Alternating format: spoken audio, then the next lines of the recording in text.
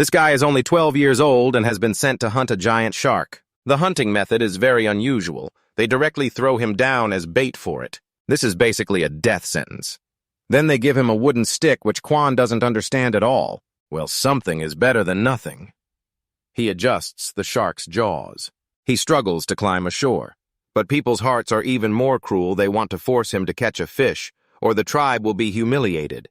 Quan wisely replies that it's not that he can't catch fish, but that he will use his own method. Soon after, he wraps a coil of rope over his shoulder, making everyone wonder what the heck he's planning. Then he hooks a big piece of meat onto his homemade fishing hook and throws it into the lake. Everyone thought this guy was just babbling nonsense, but immediately they were all stunned silent. A giant fish is pulled ashore by Quan. Just like that, he passes the warrior test. Master Than curiously asks him how he did it. Quan slowly explains this is called fishing with a hook made from deer antler. This big fish likes meat, so by using meat as bait when it bites, the hook catches tightly in its mouth. Then all you have to do is pull it up. The naive girl never expected such a clever method. Using this method, the tribe won't have to fear starvation during winter. Also, ordinary people can fish without risking dangerous hunts. Master Than also wants to try once, but no fish bites his hook. At that moment, the lake surface ripples, and he immediately tells his sibling to pull the rod. Than pulls with all his strength and unexpectedly catches the legendary kingfish, amazing everyone. With just that tool, he caught the legendary kingfish. She is overjoyed like it's a bumper harvest, proudly showing off. Remember, she was the one who wanted to sabotage him before. At that time, he was sitting mashing the giant grilled fish, mixing flavors with fruit wine, making the aroma so strong it was almost overwhelming. A white tiger was attracted by the scent and couldn't resist trying to get some. Quan just gave a sly smile. Immediately, the whole tiger falls straight into the trap he set. The white tiger roars angrily. "How dare you ambush me?" This shocks Quan. It can speak human language. He himself is a high-level mechanical engineer transported to this primitive world. Many things remain mysteries to him. The white tiger swiftly jumps over the pit wall, forcing Quan to run with his pants slipping down. Quan quickly turns his vehicle 180 degrees, inviting it to try the delicious grilled fish and spare his life. The white tiger was about to bite back, but gets hit straight in the face. Then Quan quickly pulls the rope. A mechanism pops up from the ground and strikes the tiger's head, stunning it. Taking the opportunity, he grabs his grilled fish and runs off. The white tiger is furious, chasing and yelling. "Are you going to stand still or what?" Then Quan is cornered against a high cliff with the white tiger right behind him. You can tease dogs, but teasing tigers means you're ready to die. As it lunges forward with its claws, Quan suddenly jumps down without changing his expression. From his back, wing-like structures spread out, helping him glide before landing, not forgetting to give a friendly middle finger goodbye to the kitty. "Who dares to mess with me?" The white tiger is very angry but can't do anything. A puff of smoke surrounds it, quickly transforming into a beautiful girl. She is Than from the Than Man tribe. Unable to swallow her anger, she swears to make him taste suffering. Behind her, her guards have caught up and head straight to Quan's VM tribe. At the gate of the VM tribe, Quan has just returned, surprised to see a huge rhinoceros standing there, not knowing where it came from. The gatekeeper approaches and asks why he's only just back. There is a big celebration in the tribe. Quan feels puzzled. Seeing his confused face, the gatekeeper explains that the great Hudaka tribe has come to bestow blessings and personally conduct the awakening ceremony. Curious, Quan quickly runs toward the tribe's center. He is only 12 years old and not yet qualified to participate in the awakening ceremony. In the courtyard, a chubby boy throws a large antlered deer down from his shoulder onto the ground. Tan just arrived and heard people around talking about the ancestral spirit above. It's a giant antlered deer. Another person excitedly said, "No wonder he's the son of the great elder Koi. It seems he has a good chance of awakening this time." Seeing the crowd talking about him, Koi smugly greeted everyone in the tribe. Since childhood, Koi has been personally trained by the great elder, hoping he will become the next generation, a Koi of the Flame tribe. Suddenly, a giant antelope was thrown to the ground. The contemptuous glance of the newcomer flicked toward Koi, who was boasting about his strength. People started gossiping about the young man who just appeared. His name was DM, the son of the second elder. His strength was no less than Koi's. Some even believed DM was stronger than Koi. All tribe members believed the tribe's development would depend on these two. Tan stood aside quietly, thinking, "I wonder what these two have been eating to grow so fast, their bodies overflowing with raw power." At this moment, a middle-aged man waved for Diem and Koi to come over to him. The two boys glanced at each other with unfriendly looks. The rough, loud voice of the middle-aged man rang out, "This awakening ceremony is extremely important. You must succeed." Ngojian Ha-Koi personally sent Hudaka to observe. Both Diem and Koi became excited upon hearing that Hudaka would come. Seeing the two boys' excitement, the middle-aged man encouraged them, "Do your best and seize the awakening."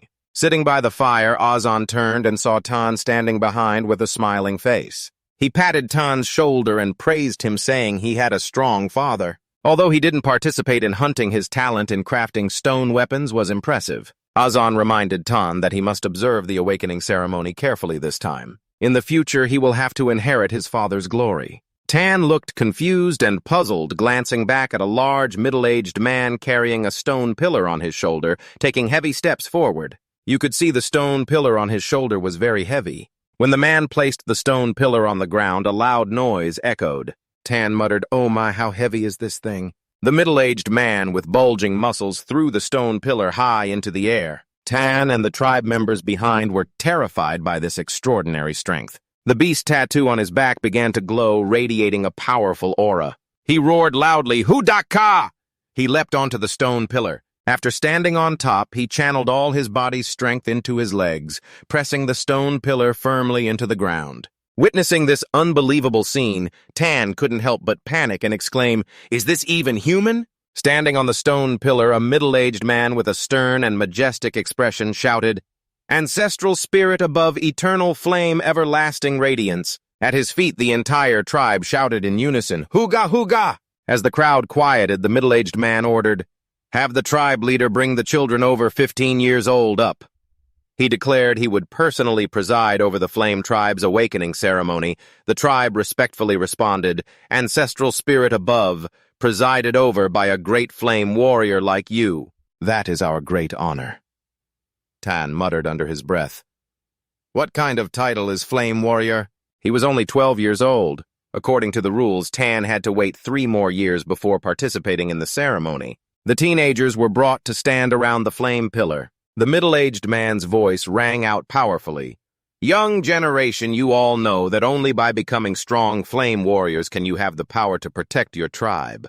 A tribe can only grow strong with the help of flame warriors, and only powerful flame warriors can use their strength to fight against the darkness."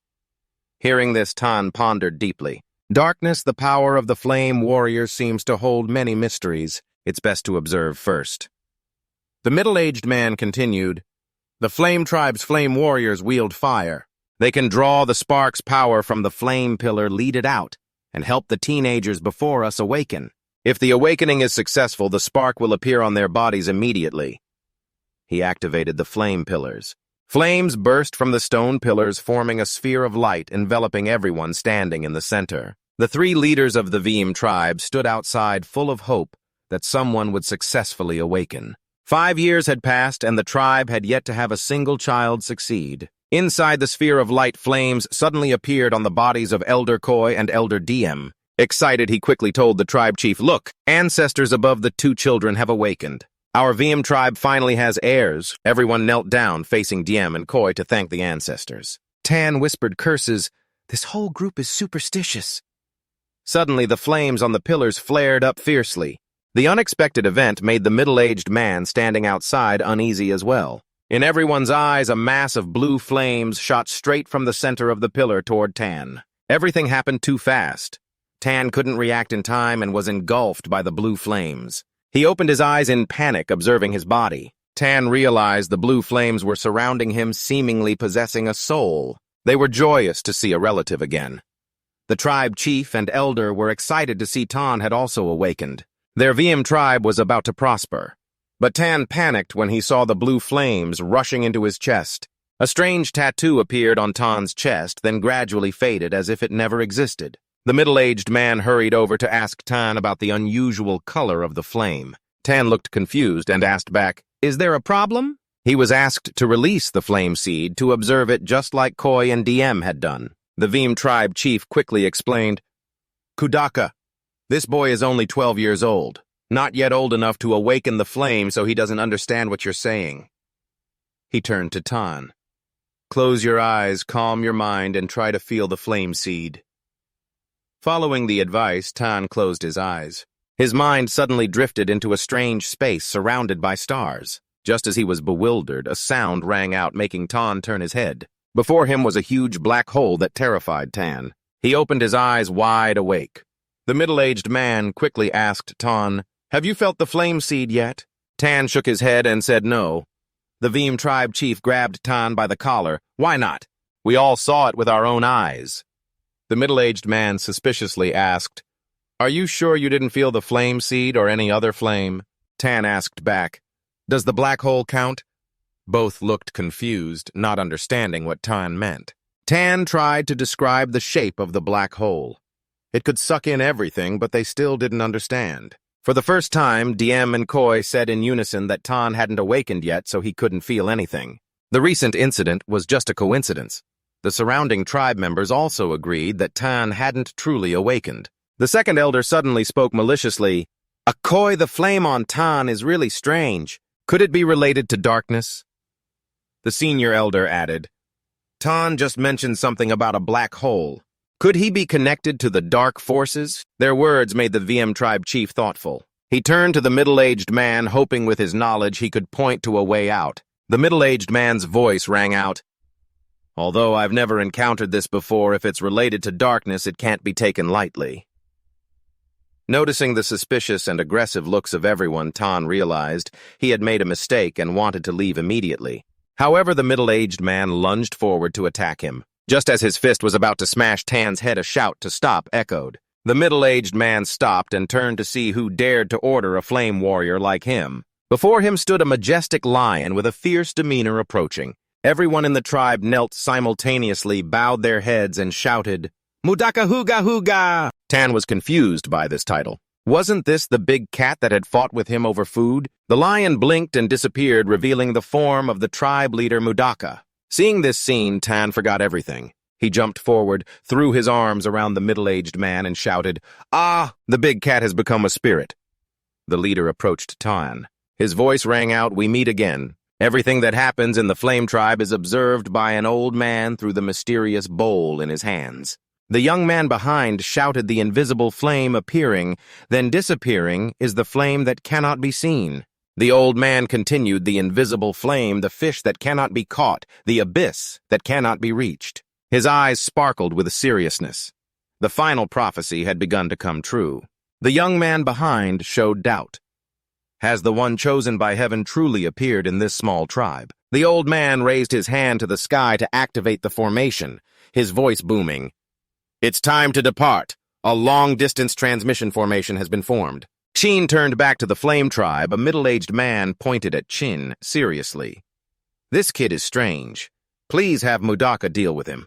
Thang approached and asked Chin's name and if he knew who he was. Chin imitated, "According to everyone in the tribe, address you as Mudaka, Great Mudaka." Than smiled slightly. "If you already know that, guess how I will deal with you." Not knowing what Chin was thinking, his face flushed red, stammering, "I am not a reckless person." Chin lowered his voice. "I don't know how Mudaka will deal with this, but I'm afraid I can't help you." Abba's revenge. Than and everyone in the tribe didn't know who Abba was. Chin began telling the story about Mr. Abba, a kind man living alone in the mountains who once saved him from wild beasts and treated him well. A month ago, Abba saved a wounded white tiger, but when it recovered, it ate him. Chin swore to avenge Abba. The tribe members listened and trusted Chin.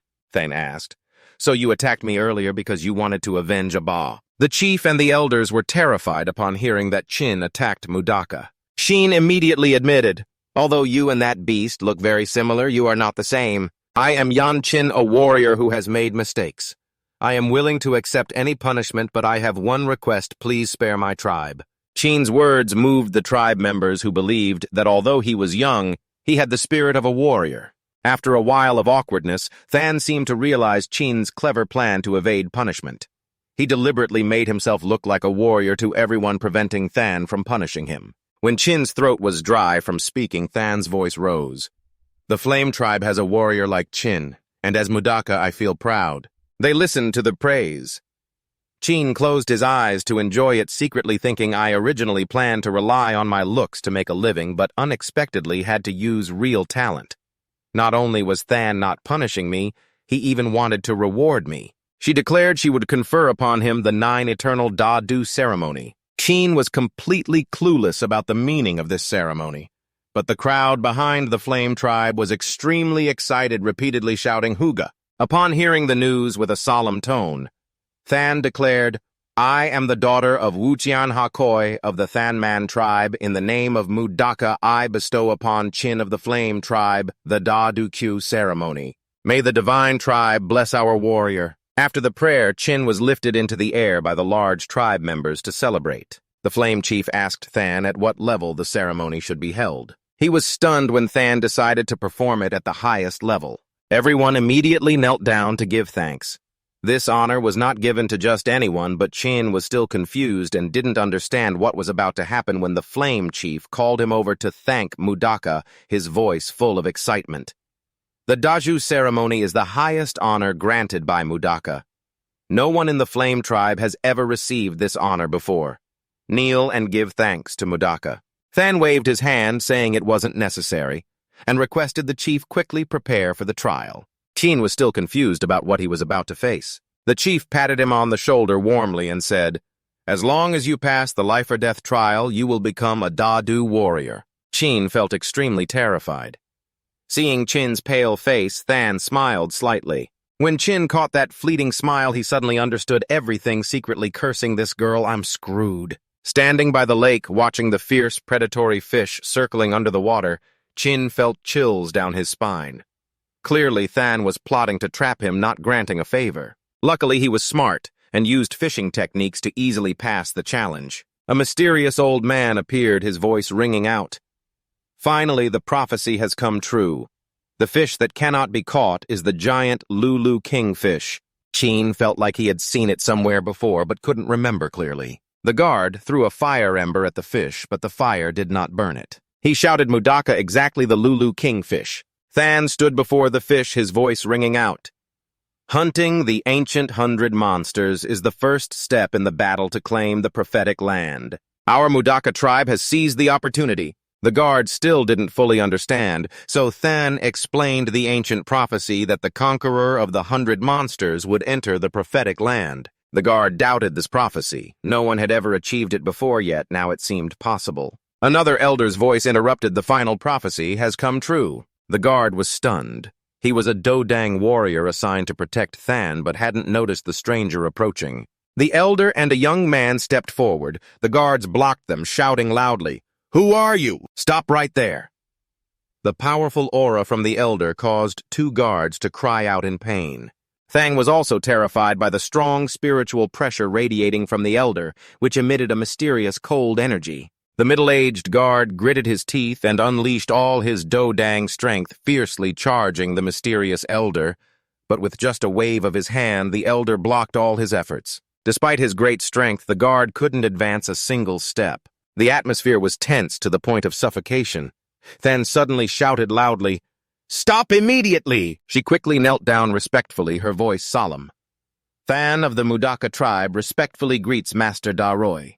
Than was confused, not understanding who Daroy was, that Than would show such reverence. Seeing Than kneel, the surrounding crowd quickly followed suit, shouting over and over, "Huga, Huga." Watching from the side, Than suddenly noticed the mysterious characters on the elder's right shoulder, seemingly Vutu script. Could he be a sorcerer? Than questioned with a doubtful expression, but did not directly answer the elder's question. He praised them for successfully conquering the Lulu kingfish, calling it truly excellent. He revealed the purpose of this visit was to offer everyone a chance to participate in the Sun Hai trial. Hearing Sun Hai Tan suddenly jolted. He remembered that the familiar Lulu kingfish was a monster described in the Sun Hai classic. A thought flashed, could an ancient civilization have existed here before? The characters on the elder's body were indeed the legendary Sun Hai classic script. Than worried when he saw Daroy use a secret technique to unlock the Sun Hai trial, fearing it would cost the elder's life. But the elder only smiled, saying, "I am Daroy, this is my mission." The faint symbols gradually appeared, and Tan recognized them as Oracle Bone script. The aura from the elder grew stronger, causing Chief VM to fearfully pray to the ancestors for the tribe's protection. But Tan was horrified to realize that aura was dark power. Normally, dealing with dark power is everyone's responsibility, but strangely, everyone seemed to worship the elder. Whereas before, if Tan accidentally mentioned dark power, they would want to kill him. Blood trickled from the elder's mouth, worrying the young guard, but he only gently said he was fine. Then he announced that anyone under 18 could participate in Trial 3. The crowd buzzed upon hearing that the reward for completing the mission was a divine Dodang weapon. The chief and second elder were excited because success would give the tribe 2 more Dodang weapons, greatly boosting their strength. The elder chief encouraged everyone's spirit, saying the tribe must fight. The crowd enthusiastically shouted "Huga Huga." Tan silently observed, feeling how terrifying the primitive people were. Daroy raised his hand to create a portal, inviting those who wanted to join the trial to step through.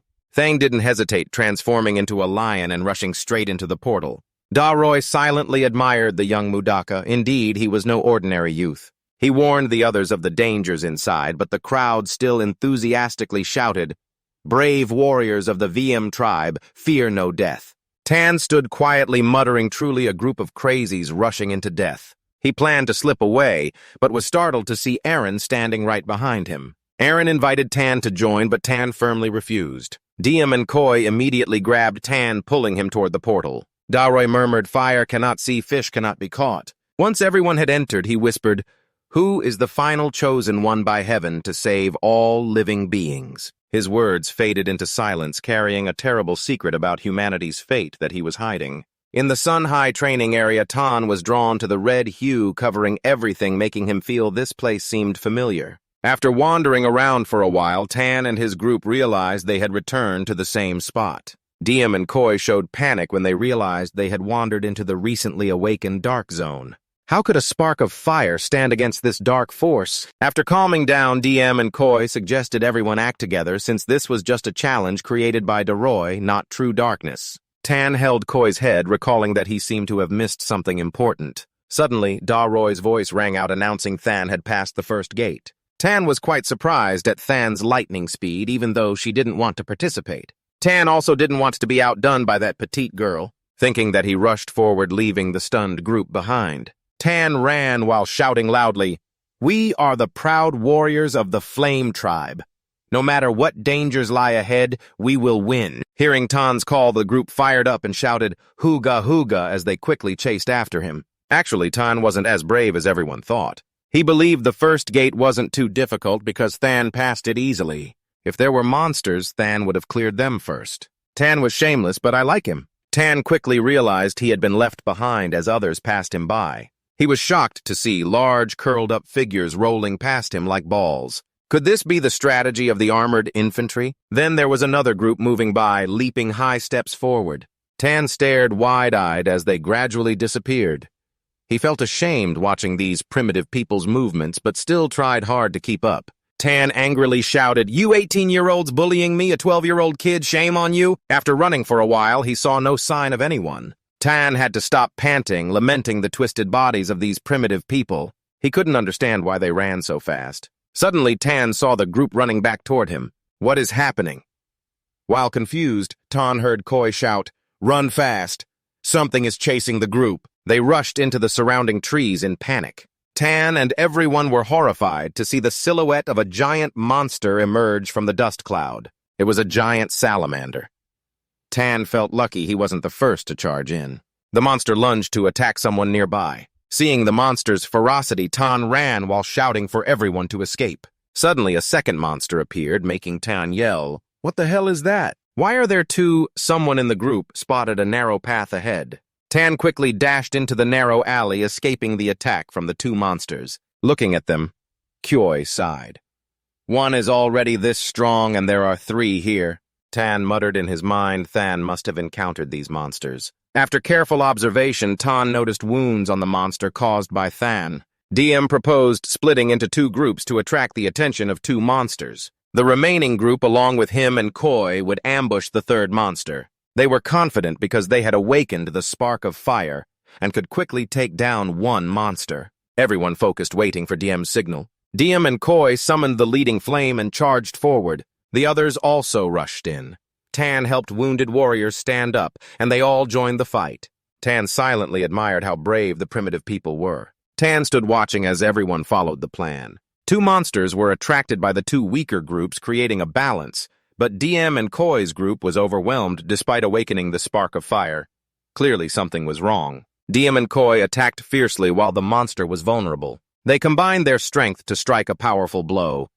DM shouted, "Quick! Now's the time!" Everyone pushed a large log into the monster. DM was happy their plan succeeded, but the joy was short-lived as the group froze, seeing two new monsters appear. Why are more and more monsters showing up?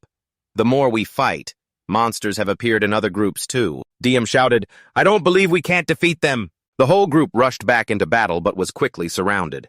Tan mumbled, "This doesn't make sense. Monsters splitting but looking identical violates the law of conservation of energy." A thought suddenly flashed through Tan's mind, grabbing his immediate attention. It seemed he had found the solution to this tough problem. Tan hurriedly ran up the mountain peak where there were many large round stones. He realized the problem lay in the splitting of the beasts. Each time they split, although their shape didn't change, their strength was dispersed. This meant that after a few more splits, these monsters would be no more than little puppies. Looking at the monsters surrounding DM, he thought the warriors couldn't give up. He was about to risk his life to break through and make a bloody escape when a rock fell from above, crushing a monster. Both were surprised and didn't understand what Tan was doing on the mountain peak. Tan asked them, "Do you know the principle of the lever 701? The secret technique passed down by a master to me? It can lift the whole earth if there's a fulcrum." Primitive people didn't study science, so both just looked confused, not understanding what Tan was talking about. "This is bad, they're starting to split again."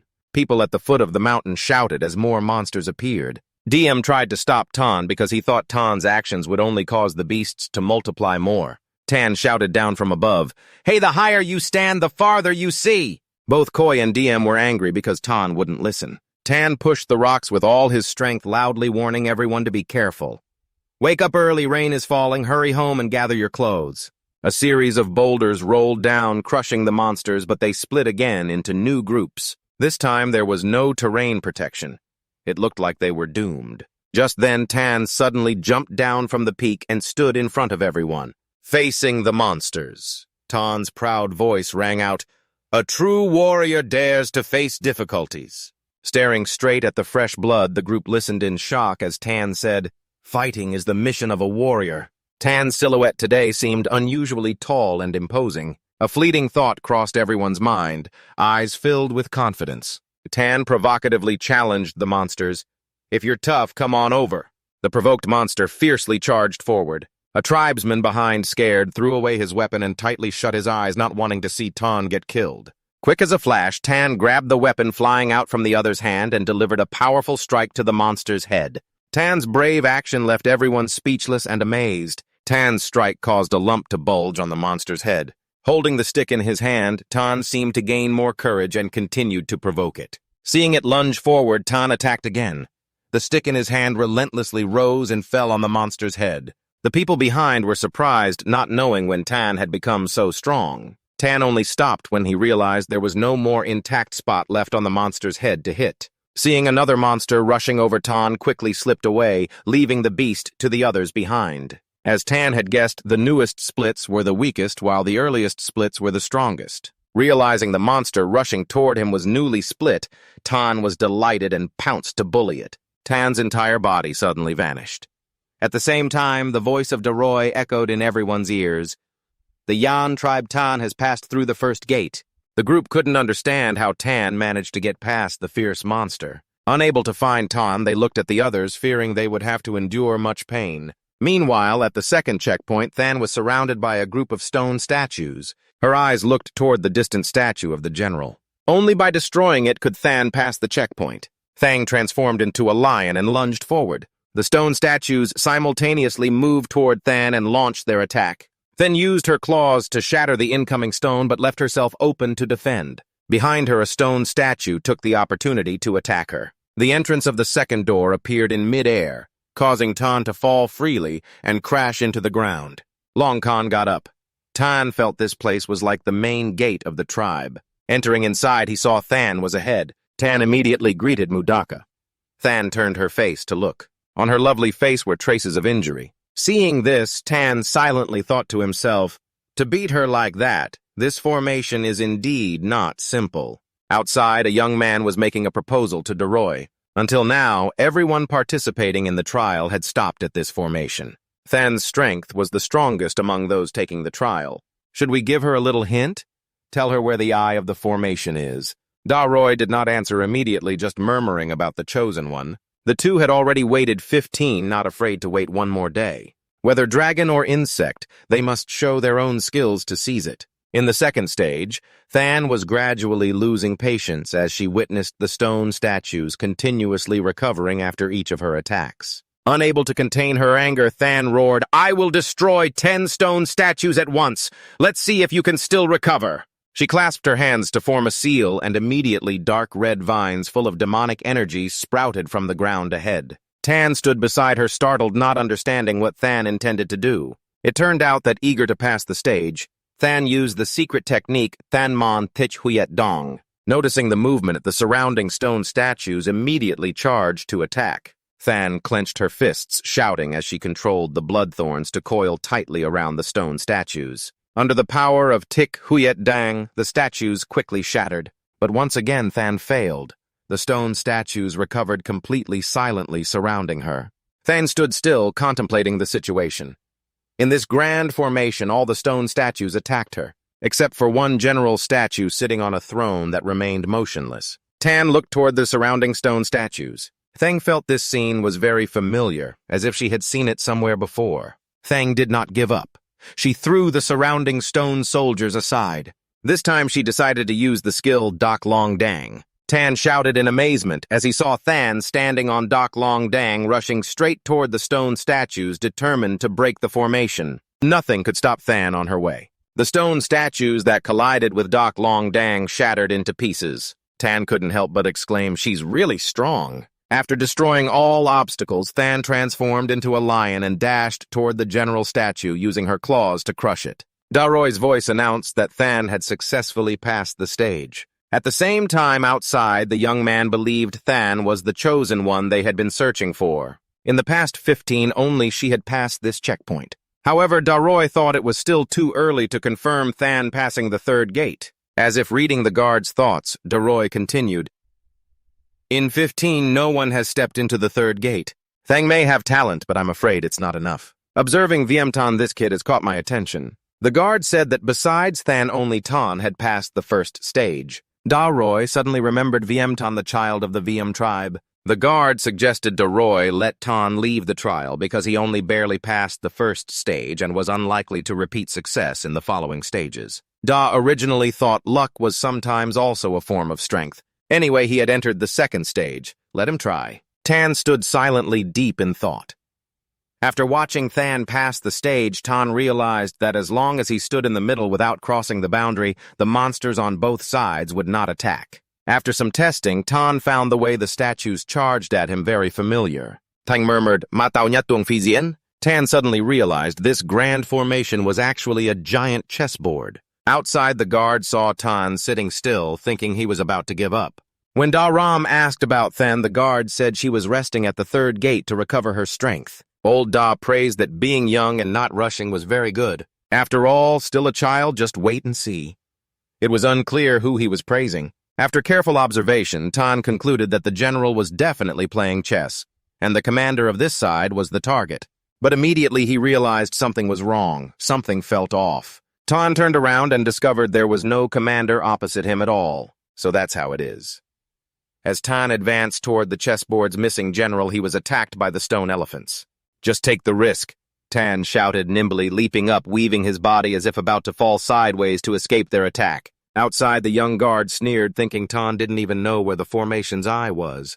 "I'm afraid his luck only goes this far." No sooner had he spoken than Tan jumped to the general's position. "All right, let's start the game." Tan's confident voice rang out. Jiadung's young guard, watching Tan stand firm on the general's square, was speechless and quickly turned to inform his master that Tan had changed the chess formation.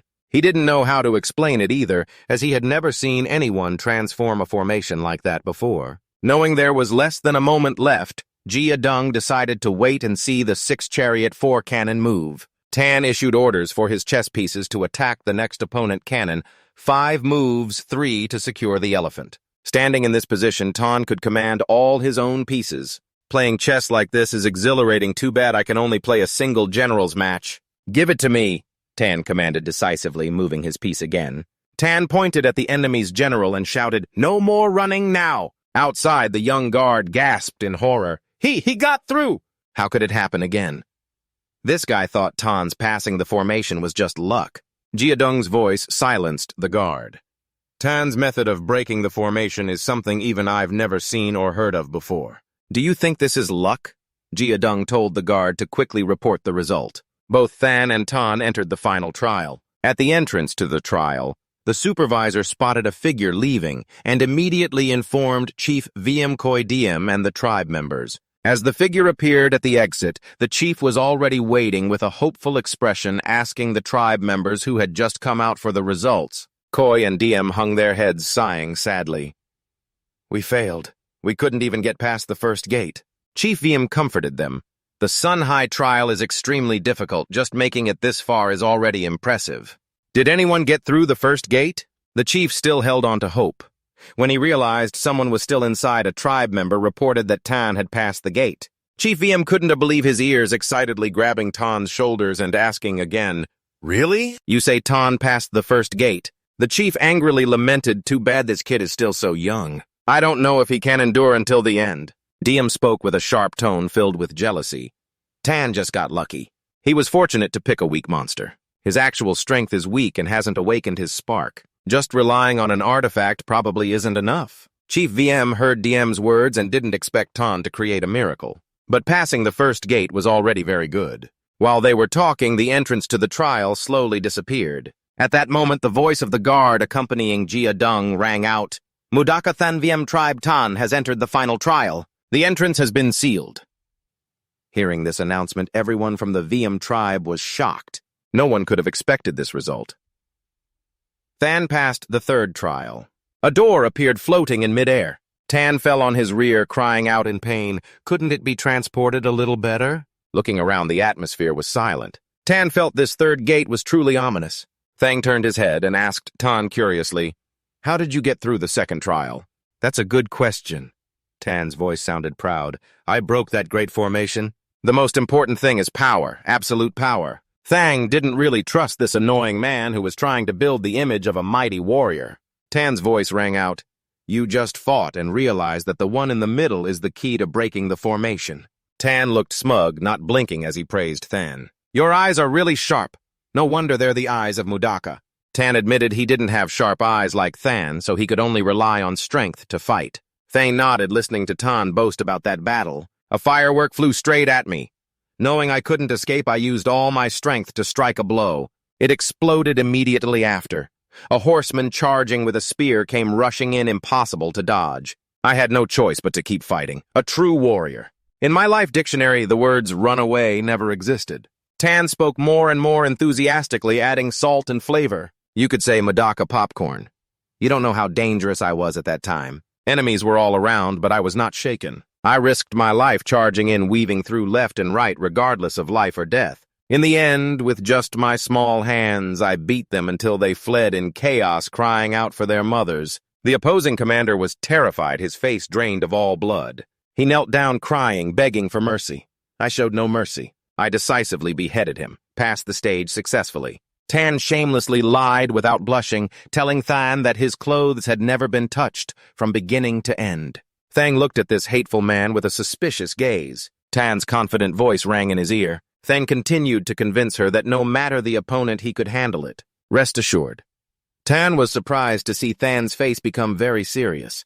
She pointed forward, saying the third gate was right ahead. Tan followed Than's pointing finger and looked ahead. Immediately, he was so shocked he was speechless. Before them was a giant egg. The eggshell began to crack. It seemed the monster inside was about to appear, signaling the third trial was about to begin.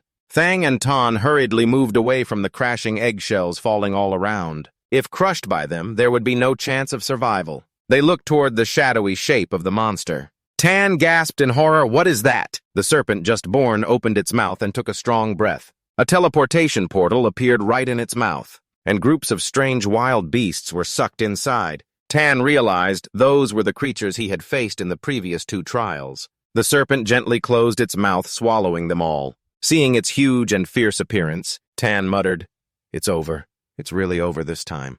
The serpent fixed its gaze on the 2 tiny humans hiding below. The guard was shocked to see the appearance of the beast at the 3rd gate. He recognized it as the ancient 100 demons. Jia Dong was equally surprised that the final trial was this monster. The serpent lunged toward where Than and Tan were hiding. The 2 quickly jumped aside to dodge. Tan pointed at the serpent, forgetting all his previous boasting. He asked Than, the true warrior, if she dared face the terrifying beast. "You go first, or should I?" Than cleared her throat as Tan suddenly turned around. She suggested she go first. Than faced the serpent. Thang immediately performed the Thanvu's secret technique Bloodvine Strike. She summoned a cluster of vines, instantly wrapping tightly around the serpent. Than shouted to tighten the grip, aiming to kill it with the vines. However, contrary to expectations, the giant monster only moved slightly and broke all the vines. It roared angrily, its huge head lunging at Than. Luckily, she jumped aside in time to avoid it. Before regaining balance, the serpent's tail swung toward her. The sudden attack caused Than to fall flat on the ground. The serpent bared its sharp teeth and lunged at her. Jiadung and the guard outside were still watching. They shouted anxiously. Tan stood aside, thinking, "Is this girl really in trouble?" However, true to being the youngest Mudaka, Thane faced danger without panic. She quickly summoned a circle of blood vines, using it to block the serpent's mouth. When the serpent attacked fiercely into the blood vines, Thane quickly took the chance to roll aside and escape. She had never experienced such a dangerous situation before. Thang feels furious and decides to risk confronting the monster. She immediately summons Thanvu Tikhuiet, forming a magic formation surrounding both ends of the serpent. With a scream full of rage, the fierce magic formation crushes the monster's head to the ground. But her anger hasn't subsided. Than continues to summon Tikhuiet Dong. "Kill her!" she shouts, and the sharp vines surge straight toward the serpent's head. Both the guards outside and Tan, who is inside training, have to admit that this girl is truly incredibly strong. Thang stands still waiting for the result of the relentless attack. When the dust clears, she is shocked to realize the monster's aura still lingers. Suddenly, its huge tail lashes strongly at Than, causing her to be thrown far away. The enraged serpent stares fiercely at Than, the one who dared to challenge it. A guard of Jia Dung shouts in fear. Such strong sorcery, yet it still didn't injure it. Tan, who is observing from a distance, mutters brute force doesn't work. "We have to use a secret weapon." He immediately activates the homemade crossbow he always carries, preparing to deal with the monster. Tan carefully calculates the wind direction and trajectory. He confidently thinks that in this primal world, nothing is an arrow that can't solve. The arrow shoots forward at a dizzying speed, aiming straight for the serpent's eye, but the result disappoints Tan. The arrow doesn't cause any damage at all. If one doesn't work, then 2. Tan is more determined. He continues shooting, but all efforts are in vain. Persistence will lead to success. Tan shouts as he sees a drop of blood from the serpent. He laughs loudly. "Ha ha, that's the probability." However, Jia Dung's guard looks skeptically at the weapon in Tan's hand. "What is that can injure 100 beasts?" Jia Dung explains it's just a mundane object without void energy or power. Despite the relentless attacks, the serpent remains unfazed. It charges at Tan, causing him to panic. "Mudaka, save me." Than tries to stand, but falls again from injury. She looks at Tan being chased and mutters, 7-inch weak spot. Thang summons. Thich Huiet Dang again forming a bow in her hands. The bow aims straight at the 7-inch spot on the serpent's body, determined to hit it. Than thinks silently. Each arrow shoots at a terrifying speed, striking the monster's weak spot. Tan thinks this time the serpent will surely fall. But when he sees the monster slowly rise, he shouts, "Oh no, still, no effect." Tan sinks into thought, wondering if the monster has any weaknesses. He immediately recalls the Shanghai Jing, which records monsters. Maybe it's like the Lulu kingfish, a creature in the Shanghai Jing. Tan thinks hard, trying to recall information about the serpent Heslo Slola. Tan suddenly remembers something important in ancient legends. There was a giant serpent named Ba Sha that swallowed the sky and bit the earth, sowing disaster across the human world. At that time, a man named Hao Ye created a magical bow and arrow that struck Ba Sha's weak spot, a red scale behind its back, and then severed the monster's head. He shouts, "Mudaka, I found its weak spot." With Than's cooperation, they use Tik Huyet Dong to restrain the serpent. Than says, "For your sake, I'll trust you this once." She summons a cluster of Tik Huyet Dong rushing toward the monster. While Than distracts the serpent, Tan quickly climbs onto it. The guard beside Jia Dung looks suspicious, not understanding what Tan plans to do with the small dagger in his hand. Jia Dung silently observes. Even he cannot guess Tan's intention. Tan is tightly bound by Tik Huyet Dang as the serpent thrashes violently. Than screams, "Hurry!" Hearing this, Tan leaps up and forcefully stabs the dagger into the red scale. The serpent's painful roar echoes everywhere. Jia Dung and the guard are stunned, not expecting Tan to be able to do that. Than sees the serpent struggling. Tan is thrilled to have found its weak spot. Than is also amazed and exclaims, "This serpent can't escape Tik Huyet Dang. That kid really found its life gate." Tan continues stabbing deep into the monster's body, causing it to thrash violently, nearly throwing Tan off. Luckily, Than jumps up in time to help Tan hold the dagger firmly. With the combined effort of the two, they successfully pierced through the python's body, both quickly jumping down to escape just before its massive form collapsed to the ground. "Finally, it's over." Tan breathed a sigh of relief. Than curiously asked how he knew its weak spot. Tan replied, "Haven't you heard the legend of Ba Sha Hao Nge beheaded it after discovering the red scale?" Than was amazed Hao Nge, the ancient sorcerer god from the legend. Tan was surprised to hear Than say Hao Nge was a sorcerer god. Than explained that it's right. Sorcerer god Hao Nge used divine arrows to bring down 9 suns. Tan thought to himself, could it be that there are descendants of the sun-shooting legend here as well? Than skeptically asked how Tan knew about the sorcerer god legends, since they were only passed down in the sorcerer realm. Tan lied and said Uncle Abba told him. From the python's body, a staff flew out. Both Tan and Than shouted in unison, "Ancient magical weapon." They looked at each other and then rushed toward the staff to grab it. Suddenly, the python opened its eyes and swung its massive tail fiercely. Tan quickly noticed and held Than tightly, shouting, "Be careful!" Both were struck by the python's unexpected attack and collapsed to the ground, seriously injured and unconscious. The python staff fell beside Than. The guard and Davon arrived, but it was already too late. After checking, the guard reported to Jia Dung that the two were only slightly injured and would recover after a few days of rest. Jia Dung exclaimed in disbelief that they actually defeated Ba Sha.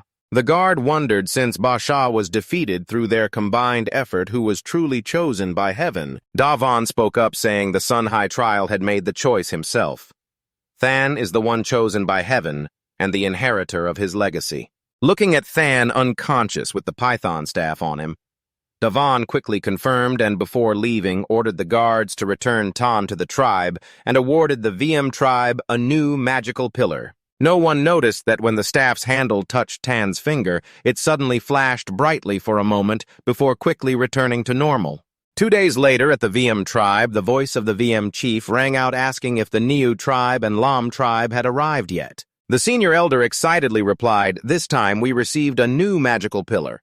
Those others will surely be jealous and will come." The VM chief confidently said that with the new magical pillar, this winter will be more comfortable. The second elder agreed. "Last year our tribe lost many members." Just then a tribesman hurried in, face panicked, shouting loudly, "Akoi, it's bad."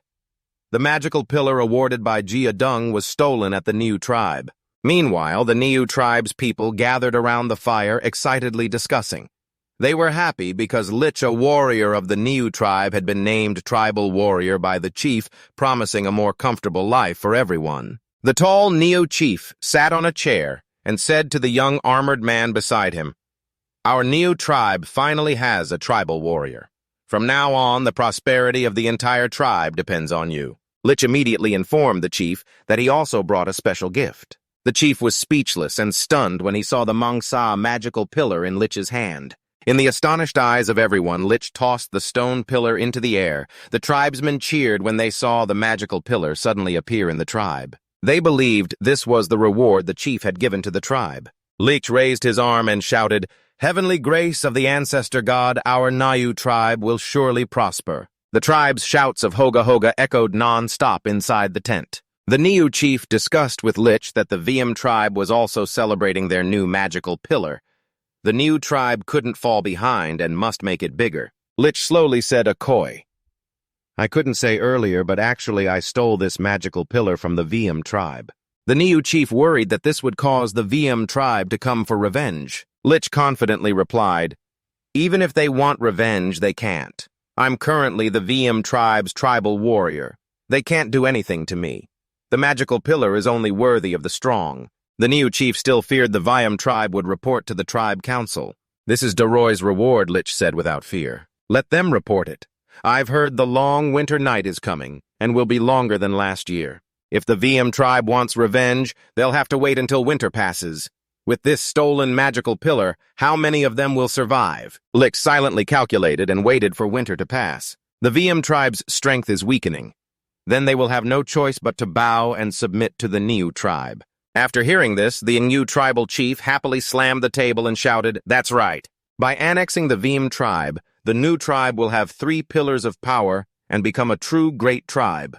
Immediately, he ordered the tribesmen to protect the pillars of power, absolutely not allowing the VM tribe any chance to reclaim them. The atmosphere was tense in the VM tribe. When the VM tribal chief angrily roared, what exactly happened? A tribesman hurriedly recounted the incident. Lich from the Niu tribe had come and stolen the pillars of power. Instantly, the Grand Elder recognized the thief as the tribe's new warrior. The second elder spoke up. The tribe's warrior acts directly under the orders of the VM tribal chief. We can hardly touch him. The Grand Elder angrily shouted, if we can't touch him, what about his tribe? Are we not supposed to touch them either? Despite his age, the Grand Elder still had his strength. He proactively suggested sending troops to reclaim the pillars of power. However, the second elder advised that the VM tribe's strength was inferior to the Niu tribe. Launching an attack would only bring us losses. The Grand Elder grew even angrier, scolding the second elder. If you keep calculating and wait for the Niu tribe to be fully prepared, we'll only be marching to our deaths. The VM tribal chief, seeing the two constantly arguing, angrily shouted, stop arguing! At that moment, Koi, standing behind the chief, suddenly spoke up with a proposal. They would duel the Niu tribe, staking the pillars of power as the wager. Diem opposed. How could you rely on him to fight back a lich? He suggested reporting the matter to the great tribe, believing that Mudaka would assist the VM tribe. The second elder agreed with this idea. He believed Mudaka would definitely intervene. The Grand Elder then spoke up. Winter is coming. If we wait until after winter to report, the VM tribe will have suffered heavy losses. The VM tribal chief turned to ask for Aaron's opinion. After thinking, Aaron suggested consulting Tan, since the pillars of power were obtained by Tan, risking his life during the trials. Diem objected, saying Tan was just lucky and the trial was not successful. Besides, the pillars of power were a reward for the efforts of all VM tribe warriors. In the end, he agreed that without everyone's support, Tan couldn't have passed the first stage. The second elder also felt Tan was too young and not qualified to participate in important tribe discussions. The VM tribal chief was exhausted by the prolonged dispute, while the Grand Elder was still eager to start a war. Finally, the VM tribal chief decided to call Tan over. When Tan appeared, the Grand Elder couldn't hold back and shouted, "Why are you hesitating? The tribe's glory can only be won through blood and battle."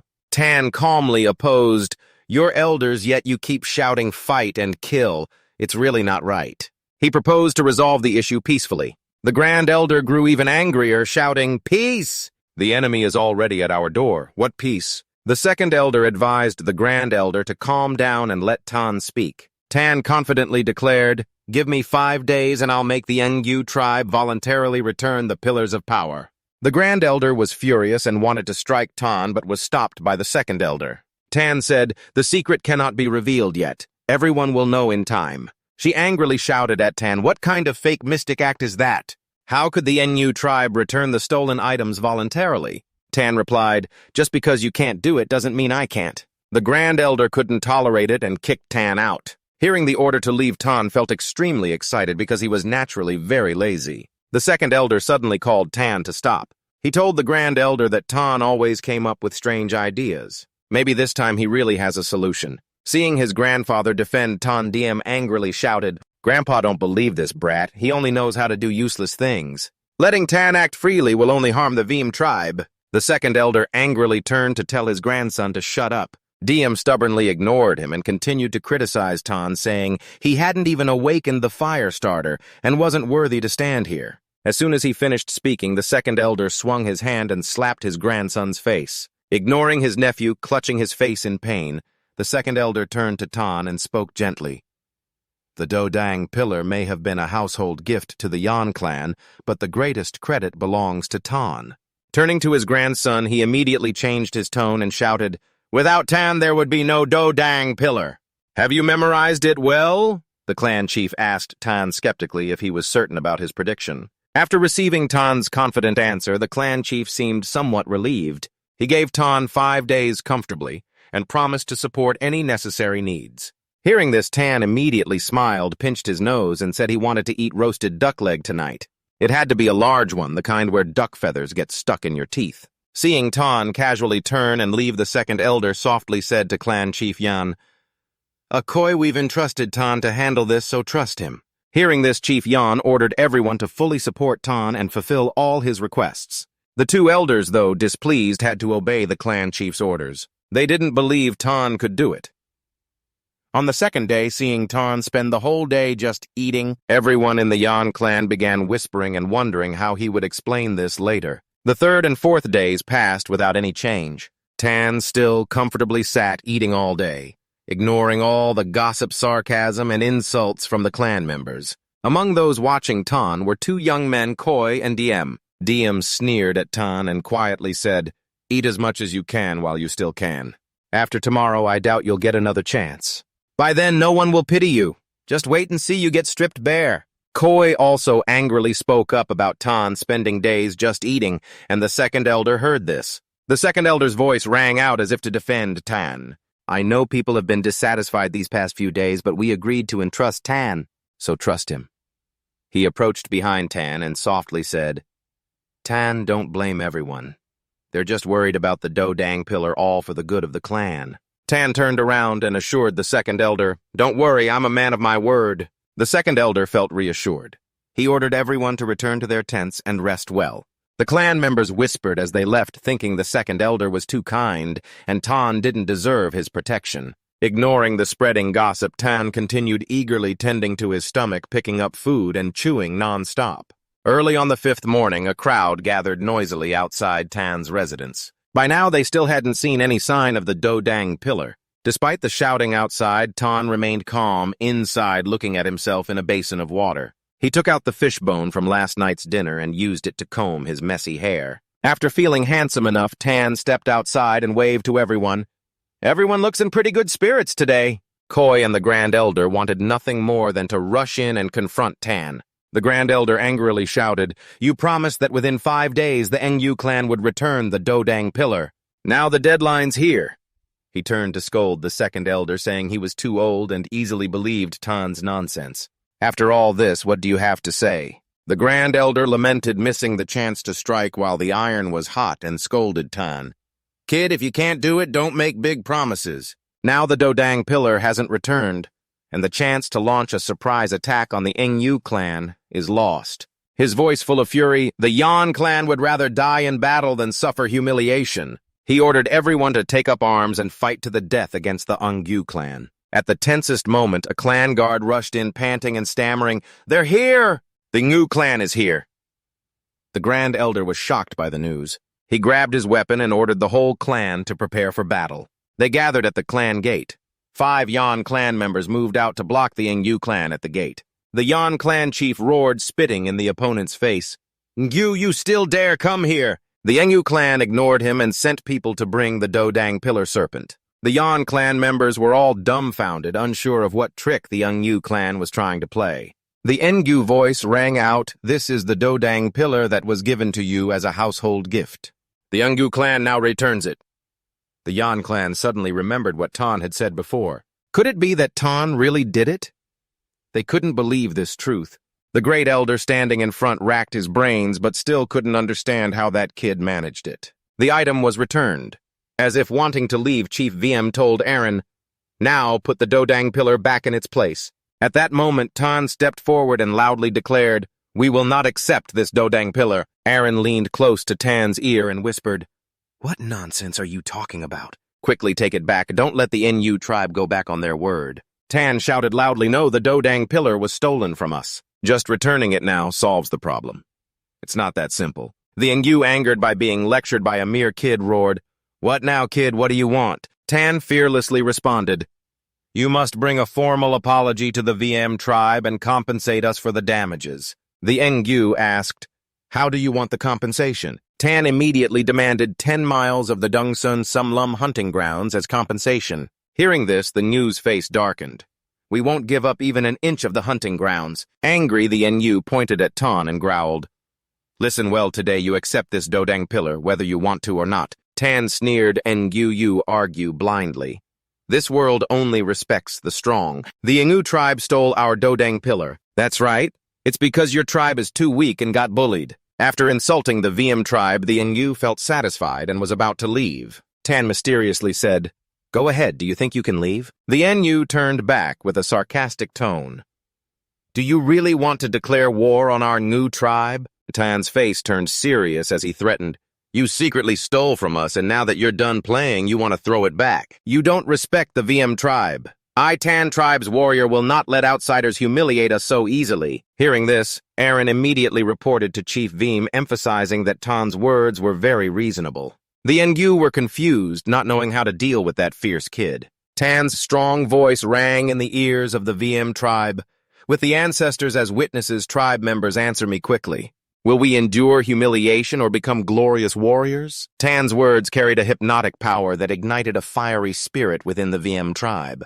They shouted in unison, Tan tribe only has warriors, no cowards. Not stopping there, Tan continued to encourage the Ngu tribe has trampled on our honor and glory. Will we accept this?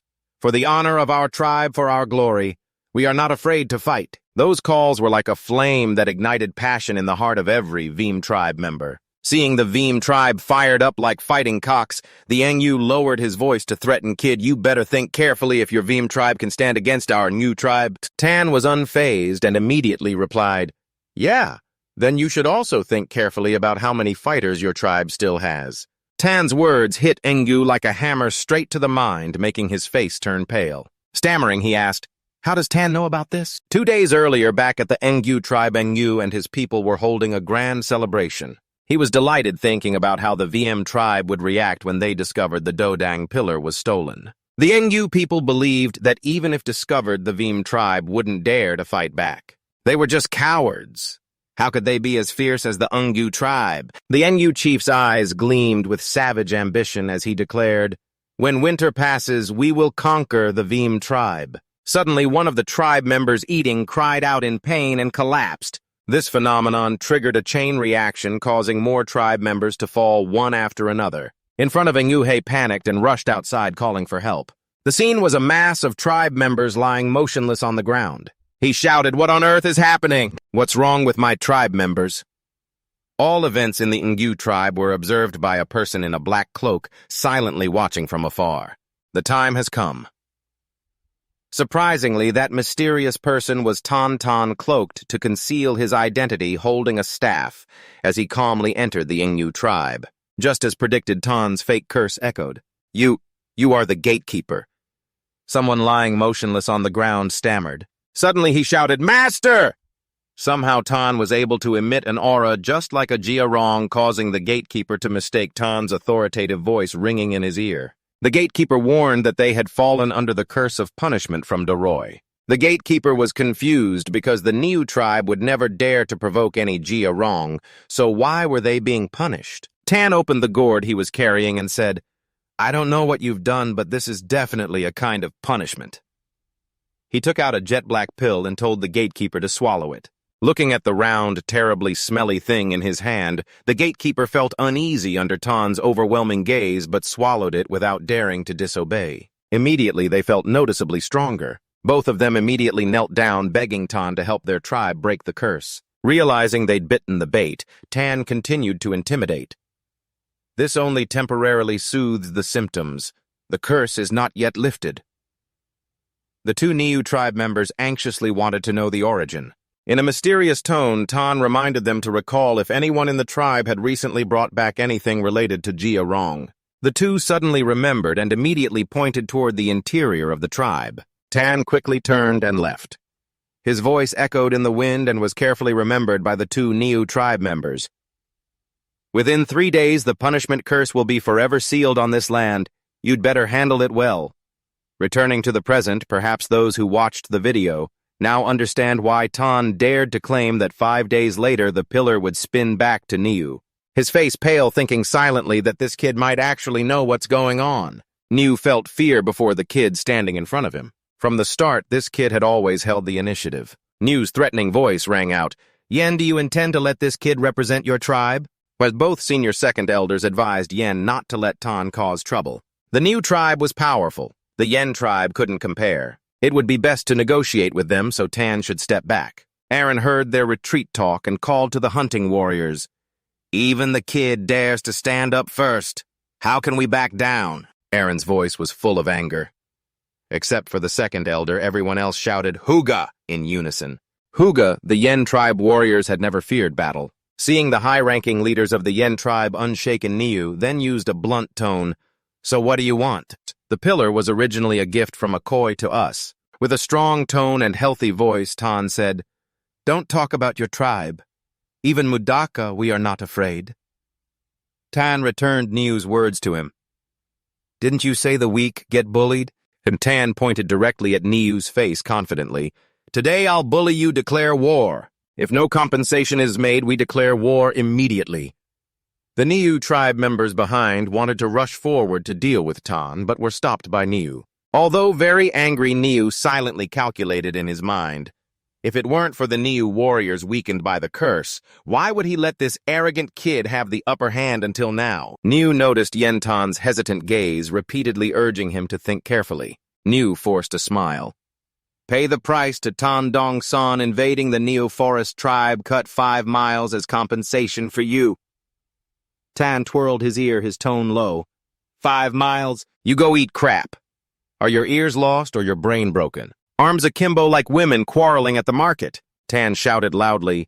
Listen carefully, I said 10 miles of the hunting area, not a fraction less. Continuously humiliated by the kid, Niu was about to explode when a nearby guard stopped him. Akoi's voice transmitted, Just return the pillar to them, and in 3 days the entire Yen tribe will be cursed. Then they will be fish meat, and we will be the knife and cutting board. Everything will be decided by our Niu tribe. Feeling the guard's words made sense, Niu shouted, Fine, 10 miles it is, I agree.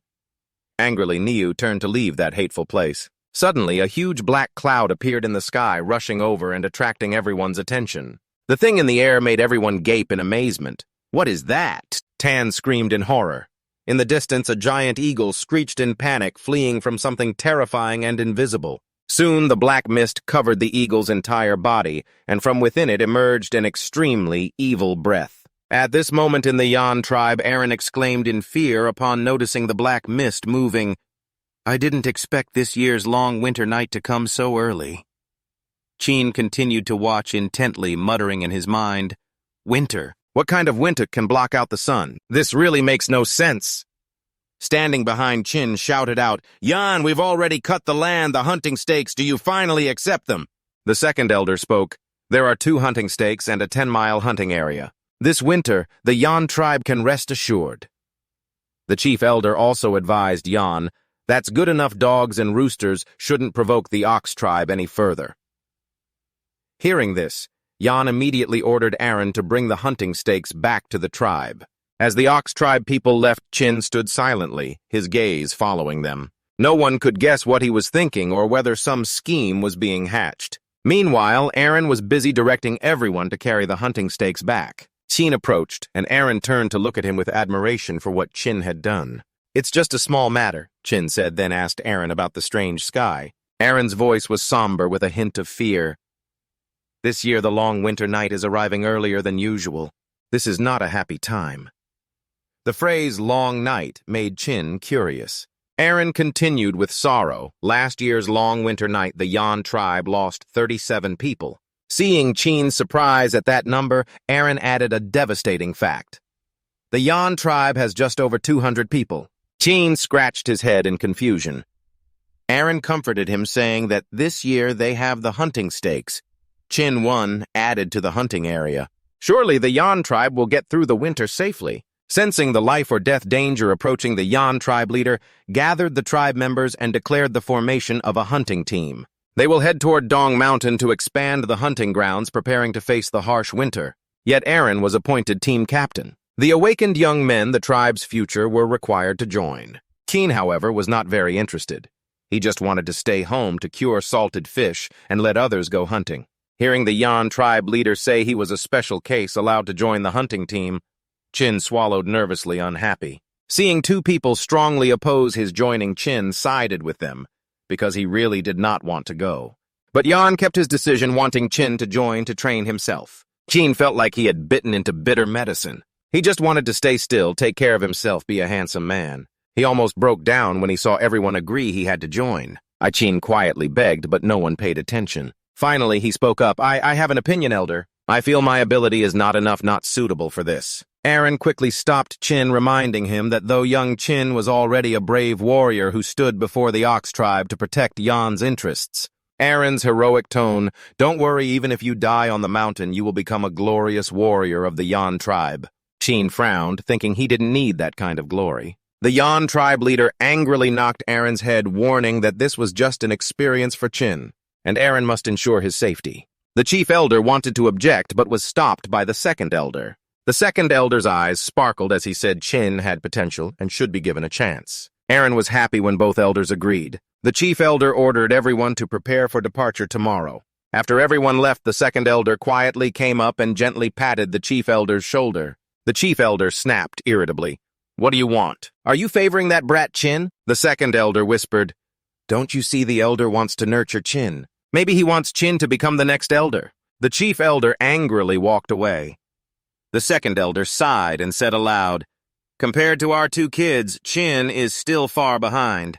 Lich quietly approached the Yan tribe but did not reveal himself, instead observing from afar. He memorized every action of Chin, determined to retaliate fittingly for what Chin had done to the Ox tribe. Lich patiently waited 3 more days when Daroy's curse enveloped the Yan tribe. At that time, he wanted to see how the weaklings of the Yan tribe would try to seize the 10-mile Dong Mountain hunting ground from the Ox tribe. The next morning, when everyone was gathering outside the gate, a round sack suddenly appeared from afar. Not yet is Tan planning to bring the whole family to the hunting ground. Aaron wondered what Tan was carrying with him. Tan smiled slyly, saying he only brought some tools for testing. Koi and DM didn't miss the chance to mock Tan, saying hunting requires strength and courage, not just sitting and waiting like fishing. Koi sneered, "Let's watch carefully and learn then." Both laughed heartily. Koi even gave Tan a thumbs up teasingly, "You're sure to become a great hunter." Aaron, worried that Tan was discouraged, came over to encourage him. When they arrived at the hunting ground, everyone shouted loudly to start. Then in front of them was a huge and fierce wild buffalo. Seeing the prey, the group charged all at once. Tan stood with his mouth agape, watching the hunters rush at the buffalo. However, the first attack failed. The buffalo struggled, knocking everyone down. Its fierce gaze scared everyone, causing them to fall. Aaron shouted, "Hold the buffalo's back legs tight, try to knock it down." Tan watched closely, mumbling, "Were primitive people really that brutal when hunting?" Aaron was kicked away by the buffalo. The hunters regained their spirit and charged again. One person was injured by the buffalo's horns. Tan wanted to rush to help, but the man jumped up, yelling, "I'm not done yet!" He tore a piece from his pants to bandage the wound, then shouted, "Still fighting strong. Hooga." Tan was surprised. "You can bandage like that and still be okay." Koi jumped up with his weapon, shouting, "I'm coming!" He threw his weapon hard at the buffalo. "Koi, where is he aiming?" The spear flew in a beautiful arc, stabbing straight into the buffalo's rear. "It hurts." Someone yelled, "We found its weak spot." Everyone charged together. All their weapons targeted the buffalo's rear, brutally finishing it off. Tan stood observing, mumbling, "This hunting method is too savage, really hard to learn." Aaron coughed and asked Tan how he felt. Tan asked about his wounds. Aaron patted Tan's shoulder and said, "It's okay, hunting requires courage. You'll get used to it after a few injuries." Suddenly, Tan's eyes widened as he looked toward a distant lake. By the lake was a giant wild beast, even bigger than the buffalo they had just taken down. Aaron was stunned when he saw Tan had disappeared. Tan carried his gear and ran toward the lake, telling Aaron he had just seen a bigger prey. He wanted to try hunting alone and would come back later. Bigger. Aaron doubted. Koi and DM mocked, thinking Tan was lucky to catch even a rabbit. The first day of hunting ended joyfully as the Veem tribe gained good results thanks to the new Dongsun hunting ground. Finally, the whole tribe had enough meat to eat. Aaron excitedly asked everyone to gather the spoils to prepare for distribution. Koi turned to Tan with a sarcastic look, asking, "Where's your bounty?" DM stood behind Trum, teasing that Tan hadn't caught anything. They feared he would return empty-handed. Tan calmly kept eating fruit. DM and Koi angrily shouted at Tan, questioning him. He quickly took a few big bites, then threw his hand back and declared it as his bounty for the day. Everyone gasped when they saw Tan toss a half-eaten wild fruit onto the table without shame. Tan grinned mischievously. Aaron picked up the wild fruit and handed it back to Tan, telling him to keep it, then ordered the division of spoils to begin. Each hunter received a large portion of meat, including Tan, who held a chunk in his hands. Tan looked at an elderly tribesman and said, "Joining the hunting team is a good thing, everyone should try it." Turning his back and leaving, Tan exclaimed, "Primitive life is wonderful." The elderly tribesman only received scraps of bone and sighed in complaint. The hunting team wasn't open to just anyone. Seeing Tan receive meat without contributing, the hard-working hunters felt it was unfair. The elderly also complained that Tan only brought back a wild fruit, yet got a share. They eventually reported this to Aaron, but were cut off by him. Aaron explained that this was the hunting team's rule. If Tan participated, he had to be given a share like everyone else. DM pointed loudly at an injured hunter. "Even though we're hurt, we keep fighting, and Tan hasn't even finished talking." DM was stopped by his grandfather, who reminded him that this was only the first day, and even DM himself only caught a small mouse on his first hunt. DM stubbornly argued, "Still better than Tan, he only brought back one half-eaten wild fruit." The second elder shouted, "Shut your mouth, all our hunting at Dongsun is thanks to Tan's efforts. If you say that again, I won't forgive you." DM sighed and lowered his head obediently. The second elder pretended to defend Tan, saying he was still young and needed encouragement, and everyone should trust him. Aaron also believed that Tan would perform better tomorrow. On the second day at the Dongsun hunting ground, Tan busily tied a rope to a tree, whistling while digging a large hole. Then he carefully camouflaged the hole's opening, stood up to inspect and measure, murmuring, "The tree and pit trap are done, the underwater trap too." Tan calculated carefully, looking at the numbers and solved equations, then smiled and shouted, "No more flaws!" Holding 2 wild fruits in his hands, he grinned mischievously. Aaron pointed at the wild fruit and loudly asked, "Is this your trophy for today?" Tan nodded in confirmation, bit one fruit, then threw the other on the table, teasingly. "Go ahead and take it, don't be shy." Aaron seemed impatient this time, loudly. "Tan, don't you think about catching some wild game?" Tan grinned, showing his teeth. "Just needs time." Then added, "Besides, eating meat every day can give you high cholesterol." Koi and DM looked confused, not understanding what cholesterol was. Seeing everyone's angry looks, Tan held up a big piece of meat and the wild fruit, saying loudly, "My lovely wild fruit got a share again." The third day seemed like a successful hunting day when they discovered a herd of antelopes drinking by the riverbank and immediately rushed to surround them. Meanwhile, Tan was still diligently busy alone reinforcing his traps. At night, when returning to the collection point, the supervisor saw Tan shaking his head. When asked about the prey this time, Tan was too tired to even bother picking the wild fruits to bring back. Looking starving, Tan accepted the shared piece of meat and said he would catch prey in just 2 more days. The person distributing the meat thought Tan was lazy and all talk, so he was very angry, and the others' attitudes were bad too. No one believed Tan was telling the truth, even wanting to suggest to the tribe chief to remove Tan from the hunting team. Ignoring those words, Tan sat and ate happily because he had spent a lot of energy and spirit the past few days and needed nutrition. An angry person punched and shattered the rock in front of him. It turned out Lich of the Yingyu tribe was silently watching the Veem tribe from outside. He angrily shouted, "Yes, I can do better. The wild fruit I picked blindly is definitely bigger than his." Swordlick was puzzled. He and the strong men of the Yingyu tribe were ready, but 3 days passed and the Veem tribe was unharmed. Looking toward the Veem tribe, Lich was furious and decided not to let it go. He wanted the Veem tribe to know fear that the tribal warriors were not just empty titles. On the afternoon of the 4th hunting day, Tan trudged back to the Veem tribe, exhausted, muttering, Busy all day. I'm dead tired. I wonder how everyone else did.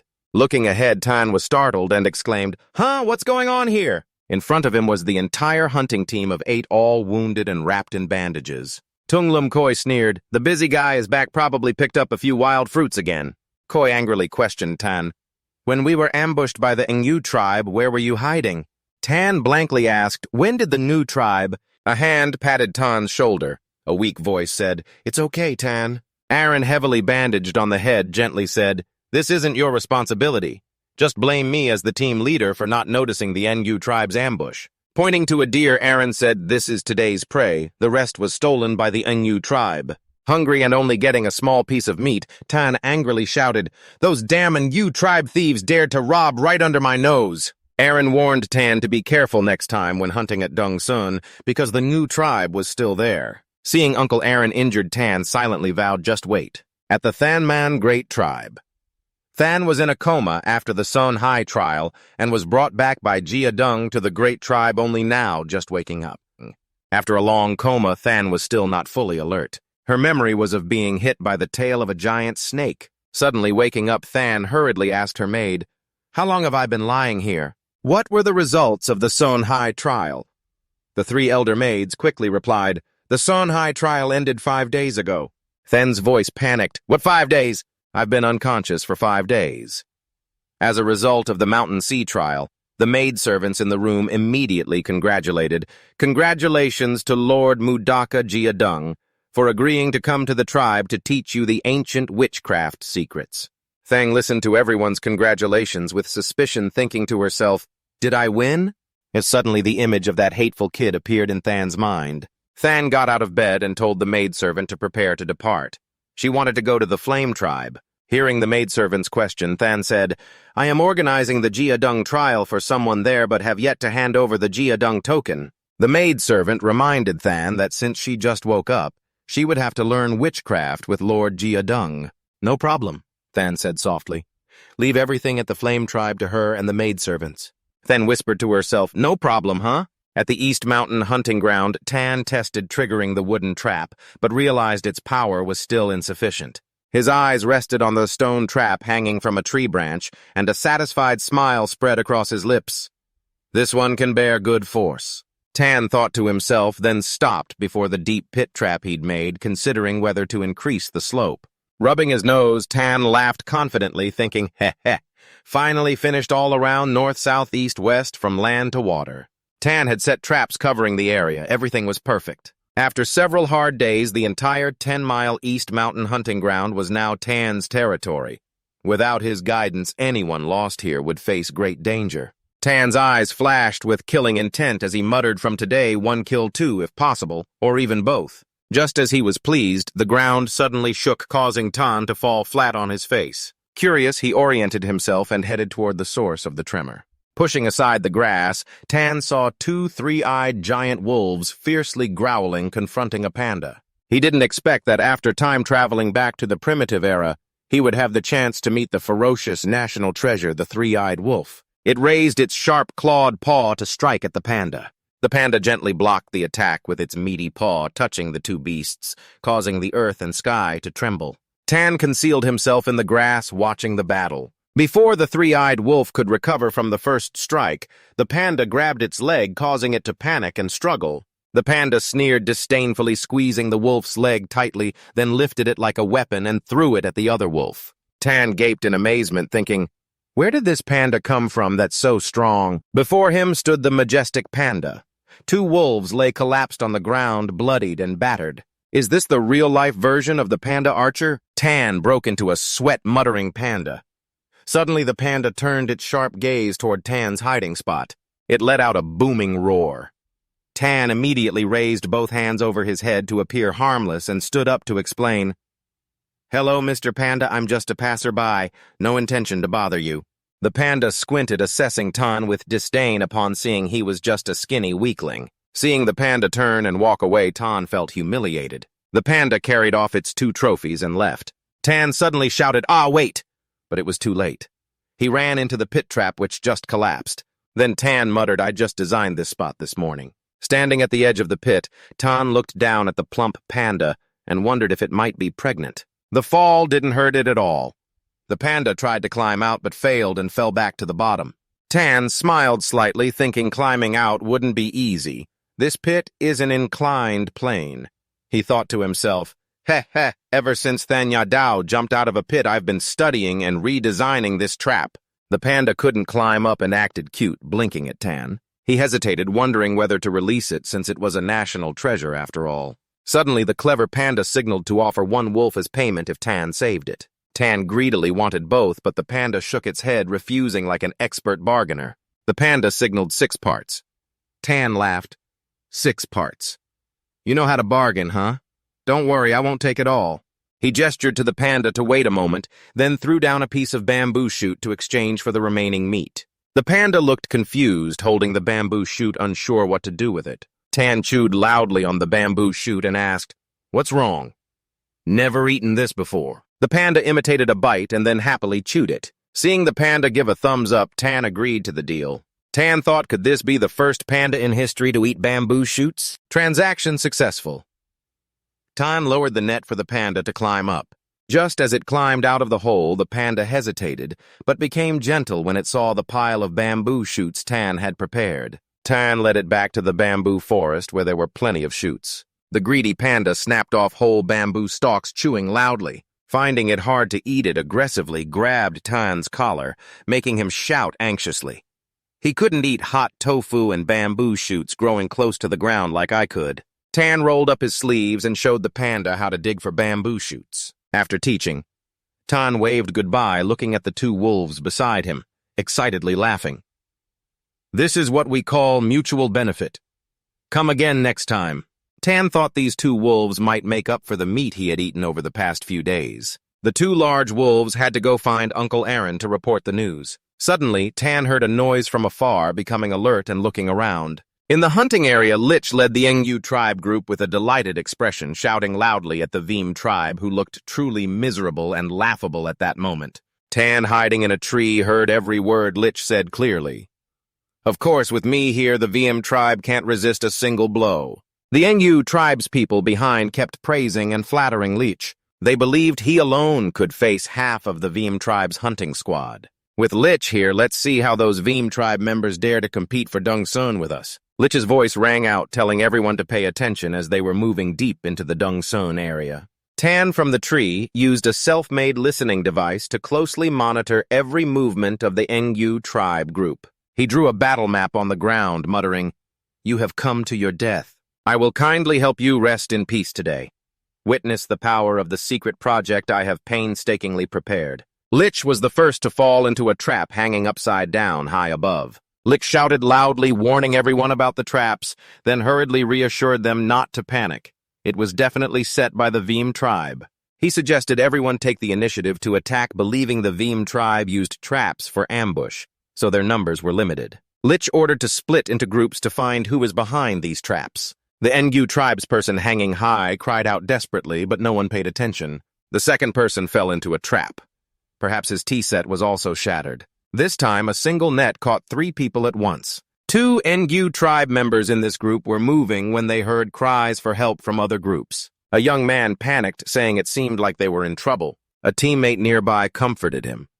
"Don't be afraid. If we're careful and inspect thoroughly, nothing will happen."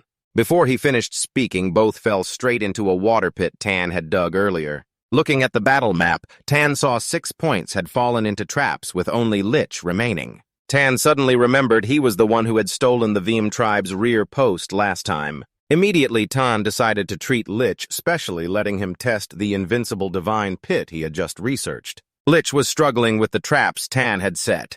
Just after escaping the wooden trap, he was crushed by heavy stones. He used force to fling the stones away, looking at the scattered traps around him. Lich didn't know who designed them so deviously. Seeing a broken branch underfoot, Lich angrily stomped. "Just these toys and you want to trouble me?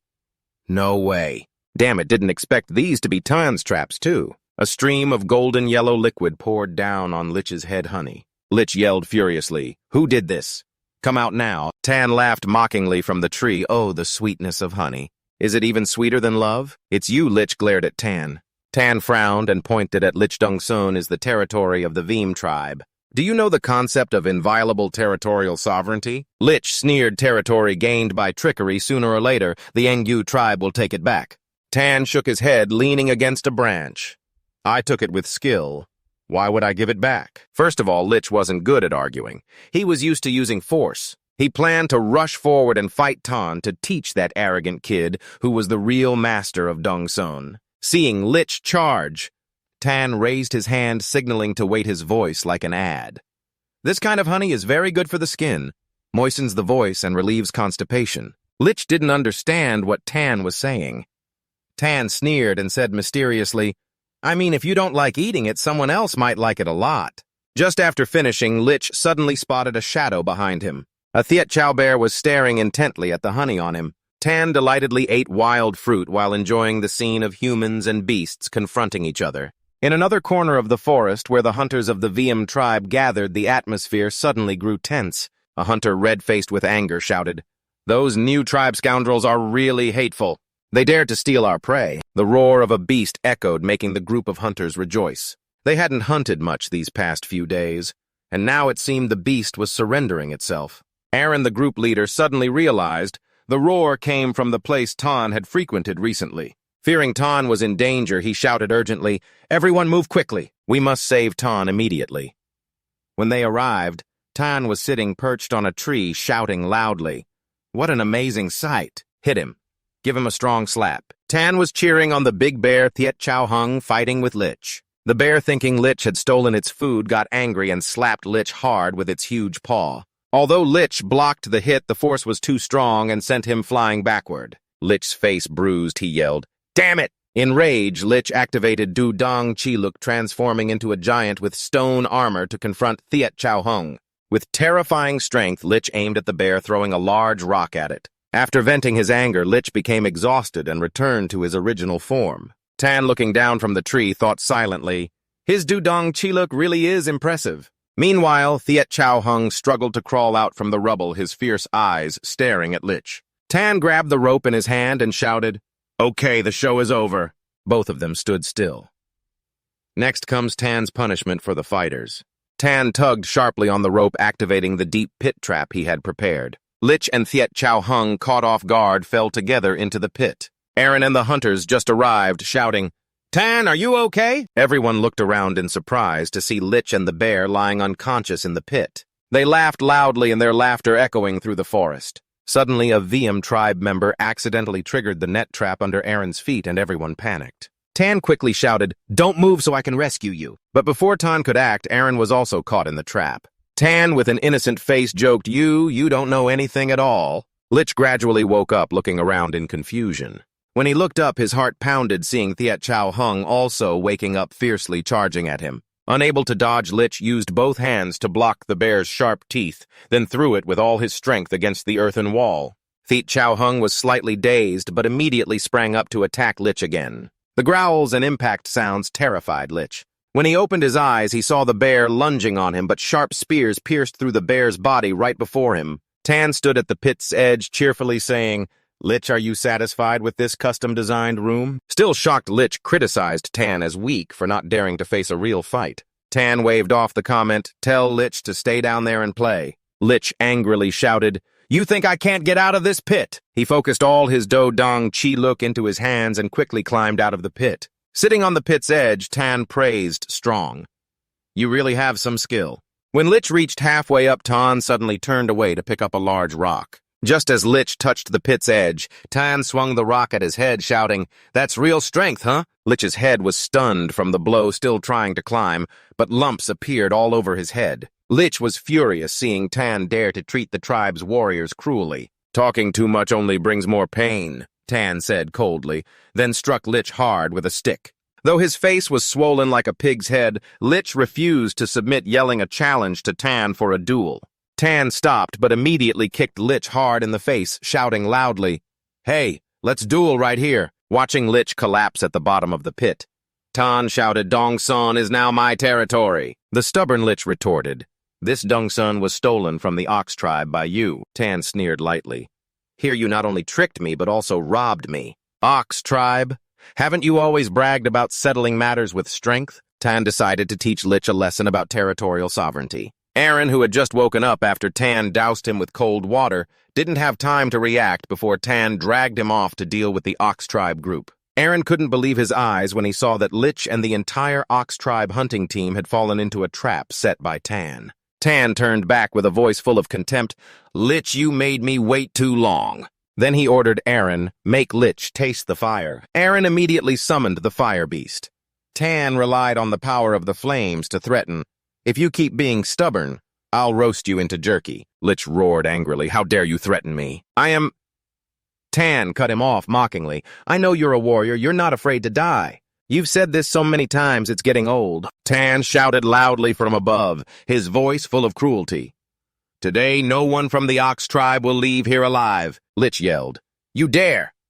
Tan replied coldly, "Let me show you what it means to face a madman." Lich was forced to concede, gritting his teeth to announce they would retreat from Dung Sun. Tan pretended not to hear and told Lich to speak louder. Lich had no choice but to shout that they would retreat from Dung Sun. You release the captives, but Tan ignored this, thinking that letting them go so easily would make him lose face, especially since his tribesmen were injured by the Ox Tribe's attack and lost many prey. Lich reluctantly agreed to return the prey that had been taken. Aaron intended to advise Tan to agree, but Tan immediately objected. He suspected Lich would come back to ambush after escaping. Lich then proposed using a tribal pact to guarantee the promise. Meanwhile, at the Veem tribe, angry shouting erupted. Koi was furious because the meat was all stolen, leaving him and the injured nothing but to chew leaves. His followers comforted him, saying that once the hunting team returned, there would be meat to eat. Koi angrily grabbed the collar of a man who had just spoken up. He thought the man looked down on him like Tan only taking benefits without doing anything. DM appeared to report that the hunting team had returned with a large haul. Koi was even angrier, thinking about Tan sharing the spoils like everyone else. He was determined not to let Tan continue to benefit. He believed that tolerating Tan was humiliating to the hunting team. The crowd followed Koi, stirring everyone up to go along with him. They vowed not to let Tan off this time. At the village gate, tribesmen discussed the hunting team's abundant haul, promising a full meal. A long line of animals being dragged back amazed everyone. Aaron reported the successful hunt, catching 10 huge wild beasts. This was the largest haul ever for the Veem tribe. The tribe chief excitedly ordered the prey to be divided, prioritizing the hunting team to choose first. DM led a group appearing and shouted, "Hey Koi, wait a moment. Before the division, we have something to say." The elder shouted loudly, "Koi, what are you planning to do? Step down now!" The people behind Koi and DM simultaneously yelled, demanding Tan be removed from the hunting team. They thought he was a coward who only took benefits. The tribe chief's face, once happy, suddenly darkened as he seriously asked what they were doing. She spoke frankly, responding to the chief, affirming that Tan had never contributed anything to the hunting team, and this haul Tan did not deserve a share of the meat. Those behind Koi also joined in, loudly opposing Tan receiving an equal share with the hunting team. They said he didn't put in any effort at all. Aaron tried to explain, but was immediately stopped by Koi. Uncle Aaron, no need to say more. Today they just can't hold back anymore. DM also joined in, her voice full of anger. Chief, your decision to let Tan join the hunting team was difficult, but Tan has betrayed everyone's trust. DM, like a professional actress, expressed full anger as she recalled that at first she thought Tan was young and ambitious, so she really wanted to teach him hunting skills. But Tan refused to learn. He spent all day eating and drinking without contributing anything to the hunting team. When the whole team was suddenly attacked, everyone fought back desperately, but Tan disappeared without a trace. Koi and the wounded felt their blood was spilled for the tribe while Tan did nothing. Aaron was shocked to hear this and shouted, "Everyone is misunderstanding." But Koi glared angrily and replied, "We're not mistaken. If we don't punish Tan, who will respect us today? Don't expect anyone to defend him." The crowd behind also joined in the determination to drive Tan out of the hunting team. The elder chief, seeing the tension, also spoke up. "Tribal chief, everyone has a point. Tan's behavior hasn't convinced anyone." Aaron still tried to explain, but the elder chief stopped him, advising him to let the tribal chief decide. Finally, believing the crowd had overwhelmed Tan, they loudly demanded that he kneel and apologize to everyone, refusing to let Tan leave so easily. At that moment, Tan was sound asleep on the big bear's back, awakened by the noise. The tribal chief was about to announce his decision about Tan when Aaron interrupted. He shouted loudly, "Everyone listen to me! Aaron pointed at Tan, revealing that all the prey caught today was the achievement of just him alone. Aaron's words left the tribal chief and everyone wide-eyed with astonishment. He pointed to 2 three-eyed wolves which Tan had defeated single-handedly. Tan looked pleased as he recounted the miraculous battle. Although the 2 wolves were fierce and as fast as the wind before Tan's absolute power, they were just like barking dogs. Diem stood aside, her face sour, criticizing Tan. She thought that catching prey was the hunting team's duty and nothing worthy of praise. Koi and the others nearby also joined in loudly. Diem was right. Consider it compensation for the meat lost days ago when the NU tribe sent Lich to attack. Only Tan had disappeared without a trace. Koi looked at his wounds angrily and shouted, "I was seriously injured because of the NU tribe's attack.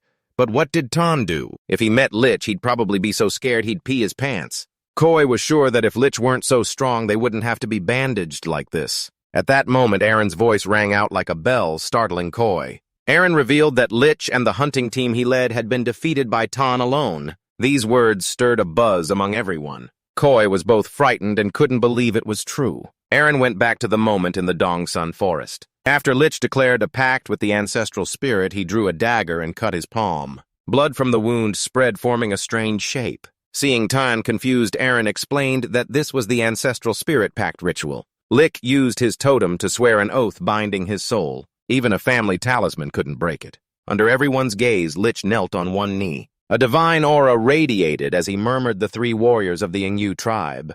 Ngulik used the totem as proof, swearing before the ancestral spirit never to oppose Vim Tan. He agreed to compensate double the number of lost prey to the Vim tribe. If he broke this, the totem's power would shatter his blood and bones, destroying his soul. As the words ended, Lich's blood condensed into a red token. It flew straight to him as he returned to the Vim tribe. Tan held the ancestral spirit pact that Lich gave him, proudly showing it to everyone. The tribal chief couldn't help but be surprised by Tan's courage and ability. "So what?" Diem spoke up, her face not very pleased. "Could Tan really just rely on luck to easily get away with this?" The crowd couldn't accept that. Those following Koi and Diem immediately shouted in strong opposition.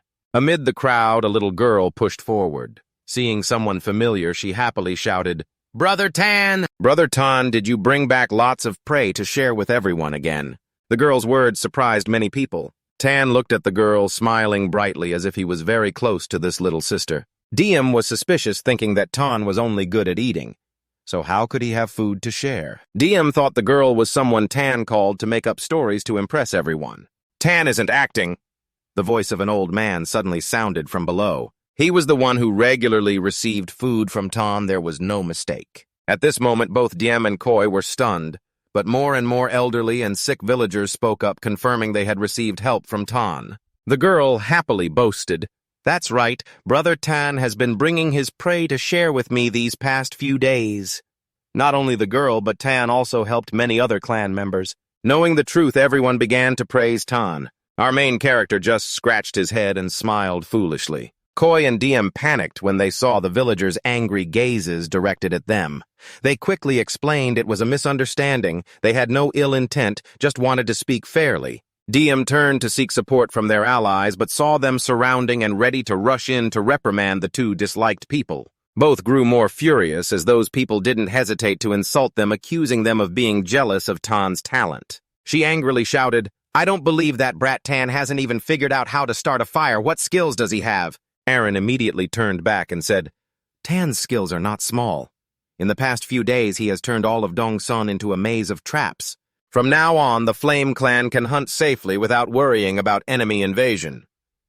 Diem and Koi grew more heated when they saw Tan proudly say to everyone, "It's just a small matter. Tan is still young, not strong enough, only knows how to use his head." Koi lunged toward Tan, but before he could do anything, a strong arm struck his head, accompanied by an angry roar. "Don't embarrass me anymore." Tan Huang was scared, watching the clan elder lovingly scold his grandson, full of family affection.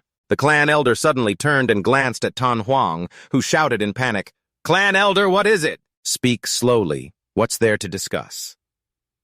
The clan elder's hand reached toward Tan, making the clan leader curious. Aaron, worried for Tan's safety, shouted, "Clan elder, please don't get agitated." But that hand suddenly stopped and then gently patted his shoulder. "Well done." The clan elder praised Tan for doing very well. See, Tan almost wet his pants from the clan elder's threatening compliment, and in the end, the clan elder grabbed one of his legs and dragged him home for self-reflection. All misunderstandings were cleared up, and the clan leader happily declared, "Today is a day of abundant harvest. Tonight, the whole clan will celebrate."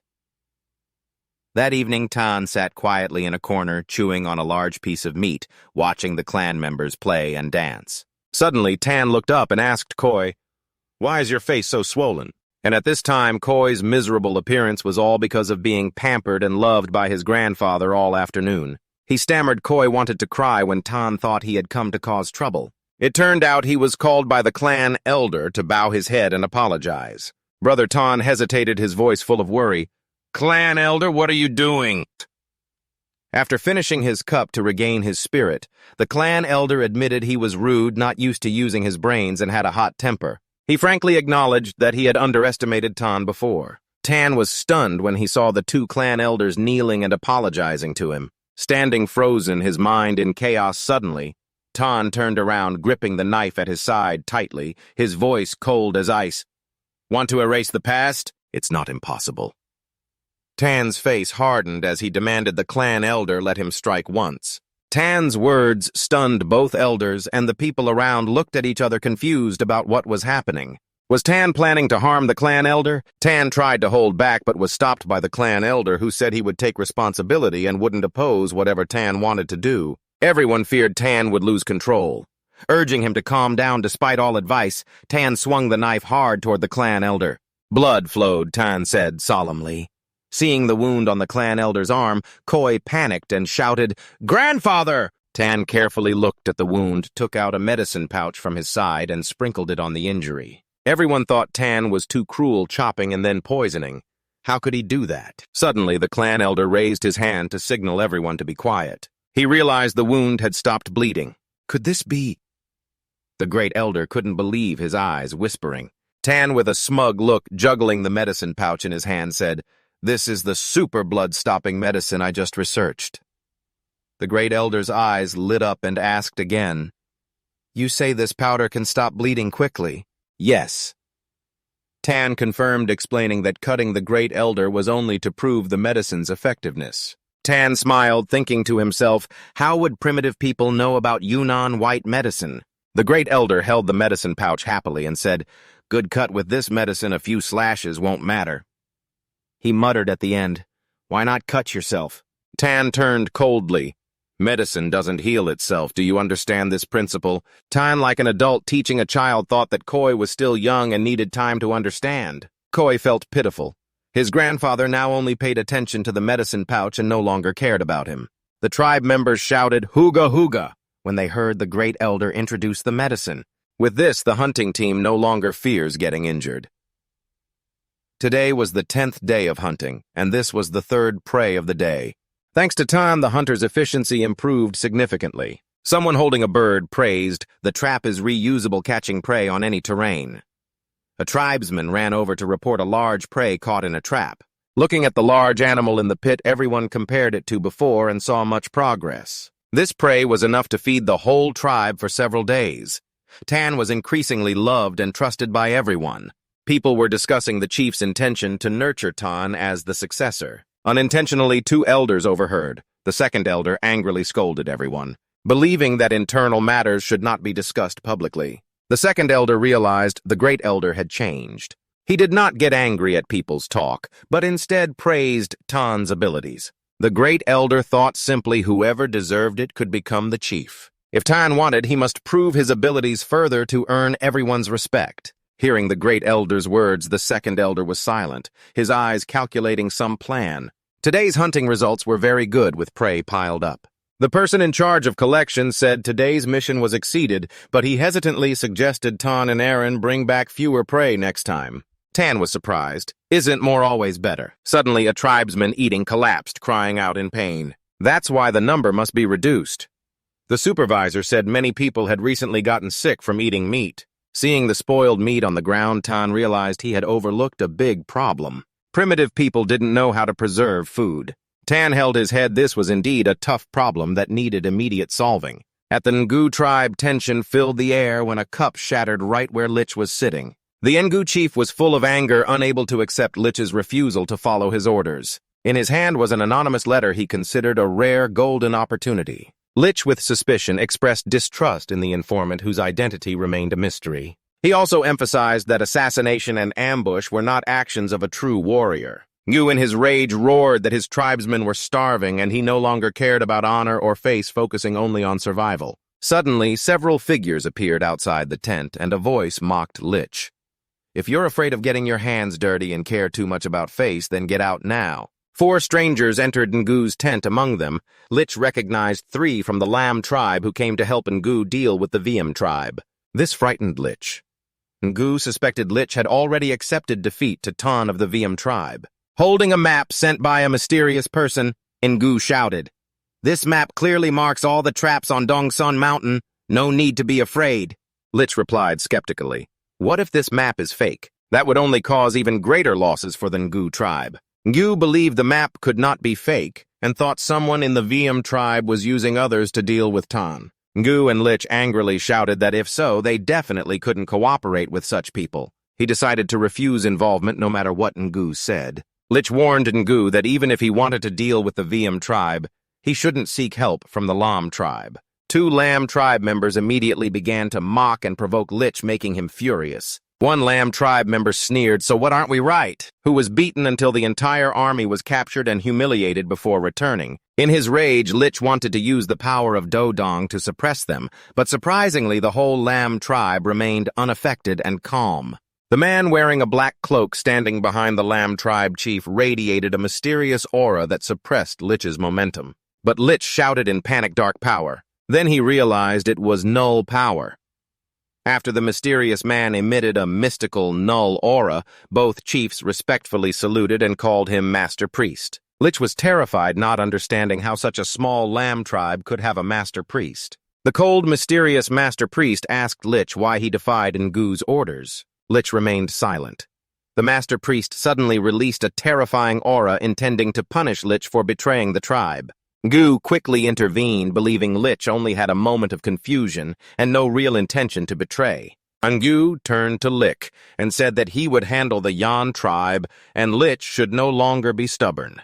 Lich knew Ngu was protecting him but had to bow his head and refuse. Disobeying the order, Lich knelt before Ngu and recounted how he made a covenant with the ancestral spirits, promising not to oppose Tan. These words made Ngu lose his composure. The Lam tribe members were also surprised and curious about the person who could make a tribal warrior swear an oath. Ngu told of how Tan set traps in Dongsun Mountain, causing Lich and the Ngu tribe hunters great suffering. Seeing Lich kneeling in despair, Ngu didn't expect Tan to oppress him so much that he had to make a covenant with the ancestral spirits. The mysterious Master Priest smiled slyly, intrigued by Tan, who he still considered an unknown question. Back at the Yan tribe in Dongsun Mountain, Tan gleefully showed off a giant bamboo shoot he had just dug up. Seeing the excited look on Sister Panda's face, Tan handed her the bamboo shoot.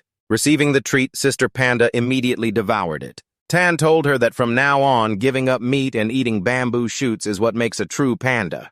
The 2 enthusiastically dug for bamboo shoots together and soon gathered a large pile. Tan, exhausted, sat down heavily on the ground, gasping for breath. Sister Panda hurriedly hugged the pile of bamboo shoots, afraid they would disappear. Her adorable expression made Tan love her even more. Tan waved goodbye to Sister Panda. "You have to return to the tribe." Sister Panda didn't want Tan to leave, but after he promised to return tomorrow, she reluctantly gave him a bamboo shoot.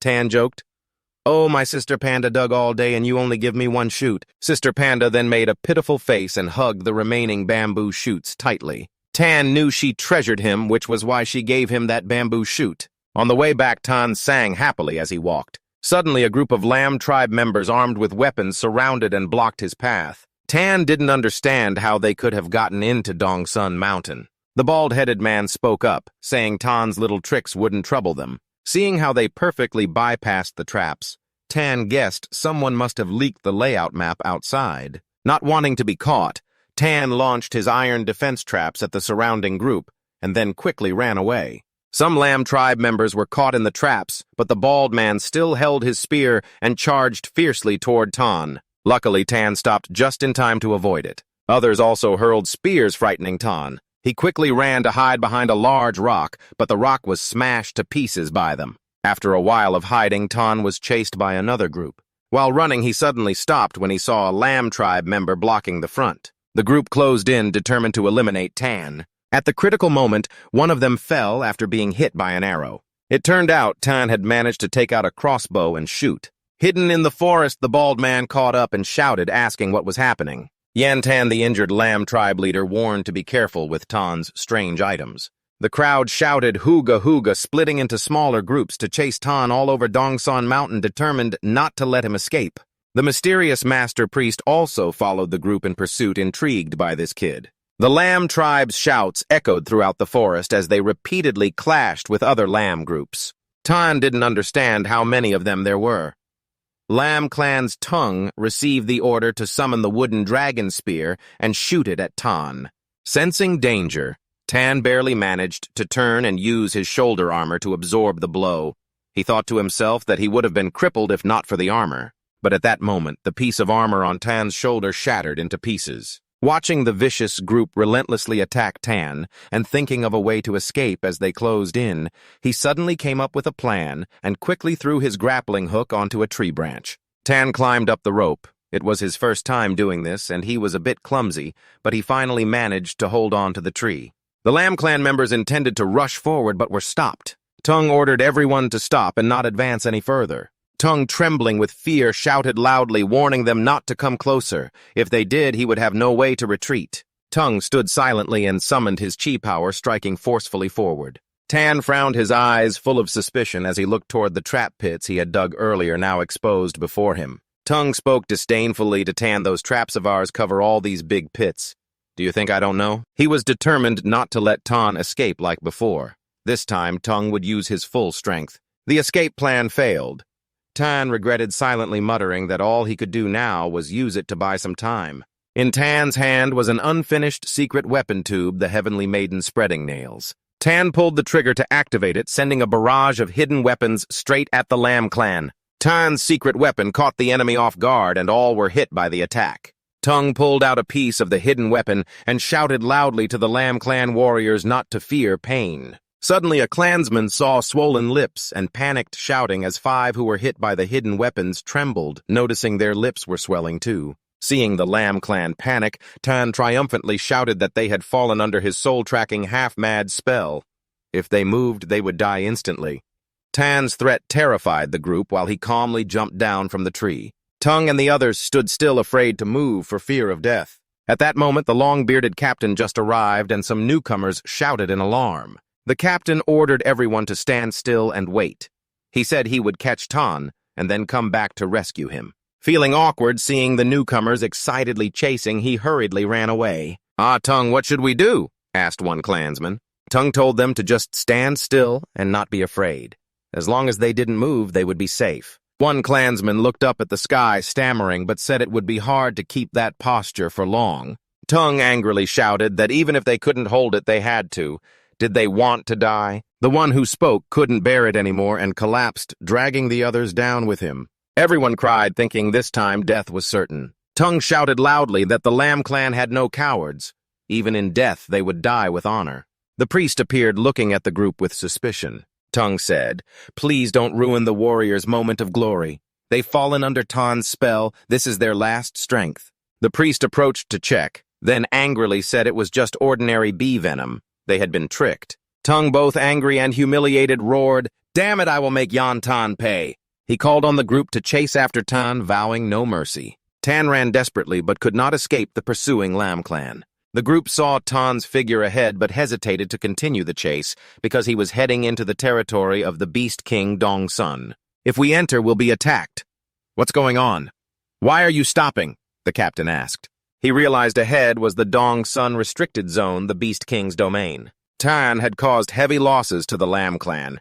If they returned empty-handed, the clan would lose face. The group refused to give up, overcoming fear, to rush into the restricted area, determined to catch Tan. At this point, Tan was exhausted, bent over, gasping for breath. His legs no longer obeyed his commands. He painfully realized the stamina of a 12-year-old child had reached its limit. The Lamb Clan members chased closely behind. The furious voice of the captain rang out, Kid, you better stand still. We'll give you a quick death. Tan was truly cornered now. All his self-defense weapons had been used up. No one can save you today. Tung's voice full of resentment echoed. The team captain ordered everyone to quickly eliminate Tan. They shouldn't stay in this area too long. Tan panicked as he saw people armed from all sides rushing toward him. Seeing the weapon getting closer and closer, Tan thought he would definitely die this time, but maybe this time he wouldn't be transported through time again. Tan closed his eyes to accept his fate, silently thinking that next time he shouldn't transmigrate into a child again. He must become a noble king. The group rushing forward suddenly stopped in front of them as the fierce roar of a wild beast sounded. A large, heavy figure suddenly appeared behind Tan. This is the team captain," stammered in panic. "The Beast King of Dongsan."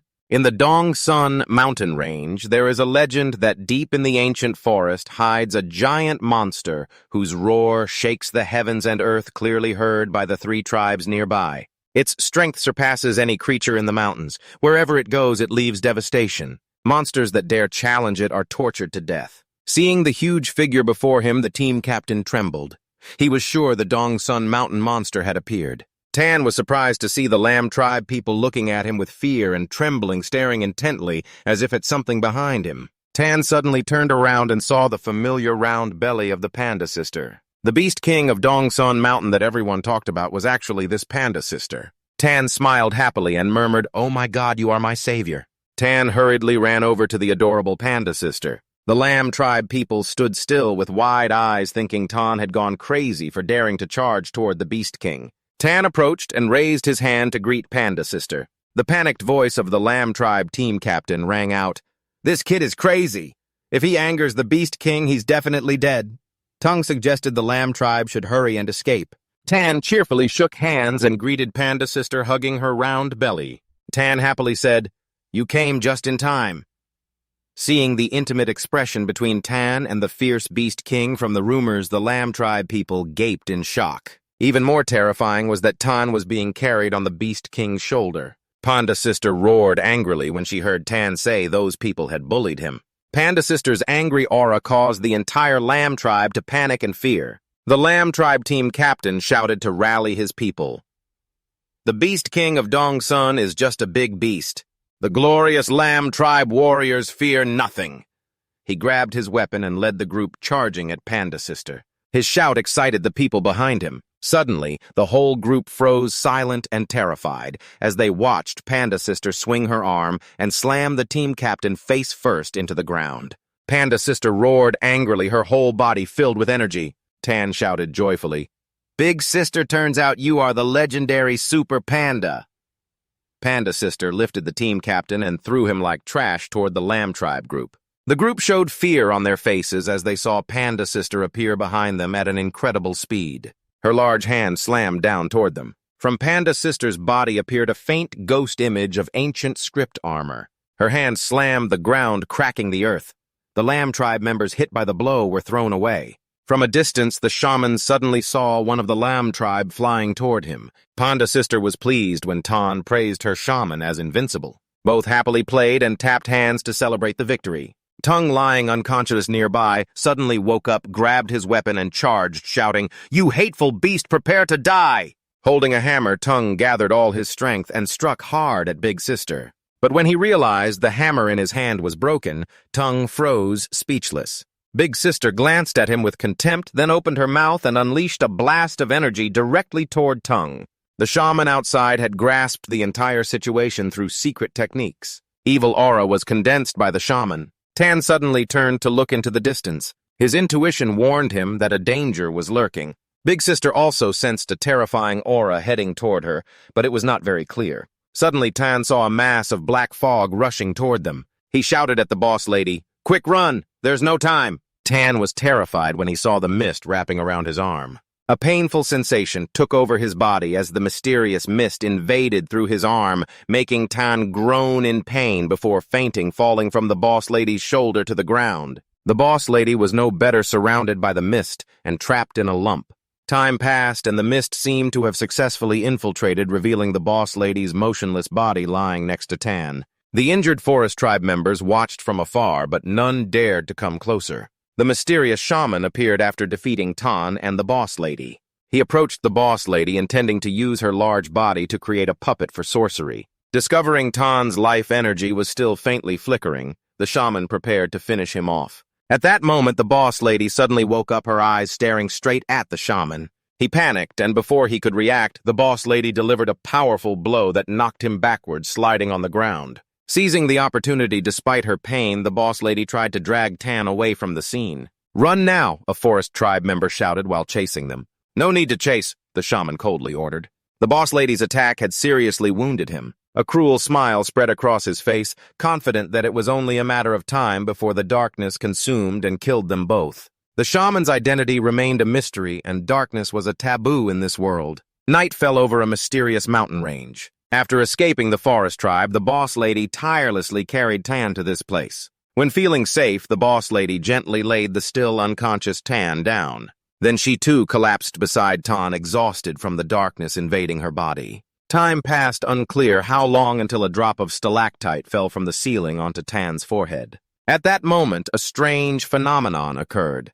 A mysterious object shot out from inside Tan's head, quickly absorbing all the dark energy from his body. Tan's body showed no trace of evil energy anymore. Sensing Tan was about to wake, the mysterious object immediately retreated back into his head. Tan suddenly opened his eyes, confused, checked his body, and said, "I'm okay." He turned his head to find the boss lady panicking when he saw her lying motionless, her body invaded by darkness. Tan suddenly recalled that before fainting, they had been attacked by dark energy. He planned to find food to help the boss lady recover. As he stepped out of the cave, Tan froze, staring ahead. Winter mist had arrived. The black mist was slowly approaching. Suddenly, it seemed like something on Tan made the mist hesitate, withdrawing and flying off elsewhere. Tan stood still, watching the purple mist gather. They seemed to become a living entity, opening their eyes with a fierce glare fixed on him. A grating sound rang out as the one-eyed mist lunged quickly at Tan. In a surprising and strange moment, a giant foot suddenly appeared out of nowhere, crushing the dense mist.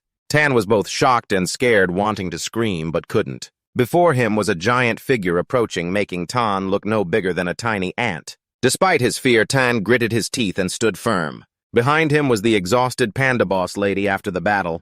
Tan thought he was about to die, but unexpectedly the giant figure stopped and slowly vanished mysteriously without a trace. Tan was bewildered, unsure if what he witnessed was an illusion or reality. The aura radiating from that giant figure was truly terrifying.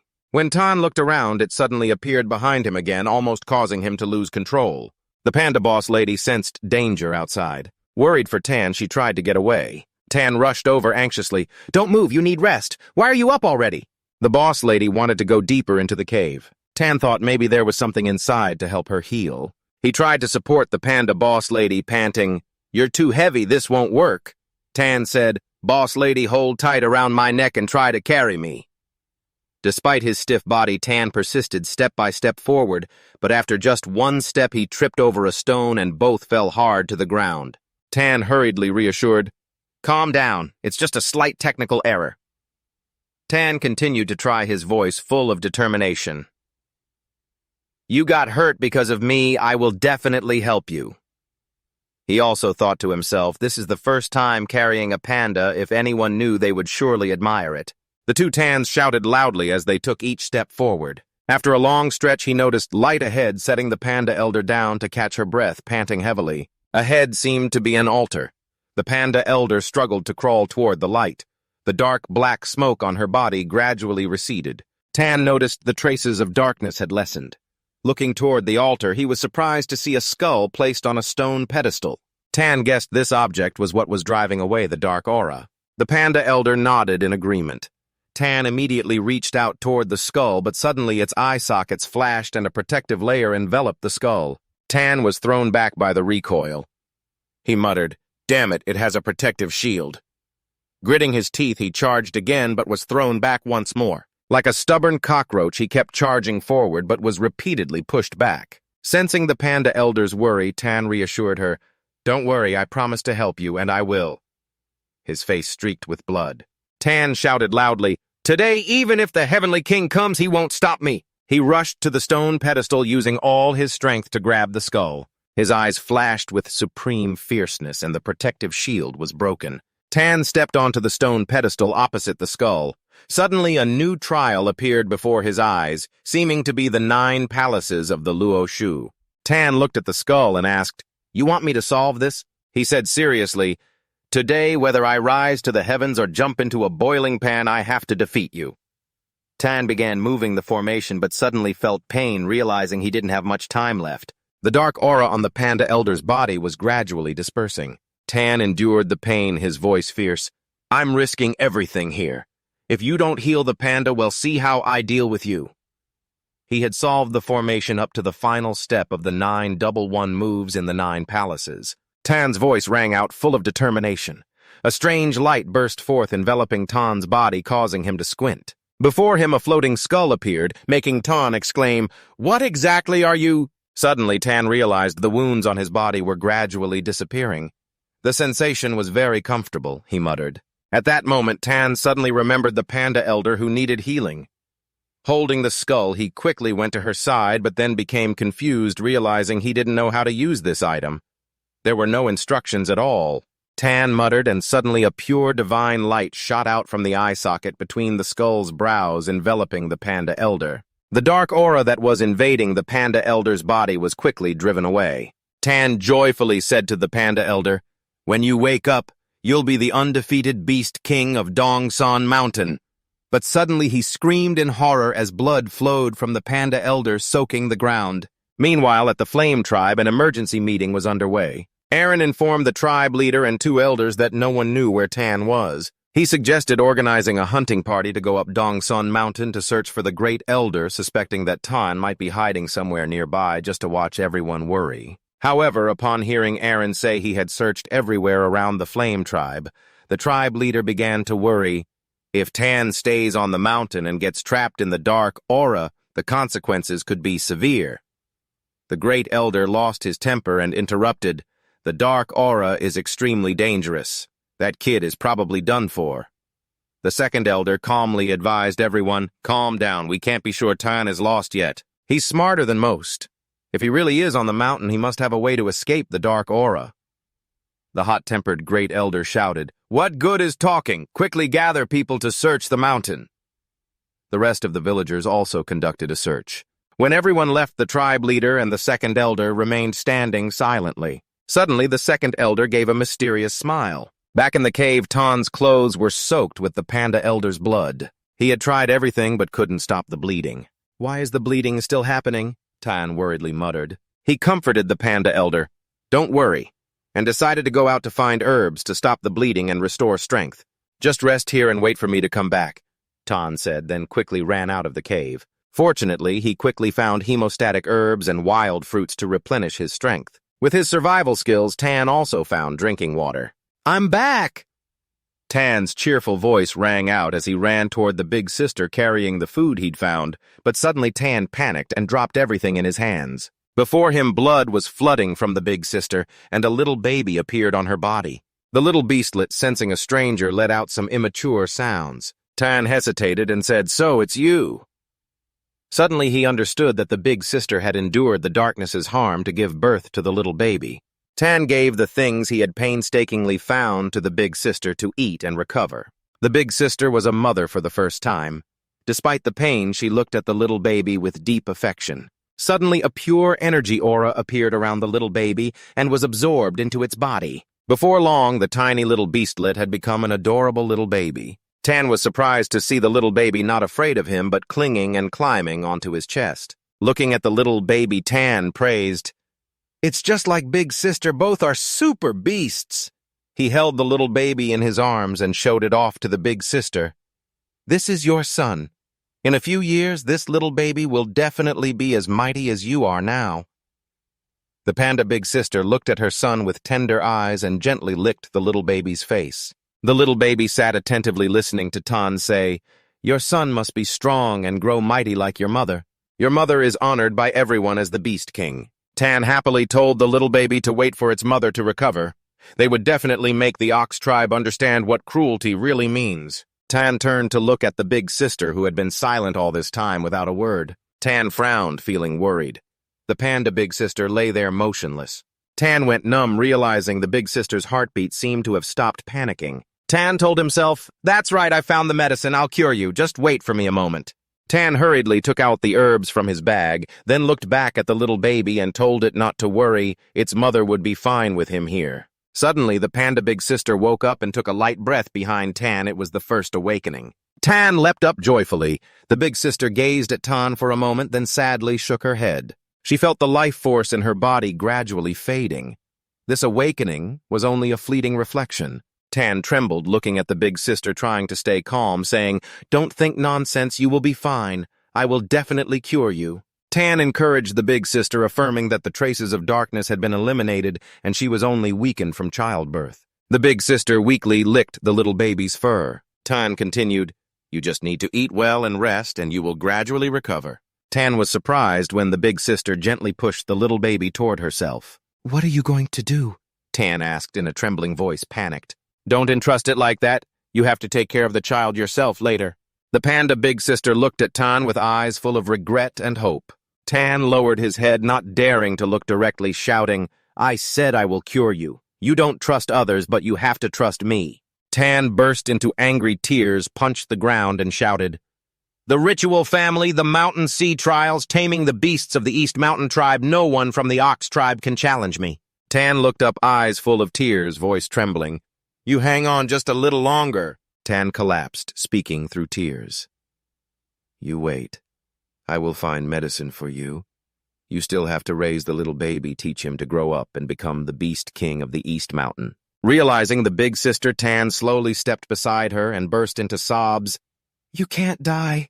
The panda big sister licked the tears from Tan's face, then her large body slowly collapsed. Tan realized the big sister's life force had dissipated. He cried out in grief, pounding the ground repeatedly with both hands to relieve his pain. Tan shouted in frustration, unable to believe that protecting him had cost the big sister her life. Looking at the big sister's still body, Tan wished for a miracle to bring her back to life. They would hold a grand bamboo shoot feast together again, and however many bamboo shoots she wanted to dig, Tan would dig for her. Seeing Tan crying, the little baby stepped forward and wiped his tears with its tiny tongue. Tan hugged the little baby tightly. That was the panda big sister's final wish. Tan told himself there was still much to do and he couldn't sit here feeling down. The image of the person who killed the big sister was etched deeply in his mind. Tan's voice hardened. "Panda big sister, even if I couldn't save you, the one who harmed you will definitely pay. I swear to heaven that the man in black who spilled your blood will pay with his own." Tan clenched his fists tightly, gritting his teeth. "Even if he's a ritual master, I will come after him to take his life."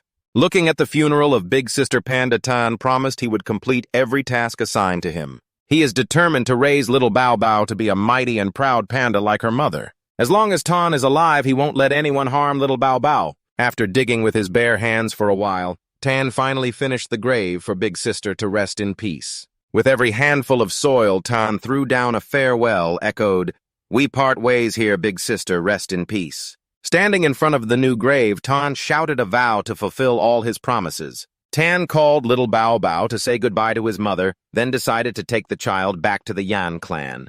Holding little Bao Bao in his arms, Tan reassured him that he had some influence there and would protect him.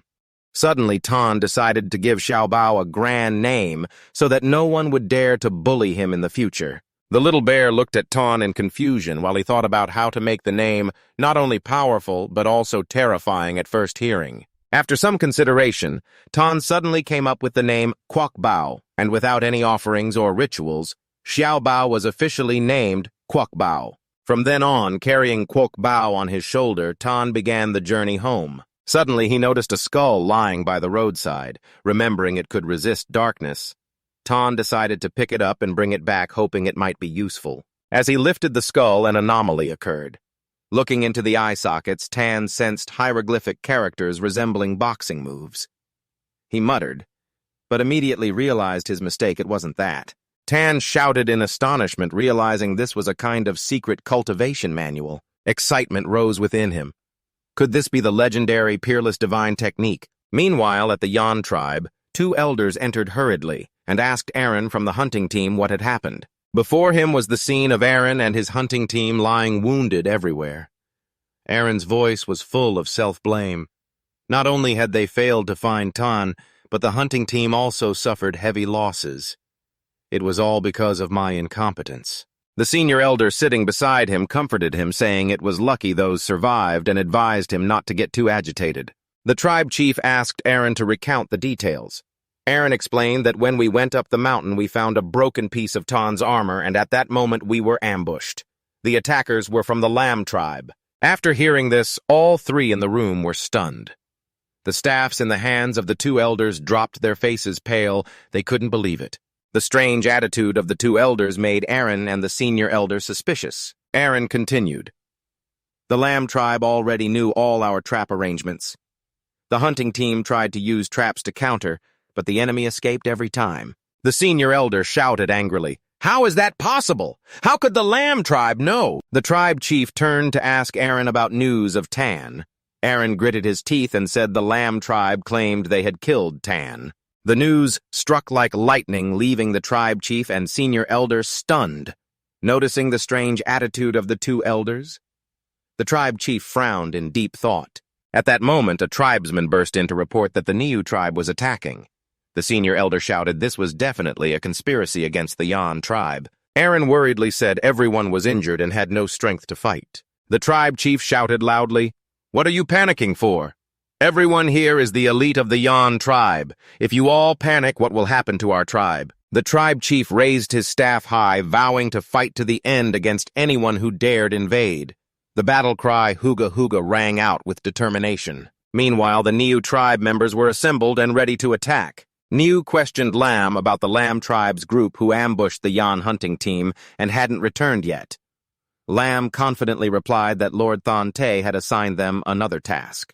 Lam patted Niu on the shoulder to reassure him, saying the current number of troops was enough to annihilate the Yan tribe. Niu was still worried, but Lam insisted not to overthink it and that everything would be fine after the Yan tribe was destroyed. Niu stood on a high hill, encouraging the tribe's fighting spirit. Lam stood silently beside him, his eyes full of cunning, flashing unpredictable craftiness toward Niu. Meanwhile, at the Niu tribe, Lich was surrounded by members of the Lam tribe. After successfully ambushing the Yan hunting team, they hid, waiting for the Niu tribe to send out troops so they could charge in and massacre. A Lam tribe member spoke sarcastically. Lord Than Te worried about traitors sneaking behind and sent us to protect the rear. Seeing his tribesmen being tortured, Lich angrily shouted, "Is this how you protect us?" As Lich struggled to stand, the Lam tribe immediately charged forward, determined to take down this stubborn warrior. Lich roared furiously, "Do you think you can kill me just with your numbers?" Lich's fighting spirit flared fiercely. He was determined to drag a few enemies to hell with him if he died. "Be careful, he wants to risk his life. Don't confront him head-on." A Lam tribe member warned to exploit the enemy's weakness and quickly escape the encirclement. He was determined to find Niu to report that the Lam tribe had betrayed their alliance. Back at the mountain cave where Tan stood, he held a skull in his hand, his voice full of suspicion. Could this be the secret divine technique manual? Suddenly a light flashed from the eye socket of the skull, and before Tan could throw it away, the light pierced straight into his head. A terrible drowsiness overwhelmed him, and Tan collapsed to the ground, falling into a deep sleep. In his spiritual world, Tan woke up dazed. The black hole appeared again. Above it were humanoid symbols practicing martial arts. Where is this place? Tan wondered, growing more confused as the symbols gradually gathered into human shapes. He was stunned to recognize the figure bore many similarities to himself. Oh my God, what kind of trick is this? Tan curiously lunged toward the shadow, his hand passing through as if it were just an illusion. Suddenly, the shadow disappeared, leaving only the black hole before him, which quickly dissolved into Tan's body. He had no idea what was happening. Tan's eyes flashed with a strange blue flame, and a vast amount of information flooded into his consciousness. At the Yan tribe, the situation was extremely tense. Yan, leading the warriors, stepped forward angrily and said to Niu, "Do you know the consequences of this? Winter is coming, and neither tribe can endure more casualties. Do you want everyone to suffer disaster?" As if unfazed, Niu replied, "Today the only ones facing disaster will be your Yan tribe." Seeing that Niu no longer sought peace, Yan questioned, "Aren't you afraid of the punishment from the ancestral gods?" Niu replied coldly, The ancestral gods' punishments have always protected the strong. Only the strong deserve to hold the Juo Du Dang. Yuyan tribe are not worthy of entering the hunting grounds. At that moment, Lam stood beside Niu, advising him not to waste words on Yan. Lam's presence made Yan uneasy. Yan angrily shouted, "You sent people to attack the hunting team and then surrounded us with the Niu tribe. What do you intend to do?" Lam sneered. "I didn't come here just for a hunting ground, as you loudly claim. I want not only the hunting ground, but the entire Juodudong of the Yan tribe to belong to us. The whole Yan tribe must kneel and become slaves, or there is only one word: death." The insults from Niu enraged the Yan tribe members. They shouted, eager to charge and wipe out their enemies. Yan ignited a flame of fury. His voice echoed throughout the Ba Agoy Yan tribe. "I swear before the ancestral gods that our tribe will never endure humiliation. The Yan warriors fight for glory. We will never retreat." Yan and the warriors charged at the enemy with fierce determination. He immediately ordered the tribe members to advance, determined to annihilate all the stubborn enemies of the Yan tribe. "Kill them all!" Aaron's voice rang out with fury. Despite his bleeding wounds, he led the hunters into battle. The two elders did not hesitate, immediately entering a combat-ready state. Cheers and the clash of weapons echoed everywhere, causing chaos throughout the Yan tribe. Seeing the Niu tribe surrounding them, Diem could not help but shout bitterly, "If you have guts, fight me one-on-one. What's so proud about ganging up?" The Niu tribe laughed mockingly and responded to the challenge. "Do you think this is a game? Prepare to bow your heads and die." Then the Niu tribe rushed forward wielding weapons, determined to bring the Yan tribe to meet their ancestors.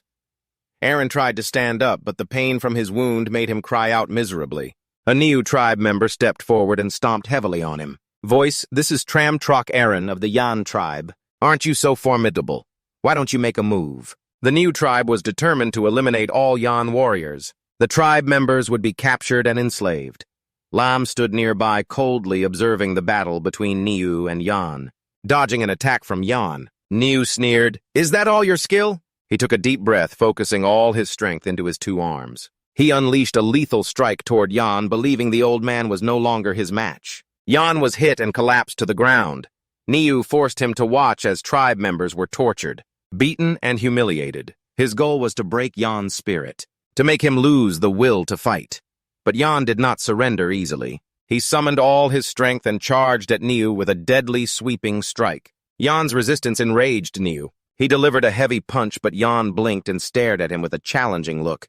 "Even if I die, my life will drag you down to hell with me," Yan roared. One hand tightly grasped Ngu's head, the other transformed into a giant claw intending to crush his head. Sensing danger, Ngu panicked and screamed for help. Lam did not rush to act, but turned to ask the priest for his opinion. The giant claw of VM rushing forward suddenly vanished. He was pushed back forcefully. It turned out Lam appeared just in time to rescue Ngu.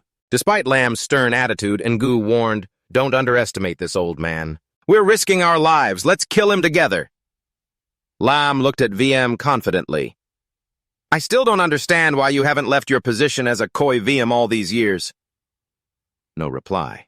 Veem only used cold, sharp eyes to stare at them as if piercing their souls. Ngu impatiently shouted, "Why waste words? Kill him." Then he concentrated his power on the giant stone talisman, forming it into a colossal giant. Lam sneered, "If you had used the spirit tool earlier, you wouldn't have been defeated like this." Watching the two enemies rushing forward, Veem summoned all his power and flamed the twin Shi fire wings, charging at Ngu with terrifying speed. Lam was horrified to realize VM was risking everything, not defending at all, focusing only on brutal critical strikes. Veem's scream echoed as a massive explosion enveloped Ngu. "VM, you really are old," Lam's voice rang out from behind. Veem was trapped between two enemies, stuck with no way out. Lam unleashed a deadly ghostwood strike, a vicious blow piercing VM's shoulder. "Old man, be obedient and go meet your ancestors," Lam shouted. VM ignored the pain. He used his hand to chop through the cucumber-like spear, piercing his body, determined not to let the enemy end him easily. At that moment, from behind, Ngu took advantage of VM's distraction and grabbed both his legs with his huge hands. Without hesitation, he lifted VM's entire body and slammed him forcefully onto the hard ground. Lam, who had just received the signal from Ngu, rushed over immediately. He threw sharp vines toward VM, preventing him from reacting. In an instant, VM's entire body was tightly wrapped by these vines. Lam turned to Ngu coldly, ordering, "Ngu, bury this old man alive." Ngu gripped VM's bound body tightly. With a fierce voice, "Give up. Your VM clan is too weak. Struggling is useless. A weak clan like yours is born only to be slaves to the strong." Illusory flames began flickering on VM's body. His voice full of anger. "Do you think being a slave is easy? As long as I have breath, the VM clan will never perish." As he finished speaking, a huge flame burst fiercely. VM broke free from his bindings and stood upright. His cold gaze directed at the two enemies. "The VM clan will never be slaves." Lam clapped sarcastically. "Well said, very well said." He turned to VM mockingly. "After all these years, your temper hasn't changed at all." Then Lam ordered the people behind him, "Let this old VM man witness how his clan will become slaves." A VM clansman was tied up and thrown to the ground. VM immediately cursed them as despicable, daring to use such dirty tricks. The Great Elder was also being trampled by the Ngu warriors. They had long sent people to infiltrate the VM clan, and now the entire village was under their control. Resist once they kill you once. Resist together, die together. Hearing VM call them despicable, Lam sneered, "A warrior is only a warrior when he defeats his enemy, no matter what tricks he uses." VM angrily shouted, "Attacking defenseless villagers, that is your tactic." "Exactly," Lam responded while kicking VM down. He mocked, "Why haven't you acted yet? Isn't the VM warrior supposed to never back down?" VM, threatened by Lam using the villagers, could only grit his teeth and endure in rage. The two elders of the VM clan were suffering the same fate as VM. Both dared not resist and could only hold their heads and endure the onslaught. The VM villagers witnessed this scene with deep resentment. A tied woman shouted loudly, "Akoi, don't worry about us. The VM people will never be slaves. The warriors of the VM tribe fear no death." Hearing these words, Ngu loudly threatened, "Shut up, all of you! If anyone dares to make noise, I will kill them immediately." However, the villager being threatened was not afraid. He rushed forward and bit Ngu's hand hard. In anger, Ngu stomped and killed the villager. The others watching this scene were filled with rage. They stood up and rushed toward the enemy. Ngu realized his intimidation was ineffective and was advised by the priest to kill all these stubborn VM people. However, Ngu objected because these people were the spoils of the attack. The priest, with a fierce look, coldly said to Ngu, "You must think carefully. What do a few slaves mean compared to everything you have achieved?" Hearing this, Ngu stood silent, not daring to argue. At that moment, Lam waved and shouted loudly, "Kill all the VM tribe mercilessly!" The two elders were also horrified to witness the scene before them. Before the woman was killed by the enemy, she shouted loudly, "The VM tribe will never be slaves." Ngu stepped toward VM with a threatening tone, bowing his head to give up resistance. "I will spare the lives of the VM tribe. Only then can the VM tribe survive. Otherwise, it will be total annihilation." Hearing Ngu's words, VM slowly withdrew his fighting spirit, clenching his fists with a patient tone. "Brave warriors of the VM tribe, this is my final order as a Khoi. For the lives of our people held captive by the enemy, I order everyone to lay down their weapons. Bow before them." VM intended to end his own life to save the entire VM tribe. He blamed himself for being unworthy to be the Khoi of the VM tribe. Suddenly, a shout rang in his ear. "May the ancestral spirits of the VM tribe protect the undying VM." That was the cry of the entire village, trapped and oppressed. A man without hesitation rushed straight into the spear in front of him, shouting each word, "Ancestral spirits protect the undying VM tribe." They did not want to involve the VM warriors, so they voluntarily sacrificed themselves. "The flame of the VM tribe will never be extinguished. Hunga Hoga." The remaining villagers also risked their lives to charge forward. VM clenched his teeth, tears streaming down his cheeks. The villagers' courage made Lam panic and turn to ask the priest for advice. The priest coldly ordered to kill. "If they want to die, grant their wish."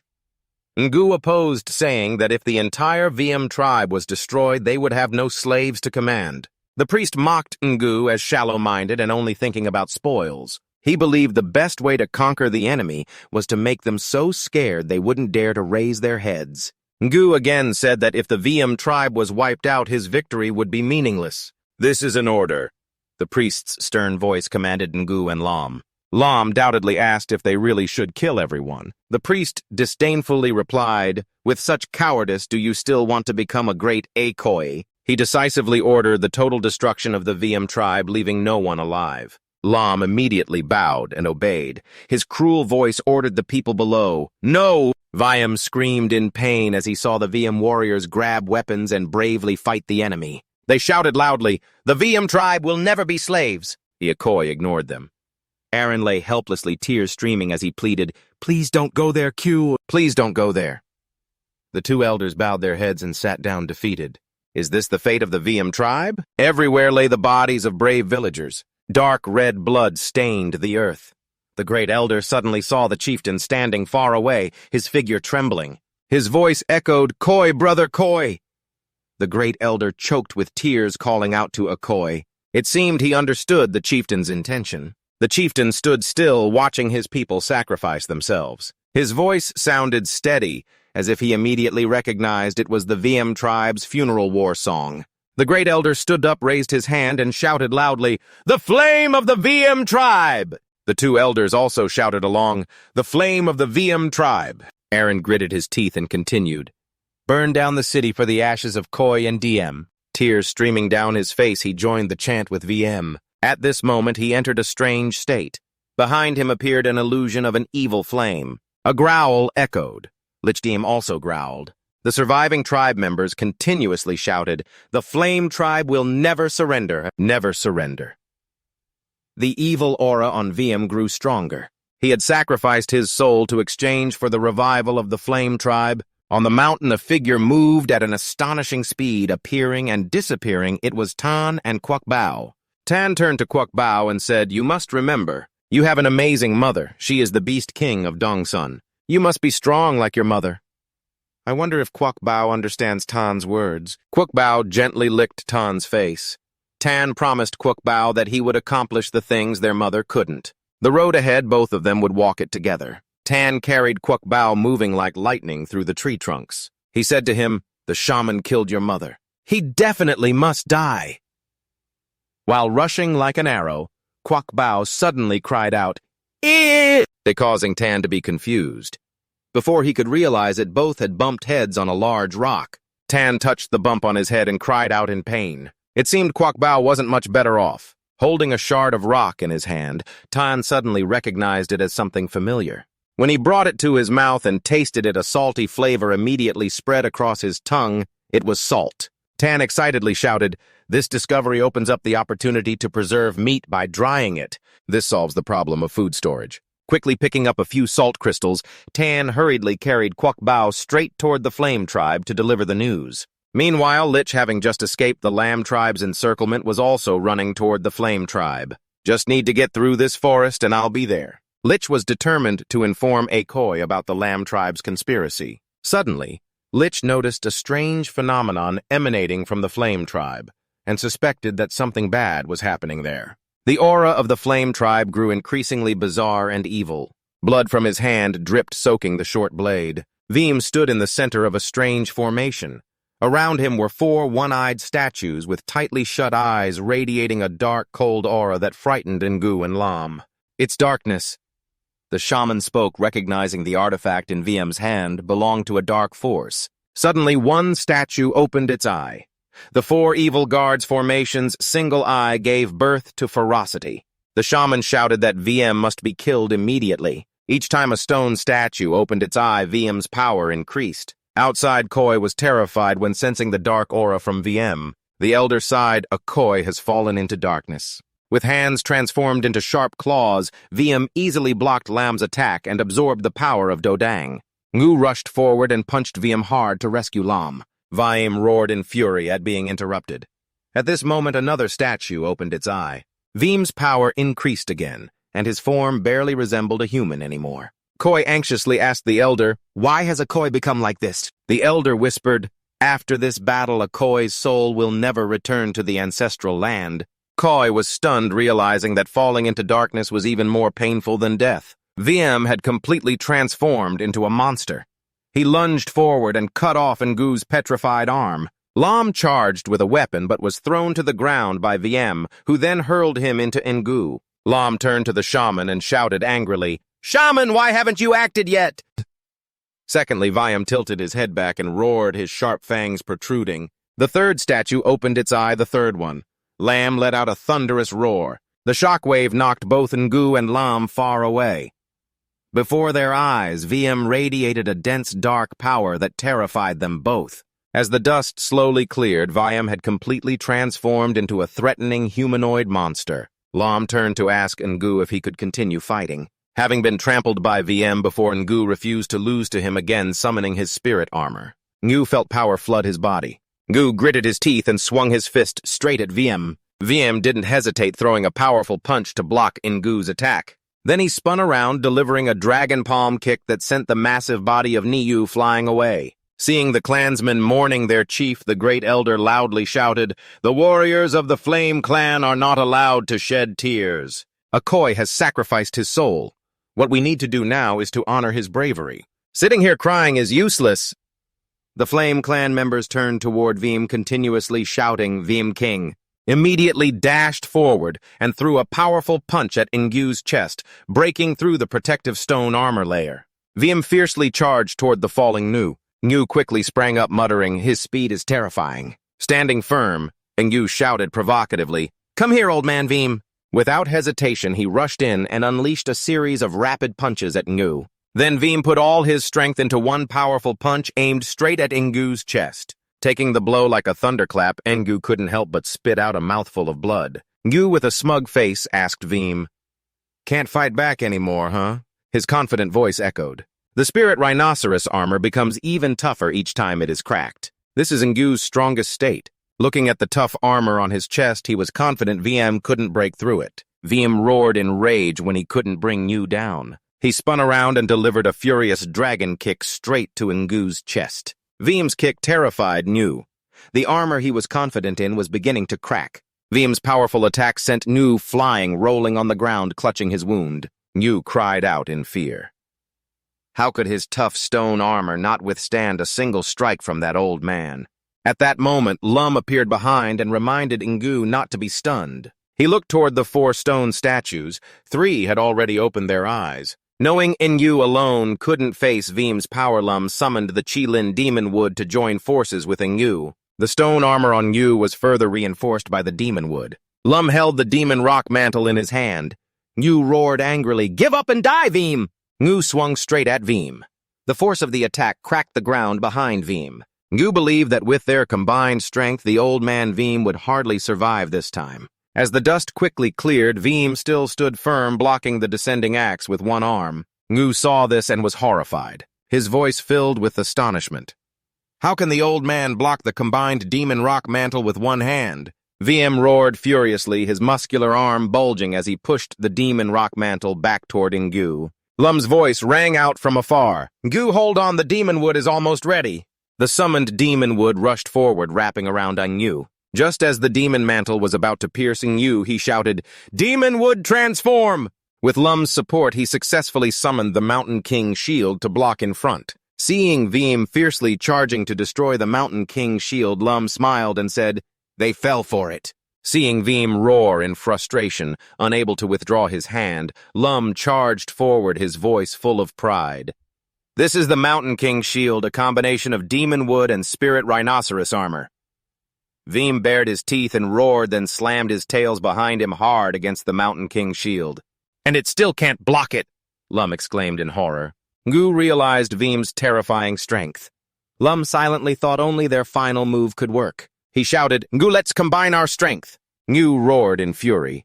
The demon wood and massive stones simultaneously charged at Veem. Lum had also put all his power into this, his voice firm. "Give me." In the blink of an eye, VM's whole body was engulfed and swallowed by the Tyrant King Cauldron. The full-force attack just now had drained most of Ngu's strength, and the spirit rhinoceros armor was dispelled. Lum patted Ngu's shoulder proudly and said, "The Tyrant King Cauldron formed by the 2 strongest spirit beasts of ours will definitely swallow that old man.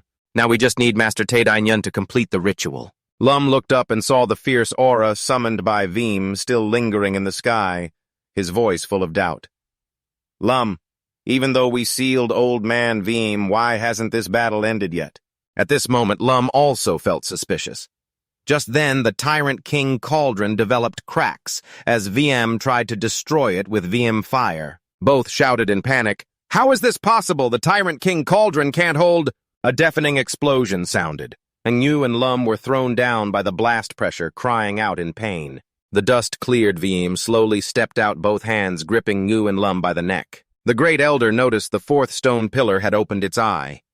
VM screamed in pain as a third eye on his forehead slowly opened. Seeing this, Lum thought that this time the whole group was surely going to die. At the same moment, dark energy behind Veem began to gather and a pitch-black vortex appeared. The Great Elder initially thought it was power summoned by Veem, but suddenly he sensed something was wrong. The Great Elder shouted in panic, "Akoi, be careful!" It was too late. From within the dark vortex, a strike flashed and severed Veem's arm. The third eye on his forehead seemed to be cut off, its energy slowly closing. The severed arm transformed back into a dark weapon. With his arm cut off, Veem trembled in pain, crying out miserably, "What a pity!" A voice echoed from the dark vortex, and the greedy priest stepped out, appearing before Veem and saying, "You're still one step slow." Clear sounds, dark weapons raised the greedy priest. Unexpectedly, the small Veem clan had hidden this treasure. Seeing the greedy priest's smugness, Veem screamed in self-blame for his incompetence, having failed to kill anyone all this time. He cast a fierce glare towards the Veem clan members. The greedy priest's cruel voice rang out, "Become sacrifices to the darkness, you should feel honored, right? Compared to your void ancestor, submitting to darkness is the supreme glory." Suddenly, a figure rushed in at a terrifying speed, grabbing a spear from a Ungyu clansman named Lich. He came to the Veem clan and threw the spear directly at the greedy priest. Seeing the spear flying toward the greedy priest, he raised his hand to block it. But Lich took advantage of the opening to land a powerful punch squarely on the priest's face. The dark treasure flew from the greedy priest's hand, falling before the Veem clan members. The greedy priest, caught off guard by Lich's attack, flipped up his staff and yelled furiously, "You don't know your limits." An invisible force radiated from the greedy priest, making it impossible for Lich to defend, and he was pushed back, falling far away. Ngu rushed to Lich's side, angrily shouting, "Lich, are you crazy? Why did you attack the great priest?" Lich gritted his teeth, trying to tell Ngu, "Akoi, the Lum clan has betrayed us, listen to Lich." Ngu held him back, skeptical, but wanting to hear more. Lich screamed in fear as a long spear suddenly stabbed through Ngu's chest from behind. The one who struck was Lum. His voice was full of contempt. "You think you have some skill to jump in here?" Lum's wounds were bleeding heavily, and Ngu's voice trembling. "Lum, you betrayed me." Lum showed no shame, his tone smug. Even Trum Trock wouldn't say it like that. "Didn't you say the weak don't deserve the favor of the ancestor?" Lum's arrogant tone revealed his clan's worthless nature. "You're obviously just stepping stones." Hearing the clan leader's words, the aggressive Lum clan members roared, "Kill the Ngu and Veem clans, they all must die." Ngu's eyes were bloodshot with rage as he realized the Lum reinforcements sent earlier were meant to deal with the Ngu clansmen. The Great Elder of the Veem clan was also extremely shocked. The Lum clan was using the praying mantis catching the sparrow tactic again. Suddenly the sky darkened behind them and an evil aura once again poured down. "What's happening?" Lum's voice rang out in terror. Another person exclaimed fearfully, "That pillar, the fourth one, has opened its eye." Seeing the evil aura heading straight for the four statues, the priest realized the barrier had been broken again by someone. He shouted angrily, "Who dares do this?" The Great Elder immediately sensed something unusual about the aura of the two elders. Upon discovering the dark treasure in the hands of the two elders, his voice was full of worry. "Put that down immediately."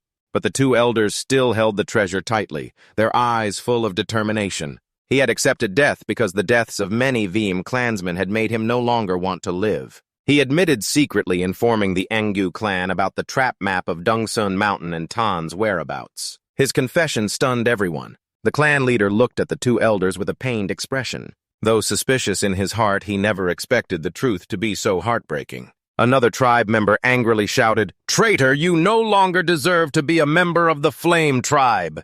The Great Elder immediately intervened, urging everyone to stay calm and let the two elders explain the whole story. Diem, the two elders' grandson, could not believe what was happening. His grandfather, a man respected by the entire tribe. How could he betray the tribe? The two elders turned to look at their grandson, their voices full of sorrow. "Diem, you don't understand. People can only act this way. Tan was truly exceptional. If he were alive, you would never have the chance to become the Akoi of the Flame Tribe. The Great Elder could not believe that Dap would betray the tribe just for that reason. Dap admitted that he did everything for his only grandson. Betraying the tribe is a capital crime, and now he wants to use his death to atone to the tribe members. At this moment, the Great Elder didn't know what else to say. Diem knelt down, tears streaming down. He didn't want his grandfather to die. The two elders looked at their grandson sadly. Today someone must stand up. Otherwise the Flame Tribe will be destroyed by the priest, and then you won't survive either. He wants to use his life to exchange for peace for the Flame Tribe and a chance for you to live on. He wants to use his blood and soul to cleanse the sins he caused so the tribe members won't trouble Diem anymore. Diem shouted, "Grandpa!" But the two elders couldn't bear to look at their grandson. He closed his eyes, sighed softly, "Diem, live well." That was the last blessing he gave to his grandson. Dap gritted his teeth, tightly grasped the dark treasure and stabbed it deep into his chest. The third eye on his forehead slowly opened. Dark energy surged and spread everywhere. The Lin tribe members were attacked by this aura and suffered heavy casualties. Lin panicked and turned to ask the priest for advice. His cold voice echoed. The brave warriors of the Lin tribe hurriedly raised their weapons and charged, but suddenly a long tail swung wrapped around them and squeezed tightly, killing them instantly. 3 bodies were mercilessly thrown to the ground. Dap had transformed into a one-eyed beast. The priest felt insulted when his men were slaughtered and angrily shouted, "Die for me!" He swung his hand to attack the beast. The beast seemed to sense the threat, took a deep breath, and unleashed a sonic wave attack. The priest screamed in pain. The beast's attack not only caused physical harm but also directly assaulted his spirit, seriously injuring his soul. When he regained consciousness, the beast had already lunged close. Unable to dodge, he could only raise a defense, but it was quickly shattered by the beast's paw.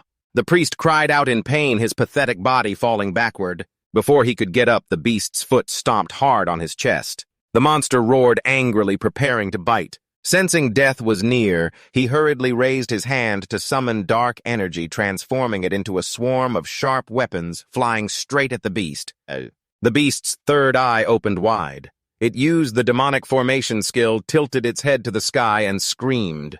The sharp weapons hadn't even reached it before being completely destroyed by the sonic wave. The priest was terrified by the beast's overwhelming power. Suddenly, Diem's figure came into his sight. A cunning plan formed in his mind. He immediately used the skill to grab Diem's collar and pulled him close, intending to use Diem as a human shield to protect the Great Elder and Koi, shouting in fear as he saw the beast rapidly charging at Diem. Seeing the beast raise its sharp clawed paw to slap him to death, Diem was restrained by the priest and couldn't dodge, so he could only shout loudly, "Grandpa, don't!" Diem's shout seemed to awaken the last bit of reason left in Dap. The beast suddenly stopped, its eyes wide open, looking at Diem. Reason told it not to harm this person because he had once been very important to it. The priest smiled smugly, thinking the plan had succeeded, and swung his hand to strike the beast from behind. Suddenly, a mysterious bone blade appeared from afar, piercing straight through the beast's body. At this moment, Than and a group of guards were riding atop the giant rhino, heading toward the Flame Tribe. The ominous aura radiating from the Veem tribe forced them to stop in their tracks. Thang sensed the danger looming, filled with worry, not knowing what had happened. He immediately ordered the guards to speed up and quickly advance toward the Veem tribe. The fierce beast let out a painful roar as the bone spear pierced through it. The priest sneered proudly. "It's just a beast after all. How does it feel to be pierced right through like that?" The elder angrily shouted, "You despicable and shameless scoundrel!" The priest smiled cruelly and retorted, "Despicable in the face of life and death has no honor. Only power is the truth." Seeing him about to finish off Diem, the beast's third eye suddenly widened, and it roared fiercely with rage. The priest felt afraid. He hadn't expected the beast to still be so terrifying at this stage. The beast trembled, trying to lift its front leg to slash the bone spear with its sharp claws, its fierce gaze fixed on the priest, causing him to panic. The beast lunged and slapped him aside. It wanted to move forward, but was too badly wounded. Its body was severely damaged. Diem saw his grandfather collapse and rushed over, shouting, "Grandpa! Grandpa!" Rue, sitting beside the beast, shouted tearfully, "Grandpa!" The priest was badly injured, coughing up blood after being caught by one of the beast's paws. He was extremely resentful to be harmed by such lowly creatures. He turned to the Lamb Tribe warriors, his angry voice booming. "What are you standing around for? Kill them now!" Seeing the fierce warriors rushing forward, DM shouted in fear, "Don't you dare lay a hand on Grandpa!" The angry Lamb Tribe warrior slapped Rue hard across the face and shouted, "You rotten brat, don't block their way," planning to tear the monster's body into 8 pieces. Another warrior sneered, "Using all your strength to rely on dark power. The Veem tribe has lost all its honor." Just as they were about to attack, a Lamb Tribe member noticed something huge descending from the sky. A giant stone pillar fell from above, crushing several Lamb Tribe members below. The priest suddenly felt uneasy. The elder standing next to Koi was also stunned, not understanding what was happening. Both stared intently at the giant stone pillar that had just appeared. The silhouette of a person sitting appeared. Tan Diem looked up intently, pointed at the stone pillar, and stammered, "That's him. That's Tan." On the smoky mountaintop. Tan Quoc Bao, and he had appeared on the stone pillar. Tan, who was thought to be dead, had unexpectedly returned to the Veem tribe. "Tan, you're still alive!" Diem shouted in surprise. The elder's voice rang out with doubt. "Tan." He hurriedly told his grandfather to look closely, and indeed it was Tan. "Tan is alive, that's Tan!"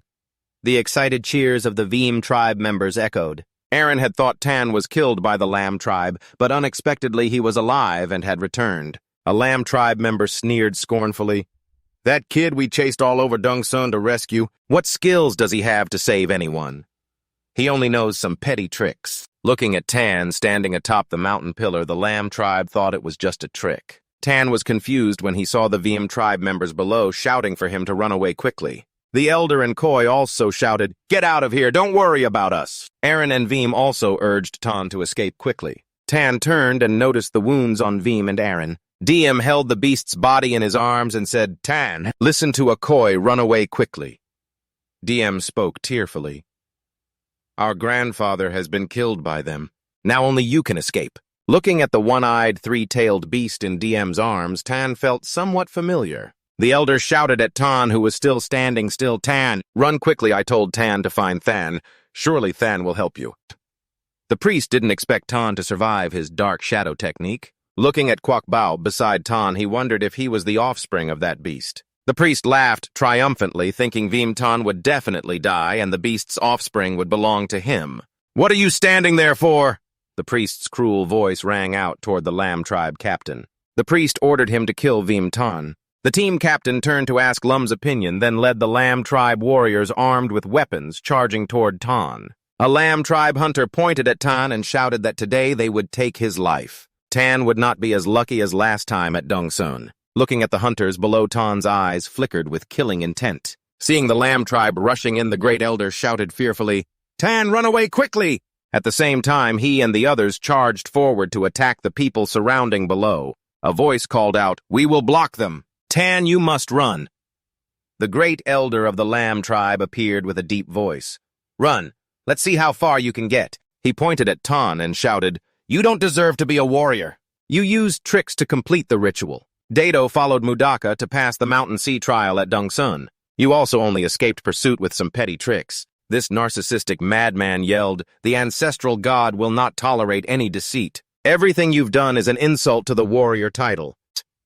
He summoned the wooden demon beast and launched it straight at the stone pillar where Tan stood. The great elder's fierce voice rang out, "Want to cripple Tan's 2 legs?" She couldn't bear to watch Veem Tan get crippled. Closing her eyes tightly, she spoke with resentment.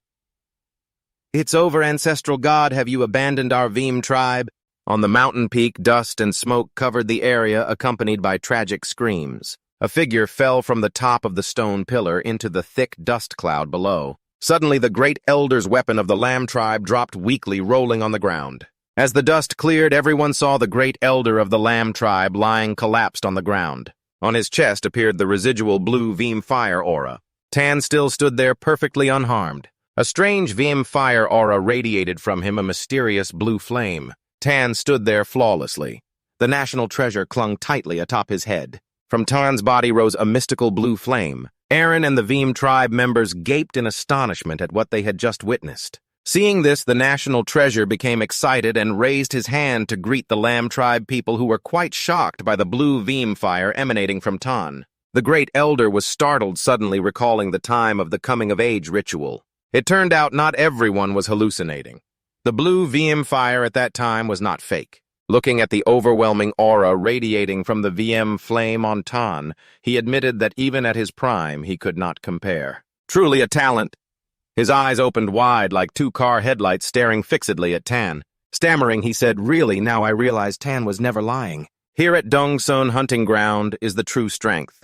Tan always kept hidden." The Lamb tribe hunt team captain hurried to the great elder whom Tan had just defeated. Seeing the elder lying barely conscious, he couldn't help but tremble. With just one strike, Tan had taken down the great elder, something even their clan chief couldn't do. He wondered how this kid could be so strong. Tan immediately recognized the newcomer as the one who led the Lamb tribe hunters chasing him at Dongsun Mountain. He said solemnly, "Weren't you all shouting to kill me back then? So why are you standing there now, dazed, afraid to move?" The Lamb tribe captain looked at Tan with eyes full of resentment, but seeing the great elder lying there, he could only grit his teeth and stay silent. Tan arrogantly challenged the whole group at once because he found fighting them one by one tedious. As soon as Tan finished speaking, the Lamb tribe warriors all shouted together and charged at him. They believed that while they couldn't win one-on-one fighting, as a group would surely succeed. The Lamb tribe captain and his teammates immediately summoned weapons and launched deadly moves straight at Tan. However, before they could touch a single hair of Tan, he acted first. The whole group was knocked back, collapsing to the ground, beaten and exhausted. Tan stood there, his authoritative voice ringing out, "With Veem Tan here, the flame of the Veem tribe will forever blaze." Suddenly a strangely shaped weapon appeared before Tan. Aaron and the Grand Elder hadn't yet spoken when the Flame Clan chief suddenly shouted in panic, "Tan, be careful!" Tan looked up with cold eyes, showing no sign of panic. The weapon suddenly swung down where Tan stood, making everyone in the Flame Clan shout in worry. Tan lightly dodged from above and landed safely. The cold voice of the priest echoed, "He dodged it." The rock Tan had been standing on was cut into two pieces. The priest looked at Tan and said, "He has some skills. It's just a pity that Tan has fallen into his ambush trap." Shout. Dark black tentacles carrying countless sharp weapons suddenly sprouted from the shadows surrounding Tan Dai. The priest shouted, swinging his arms powerfully to control the tentacles to rush straight at Tan. Tan's cold eyes showed no hesitation. He concentrated all his strength into his raised arm and delivered a powerful punch. In an instant, the black tentacles shattered into pieces without a trace. The priest stood still, completely surprised by Tan's tremendous power. Before he could regain composure, Tan charged like a whirlwind, delivering a crushing punch to the priest's face. The punch was so strong it sent him flying backward, blood spewing from his mouth as he staggered to his feet. "This kid's flame can even burn away darkness." The priest panted in pain but tried to say, "Tan." Stepping forward, his voice filled with fury. "You killed the eldest sister of the Panda clan and severely harmed the Flame clan. Today I will settle all debts." A blue flame flared up, covering Tan's face. As the flame faded, half of his face was covered by an ancient mask, emitting a powerful and mournful aura. Tan quietly said in a deep, warm voice, "Today we will settle all grudges." Guobo sensed what was about to happen and quietly jumped off Tan's head to the side. The Grand Elder stood there shaking his head in confusion when a clansman asked about the mask on Tan's face. "Is that still the Tan I once knew?" The Grand Elder muttered, eyes full of doubt. The priest stood quietly, lost in thought. On Dongsan Mountain, Tan was hit by a deadly move from him, but not only did he not die, he became stronger than ever. The fire on Tan also became abnormal, making him incomprehensible. "Nothing in this world can burn away darkness." The priest muttered, eyes full of suspicion as he looked at Tan. "Could it be that you also use dark power?" And Tan frowned slightly, not understanding why the priest said that. "You have received the blessing of darkness, haven't you?" The priest asked confidently. "We are no different. Your mask must be an ancient dark artifact, right? Your power awakened because of it." The clansmen started to murmur, doubting whether Tan had fallen into darkness. Worried and fearful, whispers rose and then fell silent. The Grand Elder shouted angrily, "Do you know who passed the warrior trial, Aaron? Who passed the mountain sea trial and brought back the dragon pillar for the tribe, when the dragon pillar was seized by many tribes who risked their life to reclaim it? No matter what, Tan is still one of the Flame Clan. VM stood up firmly. He is a warrior of the Flame Clan, Flame Tan. Yet the clansmen shouted together, Hoga, Hoga. The priest snorted lightly, looking at the clansmen with contempt. A bunch of fools, he muttered. Then the priest turned to Tan with confidence. Join us. Only darkness can grant true power. The power to dominate this world. He arrogantly ordered Tan to kneel, submit, and be loyal to him. However, before he could finish, Tan suddenly charged at the priest, growling with fury, You damn monkey! As immediately after, Tan threw a powerful punch to his face, sending the priest flying backward. The scene of Tan batting the priest shocked the Flame Clan members, including VM, who all stared in disbelief. The priest groaned and staggered to his feet, shouting, Fool, how dare you treat me like that? He yelled angrily, Do you know the consequences of what you just did? But before he could finish, Tan charged again and delivered a strong kick to his face. Tan is determined to beat that priest into a cripple today. Even if the Heavenly King Elder appears, he won't be able to stop you. The priest, terrified, looks at Tan and charges at him. Next, a powerful uppercut to the jaw sends him flying back again. Tan keeps punching his face non-stop, making the priest scream in pain. You bastard! The priest shouts angrily. Brat, you just awakened your power. Do you think you can touch me? He narrows his eyes at Tan with malice. The long night has arrived. Tan looks up at the sky and sees a thick black mist spreading toward him from afar. The Grand Elder, seeing the pillar of the relic engulfed in flames, exclaims in panic, It's the Fire Flame relic. The pillar is burning. He quickly turns to tell Kui.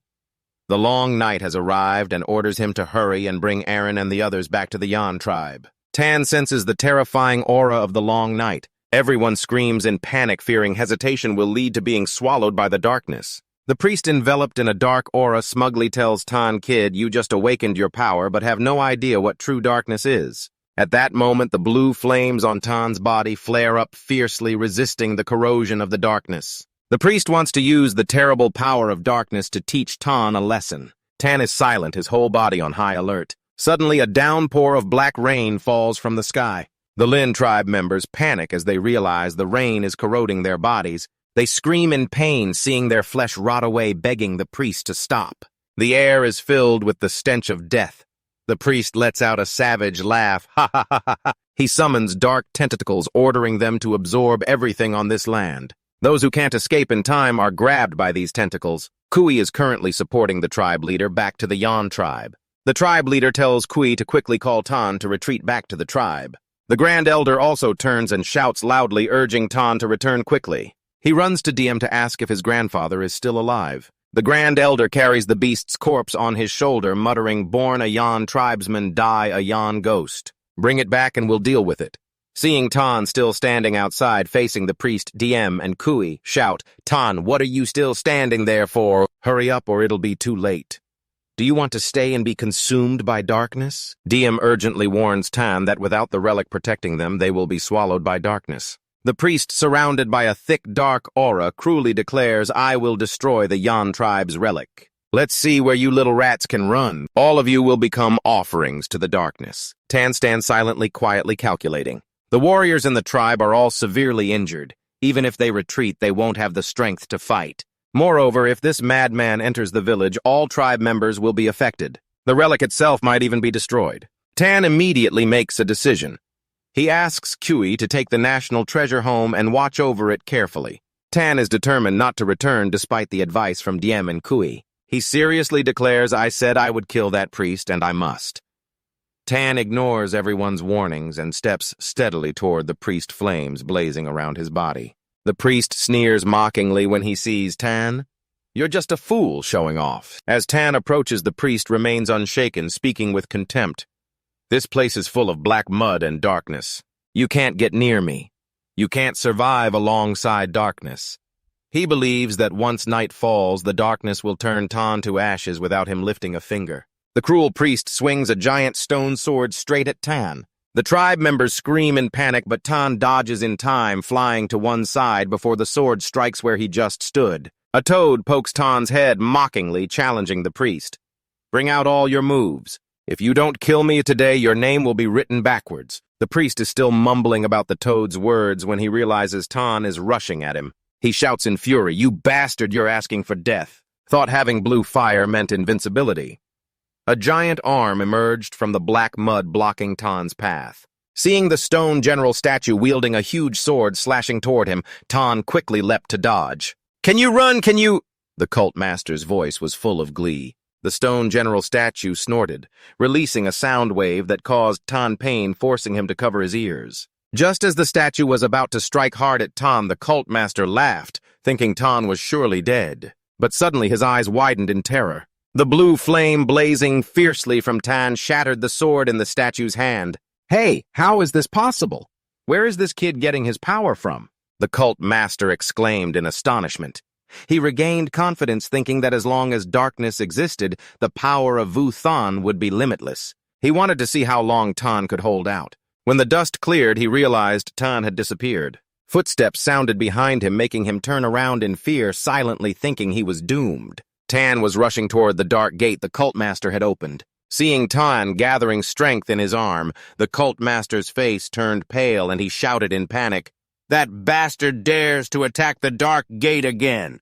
Tan closed in, throwing a powerful punch at the gate, shockwaves radiating out, but the dark gate still stood firm. "Humph, foolish kid. The dark gate is condensed from the purest darkness power. You can't do anything to it?" the cult master sneered.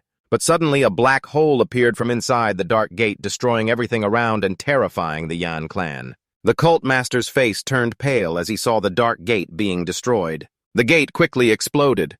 The stone general statue no longer received dark energy and gradually dissolved into a pile of foul-smelling sludge. The cult master panicked, feeling his power fading, unable to believe his eyes. Tan's cold voice rang out.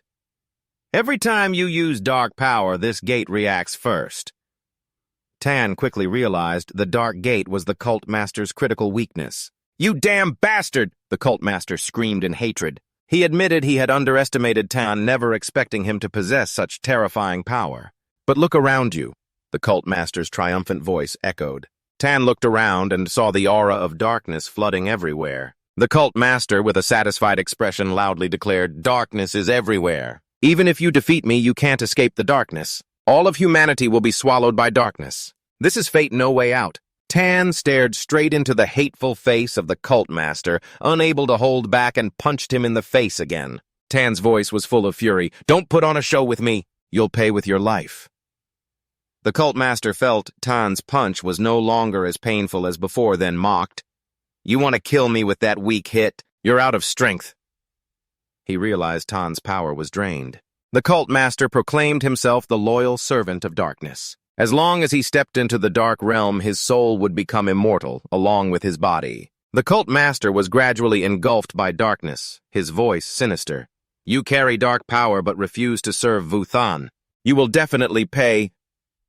A dark tentacle from the cult master's hand swung forward and quickly wrapped tightly around Tan's arm. He wanted to pull Tan into the darkness, believing that meeting Vu Than was an honor. Tan realized he couldn't escape the dark tentacle. His power seemed locked, unable to be used. The cult master's triumphant voice echoed, "Can't use your power anymore, huh?" More dark tentacles appeared, wrapping tightly around Tan's arms and legs. Watching Tan struggle, the cult master said with delight, "Destroying the dark gate is betraying Vu Than. It will take away your power." He pressed close to Tan and warned, "Don't struggle in vain. If you want to keep your power, you must be loyal to Vu Than loyal." Tan smiled and asked, "What the hell is Vu Than?"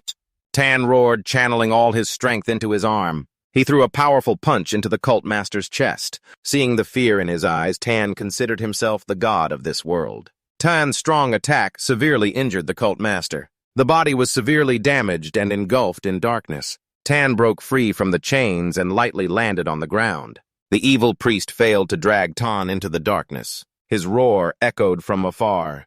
"You despicable bastard! How dare you insult me? You will be punished." He cursed Tan to never have peace for his entire life. "Darkness will follow you everywhere." Ignoring the curse, Tan sat down and muttered, "Damn your little sister, I don't believe in your crazy nonsense. Science has no place for this kind of stuff." Suddenly, a divine light appeared in the sky, quickly dispelling the dark aura. Tan was surprised and confused about what was happening. In the air, a boat was hovering. At the bow of the boat was a giant bull's horn. The dark aura was driven away by this strange boat. Seeing the divine light shining straight from the bull's horn toward him, Tan couldn't help but be suspicious. Could there really be a god? Tan's body was involuntarily drawn toward the floating boat. Although a bit scared, Tan gritted his teeth and thought, as a materialist, how could I be tempted? You won't scare me. Tan felt his body getting closer and closer to the boat. Tan shouted, "Oh, heavens above, please don't make me." Tan's butt hit the deck hard, making a loud sound. Tan quickly realized in front of him were Jiarong and Than, as if just waking from a trance. Tan exclaimed in surprise, "Is this on a boat?" Such a big boat can even fly in the sky. Not exactly, it's actually floating on darkness. Tan was very confused and didn't understand what kind of civilization this was. Everything defied science.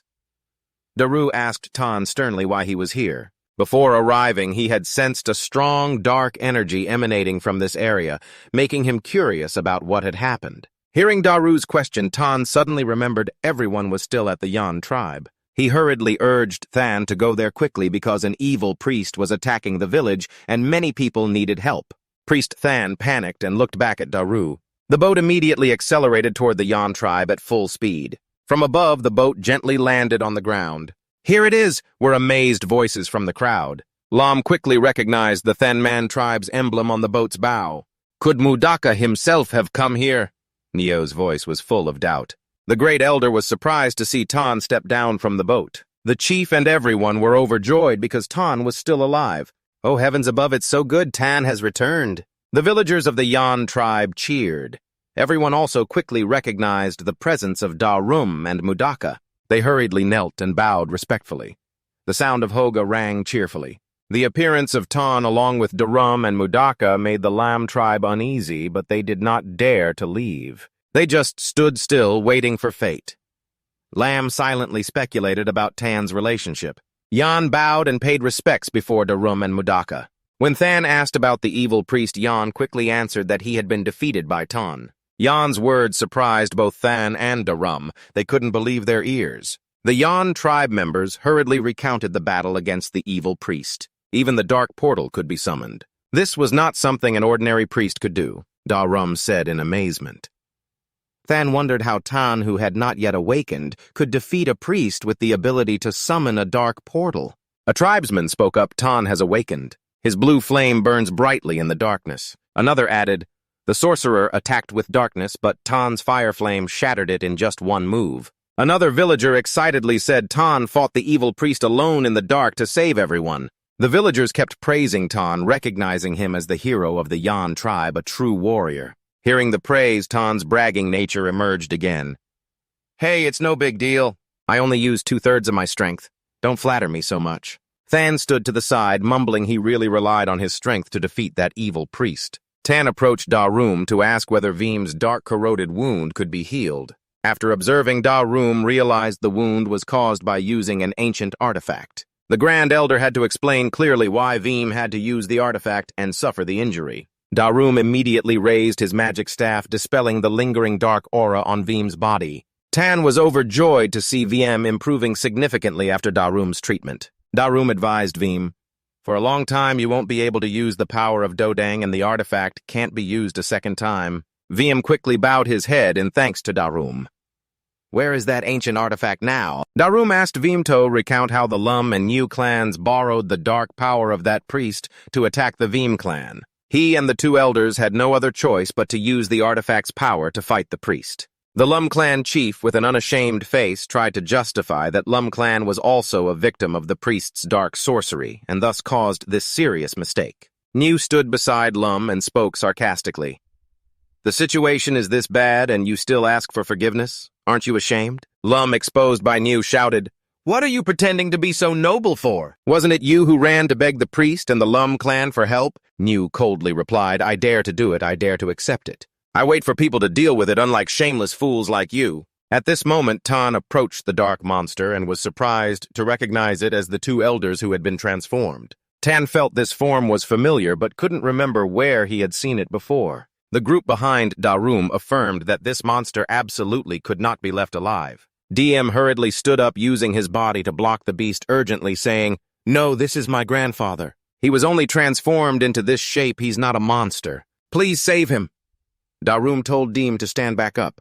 Seeing the two elders severely corroded by the dark artifact, Da-Rum could only attempt to heal them.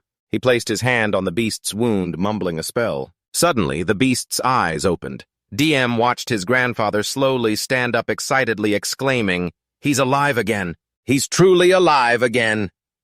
DM hurriedly bowed his head in thanks to Da-Rum. Tan stood beside DM, turning to thank him for bringing Da-Rum over. Tan humbly spoke quietly.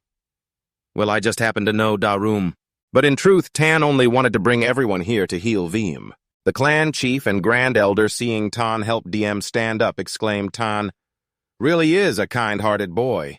DM treated him poorly, but Tan not only didn't mind, he even brought Da-Rum to save people. Tan deserves to be a warrior of the Veem clan. The Lum clan members, witnessing Da-Rum repeatedly healing the Veem people, were extremely terrified. The two elders woke up dazed, realizing they were still in beast form. Da-Rum explained, "I saved your life but cannot return you to human form."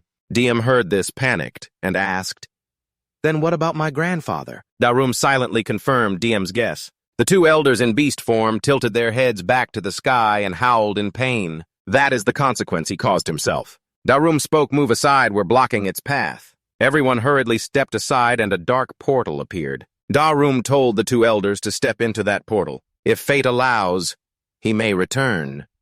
The two elders turned to look at DM one last time, as if to imprint the image of their grandson in memory, then decisively stepped into the dark portal. DM watched his grandfather leave, not knowing what dangers lay ahead. He immediately rushed forward, hugging the beast and shouting, "Grandpa!" The heart-wrenching farewell scene between grandfather and grandson moved everyone deeply. At this moment, the dark portal began sucking the two elders inside. The darkness is pulling the two elders in. Someone shouted in fear. The beast was drawn into the darkness, its mouth continuously emitting ear-piercing cries that made everyone tremble. Hearing that cry, Tan suddenly recalled a passage from the Shanhai Jing, a fierce beast shaped like a one-eyed, three-tailed fox whose piercing cries can repel demons. Tan wondered if this world had any connection to the Shanhai Jing. Da-Rum calmly said, "The thing of darkness will definitely take it away." Tan became even more confused about the connection between the recent events and what was recorded in the ancient texts. Tan felt even more puzzled when he heard Da-Rum ask him, "You seem interested in it. If you want, I can take you to see it." Da-Rum's words terrified Tan, especially when Jia Dung invited him to step into the darkness. Tan quickly raised his hand to refuse. His mind just wanted to stay far away from that place at that moment. When Thane called Tan's name, he turned around, still dazed, not understanding what was happening. Thane quickly asked him to change clothes and prepare for the ceremony of bestowal. Tan asked in surprise what bestowal. Than immediately replied angrily it was the ceremony of bestowing the Jiadu warrior title. Than's words shocked Tan deeply. Tan, Vim, Aaron, and the elder were also startled, exclaiming, "Jiadu warrior." They seemed amazed to learn that Mudaka had to come personally to award this title to Tan. Lich appeared skeptical, thinking that becoming a Jiadu warrior didn't require Mudaka to come in person. Sending an envoy with the Jiadu token to the tribe would be enough unless it was Vu An. Lam spoke up, causing Lich and Hugh to wonder. Lam explained that Vu An was the trusted confidant chosen by Mudaka, always sharing life and death, like a shadow protector on the battlefield. Vu An was always Mudaka's shield, no matter life or death. Lich looked doubtful because Tan was only 12 years old. How could he become Vu An? Lam spoke again, thinking Mudaka intended to nurture Tan. Lam's explanation made Hugh feel it made sense. Only then could Mudaka's special visit here to establish Tan's prestige be explained. Lam also understood why Tan was able to awaken such great power. Lam silently calculated that the fate of the Lam tribe would probably depend on Tan from now on. When Tan knelt to perform the bestowal ritual, the tribe shouted loudly the ancestral god Tian An Black Huga Huga. Thane personally hung the Jiadu warrior token on Tan's chest, happily saying, "From today, you officially become a glorious Jiadu warrior." Seeing the sparkling token on Tan's chest, the elder couldn't hold back tears, exclaiming the good child. The people below continued shouting Huga Huga. New and Lam realized the situation had changed. They led the tribe members to kneel, begging Than and Tan for forgiveness. New resignedly said the guilty should be punished, only pleading mercy for the innocent tribe members. Lam hurriedly explained that they were only deceived by the shaman. The Lam tribe would fully compensate the Viam tribe. Tan looked at them furiously and said loudly, "What about the VM tribe members you killed? Will your compensation bring the dead back to life?" Lam choked and quickly said intertribal conflicts were common and casualties were unavoidable. Tan shouted angrily, "Then is it also natural for the losing tribe to pay with their lives for the dead?" Seeing Tan was not easily fooled, Lam begged Than, saying they were blinded by the shaman to commit the crime and they would definitely compensate fully. Than's guards loudly shouted, "Fighting between tribes has rules. Your tribe was defeated and must accept punishment." Lam looked pale and shouted Muda. Ka suddenly spoke up, saying, "At this point, you still want to beg for forgiveness. Are you really?" Aaron New stood up and cut off one arm to compensate for the VM's arm lost in battle. The scene astonished everyone at Neo's brave yet brutal action. Holding his bleeding stump, Neo knelt and painfully said, "The guilty must be punished." The guard turned, waiting for Than's decision. Than closed his eyes and sighed. Immediately, the guard hurriedly saluted to receive the order. Lam knelt there, hearing Than's guard loudly declare Lam colluded with the Dark Shaman. The crime is unforgivable. Immediately stripped the Aaron title. His face instantly turned pale when he heard the death sentence, and the execution was carried out right before everyone as a warning. Than's guard was directly assigned to carry out the execution. He roared, summoning the Earth Dragon Great Power with a fierce strike to Lam's chest. His heart and internal organs immediately shattered. Lam bled along with fragments of internal organs before slowly collapsing. Begging for the life of the Lam tribe chief ended in the blink of an eye. Witnessing the bloody scene, Than opened her eyes wide. With cold eyes looking down, standing beside Tan, she silently thought this girl was truly too ruthless. Suddenly, a piercing scream rang out. The shadow of Lam Huan Lam Lao's son came to his father's body. Seeing the tribe chief's son wailing, the Lam tribe hunting team captain hurried forward to comfort him and urged him to stand up quickly. "How can you still act like this?" Than's guards then turned to Niu, coldly declaring that he had been used by Lam to become the henchman of the Dark Priest. Niu admitted his fault. A death sentence might be forgiven, but living with guilt is hard to avoid. Lich stripped Aaron of his status. After winter passes, he will be exiled. Niu bowed his head to accept the punishment. The guards immediately ordered someone to take Niu away. Before leaving, Niu hurriedly told Lich to remember that the tribe members are the most important. Lich stood silently watching Niu's figure gradually disappear. Tan observed Than's guards and silently praised that this girl truly had cunning. Though still young, Than had made her strong subordinates obey her. Kwok Bao saw Tan not paying attention and immediately tugged on his shirt. Tan quickly slapped his hand away, angrily saying that from now on, you have to learn to read my expressions and know what I want. That's how it should be. Suddenly, Lich and the Lam tribe hunting team captain knelt before Tan, declaring that the two tribes, Niu and Lam, were willing to submit to the VM tribe. They agreed to hand over the Pillar of Power if the VM tribe helped their people survive the harsh upcoming winter. The scene of the two enemy tribes submitting surprised the Elder Chief and VM greatly. The Elder Chief told VM that if so, they would have 4 pillars of power. They could become a great tribe. However, VM was worried about food reserves. Currently, it's difficult to accept more tribe members from the 2 new tribes. Seeing Tan still deep in thought, Lich quickly spoke up, saying, "If you don't feel assured, you can take my life any time." Lich has a covenant with the ancestral god along with Tan. From now on, Niu tribe has no way to resist the VM tribe. VM looked at the members of the 2 tribes and his voice boomed, "Lam and Niu tribes have lost their chiefs. Their strength has weakened considerably. Submission is your only choice." The Elder Chief also believed this was a warning to Mudaka. The people of the 2 tribes wouldn't dare to go back on their word. Than saw Tan's pleading eyes and indifferently said, "You decide this matter yourself, enjoy." Seeing Tan struggle, Than asked if the VM tribe had enough food to support them. If Tan was willing to speak up, Than might consider it a little. However, Than was completely surprised when Tan replied, "Food. Of course, there's enough." Tan scratched the bridge of his nose lightly, then continued talking to Than. Before night fell, he and his tribesmen had hunted a large amount of prey. However, they had no way to preserve that food, but now he had found a way. Hearing this, Lich and Lam, the captain, couldn't help but doubt and asked, "Really?" Seeing everyone skeptical, Tan explained further that although he had a preservation method, the current resources were insufficient. So even if the 2 tribes accepted submission, it would be difficult to distribute food to them. Tan felt embarrassed as he saw everyone staring wide-eyed at him. Thang hurriedly pressed him. Do you really have a way to preserve food? According to Than's understanding, to preserve food long-term, a very powerful magical force must be used to seal it. Than doubted whether Tan could perform such a sophisticated magic technique. Thang loudly insisted that this was impossible. Even though Tan had awakened the flame, he couldn't suddenly master such a profound magic technique. Tan quickly shook his head, telling Than that his thinking was too narrow. Jiadung, standing behind, spoke up and asked Tan if he meant the preservation method didn't require magic and could be performed by every small tribe. Tan nodded to confirm, that's right. The elder chief, hearing this, became excited and asked what Tan needed. They would immediately go find it. VM was also thrilled.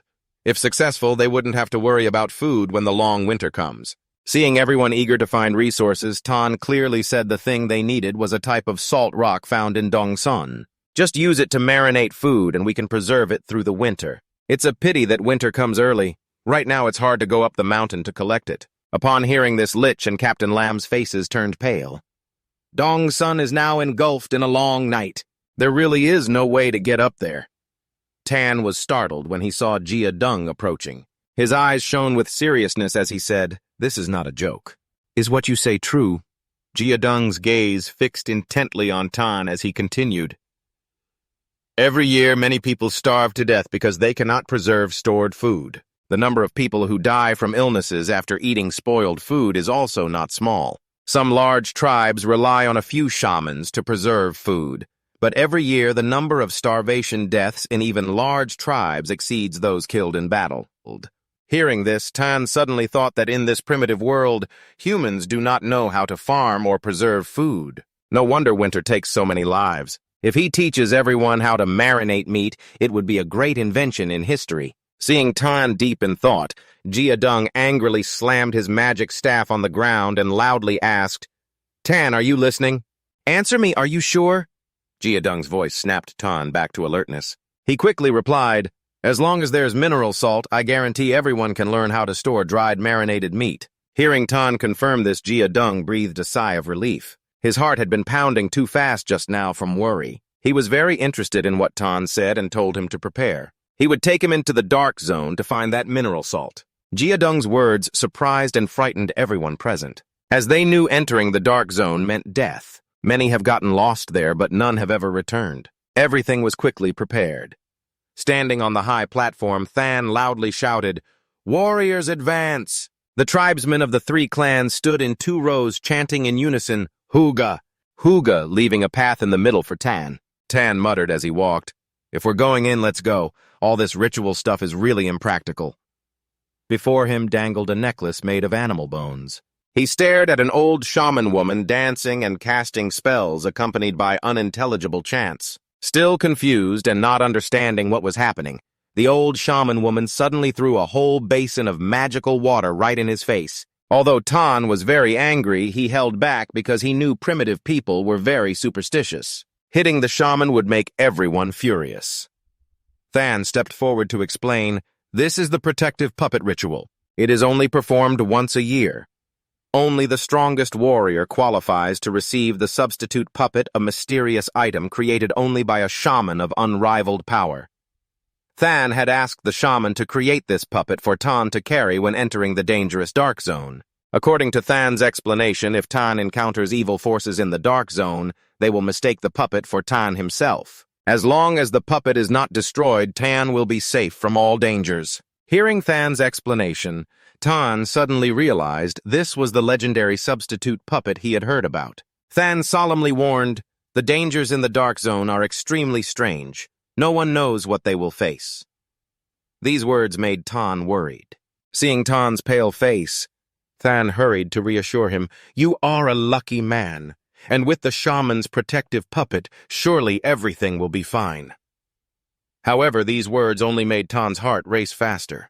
After finishing the magical dance, the shaman stood on the high platform and called Tan to bring fresh blood to Aaron, shouting excitedly, "Advance!" Tan is the first warrior of the Flame Clan to receive the protective puppet ritual. "Go into the dark zone and bring glory to the tribe," the powerful voice of the elder rang out. Tan stepped onto the high platform.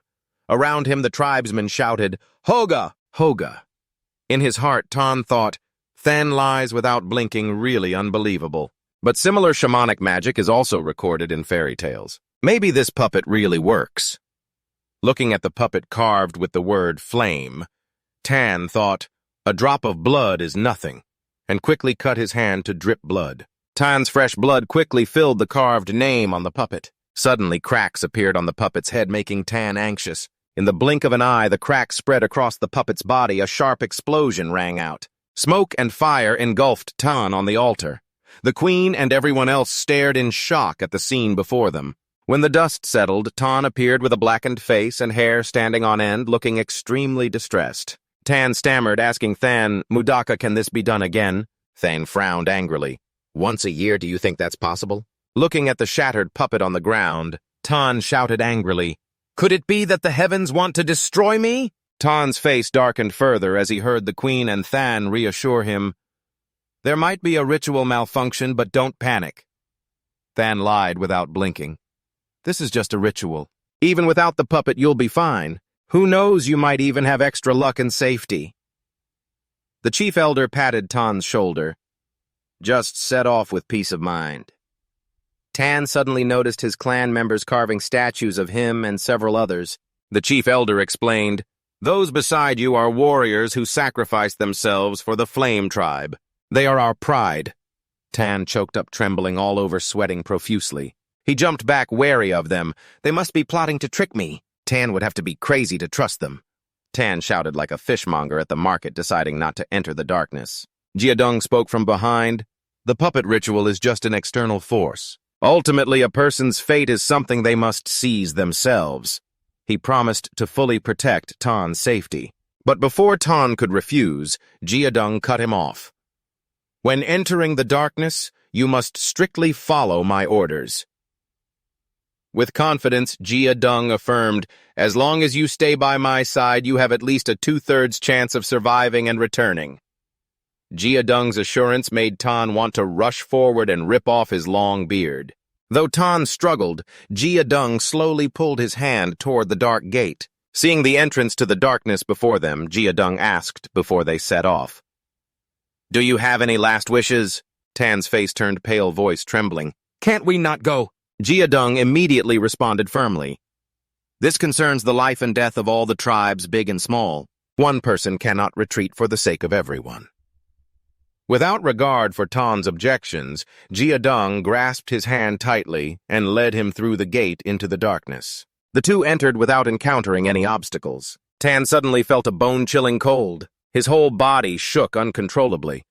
Around them was a desolate scene with withered trees lacking any vitality.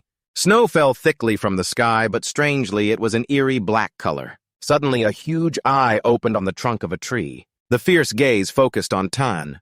He panicked, jumping back and pressing close to Jiadung. Meanwhile, laughter echoed everywhere, causing goosebumps to rise. The tree with the large eye roared, "Tie up your ears! Stay here!" Immediately, branches like tentacles reached out toward the two. Jiadung shouted, "Be careful!" His staff was tightly wrapped by the tentacles. The eye on the tree recognized them as outsiders. It had lost track of how long it had been since any humans from the outside world had set foot here. Its voice echoed next to Jiadung's ear, "Stay here and be our friends." Jiadung and Tan screamed in panic. A lantern appeared in Jiadung's hand. The light from the lantern scared the branches, which hurriedly retreated. When the light shone, the surroundings returned to normal. The trees were no longer hostile as before. Jiadung gave a signal to Tan to follow closely. As long as the light shines on these ghostly trees, they won't be able to harm them. The two silently moved forward. Darkness engulfed behind them. The howling of "Tie up your ears" echoed. Running was useless. "You will have to stay here just like us. You will never be able to return." Jiadung warned Tan not to listen to or look at them. "Just focus on moving forward," Tan wondered. After a pause, Jiadung answered. "They were once human. People lost in the darkness, eventually transformed into this. Neither truly alive, nor truly dead." Jiadung's words shook Tan deeply. He glanced at the eager eyes behind them, wondering if he could become like that. Seeing Tan deep in thought, Jiadung quickly reassured him. "Don't worry. If we end up cornered, I'll make sure you die like a warrior, not become one of them." He instructed Tan to stay close by his side. "Just keep moving forward. Don't look back. I'll handle any trouble." The two continued their journey.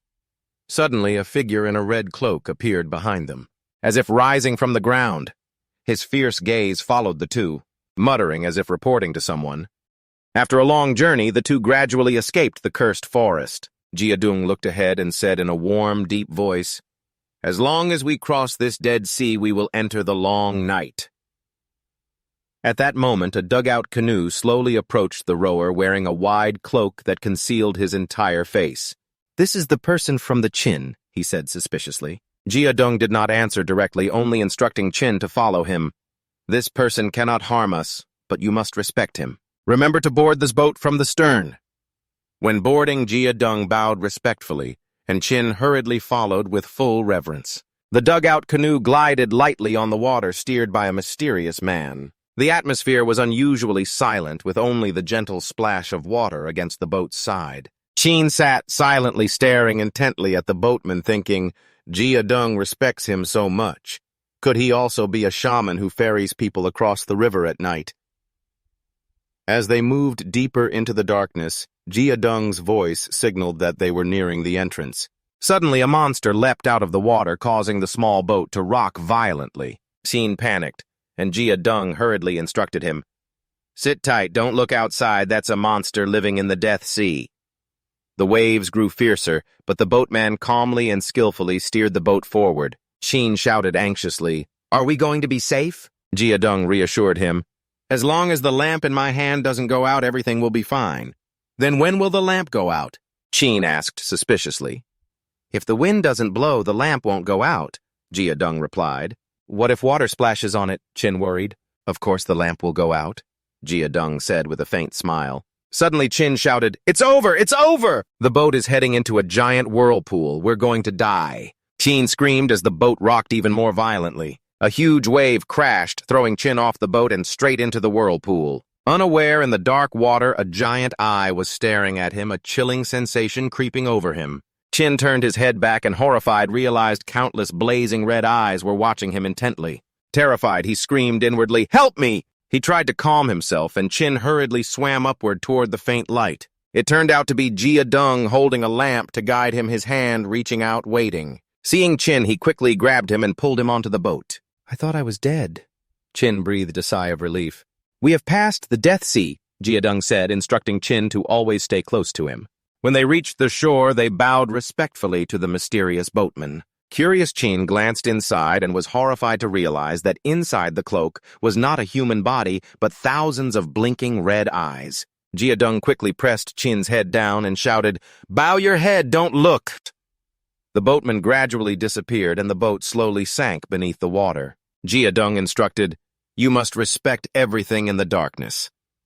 Qin explained, "I was just curious." Suddenly, a red piece of cloth flew over and fell in front of Qin.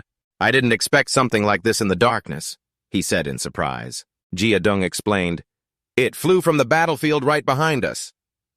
Qin turned around and saw an ancient battlefield with enormous weapons. He touched a sword, feeling its ancient nature. Jiadung said, "Don't think about taking them. Objects from the long night cannot be brought outside. Even if you do take them, they will turn to dust." Immediately, Qin felt regretful. He had planned to find some treasures in the dark region to bring back, but could he really return empty-handed? Suddenly remembering their mission, Qin asked, "If we can't bring anything back, how do they mine mineral salt here and take it away?" Jiadung now sat down, tilting the oil lamp in his hand to drip a drop of oil onto the ground. Qin watched in amazement as the thick layer of snow and ice covered by the dark region melted away, revealing lush vegetation. Qin was completely surprised by what had just happened. Jiadung explained, "This lamp oil works similarly to the vine of the dead, reducing the influence of the dark region on this world.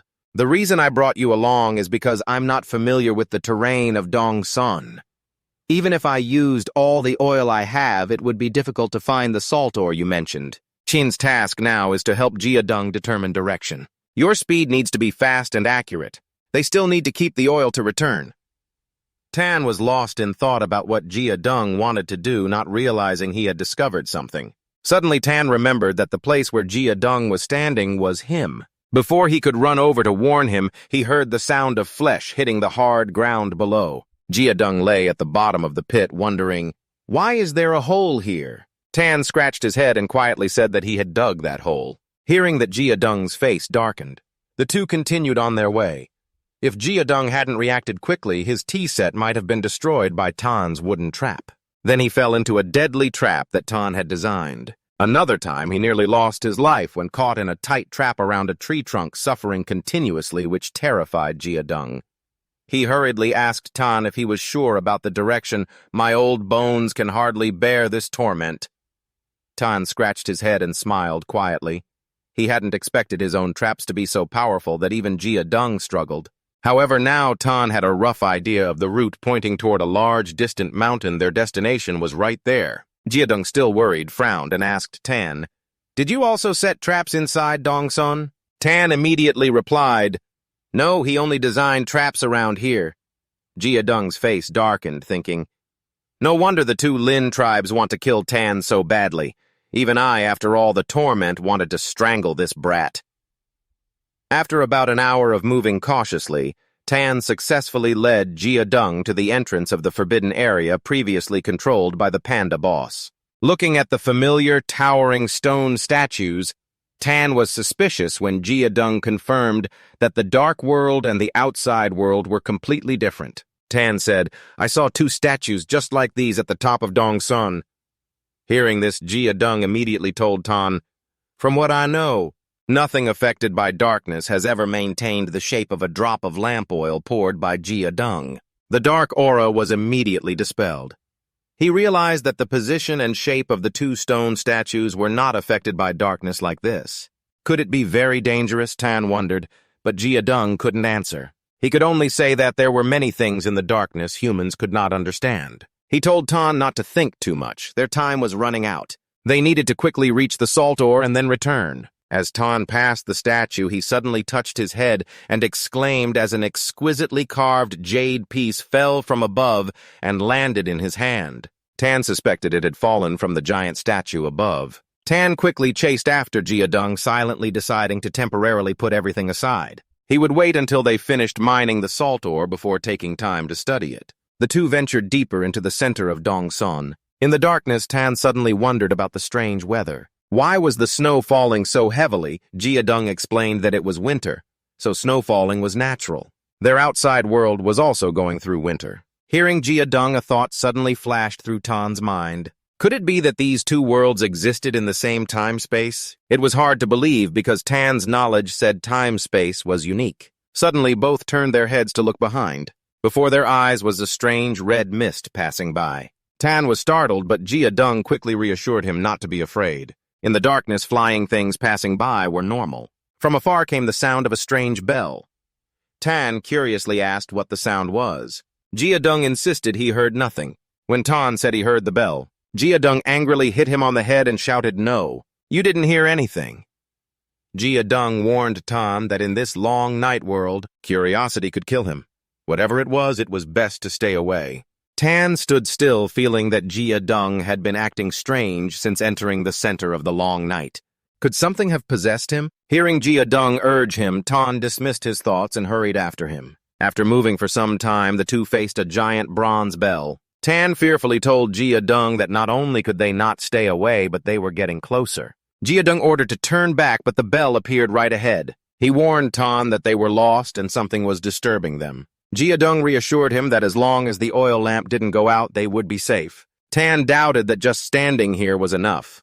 They were lost, and the oil lamp had its limits. He suggested moving forward to examine the bell because it might be related to their imprisonment. Jiadung agreed and told Tan to stay right behind him. When they got closer, Tan discovered strange characters on the bell and suspected it was a suppressive formation. Behind the bell, he saw a stone tablet engraved with the 8 trigrams formation. Jiadung looked at the tablet and exclaimed he had never seen these characters before. It was probably an artifact from ancient times, but according to Jiadung, the content on this artifact was difficult to decode. Tan thought to himself that wasn't it just the 8 trigrams formation in a jumbled state. It just needed to be rearranged.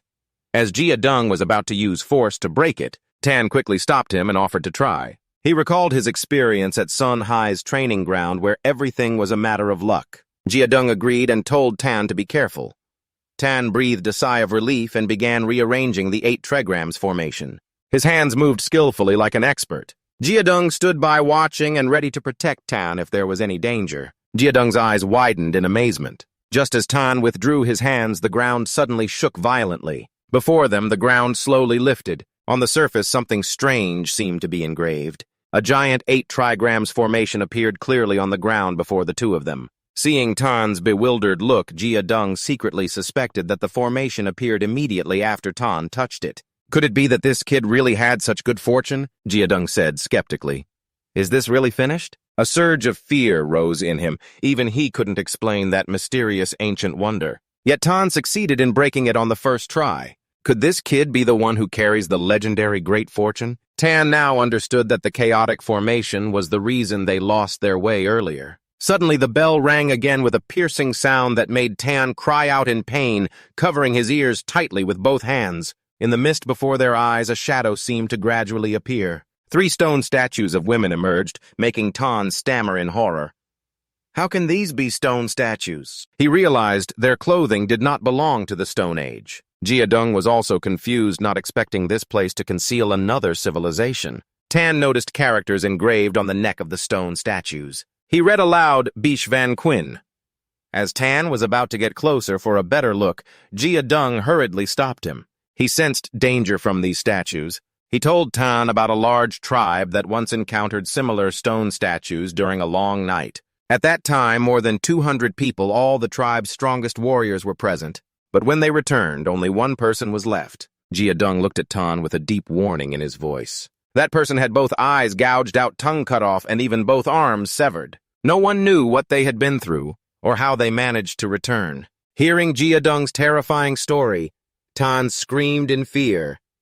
Jiadung, you're not trying to scare me, are you? Seeing Tan's pale face, Jiadung ruffled his hair and laughed loudly. Of course I'm scaring you. He told Tan to relax and not be so tense. Tan silently blamed Jiadung for being old but still lacking manners. Suddenly, Tan pointed at the stone statues and shouted, Jiadung, turn around and look! He felt like the statues were wide-eyed, staring directly at him. Jiadung didn't turn around, thinking Tan was just getting back at him for the scary story. Tan panicked and shouted, I'm not lying to you. That statue was really looking at me. At that moment, the ground beneath their feet started to sweat. Tan shouted, It's cracking! The ground collapsed quickly, pulling both of them into the dark space below. The statues above also toppled and shattered into pieces. Tan was falling freely, terrified, shouting, I'm definitely dead. Jiadung quickly split the magic staff in his hand, telling Tan to grab onto the 2 wings on his body, spreading out to help both land safely. Jiadung's angry voice rang out, There's a cave beneath the great formation, truly sinister. Tan hurriedly urged, Let's go up quickly. Suddenly, he noticed a salt ore deposit beneath Jiadung's feet, realizing the oil drop the old man accidentally spilled earlier had led them here. Tan bent down to observe and happily said, Although not much, we found the location of the salt ore. Jiadung agreed. In misfortune, there is blessing. As long as we find the salt ore, we can return. Tan pointed toward the cave inside. Perhaps the main vein of the salt ore lies there. He eagerly stepped inside. The sooner we find it, the sooner we can go home. Neither of them knew the stone statue's head from before had also fallen into a corner, watching them with cold, haunting blue eyes. Jiadung and Tan continued their journey, venturing deeper into the cave. The cold atmosphere enveloped them, making Tan shiver. Shortly after, light from the cave entrance flashed, catching their attention. When the lamp shone downward, their eyes widened in amazement at the scene before them. A pillar of light stretching straight up from the cave floor as if piercing the darkness. What is this? Tan exclaimed, full of curiosity. Jiadung's eyes sparkled as she said, We may have discovered something even more important than the salt mine. This is the relic of the Long Night. Without hesitation, Jiadung spread her wide wings, embraced Tan, and dove down, her voice full of excitement. Hurry, finding the relic of the Long Night is a fate that cannot be wished for, only encountered. Upon reaching the cave bottom, they faced a series of ancient murals. Tan looked around and recognized a vaulted shrine decorated with 12 giant paintings, each telling a mysterious story. He felt this relic was no simple matter, perhaps holding secrets about the origin of this world. One painting of a monster reminded Tan of the classic of mountains and seas. Jiadeng pointed at a mural of a divine beast, saying, "This is a clue, messages from the ancestral god." Tan was startled when Jiadeng explained that this painting depicted the formation of heaven and earth. Seeing Tan confused, Jiadeng smiled. "It's okay if you don't understand. These stories are only preserved in the archives of the sorcerers." She recounted the legend. "It is said that in the ancient times, there was a giant beast that used divine power to create a gigantic axe dividing heaven and earth. From then on, all things and humans appeared. This is the story of the creation of the world." Tan pondered while looking at the axe in the painting, wondering if this was the Pangu axe. He found it puzzling that the Pangu legend, considered a primordial deity, was described as a giant beast. Jiadeng rotated the lamp to point at the next painting. Tan realized this was the story after the formation of heaven and earth. On the mural, strange and divine beasts from the classic of mountains and seas appeared vividly. He was amazed to see humans appear directly with no scene of Nuwa molding people. When touching the surface of the painting, Tan found it smooth, unlike ordinary stone carvings. The civilization that created these murals must be extraordinary, he thought silently. The third painting depicted Nuwa and Fuxi. Tan suddenly recalled the previous painting, where the divine beast's power seemed to come from a black sun. A thought flashed through his mind, terrifying him. Could Nuwa and Fuxi have tried to steal that power to empower humanity? He realized some people had participated in this theft when moving to the fourth painting. Tan stammered, "What's in front of you is humanity enslaved, becoming food for the divine beasts." He was puzzled why humanity, despite having stolen dark power, could not confront the divine beasts, and was instead defeated. Jiadeng sighed and said, "Humanity is weak, enslaved by the 100 demons treated as food. Without the grace of the ancestral god, humanity would have been wiped out long ago." Tan thought to himself, if this world really has an ancestral god, the later paintings must have been left by them. "Tan Yemtan, come here," Jiadeng called. "Isn't this how you caught the Lulu fish?" Tan was surprised to see a painting depicting someone fishing, but more than that, the mural also showed a group drilling wood to make fire-crafting stone tools, reclaiming land, raising livestock, farming, and hunting with bows and arrows. Tan quickly recognized this as a depiction of human civilization during the Stone Age. You feel like you are witnessing the evolution of humanity through each stroke of the drawing. Sheen's voice rose with curiosity as he asked Jiadeng, "Could it be that none of the current tribes know how to farm and raise livestock?" Jiadeng listened with a doubtful look, seemingly not understanding what farming and animal husbandry meant. Sheen felt extremely confused. What is going on? Other images on the stone mural show that human civilization had at least reached the Stone Age, but the current tribes still live by gathering and foraging. Without hesitation, Sheen hurried to look at the 6 remaining murals, hoping they would help him find answers.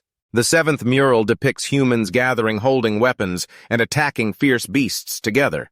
The 8th shows a fierce battle between humans and wild beasts. The 9th shows the ancestor god of this world fighting against the divine beasts. The 10th is an image of the ancestor god confronting humans who serve as pawns for the divine beasts granted dark powers. Sheen silently marveled at the prolonged war between humanity and the divine beasts. It seems that after humans learned to use fire, they began to nurture the idea of rising up against the divine beasts. Using their numerical advantage, they launched a counterattack. The divine beasts did not sit idle either.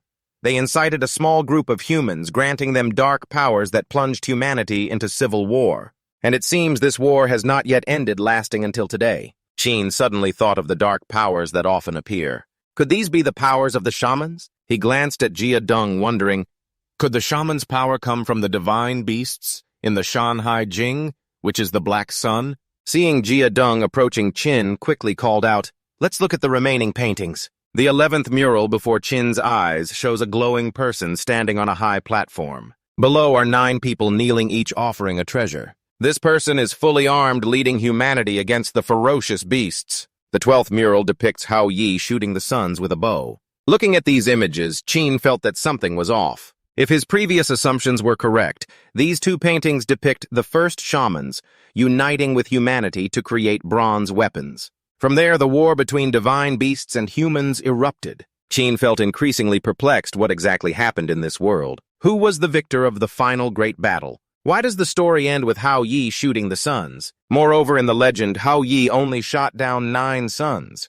but here Qin saw him shooting down all 10 suns. Where does the light of the outside world come from? A series of questions swirled in Qin's mind. Suddenly, the surrounding light gradually dimmed and then went out completely. Qin was even more confused when Jia Deng said they didn't have much time to study the murals. Remembering the flickering oil lamp in Jia Deng's hand, Qin looked up through the hole and saw 10 black suns appearing in the sky. He thought silently, 10 suns all in a long night. What on earth is happening? Jia Deng looked up, his voice deep and grave. Black sun, long night, the darkness is about to fully awaken. Qin heard but didn't understand. At that moment, the ground beneath their feet suddenly shook violently. Qin couldn't react in time and slipped, falling down. Fortunately, Jia Deng quickly reached out and grabbed him urgently, saying, "Hold on tight, climb up fast." In the rush, Jia Deng accidentally spilled a few drops of black oil onto the ground. Both were surprised when a vein of salt ore appeared before their eyes. Qin shouted with joy, "This is a salt ore vein!" He suggested to Jia Deng that before the earthquake worsened, they should quickly collect it. Suddenly, a cry for help rang in Qin's ear. Chaotic screams from the black pit below echoed so loudly that Qin had to cover his ears tightly, but it was useless. Those sounds kept ringing, making Qin feel like his ears were about to burst. "Damn it, stop calling me!" Qin screamed wildly as the power inside him flared fiercely. Yan Qin Jia Deng shouted anxiously as he saw Qin swing his arm straight toward his own head. Than's fist stopped right in front of Jia Deng, only held back in time by his timely shout. That sound helped Than break free from the engulfing illusion. Than turned to Jia Deng and said he heard a cry for help coming from the mist below. Jia Deng shook his head and explained that Than had misheard. When he pulled Than off the ground, the earthquake had stopped, and Than stood unshaken on the ground. Jia Deng continued to warn Than that in the world of long night under the influence of dark power, he could easily fall into illusions. Than needed to learn to distinguish between reality and illusion. Pointing at the salt ore, then suggested they quickly gather it up.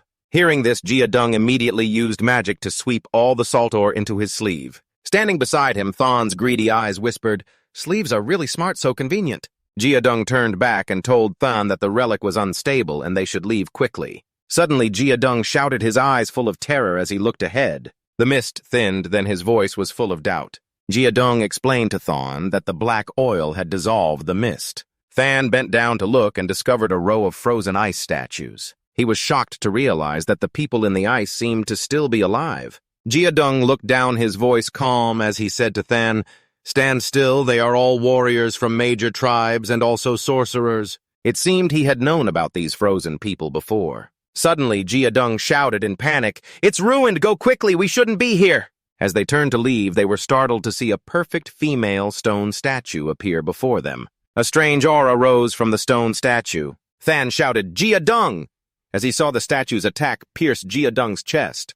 Jia Deng collapsed the attack, locking his strength. The oil lamp in his hand fell, spilling black oil. Than felt cold and terrified as a demonic female shadow appeared beside him. The shadow quickly darted past his back. Than's face turned pale as he whispered, "Is it a demon?" Watching the demonic figure fly to the female stone statue, then fearfully thought, could there really be demons in this long night, and even a red-clothed female demon? Could it be that the two of us are going to die here? The red-clothed female demon slowly merged into the stone statue, then silently exclaimed, "This is absurd, this defies science." The stone pieces on the statue exploded outward from the power inside. Seeing the red-clothed female demon appear, Jia Deng shouted, "Tell Than to run!" His voice full of fear. Everyone down there was killed by her. Than thought silently, where could I possibly run to? This red-clothed female demon took down a warrior with just one move. How many lives do I have to give her? His gaze landed on the oil lamp on the ground. Without hesitation, Than reached out to grab the lamp. Suddenly, he cried out in pain as the dark mist tightly surrounded him. The red-clothed female demon raised her foot to destroy the lamp. From the lamp, a protective ring of light spread out to block the demon's foot. The flame on the lamp flared, then watched in horror as the demon's eyes widened in rage. A sharp explosion rang out, throwing Than far away. He panicked, realizing the lamp was destroyed, extinguished. Than quietly doubted, didn't Jia Deng say the oil lamp wouldn't be destroyed by the dark mist? Where did this demon come from? That one kick could put out the lamp. As soon as the lamp went out, Than panicked as the eerie dark mist surged forward to envelop him. A sinister voice echoed, "Another one." The dark mist swirled non-stop, roaring to disturb Than's mind. It condensed into black arms that tightly gripped his hands. Than grew more terrified as more dark arms appeared, locking his body down. A voice echoed in his ear, "Accept repentance. This is a gift from darkness. Embrace the cleansing ritual." The eerie mist covered Than's entire body. He painfully realized he was completely helpless, unable to move to escape. The female demon slowly approached. Each step she took quickly froze the ground beneath her. The red-clad woman glided gracefully, the female demon advancing step by step toward Tan. His legs were already frozen, and the frost quickly spread upward. Tan realized in horror that this female demon intended to turn him into an ice statue. Coming close to Tan, the female demon's voice rang out threateningly, "Sinner, you deserve to die." Seeing the ice slowly cover his face, Tankam thought silently, "What kind of joke is this? I'm not ready to die. I have to think of a way. I must think of a way." Tan kept encouraging himself. "I can't give up." At this moment, Jiadung was surrounded by a dark aura pinned firmly to the ground. He struggled to rise and save Tan, but couldn't. Feeling the frost spread throughout his body, nearly freezing him solid, Tan silently shouted, "I don't want to die here. I can't die here. Outside, my clan is still waiting for me to return. There's also the nation's treasure, and the final will entrusted to me." Tan's eyes were bloodshot veins clearly bulging. He kept shouting inside, "I can't die!" A blue flame burst from Tan's body, flinging the female demon far away. The female demon was completely surprised by the boy's power before her. She didn't expect him to break through the full-body black ice. Tan ignited the power of the fire flame, his confident voice ringing out, "A female demon long dead dares to act arrogant before me." Jiadung was amazed to see the dark aura surrounding him pushed back. He was secretly terrified that Tan's fire flame power could suppress the darkness. Tan was quietly trying to figure out how to deal with the female demon. Tan realized this female demon was very strong. In his current state, a direct confrontation would surely mean death. He had to quickly come up with a way to relight the oil lamp to save Jiadung. Only then would the two of them have a chance to survive. Tan unleashed the fire flame power, blinding the female demon. When she looked back, Tan had disappeared. It turned out Tan was only deceiving the female demon while rushing toward the extinguished oil lamp. The lamp was just a few centimeters from Tan's hand. There was no time left. The female demon suddenly appeared, blocking his way. The collision threw Tan backward, crashing him into the rock face behind, shattering it. Tan cried out in pain, spitting out a mouthful of fresh blood. The female demon quickly lunged forward, tightening her grip around Tan's neck. She leaned in close, her voice full of menace. "You didn't expect a human to break my power." Tan was not afraid. He responded defiantly, "I not only broke your power, but also shattered your spatial barrier." The female demon angrily tightened her grip on Tan's neck. His neck quickly began to freeze. Tan thought in fear, "This female demon really wants to turn me into an ice statue." The female demon stared intently at Tan, her voice full of suspicion. "Where exactly do you come from?" Tan, choked by her grip, tried to answer, "Planet M78. The answer completely confused the female demon. Seizing her moment of confusion, Tan burst forth with fire flame power, throwing her back and shouting loudly, "I am the blessing sent by Father Man to save the world." A mysterious mask appeared on half of Tan's face, radiating powerful energy throughout his body. Tan's confident voice echoed, "I am Lao Zi, named Yan Tan, neither a sinner nor deserving of death. Moreover, I fear no damn thing." The female demon stood there, eyes fixed on Tan, or more precisely, the mask on his face. Her voice choked as she uttered strange words. "Is it really you?" "Yes, it's me." Although confused, Tan responded decisively. Immediately after, Tan charged forward and delivered a powerful punch to the female demon's face. Excited, he shouted loudly, "I am your revered Father Cha." Tan's merciless strike made the female demon fall headfirst to the ground, dust and stones flying everywhere. Tan glanced toward the oil lamp still flickering weakly on the ground. He picked up the lamp and the light flared, illuminating the area. Jiadung spoke, informing Tan that the ceiling of the black force had been lifted. Watching the female demon slowly approach Jiadung, he warned Tan, "Be careful." Tan narrowed his eyes warily, staring intently at the female demon, waiting to see what she would do next. The red-clad female demon now seemed to transform into someone else, no longer showing the fierce, murderous look from before. Her gentle eyes looked toward Tan, as if gazing at a distant old acquaintance filled with countless unspoken feelings. Then the female ghost slowly flew backward. Both Jiadung and Tan were completely surprised by the ghost's change. Tan's doubtful voice rang out. Could it be that she's scared off by me and is leaving? The female ghost suddenly turned back to look at Tan, uttering a strange sentence. You shouldn't have come.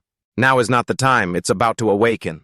Both Jia-dung and Tan looked confused, unable to understand the meaning of the ghost's words. Tan felt that the female ghost seemed to know him. Could it be that I resemble her lover when he was alive? Tan was shocked when he saw his reflection on the ice block before him. It turned out he had never realized there was a mysterious mask on his face all this time. His gaze casually glanced at the mural on the stone cave. Tan suddenly realized that the mask on his face was exactly like the one depicted on the mural. After looking up at the mural painting of the mask in the stone cave, Tan felt it looked just like the mask on his own face. When Tan withdrew the power of the fire flame, the mask on his face slowly faded away. While helping Jia-dung up, Tan wondered how the red-clothed female ghost was able to extinguish the oil lamp.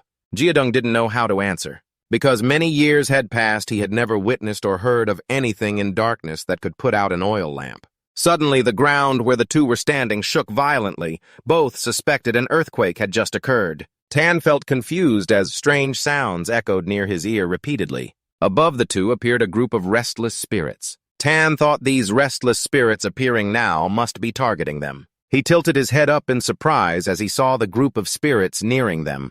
Suddenly, they quickly turned around and fled. Tan was puzzled, wondering what could scare these brainless things. Above, 3 large, restless spirits remained hovering. They seemed to be receiving orders from someone. Their eyes glared viciously toward the 2 humans below. They gathered with the rest of the spirits and charged downward. Tan's doubtful voice asked Jia-dung, Are these things charging toward us? Jia-dung denied it, thinking these things were probably just fleeing in all directions after being disturbed. Watching the increasingly vicious spirits drawing closer. Only then did Jia-dung realize they were truly rushing toward where the two stood. He urgently shouted at Tan to move a bit away. He would deal with these undead, stubborn foes himself. Turning his head, he was startled to see Tan had already run far away from him without his noticing. That rotten kid runs fast too, Jia-dung silently scolded Tan. Seeing the spirits nearly upon them, Jia-dung swung his magic staff and unleashed a deadly phantom attack. 7 black crows appeared flying to tear apart the spirits. Watching the battle, Jia-dung widened his eyes in confusion as the spirits slowly restored their original forms unharmed. He fearfully realized these things couldn't be killed. Seeing a large swarm of spirits rushing toward him, he thought this time he would surely reunite with his ancestors. But what happened next made him unable to believe his eyes. The spirits flew right past him without stopping. What's going on? Could it be? Jia-dung exclaimed in horror.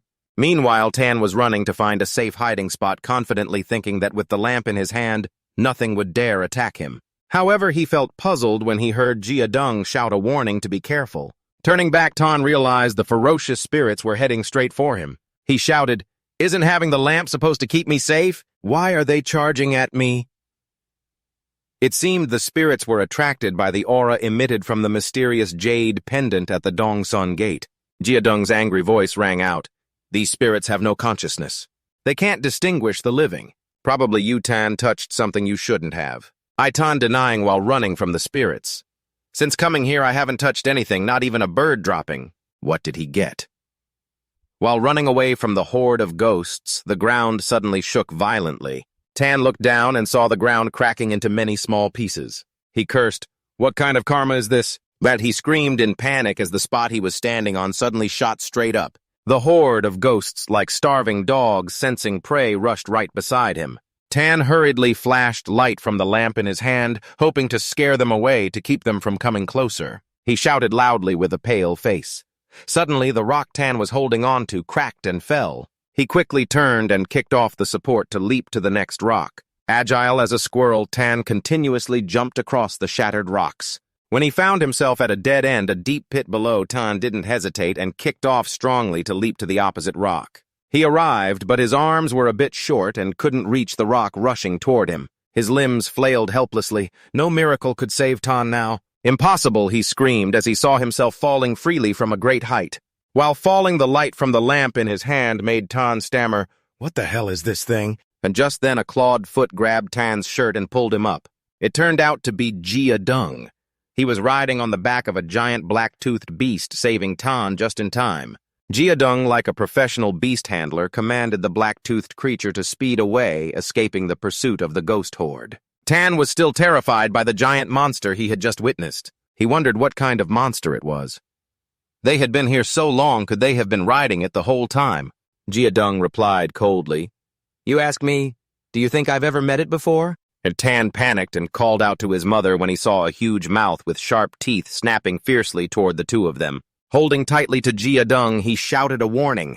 With rich experience, Jiadung skillfully controlled the black-toothed beast to spin around the hill, narrowly dodging the snapping jaws of the missed predator. The monster glared with evil eyes, watching the two fleeing. It sounded like Jiadung said the monster was trying to eat Tan. Curious, he looked back and was horrified to see the monster's huge mouth sucking the ghost horde inside its belly. This monster is swallowing ghosts, Tan exclaimed. Suddenly, Tan noticed a giant stone door appearing far inside the monster's mouth.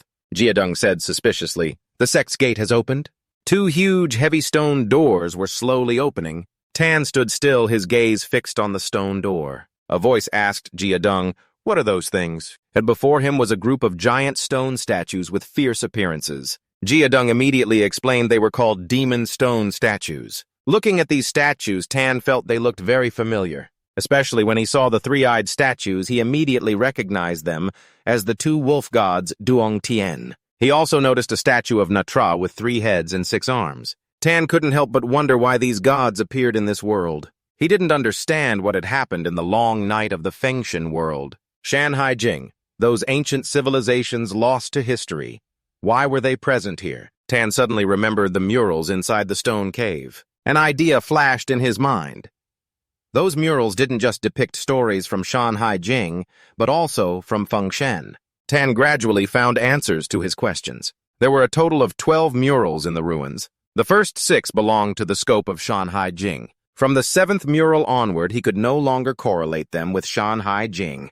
Clearly, the stories beyond that related to Fengshan. Tan felt confused about why this primitive world had Fengshan. The historical and scientific knowledge he had learned made his head feel like it would explode. A series of questions arose.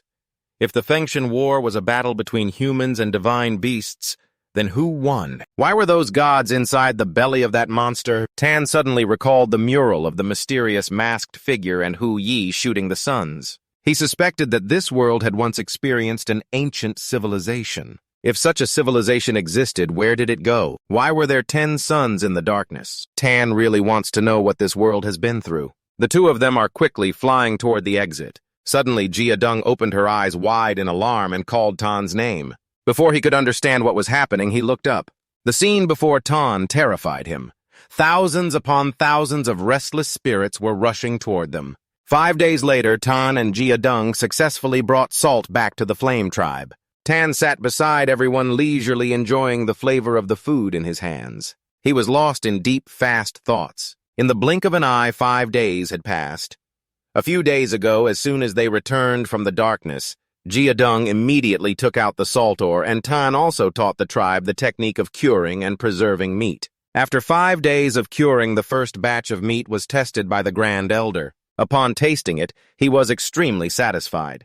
Than was also present at the celebration feast organized by the Flame Tribe to honor Tan and Jiadung's efforts. However, there was still one thing that troubled Tan, which even Jiadung couldn't explain. Before they escaped the long night and returned to the domain of the Spirit Pillar, they were hunted relentlessly by the Spirit Souls until they reached the Flame Tribe. Just as Jiadung had said, creatures in the darkness instantly turn to dust when they get close to the light of the Spirit Pillar.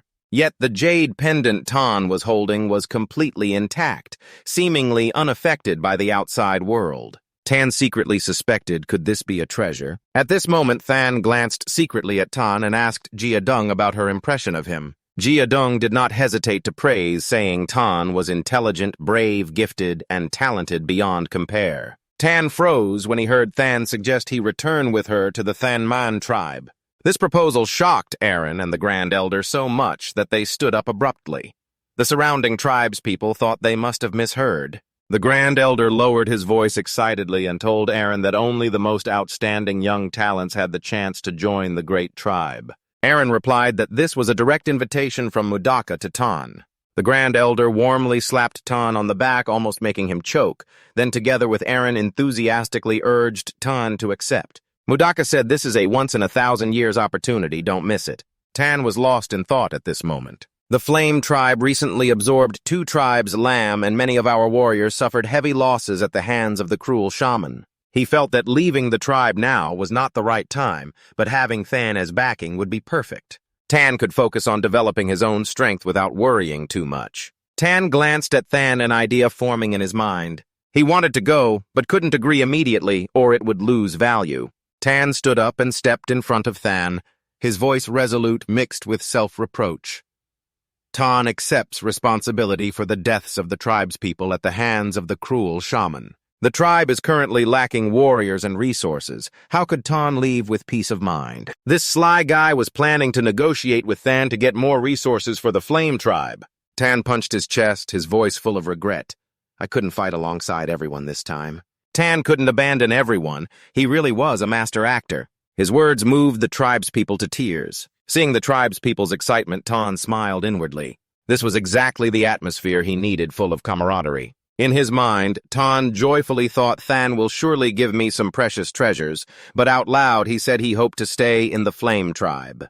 The unexpected reaction of the tribespeople startled Tan. Thane seemed a bit angry because Tan wanted to stay in the Flame Tribe and pass up the chance to join the Great Tribe. Seeing this, Tan quickly said, That's not what I meant. I just want to stay a little longer." Suddenly, Tan felt like he'd been hit by a hard rock. It turned out that Koi and Diem, moved by Tan's decision, cried loudly and rushed to hug him tightly. Fortunately, Tan didn't have body odor, otherwise it would have been very uncomfortable. Thang had calmed down by this time. Tan's lies made her see him in a different light. After witnessing everything she knew, she hadn't misjudged him. Tan truly was a genuine Jiadu warrior. Hearing Tan praised by Mudaka, the tribespeople of the Flame Tribe were deeply moved. Moved by Tan's feelings, everyone was brought to tears. Tan really wanted to cry. He didn't foresee this move. At this moment, the tribe members gathered around, lifting Tan up and cheering. Looking at Tan, Than solemnly said, "VM Tan, you are a respected warrior. I won't make things difficult for you. I will give you 3 years. After 3 years, I will come back to take you. At that time, you must come with me." Tan quickly shouted, 3 years is too long. I can leave right now." But his words were drowned out by the tribe's shouting. Than froze when he saw Lich kneeling, begging to join the Thenman tribe for training. Than realized Lich was the tribe's warrior from this year's autumn hunt.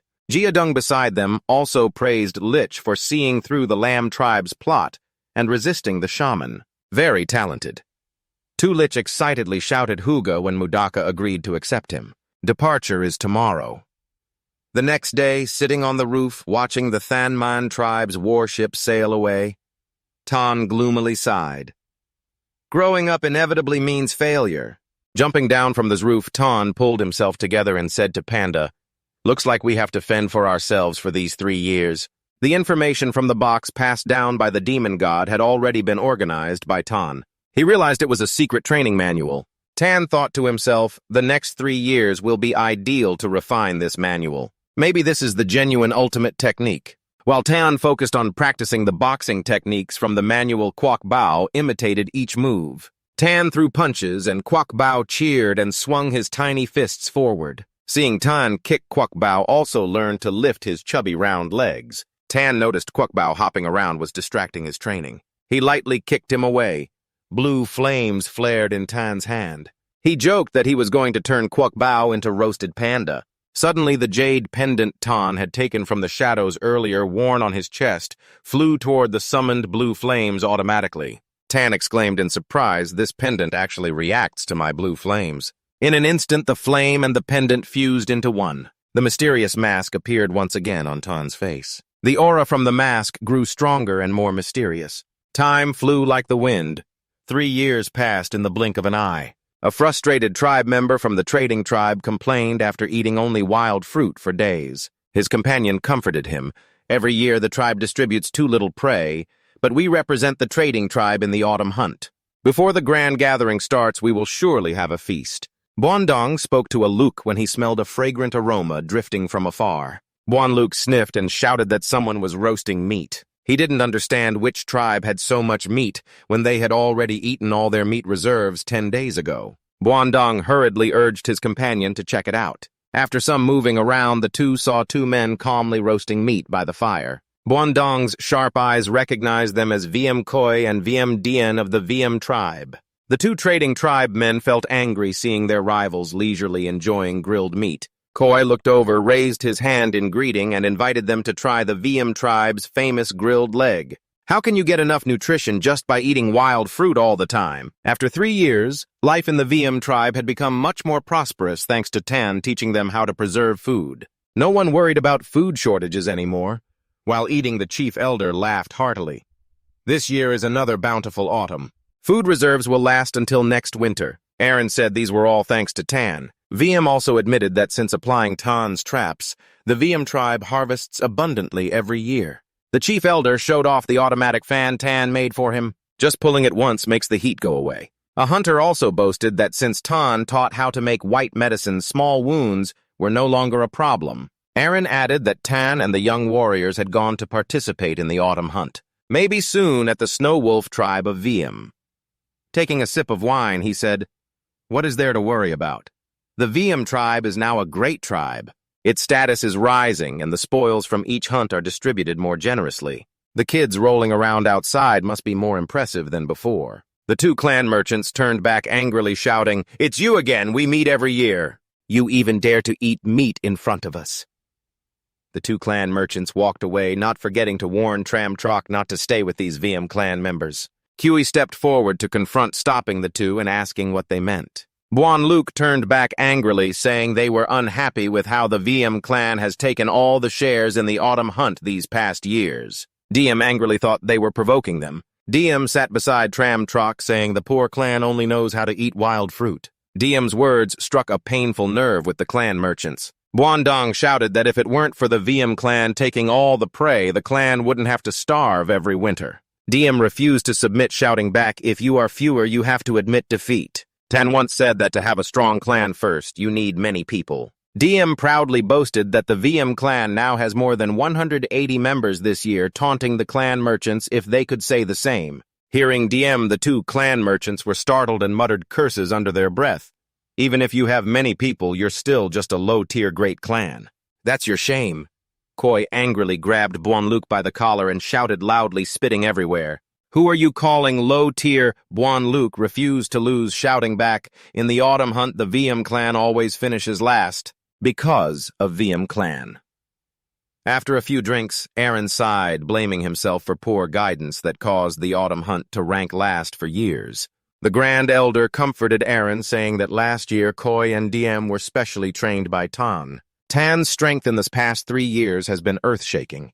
Remembering last year when Tan single-handedly defeated 4 outsiders who tried to ambush. Without Tan, the VM clan would have suffered heavy losses. Last year, all the wild beasts in Dongsun were no match for Tan. Moreover, Tan has repeatedly ventured deep into Dongsun to fiercely battle fierce beasts and returned unharmed. The Grand Elder believed that under Tan's guidance, even rotten wood can become useful. Aaron nodded in agreement, but still wondered what methods Tan used to train Koi and Diem. The Grand Elder waved his hand, saying, "No need to worry. As long as there is progress, that's good enough." He didn't know that Koi and Diem were scared pale when Tan trained them to improve combat skills. The two clan merchants laughed loudly when they heard Koi and Diem declare that the VM clan would take first place in this year's autumn hunt. Buandong pointed at Koi, gloatingly saying the entire VM clan was defeated by a tie alone.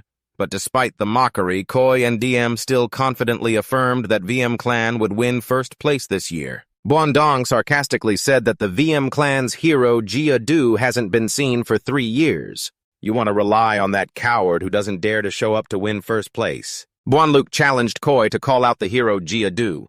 Za said if that guy dares to come, he'll turn him into a beast for them to ride. Hearing the two clan merchants insult Tan Koi and Diem got angry and summoned VM Hoa to prepare to act. At that moment, a group of ghost hunters rushed over from afar, quickly tying up the two arrogant clan merchants. The one who acted was Lam Huan, the son of Chief Lam. The two clan merchants shouted, "Who are you? Let us go!" Suddenly a shadow appeared. It was Tu Bao, still as adorable as ever after 3 years. Koi was surprised to see Kwok Bao appear. Kwok Bao quickly stripped the belts off the two clan merchants holding 2 belts and running around the 2 young clan men who were naked. Buon Dong saw the panda pendant around their necks and told Buon Luke to look up, seeing the Jiadu token hanging on the panda's neck. The two were speechless. Koi and Diem turned to look at the new figure behind Lam Huan, who warned, "I told you not to strip people in front of the crowd." After 3 years, Tan finally appeared calmly. "I heard you wanted to see me." For years, rumors said the VM clan has a Jiadu warrior unusually tall, with 6 arms, a mouth full of fangs, bloodthirsty and fierce. He specializes in soaking wine with defeated enemies. This warrior not only passed the Sun High trial, but also single-handedly killed a dark sorcerer. Even more terrifying, he once risked entering the long night and returned unharmed. Seeing the slender young man blown by the strong wind, everyone was amazed. Buon Dong suspiciously asked, "Is this Jiadu warrior people have been talking about really you?" Buon Luke also didn't miss the chance to mock, "How can this skinny little tram-trot kid become a Jiadu warrior?" Both Buon brothers, ignoring the yam swaying in the wind, spoke with a mocking tone.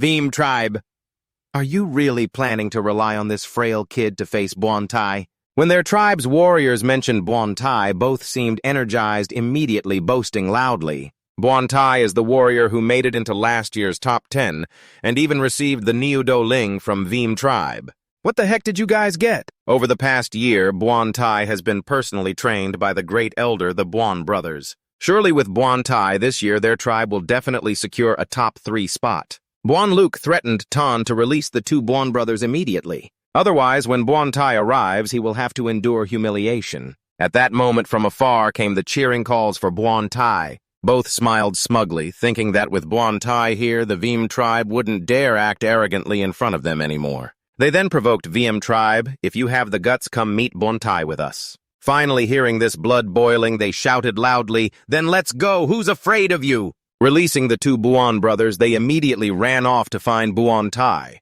their faces gleaming as if awaiting to see the Veem tribe get into trouble. In front of them was the crowd gathered trying to get a better look. The 2, initially excited, suddenly startled when they saw Buon Tai angrily summoning a spirit beast. Before he could launch an attack from above, one of them, wielding a large club, aimed straight at Buon Tai's head. The strike was so powerful Buon Tai couldn't block it. His whole body flew back, slamming hard against a big tree. Tan arrived and immediately asked the 2 Buon brothers, their faces pale, "Where is Buon Tai, who is Buon Tai?" The 2 hesitated, then pointed down at Tan's feet, saying Buon Tai was lying down there. Tan glanced down and saw a tall man collapsed on the ground, looking pitiful and weak. The man who just attacked spoke with disdain. He was Hu Lei from the Hu tribe. His voice was full of arrogance. "My little brother hasn't even made a move yet, and the so-called tribal warrior is already down after 1 blow." The girl sitting under the tree smiled smugly. Her name was Bok Lin Ni. Hu Lei continued to sneer. "Tuyet Lang tribe, is your strength really this weak? And you still want to join the autumn hunting festival? Just hand first place over to us and be done with it." It turned out his group was blocking the road, causing trouble and attacking anyone who passed by. Seeing the Veem tribe approaching, Hu Lei sneered, "Veem tribe was the best last year and you still want to cross no way." The surrounding crowd also thought that even Buon Tai couldn't beat the Veem tribe. Rushing in was like seeking death. Hu Lei was delighted, thinking he would soon have more people to torment. He told Ahung to let him handle the 4 Veem tribe members himself. Meanwhile, within Veem tribe, everyone wondered why Tan, who had refused many times, suddenly agreed to join this year's autumn hunt. Aaron recounted that every time he tried to persuade Tan, he refused, saying it was pointless, and he would wait for Mudaka to come get him. Aaron Veem explained that last month he visited Tweet Lang tribe. That day, the Tweet Lang chief gave the Hakuro token to Veem, asking him to invite Tan. Aaron thought that with Tan's temperament, even a personal invitation from Hakuro wouldn't work. Veem took a sip of wine and said that to make Tan act, he'd still have to rely on this old skeleton. Veem told Tan that Hakuro, the Tweet Lang chief, personally invited him to be a law enforcement warrior, ensuring fairness and order in the autumn hunt. Tan becoming a law enforcement warrior would be a glory for the entire Veem tribe. After hearing this, Tan stroked his chin thoughtfully, realizing this meant he'd be the referee deciding all the judgments. He felt pleased to hold the power, and lately Tan had been free. His eyes suddenly brightened with determination to seize some benefits this time. Seeing Tan quickly accept being a law enforcement warrior, Veem silently praised his own strategy. Indeed, that was the method Veem used to persuade Tan. He knew Tan was the tribe's best warrior and only glory could move him. The Grand Elder and Aaron both thought this was good news. The Flame Clan also has law enforcers now. The two suddenly froze when they heard Flame hesitantly confessing that he had actually tricked Tan. Aaron was horrified, thinking this was a serious matter.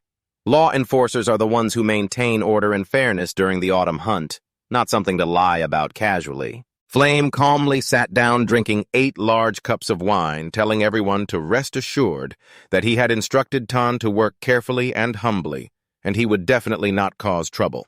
At this moment, at the entrance of the Snow Wolf tribe, Shulei's contemptuous tone echoed, demanding whether to take them on one by one or gang up on them, telling them to get lost. Tan's slightly hoarse voice sounded like he was shooing away a bunch of Amioa people.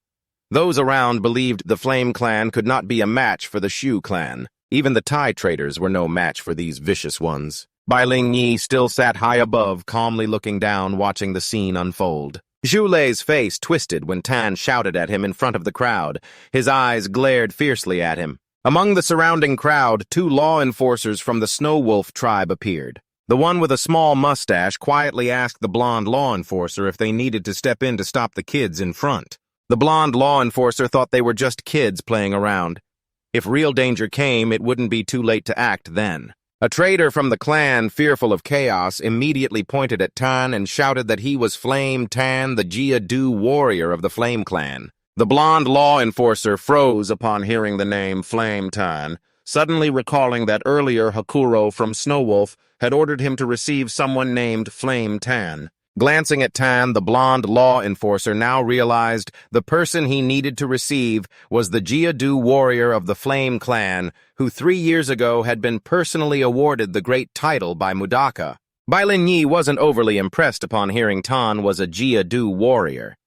She thought no matter how powerful he was, he couldn't even eat 10 Lulu fish. Xiu Yi stepped in front of Tan, disdainfully saying so. He was a Jia-Du warrior who had hidden in the Flame Clan for 3 years and grudgingly earned the right to be his opponent. Suddenly, a phantom image of a huge figure appeared behind Xiu Lei. He told Tan to come on, thinking he could withstand a few moves. Among the crowd, someone knowledgeable pointed at the phantom behind Xiu Lei, saying it was a sacred ancestral spirit inherited by the Shu clan. Xiu Lei, still with a taunting tone, provoked Tan not to disappoint him. Koi, standing beside Diem, asked if there really was someone daring to challenge Tan. Diem told Koi not to alert anyone. They wanted to see the show about to unfold. Both looked toward Li and said in unison that there was no need for formalities. If they were Li, they would have brought everyone to charge straight at Tan. Hearing this, Le thought the 2 Flame Clan members were deliberately humiliating him. His face darkened as he shouted loudly, "How could 3 fight 1 against a Shu warrior?" Today he wanted a one-on-one fight with the Jia-Du warrior. Diem and Koi exchanged glances silently, thinking this Lagai's brain was full of nonsense. Li alone could never be Tan's match. They decided to step in and help with Koi coming from behind. Zhang wrapped his arms tightly around Tan, telling Le they had him locked down so he couldn't strike him. Diem also urged to hit Le straight in the face, not to worry about the noise. The two's provocations only made Xiu Lei more furious. He roared angrily, "No matter what tricks you're playing, daring to provoke the Shu tribe is a death wish." Then he swung his fist aimed at Tan's face. Tan stood calmly watching Xiu's punch coming closer. Hu suddenly stood between them, eyes fixed on the white command token held up in front. Upon recognizing the item in Koi's hand, his face turned pale, and the attack immediately stopped. Koi, with a triumphant look, held the token tightly and mockingly said, "Heh heh, why don't you keep going?" Then he raised the token high with excitement, saying, "This is Hakuro's command token." It was Hakuro himself who invited Tan to join the law enforcement team. "This token is undeniable proof." Xiu Lia stared at the token, his eyes nearly bulging out of their sockets. His face turned deathly pale with no trace of color. Taking advantage of this, Koi and Diem surrounded him, their tone full of sarcasm. "What's wrong? You were just so fierce earlier. Step up. If we don't see blood today, consider us defeated." A sudden loud shout broke the silence, frightening everyone into silence. When the 2 law enforcers stepped out, someone recognized them and shouted, "It's Lang Hua and Lord Lang Fu." Could it be that Tan is really a law enforcer? But at that moment at the Veem clan, someone's worried voice rang out. "If Tan really thinks he's a law enforcer and causes chaos at the hunting ground, What should we do? Veem believed that Tan was a cautious person who wouldn't get involved in trouble.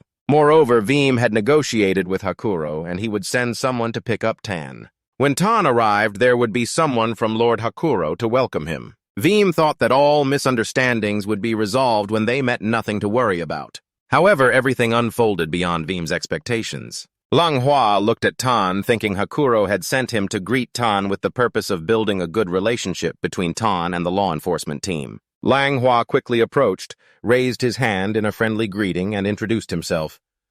I am Manhwa, captain of the law enforcement team. Welcome to the Team Tan. The surrounding crowd's eyes widened and mouths dropped open when Manhwa acknowledged Tan's identity as a young Jeodu law enforcer. Someone's voice filled with admiration sounded. Hule was tearing at his hair with a pained expression. The autumn hunt hasn't even started yet, and he's already in trouble with the law enforcement team. What bad luck to run into the dog squad. But a member of the Hu clan, still wearing a wolf hat, spoke up to calm everyone down. Come on, don't get so worked up. He glanced at Lin Yi, waiting for her opinion. Bak Lin Yi stood up with a furious face, upset at missing out on the fun. Not interesting anymore. No more fighting.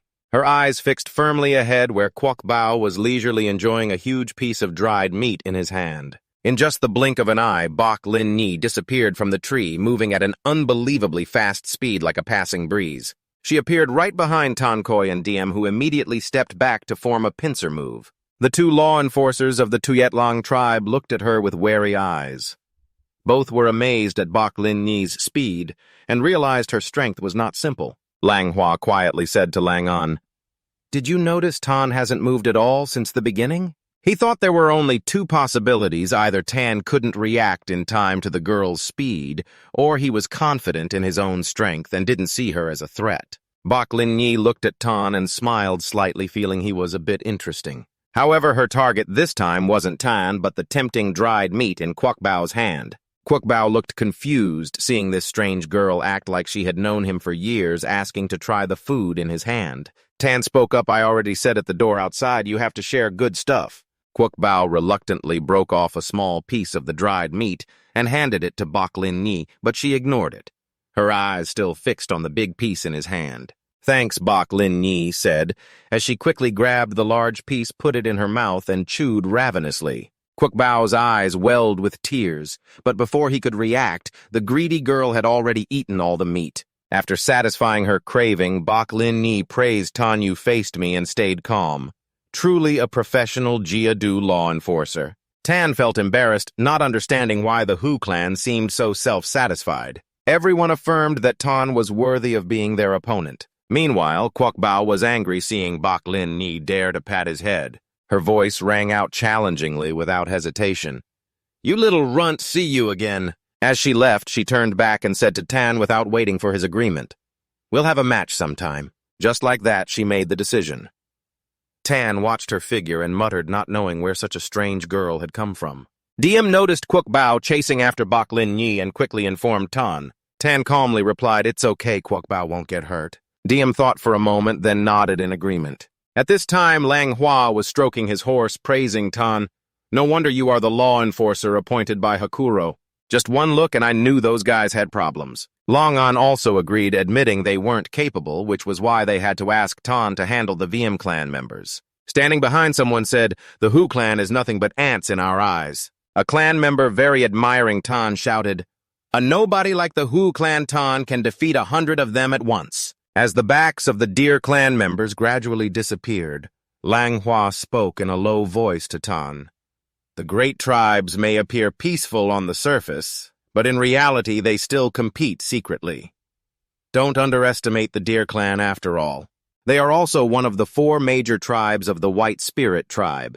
This time Bak Lin Yi came here probably to show her strength and target the subordinate clans of the Snow Wolf tribe. Koi and Diem heeded Manhwa's warning but paid it no mind. Both were extremely confident in Tan's abilities. They believed that as long as Tan was here, any difficulty would be solved in the best way. To deal with the strong is to confront them directly. Use strength to suppress them until they are truly convinced. Those around felt that the Veem tribe had changed. From now on, they dared not look down on the Veem tribe anymore. The warriors of the Veem tribe are true fighters. Langhua proactively suggested taking Tan and the Veem tribe members to tour the scenery of the Snow Wolf tribe at the Dodong Plaza. Langhua proudly introduced this as the Dodang Plaza of the Snow Wolf tribe. Normally, just 10 Dodang pillars are enough to establish a tribe, but here there are 15 pillars. Tan witnessed this firsthand and silently thought that the strength and internal affairs of this tribe were truly not simple. While walking, Tan heard the enticing sound of trading. "Come touch it, touching is free." Tan happily thought to himself how free-spirited the primitives were. Being able to touch without paying was truly interesting. Seeing Tan curious, Lang An explained that this was the place for trading goods. The Snow Wolf tribe members usually exchange goods here. Hearing this, Tan also wanted to join. Langhua led Tan to the place where goods were traded. It turned out to be a man with a garlic-shaped bun selling wine. As soon as he saw Langhua, he immediately offered a bottle of wine. "Freshly brewed wine, please feel free to touch." Tan and Langhua declined and introduced Tan as Veem Tan, a warrior of Jia Du from the Veem tribe, and also a law enforcer of this autumn hunt. The garlic bun man praised that being young and already a law enforcer was truly impressive. He asked if Tan wanted to touch it, but Tan shyly asked if he could try drinking some. According to the rules, you can only touch, not drink, but since Tan was a law enforcer, he immediately poured a large cup to invite Tan. "When the hunt starts, please take care of me." Tan was surprised when Langhua revealed that the garlic bun man with a thick beard and rough appearance was only 17 years old. His name was Do Man, a warrior of the Do tribe. Tan raised the cup and drank a long gulp. The refreshing feeling spread throughout his body. He then praised the wine and asked Do Man what this type of wine was called. Do Man hesitated a bit and admitted the wine had no name, yet hoping Tan could name it. Tan closed his eyes and thought for a moment, then hummed, "What to use to relieve sorrow, only Do Kang wine."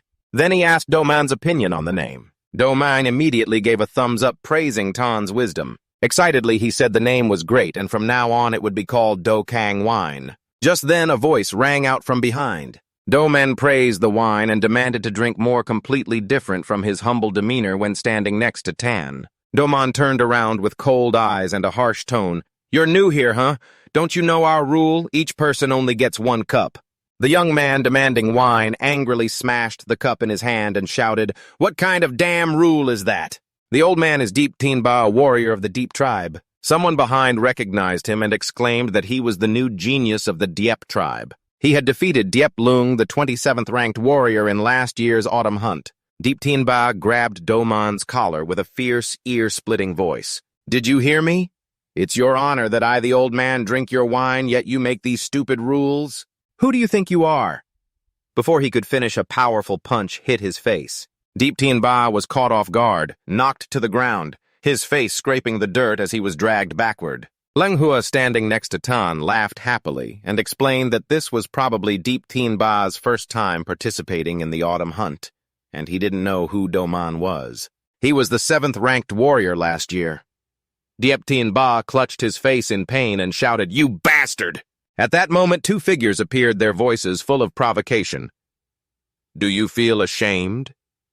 Don't you feel powerless?" They asked Diep Tianba if he wanted to defeat Do Man and become stronger. It turned out these two wanted to pitch a sharp axe and a defensive shield to Diep Tianba. They waved their weapons around, loudly advertising. Left hand holding the shield to block everything, right hand holding the axe to chop through everything. They even provoked, saying they hadn't liked Do Man for a long time, encouraging Deep Tianba to arm himself and fight him. Langhua was surprised to see Tan only observing briefly before praising the weapons of the two. He immediately complimented Tan for having a sharp eye. These two were Lak Ki and Lak Shao brothers from the Lak clan. The Lak clan's weapons and armor were very popular, and these brothers were no ordinary fighters. They ranked 9th and 10th in last fall's hunt. Suddenly, a hot girl appeared holding up a pink gem bag, shouting to open bets and see how many blows Deep Tianba could withstand from Do Man. The girl was named Lang Hong from the Shui Lang tribe, highly regarded. She quickly offered 3 to 5 strikes at triple payout, over 5 strikes at double payout, and over 10 strikes at 5 times payout. Most people bet that Diep Tianba could endure more than 5 strikes. Hearing this, Diep Tianba's face darkened, and he silently cursed these guys for underestimating him. Suddenly, someone behind shouted a warning. "That guy ranked 7th last year, don't be afraid." Hearing that Diep Tien Ba's hair stood on end in horror. Seeing him stand silently, someone sneered, "Coward, scared already. Won't you just run away?" Diep Tien Ba turned around angrily and roared, "Who are you calling a coward?" In front of him was Lang Hong, the hot girl with seductive beauty. She smiled softly with an inviting tone. "Good if you're not a coward." Lang Hong didn't hesitate to hold Diep Tien Ba's arm, speaking seductively. "If you can last more than 10 strikes against Doman tonight, I'll make you crave life and death." Diep Tien Ba, a 19-year-old full of vigor, couldn't resist the charm of a beauty. He breathed heavily and eagerly, accepting the 2 weapons from the Lack brothers. Determined, he charged into battle. Tan glanced at Diep Tien Ba. Then he turned to ask Lang Hua, "Can I join the betting?" Lang Hua immediately replied, "Of course, warrior Jia Du wants to join, no problem at all." Hearing that, Tan smiled, satisfied, and stepped toward Lang Hong. His voice rang clearly, "I bet 1 strike." Lang Hong, standing next to Lang Hua, reminded Tan, trying to flatter Xiao Ka. "Doman is fierce, but Diep Tien Ba is no pushover either." Despite Lang Hong's advice, Tan still bent down to place a large bag full of pink gems. The crowd watching shouted in amazement, "Just 1 strike, but betting hundreds of gems, really bold. This kid's guts are huge. Remember, 1 strike pays triple." Then Tan turned to Lang Hong and asked, "Can I go talk to Doman?" With permission, Tan approached Doman and whispered in his ear. After listening, Doman clasped his hands in salute, saying, "If warrior Jia Du says so, I will definitely do it." Then Doman and Diep Tien Ba faced each other when a shout rang out, "The duel begins!"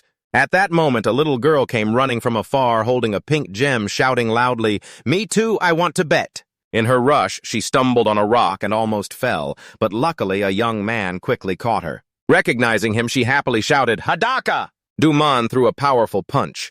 Diep Tien Ba used his shield to block, but the attack's force was too strong and the shield quickly shattered. Diep Tien Ba was pushed flying backward. The crowd gasped.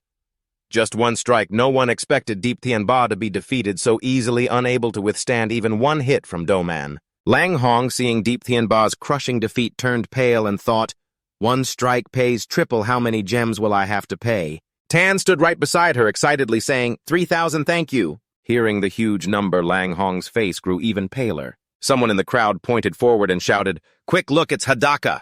The dust cleared, revealing the young man from before, 1 arm holding the girl, the other carrying the unconscious Diep Tien Ba. The crowd hurriedly parted to both sides, bowing their heads in salute and shouting loudly, "Hadaka! Hooga hooga!" The young man quickly stepped forward to stand opposite Tan. He was Hadaka Lang Ku, the warrior who took first place in last autumn's hunt. Lang Hua was about to introduce him, but Lang Ku interrupted, "I know he's the Jia Du warrior of the Yan tribe Yan Tan." Lang Hua then whispered in Tan's ear, "This is Hadaka Lang Ku, the heir of the Hakuro Snowwolf tribe from our clan." Lang Ju said to Tan, "My father said this is your first time coming to the tribe to participate in the autumn hunt, so he sent me to arrange some things for you." Lang Hua appeared puzzled because earlier Hakuro personally wanted to meet the Jia Du warrior. Lang Ju explained, "My father has left the tribe. He also instructed Lang Hua to be in charge of the first round of the autumn hunt." Lang Hua asked anxiously, "Does that mean something happened to the tribe?" Lang Ju told Tan to follow him to arrange a resting place. Lang Hua quickly said, "No need to bother. Hadaka Tan is also a member of the law enforcement team. I will handle his affairs." Lang Ju was surprised by Tan's new status. Lang Hua explained the chief gave Yan Tan a token, and Hakuro personally appointed the Jia Du warrior to participate in law enforcement during the autumn hunt. Lang Ju nodded. "If this is father's arrangement, then just do it. You are the captain of the law enforcement warriors. It's most fitting for you to make the arrangements." Then Lang Ju told Dreamharp the shaman to find him because he had something to discuss, then turned and left. Tan asked Lang Hua, "Could it be that the Snow Wolf tribe has 2 shamans?" Lang Hua explained Dreamharp. The shaman is a royal healer specializing in treating illnesses and injuries. Her status in the tribe is not inferior to the Snow Shaman Lord at all. When Lang Hua led Tan to the law enforcement team to discuss the upcoming hunting contest, Tan quickly turned and reminded the little one, "This matter is entrusted to the 3 of you, don't forget." On the way, Hakuro of the Snow Wolf tribe was thinking silently, "This autumn hunt will definitely be very lively. A genius teenager and a warrior selected by Mudaka will surely make it a dramatic battle." At the law enforcement team, Manhwa showed Tan the map of the hunting area distribution and explained in detail about the first round points will be scored based on the prey defeated, and the person with the highest points wins. Manhwa added upon seeing Tan still confused, each prey has different points. The stronger the prey, the higher the points. After the explanation, Tan understood that this map is only for law enforcement team members participating in the contest. Not only strength is needed to defeat the prey, but also the skill to find them. Manhwa praised Tan Yu quickly grasped the point. Finding prey is an essential skill. Many participate, but few complete it. The rest must return empty-handed. Tan asked Manhwa, "Surely many warriors want to know the content of this map, right?" Manhwa laughed loudly.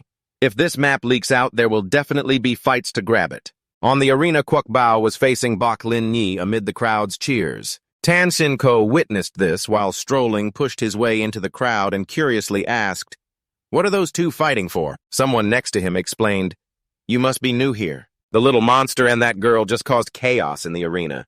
The monster dodged like an eel, making the Deer Clan people spin around the arena. Bok Lin Yi and Kwok Bao stared at each other, tension thick in the air. Bok Lin Yi proudly said, "Dare to challenge me? I accept your challenge." Kwok Bao could only roar like a buck holding a large bag between them, making the crowd curious. When the bag was opened, everyone gasped. So much food. Huli, the contest referee, shouted, "Get ready to start." Immediately, Bok Lin Yi and Kwok Bao dove in and devoured the food. Tan exclaimed, "So these two are having an eating contest." Cheers erupted as everyone got excited about this dramatic match. Someone from the Yan tribe leaned toward Tan and whispered, "The documents are ready.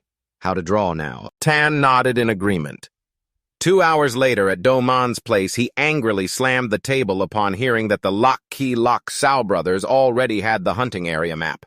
Diem looked at the table with a broken corner and said, "Is this news true?" "Yes, they got the map and know the distribution of the prey." Diem added, "Last year, Do Man ranked 7th.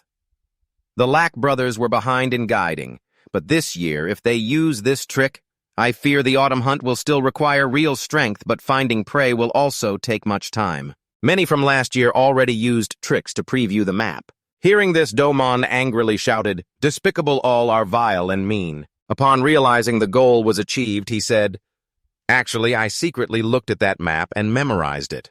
In another corner, Lang Hong clenched the ice cup in his hand until it shattered. Filled with rage, he shouted, "That bastard Du Man really dared to do this." Lam Huan and Diem also went to see Lang Hong, but unlike them, he didn't hesitate to directly throw dirt on Do Man's name. When hearing that Lam Huan got the map, Lang Hong immediately said, "I want that map too." The Lak brothers, upon hearing Lang Hong had the map showing the prey distribution in the competition, were not too surprised. At this moment, Koi spoke up. "The first principle of the competition must be fairness." They all already knew that information. Only the two brothers were deceived. "Then where is the fairness?" The Lak brothers hesitated, looking at Koi. The words of the fat guy from the Yan tribe just now sounded reasonable. Hearing Koi complain about the effort spent to get the map, the Lak brothers quickly responded, "Give and take. We don't want to receive information from the Yan tribe for free either." They immediately gave Koi a carefully selected bag of treasures. At the Yan tribe's residence, piles of bags of various sizes were stacked on the table. Lam Huan's voice was excited. "This is the result of the communication skills that Tan taught us." Right after saying that, they handed over many gifts. At this point, Huan and Koi anxiously asked Tan, "Are they ruining the fairness of the autumn hunt by doing this?" Tan calmly admitted, "Of course they are." The two were stunned when Tan stood up resolutely and said, "I am an enforcement soldier. I cannot tolerate actions that sabotage fairness." Tan continued outlining the plan. "We must sell this map to all soldiers participating in the hunt so everyone knows its contents." All three were pleased with the idea. If everyone has the map, this match will be fair. We're about to have a good hearty meal. Tan felt primitive people think simply just use a little cunning and they can easily win the guard. "Everything is under my control. Nothing will go wrong." Suddenly, Koi hurried in to report to Tan Just now. During the conversation, the Lak brothers revealed that the strongest warrior in this year's autumn hunt is not Lang Ku, but someone from the 6 tribes named Luke Jiang. At this moment, Luke Jiang was training. He ordered others to shoot numerous arrows at him. Then he quickly used 2 swords to block and destroy all the sharp arrows. As he finished, Hakuro's flattering voice from the Snow Wolf tribe rang out, "Not bad, improving, capable of being a rival.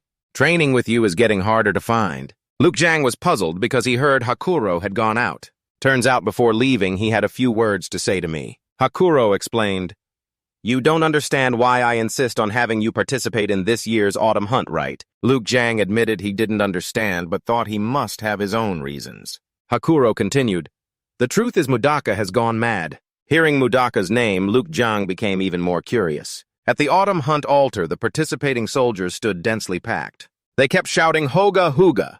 Manhwa stood on the altar raising the map and declared, "The hunting field at Snow Wolf Forest has been divided into 4 zones by the enforcement team. Warriors can hunt in any zone they want. Bringing the prey back to the altar before nightfall counts for points. The red circle on the map is the temporary prey storage area during the hunt. Fighting or competing for prey there is forbidden. Anyone violating this will be disqualified and expelled from the hunting area. Yen Tan Long Fu Hung Dian Hung Tu will guard the 4 corners of the hunting zone." Standing on the high platform as the enforcement team captain Lang Hua shouted loudly, "The fight for glory has come.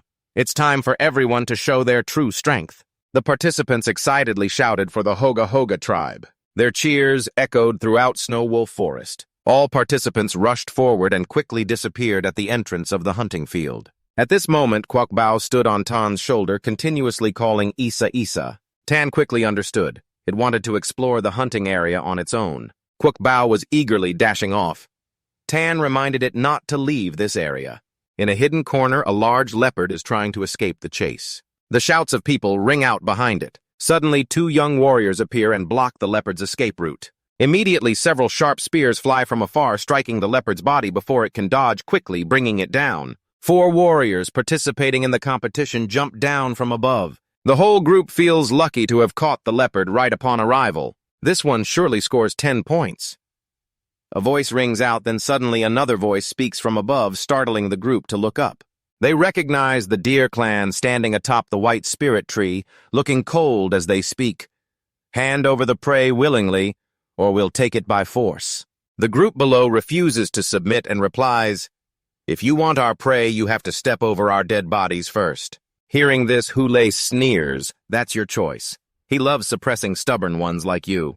Within seconds, the group below is defeated by Hule lying bruised on the ground. Bak Lin Yi calmly says, "The prey is ours now. The weak can only suffer under the trampling of the strong." This is the true autumn hunt. However, suddenly the deer clan notices the prey they just took has disappeared. Bak Lin Yi quickly realizes a stranger blatantly stole the prey right before their eyes. The group immediately gives chase. Bak Lin Yi, moving fastest, blocks the thief's path. The circle tightens. Bak Lin Yi angrily asks, "Who dares to steal my prey?" The grass ahead rustles and Kwok Bao appears slowly with an angry expression. Seeing Kwok Bao wanting to cause trouble, Bak Lin Yi quickly advises and proposes a hunting cooperation. "You keep the prey you caught, we split it in half. We'll also split the prey we catch with you. You stand to gain a lot." Kwok Bao hears this. Though not fully understanding, he eagerly agrees. His angry expression softens. Bak Lin Yi lifts Kwok Bao up and says, "All right, it's decided, let's go."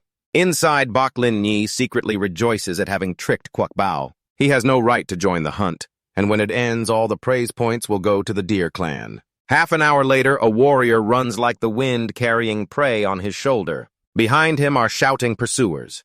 2 chasing men threaten him to obediently put the prey down. That's Lord Hidaka's prey. The warrior doesn't stop and keeps running toward the stream. Unafraid, he replies while running, "If you want it, call Lang Ku here." Suddenly he stops, because Lang Ku appears before him coldly saying, "Put the prey down, you may leave." Not like his initial fear, the warrior laughs. "Finally got you out." Behind him, several of his kin rise from the water. It turns out that last year the fish tribe had their prey stolen by Lang Ku, so this time they plan to lure him here. The underwater area is their stronghold. The 2 pursuers also arrived, sneering, "Do you think a small stream can stand against Hidaka?" Suddenly, from the tree, several groups appeared surrounding the 3 Lang Ku members. It turned out that today, there were 4 teams secretly ambushing around here, determined to take down the Lang Ku team. A passionate warrior of the fish tribe shouted at the Lang Ku team, The warriors of one tribe are no match for you all, so what if 4 teams join forces? Seeing the group rushing toward him, Lang Ku showed no fear and loudly challenged, "Come here, and I will show you that last year's top warrior's strength was no empty boast." In another scene at the hunting ground, 2 warriors with smeared noses discovered a woman in front of Lang Hong with a hot and seductive appearance lying stretched out on the ground. With a pitiful coaxing expression, she asked, "Can you 2 take me back to the camp? Because my leg is injured, I can't walk." Hearing this, the 2 whispered to each other, recalling Aaron's warning, "Women are even more dangerous than beasts. You can't touch them." They reminded themselves that women are like venomous snakes. The more beautiful, the more dangerous. Both immediately regained their composure, reminding themselves that they came here for the tribe's glory and could not ruin their careers because of a woman. At this moment, Lang Hong spoke in a seductive tone. "2 brave warriors." Her hand slowly caressed her long, slender calf as she said, "You've been tricked by Aaron." Lang Hong's hand continued moving to her seductive hip, whispering, "Women are wonderful, so why should a single guy like you hate us?" The 2 stood frozen mouths agape, drooling as they admired the masterpiece of nature. Unable to withstand the sight, each of them spat blood like a fountain. They forgot Aaron's warning and stepped forward to help the pitiful woman. But not listening to the elder only brings harm. As a result, these 2 fools were quickly caught by Lang Hong's team, their prey stolen, and hung up in a tree. Lang Hong laughed triumphantly. When Lang Hong takes action, there's only success. No man can escape the allure of this hot body in the hunting ground. Someone could hear a resentful scream echoing, "Are women really poisonous?" 1 hour after the hunt began, 2 warriors ran shouting, "The giant boar is coming!" Du-man told the 2 to get out of the way so he could handle it alone. Do-man grabbed the 2 large tusks of the giant wild boar tightly with both hands. He roared, "With this little skill you dare face Du-man!" Both teams cheered excitedly as they saw Do-man lift the giant boar's massive body upright with both hands. Then, like a scene often seen in wrestling videos, Do-man leaned back and slammed the boar onto the hard ground, looking at his fallen prey. Do-man laughed confidently, certain that his ranking this year would be higher than last year. Suddenly, the sound of someone falling rang in his ear. Do-man turned to look. He discovered that 2 of the Du tribe's teams were defeated, lying flat on the ground. At this moment, the sound of a hidden weapon slicing the air aimed at him rang out. Do-man quickly rolled to dodge and sprang up. Just as he stood steady, something from the ground wrapped tightly around his leg, preventing him from escaping. A figure rushed down from above to attack. Do-man raised his hand to shield his weak spot, but his leg was pulled away. The strike from above hit him hard, throwing Do-man off balance and knocking him backward. The one who pulled his leg gleefully emerged from the ground. Du-man lay on the ground and angrily shouted, "The Lack brothers, it's you! We've been doing business back and forth for so long, and you can still be so cruel to me." The brothers shamelessly replied, "Business has nothing to do with feelings. Besides, in the hunting ground, there are only winners and losers. There are no rules about acquaintances. You can't protect friends." Du-man roared fiercely with anger, "Those 2 Wang 8 brothers, I'll risk my life to face you." After only an hour and a half, a miserable scream rang out. "It hurts so much." The warrior gritted his teeth, enduring the pain, using both hands to remove the trap from his leg, then shouted angrily, "Using tricks like this and still calling yourself a warrior." Another person also caught in a trap was tightly bound to a tree. Those caught in traps looked toward the newly appeared Flame Tribe group. They cursed loudly, "You damn Flame Tribe, let us go." A triumphant voice rang out, "We only design traps to catch prey. No one told you fools to get caught yourselves."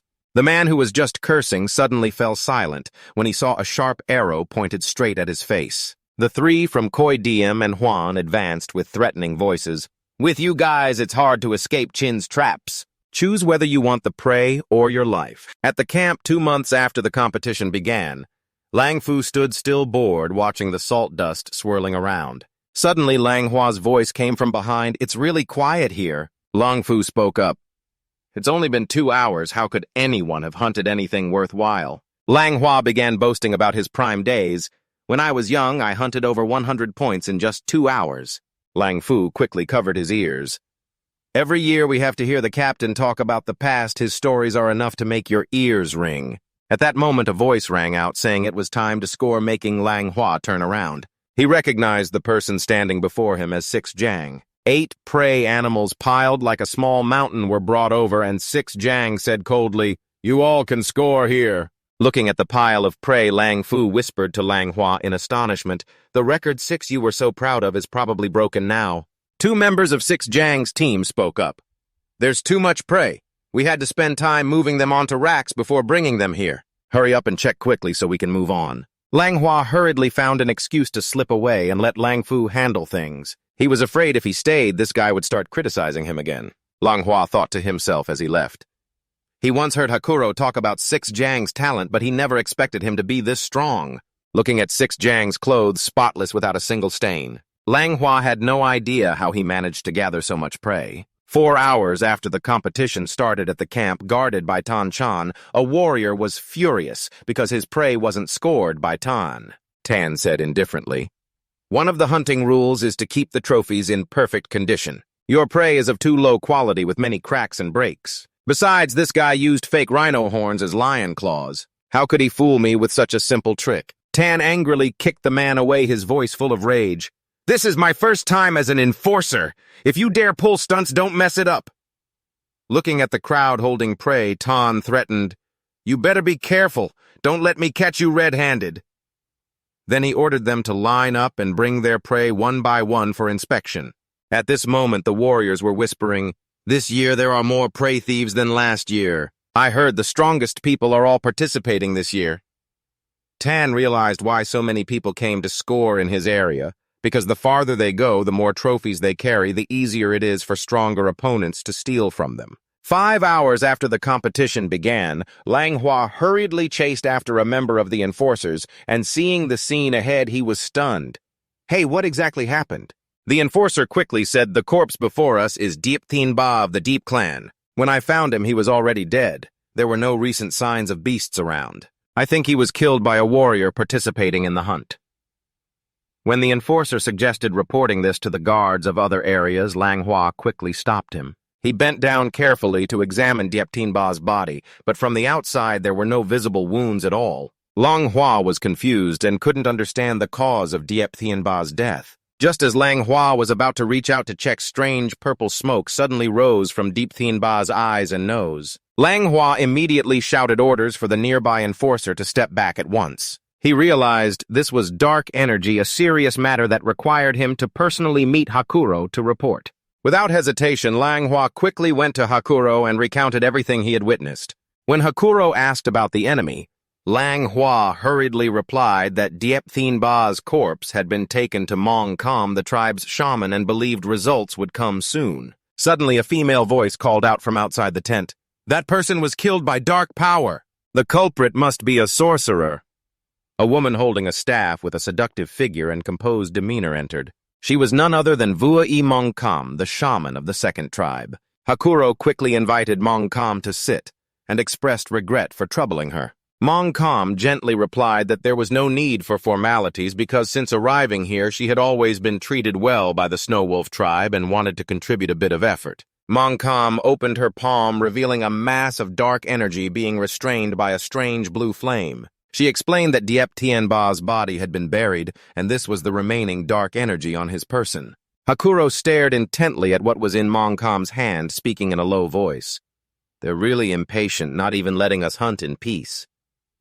Lang Hua froze for a moment and then asked, "Could it be that—" "You guessed correctly, the culprit this time is someone from the High Organization," Hakuro continued. "Not only the Snow Wolf tribe, but other tribes nearby have also been ambushed recently. They're using the hunt to infiltrate and cause trouble." When Lang Hua suggested pausing the hunt, Hakuro immediately refused. He shouted, "Whatever their purpose, the hunt cannot be stopped. This is not only about the honor of the Snow Wolf tribe, but also concerns the glory and interests of other tribes." Hakuro ordered Lang Hua to increase patrols, emphasizing that this autumn hunt was especially significant and must proceed smoothly. When Hakuro asked about Viemtan, Lang Hua reported that everything had been arranged. Hakuro wanted to know how Viemtan had performed in the hunt and how many points he had scored. Lang Hua asked in surprise, "Viemtan didn't participate in the hunt?" Hakuro angrily stood up and said that 3 years ago he heard VM Tan defeated an evil mage from the High Organization and wanted to invite him to ask for more information and to join the hunt. Manhwa felt a chill and sweat when Hakuro approached and asked in a low voice, "You weren't deceived by VM Tan, were you?" Montcalm spoke up to ease the tension, reminding Hakuro of the agreement with the VM tribe. "Do you remember the promise that after the hero Jia-do arrives at the tribe, he must meet you first?" She continued, "Surely you know VM-tan hasn't left the tribe for 3 years."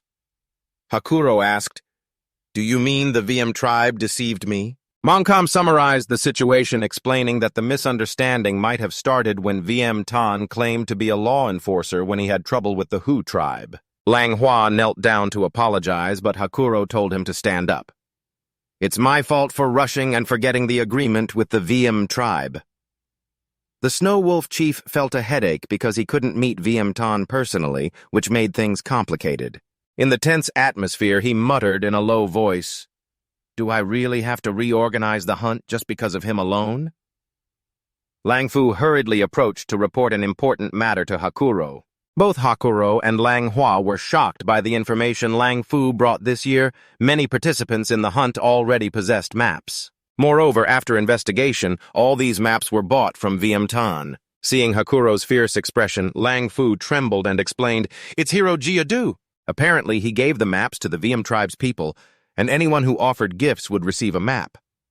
The Snow Wolf chief became enraged, his eyes bloodshot upon hearing that most heroes in today's hunt had maps. He roared, "Hero Jia-do is really something." The hero Jia-do couldn't hold back his anger. Tweet Lang, the tribe chief, tilted his head to the sky, screaming, as if to release all his anger inside. After calming down, he turned to ask Manhwa, "How many prey did VM Tan deliver today?" Seeing Manhwa flustered, Montcalm subtly reminded Hakuro, "Don't ask about the prey VM Tan hunted, but the prey he handed over to you." Manhwa fearfully responded, "All the prey hunted from the 3 zones are gathered at VM Tan's place." "Does Hakuro want to count all that prey towards his own score?" Hakuro coldly said, "If he can get that amount of prey, then let him have it." Manhwa was confused, but the Jia-do warrior had revealed the map, which was unfair. Montcalm, the priest who had been silently listening, suddenly spoke up. "This hunt is completely fair. Everyone has a map. That's what makes it fair." Hearing Montcalm's analysis, the Snow Wolf chief realized there was a loophole in the hunt's rules. He immediately ordered, "From now on, every tribe will receive a map." Manhwa worried that if the hunting results were announced as just now, VM Tan might face the outrage of heroes who lost points. The Snow Wolf chief replied calmly, "So what? He caused such a big mess. Do you expect me to clean up his mess for him?" Because of VM Tan's status as hero, Jia-do, the Snow Wolf chief, couldn't intervene directly, but he knew the participants wouldn't spare him. He wanted Tan to solve the problem he caused himself while curious how long he could endure it. Meanwhile, by the fire, Tan was happily singing and grilling meat with the VM tribe people. Seeing Deep curious about Kwok Bao's angry expression, Manhwa explained that Kwok Bao went hunting with a girl. When he saw her hand over all the prey to the enforcement warrior, Kwok Bao became furious. Judging by Kwok Bao's furious face, the two guessed that the Hunter clan group was about to get into trouble. As Manhwa passed Tan, he quickly called out to the captain, "I'm here!" Seeing Tan approach, Manhwa appeared frightened and stammered, I... Suddenly he turned and ran away while saying, "Hakuro is looking for me." Tan frowned in confusion. "Didn't he just come from Hakuro's place?" Koi whispered beside Tan. "The task you assigned them is complete." Koi continued excitedly, "Just as predicted. When I said you had news about the later matches, they didn't hesitate to hand over the items immediately."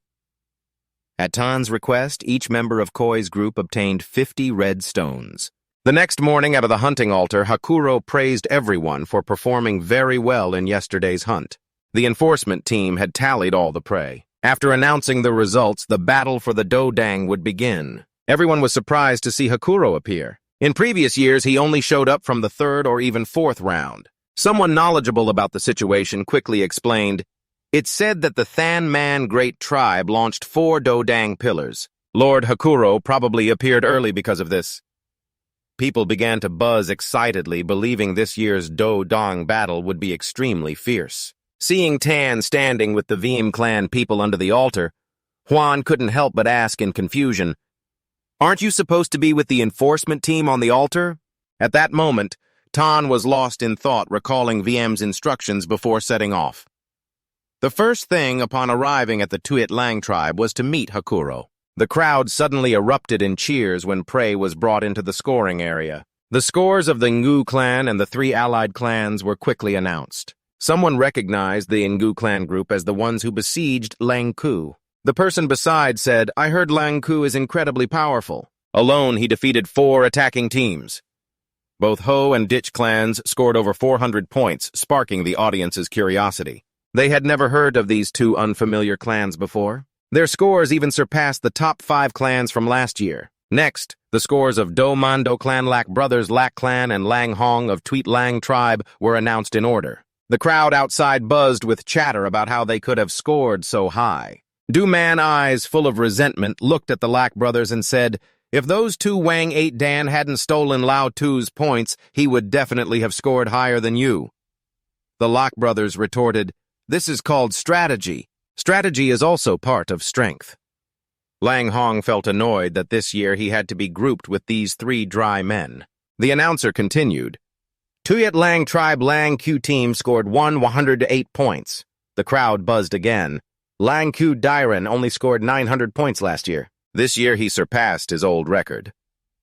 When they heard that the Tian Ling Ling team of the Deer tribe also scored 106 points, the audience thought this year's competition was extremely fierce. The score of the Bok Lin Yi team was also very close to Lang Q's team. Bok Lin Yi angrily thought, "If I'd known, I wouldn't have been lazy and would have stolen another team." The announcer shouted again, "Tuyet Lang tribe's team, 6 Jiang scored 200 points." The audience shouted, "6 Jiang is better than Lang Ku." They believed 6 Jiang would take first place this year. But suddenly the announcer announced that 2 teams received 0 points. Members of the 2 teams immediately yelled in protest, "We submitted prey, why no points?" They shouted their objections loudly. According to the prey, caught VM clan scored 563 points, but it wasn't announced. The shouts of the participants grew louder and louder. They believed there was something unfair about this hunt. The Tuyet Lang chief stood on the altar and said to everyone, "The score of 6 Jiang is the best ever for the Tuyet Lang tribe. I also thought he would take first place, but this year you will witness a miracle. The team with the highest score this year earned a total of 8,215 points."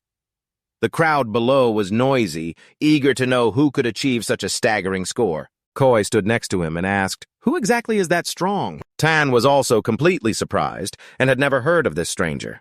The Tuyet Lang chief continued, "The team with the highest score comes from the Great Tribe. Their captain is also participating in the hunt for the first time this year. He led a team that always ranked last to achieve an unprecedented feat until now." Tan and the VM tribe members stood with mouths agape in amazement when they heard their Team 5 ranked first in the autumn hunt. The announcement from Chief Tuyet Lang Tu surprised all the participants. Everyone immediately protested, not believing his team could score 8,000 points. Someone suddenly shouted, "Isn't VM Tan a member of the law enforcement team?" The crowd who lost points couldn't contain their anger, yelling, "VM Tan deceived us. He's not a law enforcer. He took all our prey." No wonder our score dropped to 0. Lang Q, hearing the curses directed at VM Tan, smiled and said, "This is not cowardice, but strategy." According to him, in this hunt, no tricks should be forbidden, only the final result matters. The result was over 8,000 points falling into the hands of the VM tribe. He acknowledged that first place belonged to VM Tan's team.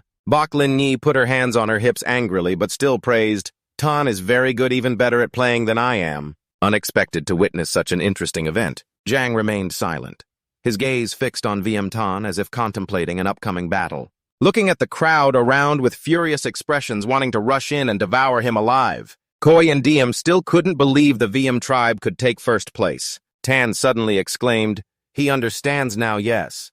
According to Tan's guess, everyone knew his identity as a law enforcement warrior. Even if misunderstood, Lang Hua couldn't avoid reporting it. So it could only be old man Hakuro playing tricks. Seeing the crowd looking at VM Tan with angry eyes, Lang Hua asked Hakuro if he should step forward and say a few words. He immediately refused. Tan is really the Gyadu warrior VM has told me before. Tan is very strong. Taking this opportunity, Chief Tuyet Long Tu wants to see just how strong VM Tan can be. Tan saw the people around continuously cursing and insulting him and his tribe. Tan roared, holding the mic, boldly declaring, "According to the hunt rules, these 8-2-15 points belong entirely to the VM tribe. We thank Lord Hakuro. The prey is ours." The crowd became even angrier hearing this. They shouted, "Shameless, give us back our prey, it's ours!" Lam Huan wondered if the VM tribe was acting too arrogantly. Koi and DM immediately reassured him, "Don't worry too much, just follow Tan. After all, first place now belongs to our VM tribe." Chief Tuyet Long Tu didn't expect Tan to dare to claim first place. He increasingly found this kid very interesting. VM Tan and his team moved forward to the altar. Hearing Hakuro's congratulations for creating an unprecedented feat in the hunt, Tan scratched his head and replied, "All thanks to Hakuro's help. Without your order, who would dare let me join the law enforcement team?" Hearing Tan about to blame Hakuro, the crowd below angrily shouted, "How could it be Hakuro's order? We don't believe it. VM Tan is too shameless." Tan's expression became sly, confidently taunting. "Whether you believe it or not doesn't matter. The important thing is, according to the rules, the VM tribe is allowed to enter the area to contest the leading relic first. Anyone dissatisfied, come fight me." The rules of the second level contesting the relic were quickly announced to all participants. Among the 10 relics, only 4 truly contain the power of the relics. Based on their capabilities, whichever team gets the real relic belongs to that tribe. Seeing Tan walking leisurely as if on a stroll, Koi hurriedly urged, "We should move quickly or other teams will catch up." DM agreed. "Those people probably just want to devour us alive." Lam Huan thought of finding a hiding spot to wait for a chance to snatch a relic. VM Tan heard that and asked back, "Has anyone ever seen a Gyadu warrior hide to escape enemies?" This time Tan wanted to lay his cards on the table, no longer pretending to be weak. He came here only to rely on his law enforcement identity to gain benefits. If that doesn't work, then it's fists deciding. Tan said to the 3 in his team, "For the glory of our tribe, show no mercy. From now on, we will switch to open theft." Koi and DM heard this and felt extremely excited. Lam Huan wondered, "Do we need to set traps immediately?" Upon hearing the information, Tan spoke up to express his opinion. "This time they won't dig traps anymore, but will switch to a new tactic, waiting for the opponent." Meanwhile, Bok Lin Ni's team was chatting excitedly as they walked. Hu Lun felt the terrain here was too complicated. He feared it would take a long time to find the hidden supply points. Hu Lei Tan proposed a bolder plan. They should directly seize what they need. Take whatever they see. Bok Lin Ni was very pleased with Hu Lei's idea.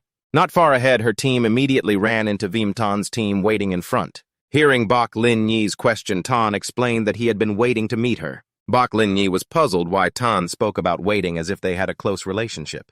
Seeing her confused expression, Tan quickly explained that he wanted to cooperate with them. Hearing Tan propose a plan to cooperate to snatch good loot from the hunt participants, Bok Lin Ni immediately became interested. Tan also affirmed that he would not be like other easily deceived people, pointing at the national treasure to emphasize his confidence. Bok Lin Ni arrogantly asked Tan, "On what basis do you think I would agree to cooperate?" Tan confidently answered that he was the only one who knew the location of all the supply points in the second round. Tan's words made Bok Lin Ni's group half convinced, half skeptical. But they also remembered that Tan was once a law enforcement team member, so it wasn't strange that he knew the information beforehand. Bok Lin Ni agreed to cooperate on the condition that she would be the leader. Tan showed dissatisfaction and intended to leave to find another team to cooperate with. Seeing Tan firm, Bok Lin Ni had to humble herself, stammering, "Don't go, let's talk again. Can I be the junior partner?" Knowing everything was going according to plan, Tan then gave a paper listing 108 cooperation rules, asking Bok Lin Ni if she wanted to look it over. Meanwhile, the fog in the forest grew thicker, obscuring everyone's vision. The Thai trading group from the Buon tribe was desperately searching for VM Tan to take revenge. Boon Tai angrily shouted, "Today we must vent this anger. Not a single VM tribe member will escape." Suddenly, Buon Tai noticed a fire burning ahead. Looking closely, he realized VM Tan was sitting there calmly grilling meat. Boon Tai found it strange because VM Tan should have been hiding. Why would he dare sit out in the open like that in broad daylight? When 2 teammates tried to rush forward, Buon Tai stopped them, suspecting VM Tan had some plot. Just watch first. When the right chance comes, strike to kill all at once, catch him off guard. He ordered as the three prepared to move to the bush ahead to hide. Suddenly, a head popped out telling them to move elsewhere because someone was already hiding there. Buntai had to find another spot, but everywhere was ambushed by people waiting for Viêm-Thanh. Finally, they had to climb a tree, realizing many teams were waiting for the chance to take down Viêm-Thanh. Meanwhile, Tan still sat calmly grilling meat almost done. The aroma of grilled meat wafted on the wind, making the Buon Thai group unable to resist their stomachs growling non-stop. Before they could rush out, they saw the hidden people suddenly rise up brandishing weapons and charging at Viêm-Thanh. Buntai Tan ordered his teammates to charge together. Tan remained seated, his lips curling into a sly smile. The soldier charging suddenly felt the sunlight blocked as if the sky had darkened abruptly. The battle happened in the blink of an eye, leaving everyone no time to react. The massive figure of Koi leapt down from above, completely crushing the opponent. DM did not fall behind, throwing a powerful punch that sent another enemy flying. Lum Huan was the most vicious, emerging from the ground with both hands striking hard on a soldier's rear. His blooming chrysanthemum move hurt the butt terribly, accompanied by a sharp scream. The Boon tribe people stood watching the Veem tribe with surprise. In just a moment, 3 were defeated. Why are these Veem tribe members so formidable? While the Buon Thai group was still stunned, another group fearlessly charged at Viêm-Thanh's team with weapons. Diem held up his shield, blocking every attack, laughing loudly and provocatively as he defended, "Come on, try hitting me. You guys are still far behind a real warrior." Those joining the defense couldn't help but exclaim, "How can the kid VMDM block all the attacks?" Suddenly he realized Koi's exceptional skill, his face turning pale behind him. Before he could react, Koi swung his staff, knocking him flying forward. Koi moved as fast as an eel, constantly dodging attacks. He shouted excitedly, "Old man, I get chased and hit by Quoc Bao every day. Do you slowpokes really think you can trouble me?" Outside, Bok Lin Nhi and the Deer clan quietly observed. Hearing Bok Lin Nhi's question, Hu Hung admitted that even he couldn't do better than the VM clan group. He believed Diem was an extremely strong opponent, perhaps not inferior to himself. Hu Lan also agreed, considering the 3 VM clan members as rivals. Hula angrily thought those guys were too weak, always turning their backs on the fat guy and letting themselves get beaten. Bok Lin Nhi looked intently ahead and said, "It's not that the defenders are weak, but they just can't do better." Hu Lei was puzzled. Bok Lin Nhi continued analyzing. The skinny guy could block the most attacks, holding the key defensive position. The fat guy specialized in finding enemy weaknesses, taking on ambush duties. If any position had a problem, the Lam clan guy would help control the enemy. Hulan suspected the 3 VM clan members had been trained. Bok Lin Nhi confirmed it was more than that, saying, even if her father came personally, he couldn't teach such an effective defense counterattack strategy. Hearing Bok Lin Nhi admit this, both Hu Lei and Hu Lan were stunned. Then both exclaimed in unison, "That powerful." Bok Lin Nhi looked at Viêm-Thanh with great interest, wanting to know his role in this strategy since he hadn't acted yet. Hu Hung wondered if they should keep watching. Bok Lin Nhi jumped down from Hu Hung's shoulder, knowing well the defenders couldn't do anything this time. Viêm-Thanh basically didn't need to act. She felt cooperating with such a strong person was truly exciting. She ordered the whole group to advance together and coordinate with the Viêm clan. Under the cooperation of the Deer clan and Viêm clan, the defenders met a tragic end. Swollen faces, clothes, and gear stripped clean. Hu Hung stood beside Diem and asked, "You guys are that skilled? Why did you rank last every year before?" Honestly replied, "They trained under Tan for a year, that's why they're like this now." Bok Lin Nhi walked ahead with Tan. Her voice sounded for the first time she saw the warrior Jia Du as brave and understanding of group battle tactics, considered a true treasure of the great tribes. Looking at the expression of the guys stripped naked just now, she could laugh all day. Tan laughed shamelessly. "I'm a very kind person. I couldn't bear to watch those guys get tricked by others, so I had to become the bad guy." Bok Lin Nhi patted Tan's shoulder, half joking, half serious. "Viêm-Thanh, you wouldn't even trick me, would you?" She was delighted to hear Tan calmly reply, "He wants to, but with your intelligence, who could fool you?" At Chief Tweet Lang's mansion, news about Viêm-Thanh looting in the war for the Dodang was reported by a messenger. The messenger quickly recounted that the first group to capture Viêm-Thanh completely failed, were tied up and stripped down to their underwear. Hakuoro laughed joyfully upon hearing this, finding the kid Viêm-Thanh truly interesting. He quickly found a countermeasure and ordered information about the Dodang locations to be distributed to all participating warriors. This order surprised Manhwa, who worried it would let all teams find Viemtan.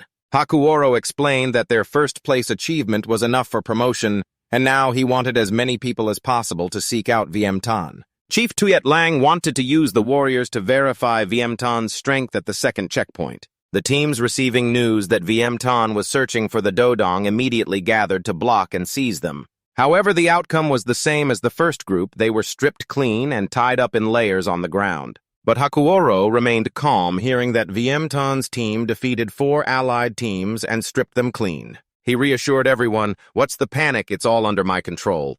The defeated teams were just last year's lowest-ranked ones. As the news spread, no team dared to underestimate Viemtan anymore. In the Misty Mountains, the third group that ambushed Viemtan also met a tragic end. A female warrior cried out in anger, "You beasts have stolen everything, not even leaving our clothes!" Clan Chief Tuit Lang was also horrified when he heard that even the 10 allied teams surrounding Viemtan couldn't stop him and were beaten to the point they lost their clothes. Manhwa couldn't keep calm. All 10 teams ranked in the top 50 last year, yet Viemtan defeated them easily. Who else can threaten him? But Clan Chief Tuyet Lang remained calm. "Let that brat jump around. Everything is still within my calculation. Being chased by so many teams like that, Viemtan must be exhausted. There's simply no chance for him to snatch a true Dodang." Just as he finished speaking, he choked and spat out the water he was drinking when Long Fu ran over to report that Viemtan had already stolen a true Dodang. Hakuro quickly regained his confidence.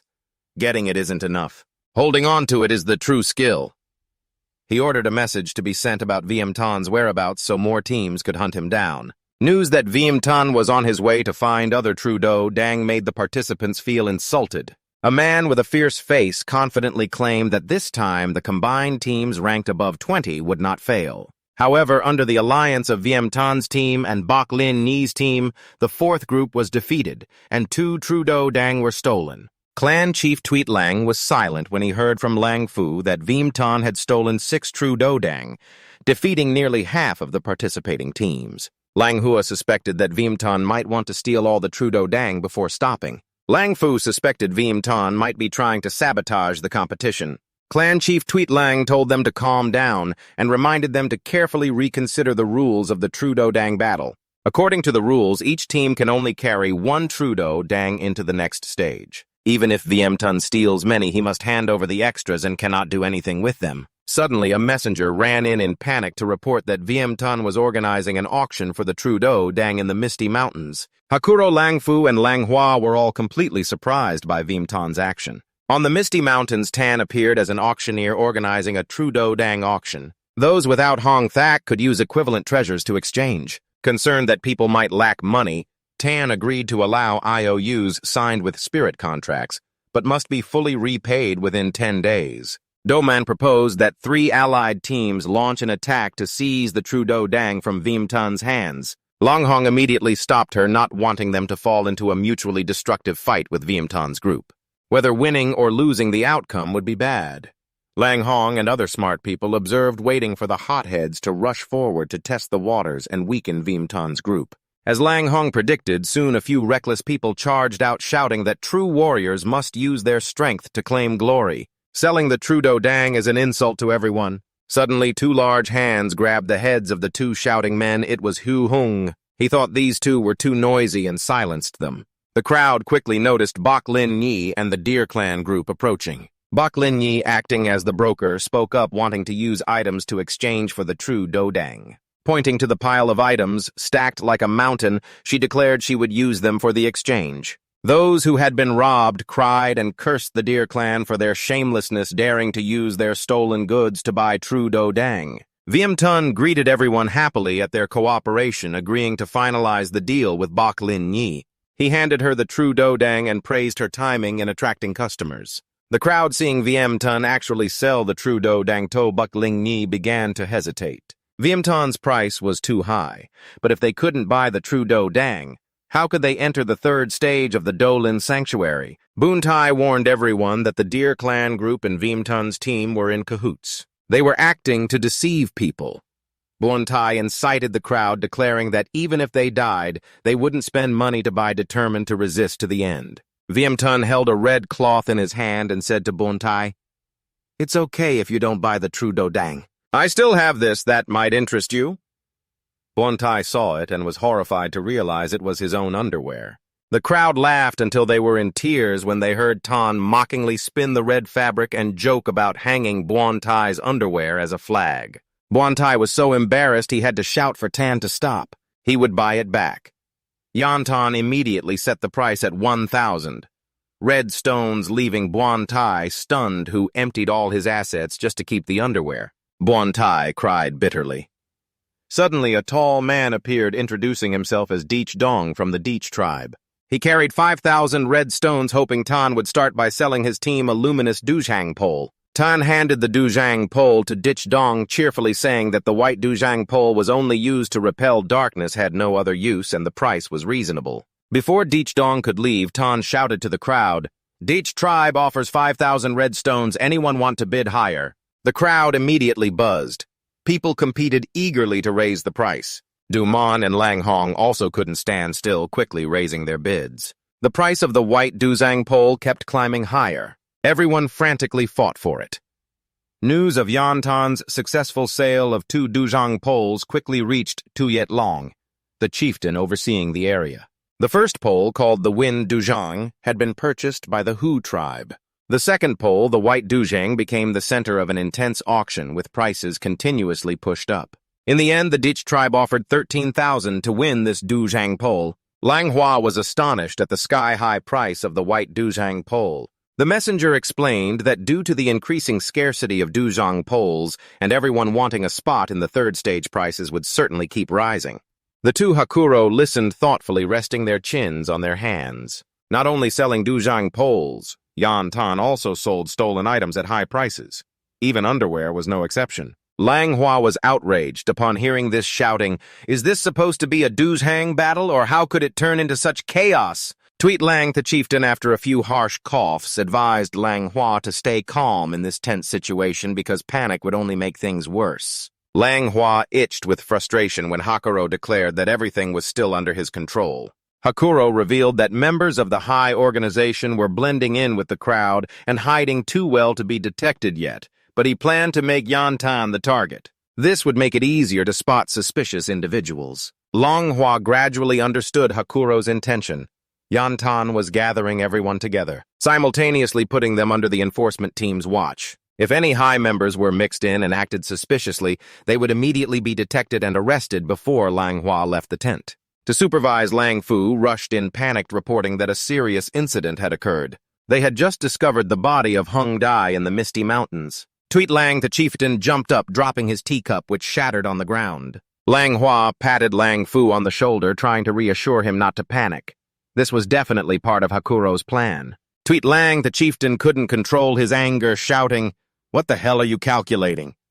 The enforcement team already has a casualty and you're not rushing to investigate." Lang Fu led everyone to the scene where Hung Dai's body was found. Lang Hua quickly realized that Hung Dai's cause of death was exactly like Diep Tien Ba's, definitely caused by high organization members. Lang Hua asked Lang Fu if there were any clues, but Lang Fu just shook his head. The Misty Mountains were too vast and the enforcement team's manpower too limited to monitor everything. Tweet Lang, the chieftain, guessed that since most people were gathered around Yantan, those not following Yantan's trail were likely the culprits. After checking the information, Lang Hua reported that the Duzhang pole in this area had been won by the Ho Nyat team 1 hour earlier. Tweet Lang, the chieftain, immediately suspected the Ho Nyat team as the culprits. Lang Hua wanted to personally apprehend the Ho Nyat team, but Tweet Lang stopped him, saying they couldn't act rashly. First, observe the Luke tribe and Sun tribe's people with the Ho Nyat team, send someone to closely follow them, and find out their intentions.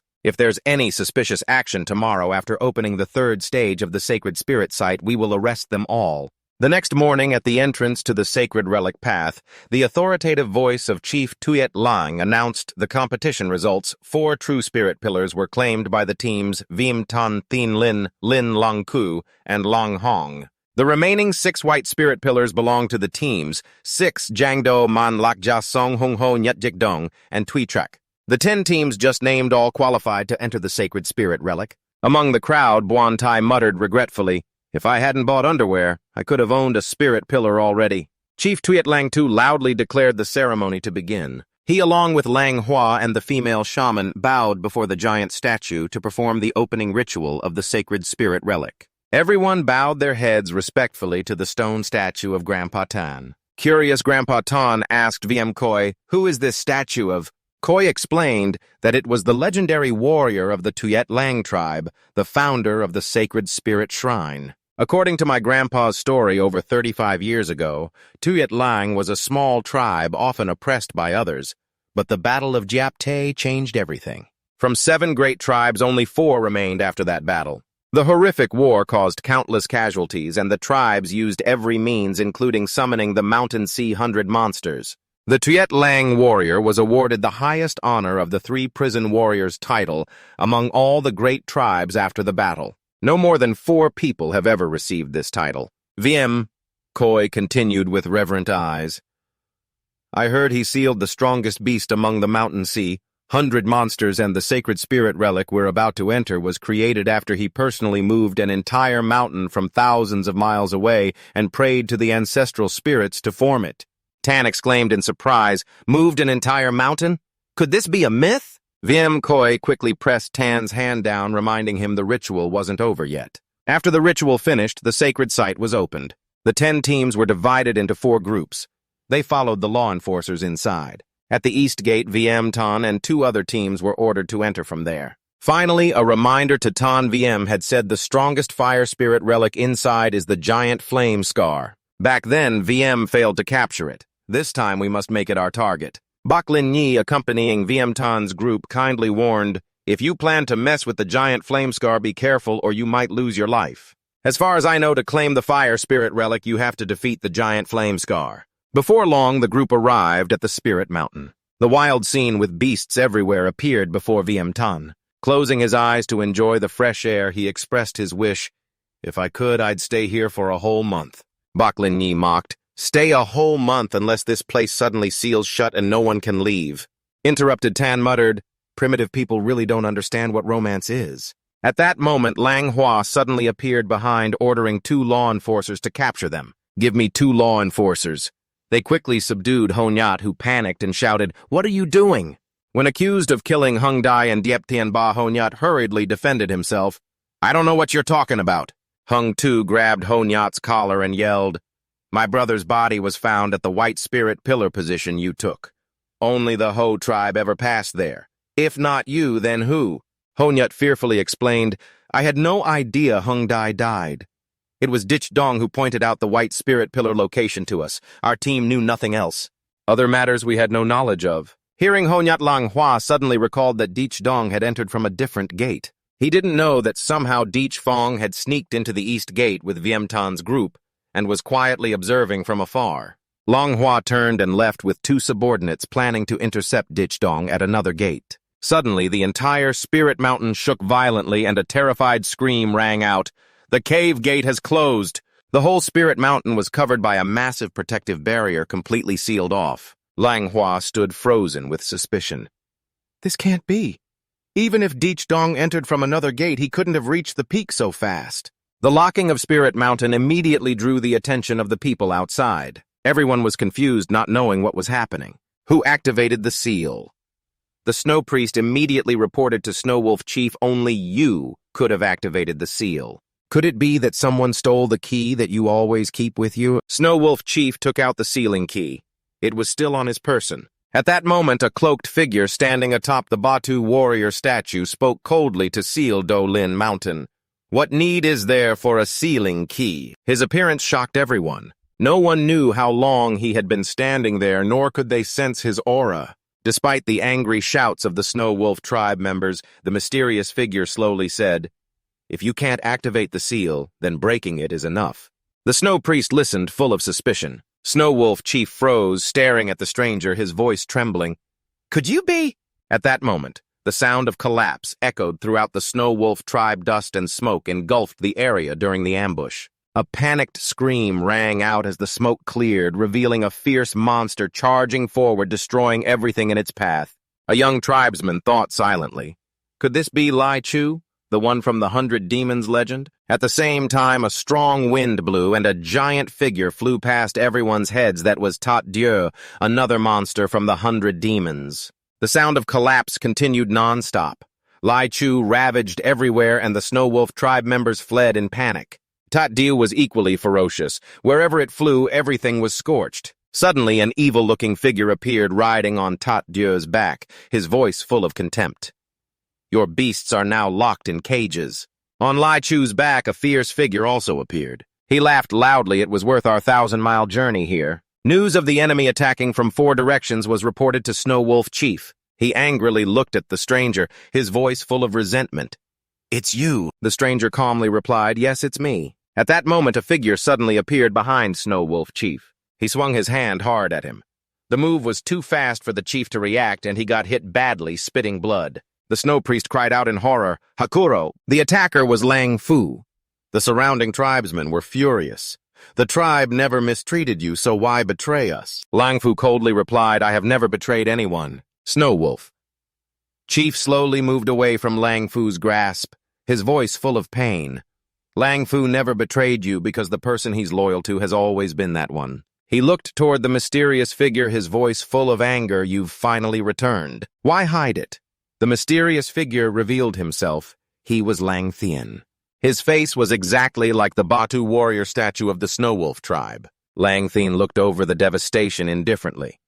Yes, it's been 35 years. Long time no return to what was once my home and to see my beloved older brother still here. When the mysterious figure revealed his identity, Snow Wolf tribesmen screamed in horror. He is Lang Thien, the hero of the Snow Wolf tribe. The voice of Snow Wolf Chief rang out, questioning Lang Thien. You left 35 years ago, so why do you want to come back now? What do you really want?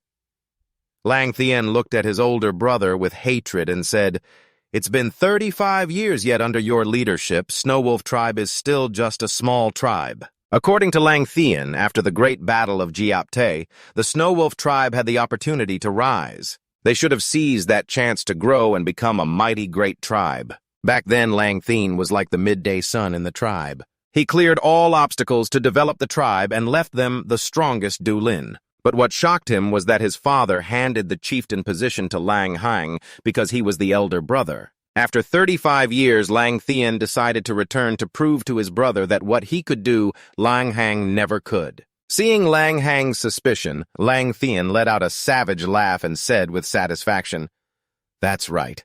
I have lifted the seal of Do Lin Mountain. He wants to use the blood of everyone present at Do Lin Mountain to open a new path for the Snow Wolf tribe. Seeing the chief so angry, he was speechless. The snow priest explained on his behalf, Lang Thien, you misunderstand. Lord Hakuro never wanted to hold this position. He had prepared to pass it to you. Your father was not cold to you at all. You misunderstood and left the tribe on your own. Chief Tuit Lang stopped the snow shaman from continuing. His deep, warm voice rang out. If you truly want to lead the Snow Lang tribe, I can give you this position. Just stop now. The position of Hakuro will be yours. The tribe members hearing this immediately shouted in protest. In their hearts, Hakuro belonged to only one person, and that was Lang Hang. Lang Thien refused, his voice full of indignation. Are you pitying me by giving me this? He then shouted loudly, ordering Lang Fu to act quickly. The two who had just appeared obeyed the order and slowly flew up, emanating the evil aura of darkness. Seeing the dense, dark aura spreading, Lang Hang shouted, What do they want to do? In the sky, the 3 Lang Fu hovering in the air shouted in unison, Dark Eye Tower. Soon a 3-pointed cage formed by the dark aura was lowered, covering the entire Snow Lang tribe. Lang Thien's fierce tone rang out.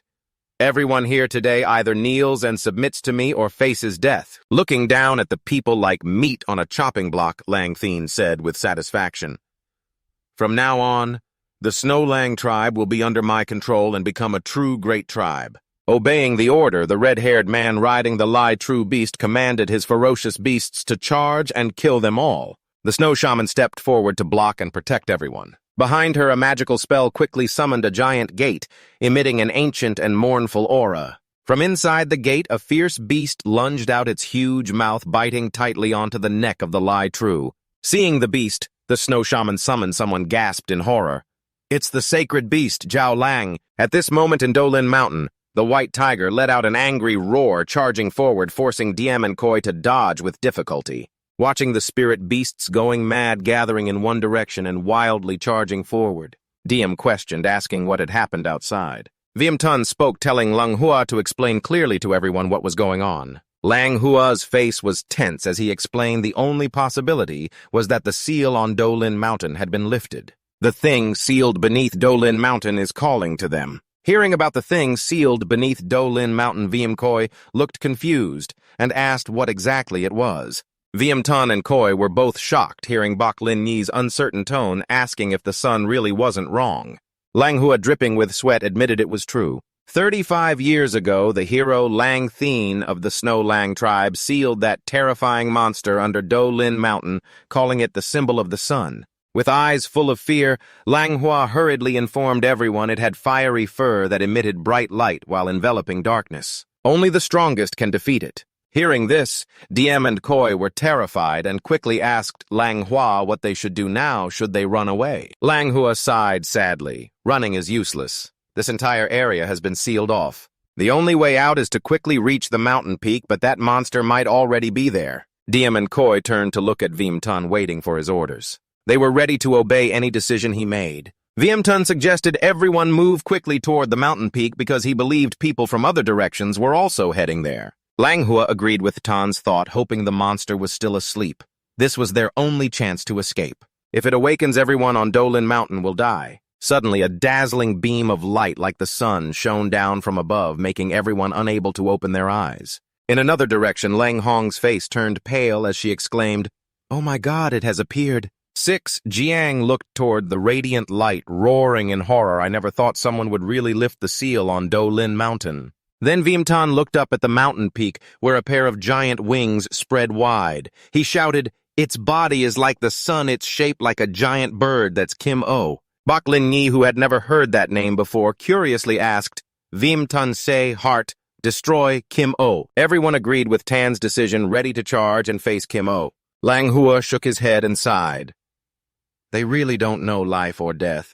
Tan led the group forward toward the mountain peak. In another direction, 6 Jiang also led his group toward Dolin Mountain. Watching the pack of divine spirit beasts scatter in panic, Viêm Thanh realized that among them was the great Vimtik, the creature he was searching for. Bok Lin Yi commented that this divine spirit beast was truly a fine specimen perfectly suited for him.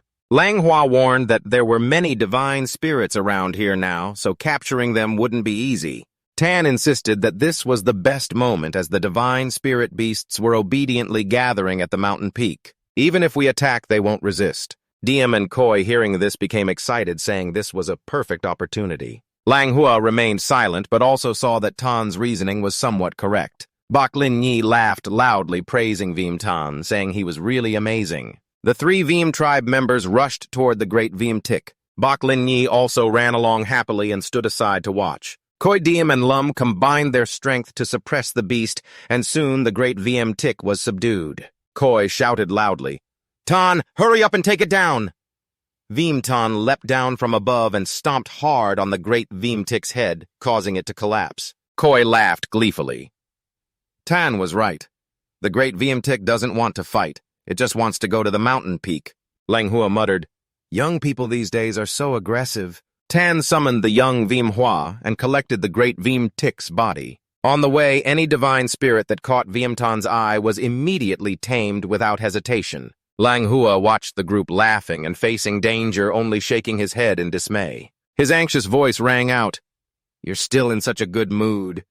Don't you realize Kim O has already unsealed the divine spirit mountain?" Tan replied immediately, advising him not to worry too much since everyone's strength has increased, so dealing with Kim O should be easier now. When Lang Hua wanted to intervene, Tan stopped him, reminding that Lang Hua himself was the secret weapon to be preserved the leader when facing Kim O. Hearing Tan's teasing, Lang Hua was annoyed, saying, "Kid, you still haven't changed at all. Not cute in the slightest." On the peak of Divine Spirit Mountain, Kim O's figure became increasingly clear. Seeing this, Dong shouted loudly at the 3 tribes to begin. A fierce young man from the Ditch tribe plunged a dagger into his own chest, roaring, "Use my fresh blood as an offering to awaken the sun emblem." Radiant light will shine across the world, dispelling the darkness. As he pulled out the dagger, fresh blood flew straight toward Kimmo. Though his body weakened, he joyfully exclaimed, "It's awake! Finally, it's awake!" Just then the Snow Wolf tribe arrived, angrily yelling at the Ditch tribe. "How dare you betray the Lord God?" Ditch Dung hurriedly explained, "We are not betraying the Lord God, only trying to use Kimmo's power to drive away the darkness." It was the Snow Wolf tribe who sealed the radiant light into Divine Spirit Mountain. The Snow Wolf warriors didn't believe him and charged to kill the Ditch tribe people to prevent Kimmo's awakening. Ditch Dung shouted wildly, "It's too late! I want the Ditch tribe to replace the Snow Wolf tribe as the new tribe!" He yelled to Kimmo, calling for the radiant light to descend. A burst of fiery flame erupted from Kimmo's body, shooting straight at Ditch Dung. Empowered, he unleashed the fire flame at the Snow Wolf tribe warriors who tried to stop him. Watching those before him burn to ashes, Ditch Dung rejoiced, feeling the sun's power. He thought that as long as he could control this power, the Ditch tribe would become more and more powerful. Lang Q and the others arrived just in time, insulting Ditch Dung as a coward. Lang Hong and Domon looked angrily at Ditch Dung's group, ready to attack them. 6. Jiang caught up just in time, warning everyone to be careful as the Ditch tribe had performed the offering ritual and received the sun's power. Lang Q fearlessly charged forward. Ditch Dung sneered, "I used to fear you, but now with the sun's power, you're no match for me." Ditch Dung unleashed fire flame toward Lang Q, but he managed to dodge. Watching the fight on the mountain peak, the last one informed Tan that someone had arrived before them. Lang Hua guessed that 6 Jiang's group was up there and told everyone to hurry and support them. Soon they were close. The last voice questioned, "The Ditch tribe is fighting Lang Q. It seems they can control fire flame." Tan explained from behind Kimmo is the embodiment of fire flame. Seeing Vim Tan and Bak Lin Yi ready to charge forward, Lang Hua stopped them. "Didn't we already discuss this earlier? He needs to preserve his strength. Let him take the lead in this battle." Lang Hua also told Vim Tan if he dies, remember to bring his body back to the tribe. Hearing Lang Hua say not to advise Tan Tan really responded that "I'm not advising." Lang Hua muttered that he's such a hateful brat, showing no respect for his elders. Despite the clear hint, this stubborn blockhead still wouldn't show any courtesy. In the end, Lang Hua had no choice but to risk charging forward. The tribe's battle cries echoed powerfully. While Lang Q struggled to dodge the fire blasts launched by Ditch Dung, Doman quickly rushed in to assist. With his strong hands, Doman used himself as a springboard to catapult Lang Q into the air. Seeing Lang Q blocked by Ditch Dung's fire, the 2 Lac brothers from the Lac tribe didn't hesitate to jump in and help. They feared Lang Q alone couldn't handle it. However, before they could act, both were blasted away by Ditch Dung's burst of fire. Lang Q took the opportunity to attack Ditch Dung, but was easily stopped by him. Ditch Dung's contemptuous tone mocked Lang Q for being too weak. With a powerful swing, Ditch Dung flung Lang Q into Doman standing behind him. Unchallenged, the second member of the Ditch clan began the sacrificial ritual, offering my body as a sacrifice to Kwang Min, the Dark Dawn. Soon after his life force gradually dissipated, his body quickly aged and crumbled into dry bones. Ditch Dung felt his strength growing stronger and roared with delight. "This is power. The sun's power filled with fiery strength." Ditch Dung furiously shouted at the members of the Tweet Lang tribe, "That's right, you all hide your power and dare not stand against the darkness. The Tweet Lang tribe really is a bunch of cowards." He launched a large fireball aimed to destroy Lang Q and Doman. Just then, a sharp sword aura flashed, cutting Ditch Dung's fireball in half. The one who acted was 6 Jiang. Ditch Dung was shocked by 6 Jiang's sword strike. Seeing Tui Lang Do Lin summoned and surrounding 6 Jiang Tan, couldn't help but marvel at the power of this spirit tool. Facing 6. Jiang Ditch Dung's tone was disdainful. "If this were before, you definitely wouldn't be my match. But today your spirit tool against my son is just a toy." Suddenly, an angry voice shouted from above, "Your son is worthless." A giant skull appeared in Ditch Dung's sight that was Lang Hua's spirit tool. He quickly flew down and threw a powerful punch, sending Ditch Dung flying away. At this moment, Lang Hua angrily wanted to know who had revealed the secret of the sun spirit tool to Ditch Dung. However, his strike wasn't enough to harm Ditch Dung. He coldly said, "Do you think the Tuyat Lang tribe can hide this from everyone forever?" Before the autumn hunt, a stranger in a black cloak came to Ditch Dung. He taught Ditch Dung how to awaken the sun's power, the spirit tool hidden by the Tuyat Lang tribe at Dolin Mountain. Gritting his teeth in anger, Ditch Dung said, If there really was power to fight darkness and evil, why didn't they use it? Could it be that the deaths of all the warriors in the battle against darkness were in vain? The stranger then manipulated Dichdong's emotions. That's their goal. If you are weakened by darkness, it's easier for them to control and manipulate the smaller tribes. The Tuit Lang tribe basically doesn't want to resist darkness. They just want to maintain their current position forever. It turned out Lang Thien was the one who came to find Dichdong. Hearing Dichdong mention Lang Thien, Manhwa was terrified and asked in disbelief, "You mean the father of the great warrior Tudong?" Dichdong confirmed coldly that Lang Thien had revealed the disgusting secrets of the Tuit Lang tribe. He roared madly, waiting to receive the full power of the sun to destroy darkness and dominate the Tuit Lang tribe. Dichdong turned and ordered the remaining clan member from a distance. Manhwa was rushing to stop him, but was too late. The Dich clan member performed the soul sacrifice ritual, the weapon blade deeply piercing the soul, quickly sucked toward Kim O. 6. Jiang anxiously looked at Kim O and informed everyone, "It's dangerous. Kim O has absorbed fresh blood and flesh, and if it also gets the soul." At the same time, the member of the Yi tribe lost his soul and his body collapsed.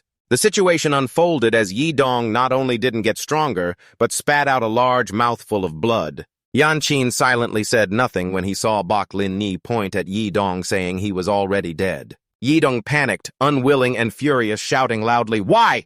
Why does the power of the sun resist me?" Suddenly, Yi Dong's whole body burst into fierce flames. Manhwa and 6.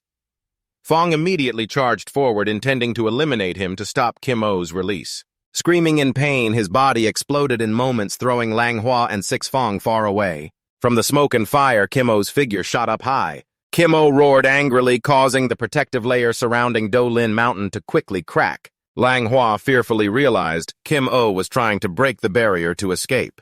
Meanwhile, outside, brothers Lang Hang and Lang Thien were fighting fiercely. The commotion from Dolin Mountain made both stop and look over, seeing the Dolin Mountain barrier cracking. Lang Thien happily exclaimed, "Such powerful aura, maybe the soul ritual has succeeded." Lang Hong angrily asked what his younger brother had done. Lang Thien smugly replied he hadn't done anything, just revealed a small secret. To help the Yi tribe member dodge Lang Hang's attack, Lang Thien laughed triumphantly. That foolish Yi Dong thought he could control that great power. Lang Thien acted crazily, claiming only he could control Kim O's power. When seeing the cloaked figures breaking the protective barrier and rushing into the tribe, the Snow Wolf tribe warriors immediately took up weapons to stop them from entering the village. During the fight, one warrior felt strange as his weapon pierced through the enemy's body, but there was no reaction. Flipping the cloak, he saw a long-dead skeleton before him and shouted a warning that they were not people, but monsters from darkness. Seeing the tribesmen fighting the monsters,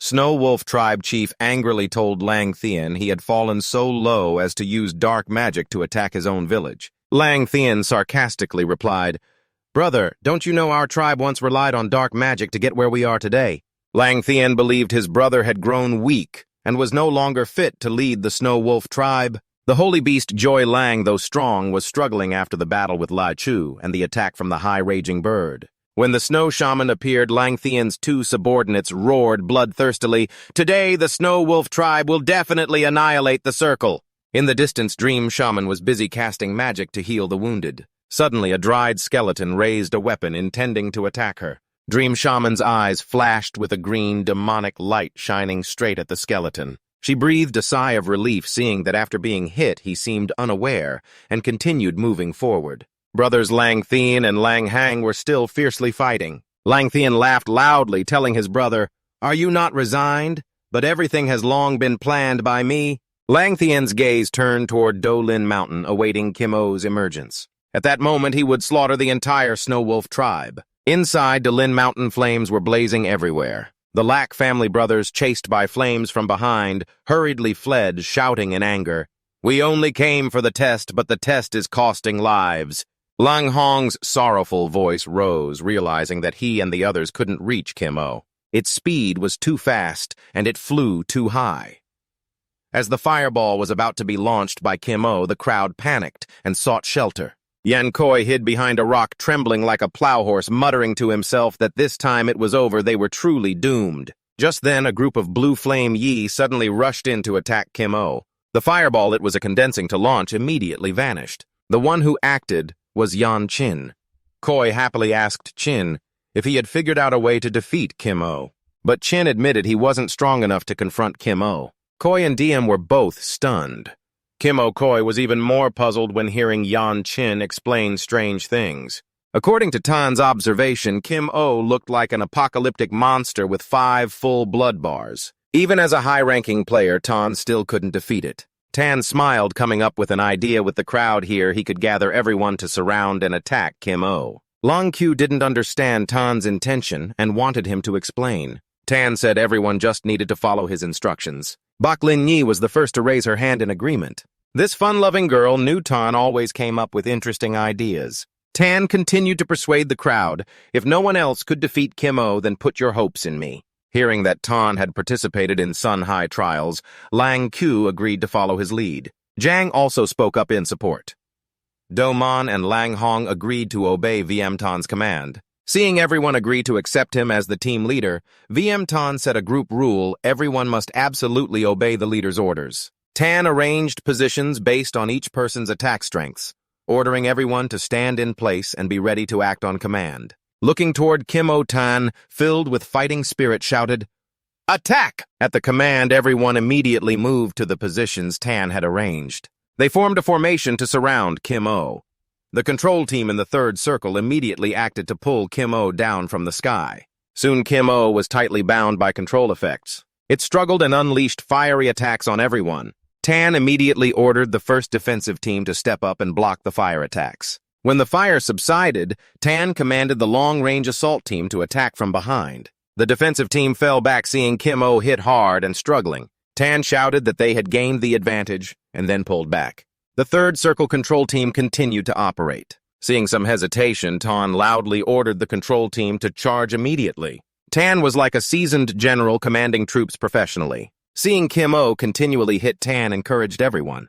"Well done, great coordination. Don't get reckless. Let's try again." At the peak of Do Lin Mountain, the sounds of battle roared with smoke and dust so thick that anyone watching from afar would be terrified. Tan's voice rang with anger. "Someone take those 2 fools who wanted to show off and got seriously injured outside. Whoever's free, help treat their wounds." The fighters participating in the siege all admired Tan. They didn't expect Tan's tactics and formation to be so effective. They could hold firm until now with only a few people injured because they disobeyed orders. Kim Oh was continuously attacked but seemed unharmed. Notably, every time it launched an attack, VM Tan saw through it and gave timely warnings, preventing any real threat. Everyone hid, waiting for Kim Oh to fly over. Tan's voice rang out. "Wait for my countdown, then attack immediately." At the command, everyone launched a full-force attack on Kim Oh, but it still remained unharmed. It opened its mouth to gather flames, planning to attack the group. Lang Hua and Bak Lin Yi were terrified. Tan immediately reassured them not to panic. Then he summoned the youth VM Hua to strike toward Kim Oh. Kim Oh's fireball hadn't even been launched before VM Tan neutralized it. Lang Hua was stunned, exclaiming, "Tan is really powerful." Every attack from Kim Oh was easily countered. Zhang was confused, not understanding how Tan could know every move Kim Oh made so clearly. He suspected it was thanks to the power of Do Lin that VM Tan possessed. However, in reality, there was no Do Lin at all. After patiently observing Kim Oh all afternoon, Tan had recognized its attack patterns. Proudly, Tan thought to himself, observation is one of the most basic skills everyone needs to master. At that moment, Tan shouted orders for Lam Huang to use the Do Lin he just acquired to pull Kim Oh to the ground. Following orders, Lam Huang quickly summoned Do 08 Chao Ma Chu and unleashed the net-catching skill, a giant spiderweb stretched mid-air enveloping Kim Oh. The more Kim Oh struggled, the tighter the spiderweb gripped it. Seeing Kim Oh lose balance and fall, Tan immediately ordered the long-range attack team to act. Lang Hong now showed the weakness of a woman speaking sorrowfully. "Sorry, little Kim Oh." Kim Oh saw Lang Hong and his teammates and immediately narrowed his eyes in fury, opening his mouth to unleash a fierce stream of fiery flames straight at them. Diem remained calm, issuing the order, "It's just a small trick. Diem, block it for me." Diem obeyed confidently, rushing forward to intercept. Kim Oh's fiery flame instantly engulfed Diem's entire body, but his figure remained intact, unharmed. Diem laughed loudly, not even a bit painful. Kim O's fiery flame was reflected back by Diem, striking Kim O's own body, truly a case of self-inflicted damage. Seeing Kim O lunging headfirst into the ground, Tan shouted loudly, "Now's the time, brothers, repay hatred with hatred, repay retaliation with retaliation." Kim O collided hard with the ground, and Tan continued shouting, urging the charge. Kim O lay motionless on the ground, eyes flashing with fear and unease. Before him stood a group of humans, staring with fierce, predatory eyes as if ready to devour him alive. The group simultaneously attacked, venting all their anger onto Kim O's body. His pitiful screams echoed throughout Dolin Mountain. Kim O was extremely enraged, never expecting these small humans to dare trample on him. This was a huge insult to a being regarded as a king like Kim O. Koi and Diem noticed Kim O's aura intensifying. They immediately realized something was wrong. Tan quickly ran away and shouted a warning to everyone to shift to the next stage. Everyone quickly retreated to prepare for Phase 2. Master Koi was still bewildered. Diem ran after Tan while saying, "Forget it, just follow Tan for now." At that moment, a giant fireball exploded where Kim O lay engulfing his body. A loud explosion echoed. Fortunately, Tan had warned everyone to flee in time, or else the consequences would have been catastrophic. As the smoke cleared, a deep crater was revealed. Kim O's figure had vanished. Kim O escaped danger. His eyes filled with fury as he stared down at the humans, his entire body blazing with intense flames. Tan looked straight at Kim O, his confident voice ringing out, "Finally, it's revealing its true strength." Viamton refused to be outdone, unleashing his full power, revealing a muscular, toned body. He informed everyone that Kim O had exhausted a lot of energy and that this was the decisive moment. Seeing Tan unleash his power and feeling disrespected, Kim O opened his mouth to blast a powerful stream of fiery flame straight at him. Viamton showed no fear, charging directly at Kim O with a confident voice. "Victory depends on this strike, everyone follow me." The people behind obeyed Tan's command, continuously shouting as they surged forward. Outside, the sacred beast Joy Lang was covered in wounds from just facing off against Li Tru and Tuk Diu, constantly attacked from above. Ho and Lao stood at a distance, watching in astonishment at the fierce fighting ability of the Snow Wolf clan's sacred beast. Despite facing two strong opponents, both criminals agreed that before savoring the sacred beast's fresh blood, they should take the Snow Priest's blood as an appetizer. Ho raised his gruesome arm boastfully. That arm was grafted from demon bone claws. Even a small wound could cause the opponent's flesh to rot down to the bone marrow. The Snow Priest saw the opponent charging at her, and her eyes showed clear vigilance. Ha continuously swung his arm filled with evil power to attack the Snow Priest while she kept dodging. In a moment of carelessness and unpreparedness, a giant scorpion tail stabbed through the Snow Priest's body from behind. Lao's voice came from behind, full of delight. "You slipped up. Hit by the scorpion wolf's tail means no chance of survival." Suddenly, the Snow Priest's body slowly dissolved, replaced by a dry phantom image. The Snow Priest's manifestation appeared in the distance, her voice full of fury. "Implanting dark demon flesh and blood into the body is truly a dirty trick." She extended her hand forward, murmured an incantation, then shouted to summon. Immediately, several dry snow phantom images appeared surrounding Lang Thin's two subordinates. After eliminating Ho and Lao, the Snow Priest immediately ordered the dry snow phantoms to assist the sacred beast. Each phantom shot claws at the fierce beast Li Chu, stabbing deep into one eye, causing the wild beast to roar in pain. Taking advantage of the opportunity, the sacred beast Gioi Lang immediately opened its sharp jaws and bit off Li Tru's neck. Lang Fu quickly realized Li Tru's aura had vanished. He angrily scolded Ho and Lao as two useless men unable even to keep Tuyet Thay Tay. However, Lang Fu was not too scared. He was confident that Lang Thin would absolutely not lose to Lang Thin. At this moment, he blocked the large hammer in his brother's hand. A contemptuous voice rang out. "Is this the bloodthirster fury that our old man left you? Looks like the treasure in your hand has also become useless." Suddenly, an attack from the ice and snow shot forward, separating Lang Hang and Lang Thin. Lang Thin roared in anger. "So it's you!" A taunting voice spoke to Lang Thin. "How can two useless guys stop me?" Tuyet Tay Tay appeared behind the Snow Wolf chief. Lang Hang tilted his head and said to Tuyet Tay Tay, "He wants to use a deadly move and needs your support." Both hands of Lang Hang gripped the axe handle tightly and whistled wildly. His whole body suddenly burst with destructive power, growling loudly as he howled at Tuyet Tay Tay. At the same time, he released wind force to boost his speed. Lang Hang and Lang Thien were horrified to realize Lang Hang was rushing toward them at an unbelievable speed, the axe blade in his hand fiercely striking at Lang Thien's head, aiming to split his little brother in two. Lang Thien struggled to twist his body to the side and successfully dodged, just managing to block Lang Hang's attack. Lang Thien silently felt it was a bit difficult to deal with the joint attack of Lang Hang and Tuit Tay Tay. Suddenly, confident Lang Thien roared, "Don't forget you have me too!" Dark thunder aura appeared from his body, gathering on Lang Thien's arm. He roared at Lang Hang, "And what I've learned you can't." Lang Hang couldn't defend, was knocked back by Lang Thien, and incredulously said, "He has absorbed the dark thunder power into his body." This was the feeling of power surging inside Lang Thien's body. A triumphant voice rang out, "This is the power I've learned over the years, inherited from the Snow Wolf tribe. Compared to it, the old power is like a minor gust compared to a great gale." Lang Thien quickly unleashed the force of the dark thunder, rushing in front of Lang Hang with a fierce attack that sent him falling from the high place onto the hard ground below. Seeing the chief in danger, Tuit Tay Tay immediately summoned an ice arrow. Lang Thien watched the barrage of ice arrows attacking him and disdainfully said, "This old trick is useless now."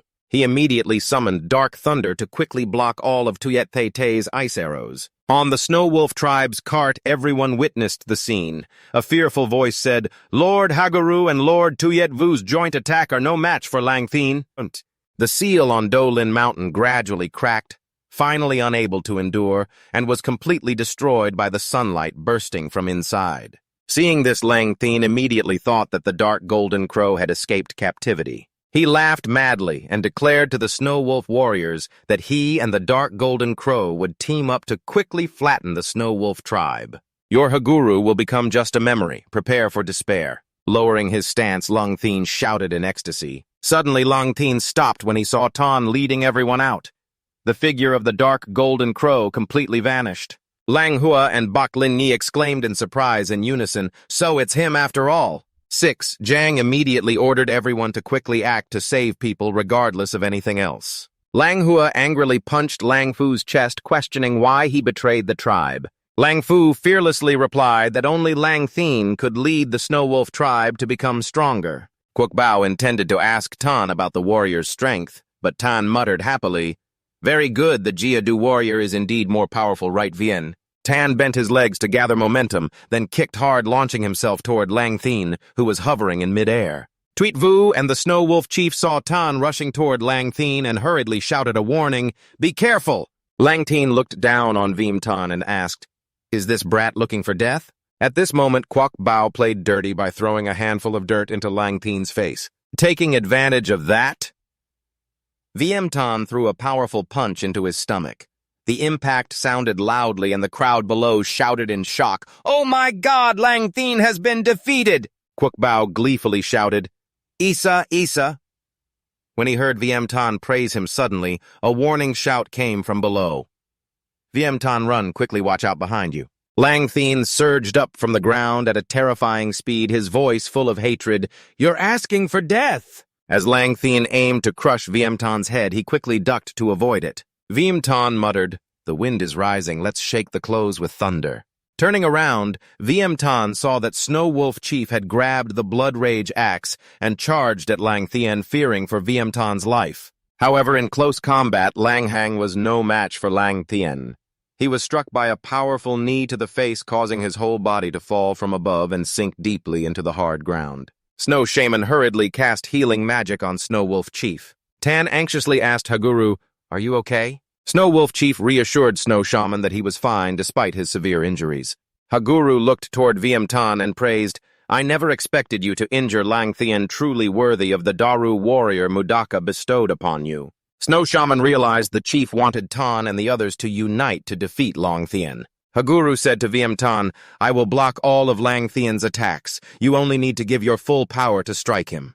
If we can't kill Lang Thien today, the only outcome for us will be death." Tan confidently replied, "Rest assured, Lord Haguru, I am very strong." Quoc Bao also shouted, "Isa wants to prove he's strong too." Snow Wolf Chief forced himself to stand and ordered the battle to begin. He summoned all his bodily energy, filled with strength, gripping the blood rage axe tightly with both hands. Lang Thien sneered disdainfully. 3 against 1, huh? His body trembled as dark lightning power surged through him, confidently roaring, "Bring it on!" Snow Shaman immediately used speed magic to assist Snow Wolf Chief in preparing for the decisive battle. Before Lang Thien could steady himself, he saw his opponent appear like a lightning strike right in front of him, swinging the blood rage axe straight at him without hesitation. Lang Thien countered quickly, slapping hard across his brother's face. Viamtan shouted worriedly.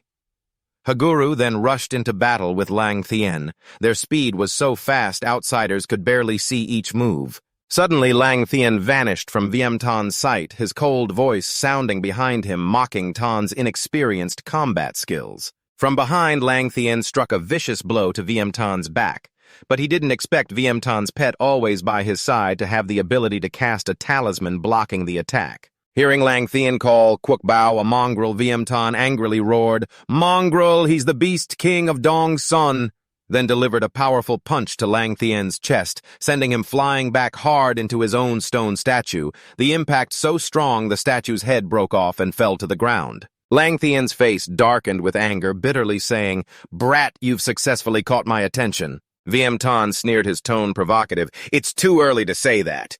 You'll have to pay a lot more attention to me." In a flash, Viamtan's mind returned to when he was at Dolin Mountain, lost inside his spirit sea. He was shocked to realize he was inside a strange black hole. Even more surprising, Kim O, the mythical bird, was also sucked into his spirit sea. Viamtan tried to use his power to tame Kim O, but the result was unexpected. Seeing Kim O freely flying in the space of his mind, Viamtan loudly said, "If you're inside me, at least pay some rent." Back in the present, the sun's radiance flared brightly, forcing everyone to shield their eyes from the glare. As the light softened, everyone was amazed to see Viamtan standing majestically on Kim O's back. Murmurs rose from this crowd. The sun, the power of the sun. How could anyone tame the sun? Du Lin Meng, holding the shaman's staff, immediately recognized this was not Kim O's spirit state, but its true form. Zhang Lum couldn't help but be astonished to see someone able to command Kim O's loyalty. Koi and Diem yelled excitedly from below, urging Viamtan, "Show Lang Thien the true power of the Daru warrior of the Viam clan." Lang Thien's eyes widened in disbelief, muttering, Why is Kim O with this brat?" Following Viamtan's command, Kim O opened its mouth and blasted a stream of fiery flames straight at Lang Thien. He hurriedly summoned lightning to block, but his mind was still trapped in disbelief that this couldn't be happening. That kid was just a low-rank warrior. According to Lang Thien's knowledge, a person without dark power absolutely cannot control the Kim O through the soul-stealing ritual. Noticing Lang Thien was careless, Viamtan shouted loudly, "You've got some nerve." Then he threw a powerful punch straight into Lang Thien's chest, sending him flying again, crashing hard into the headless stone statue. Tweet Lang, the tribe chief, watching Viamtan repeatedly defeat Lang. Thien suddenly realized that in the previous contest he had pretended to be weak to hide his true strength. What terrified him was not only the power of the Kim O, but also the fire youth that Viamtan summoned, something even he couldn't identify the origin of. Lang Thien shot out from the statue like an arrow, determined not to yield. Suddenly a deadly weapon appeared in Lang Thien's hand, his eyes full of rage. In over 35 years, Viamtan was the first to make him struggle so much. He deserved to be met with a blade. Lang Thien was determined to destroy Viamtan and then seize the Kim O from his body. Viamtan crossed his arms, his tone mocking and provoking. "Bark all you want. When I smash you down to your underwear, I won't even bother to keep it."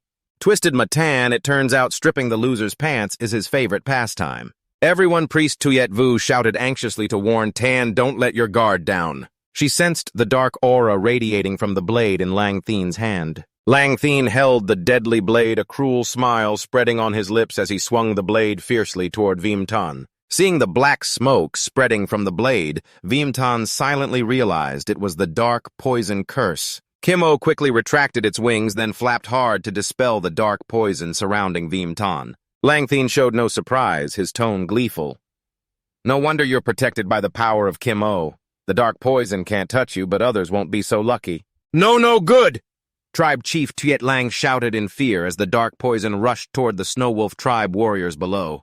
Those who inhaled the dark poison went mad, losing their reason and turning on their own people, seeing his tribe members slaughter each other.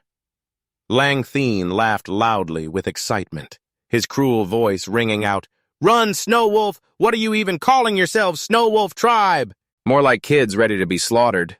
Tribe Chief Tweet Lang saw his people being slaughtered and angrily charged at Lang Thien with his weapon. Lang Thien blocked Tweet Lang's attack with his deadly blade, his voice low and filled with painful regret. "What now?"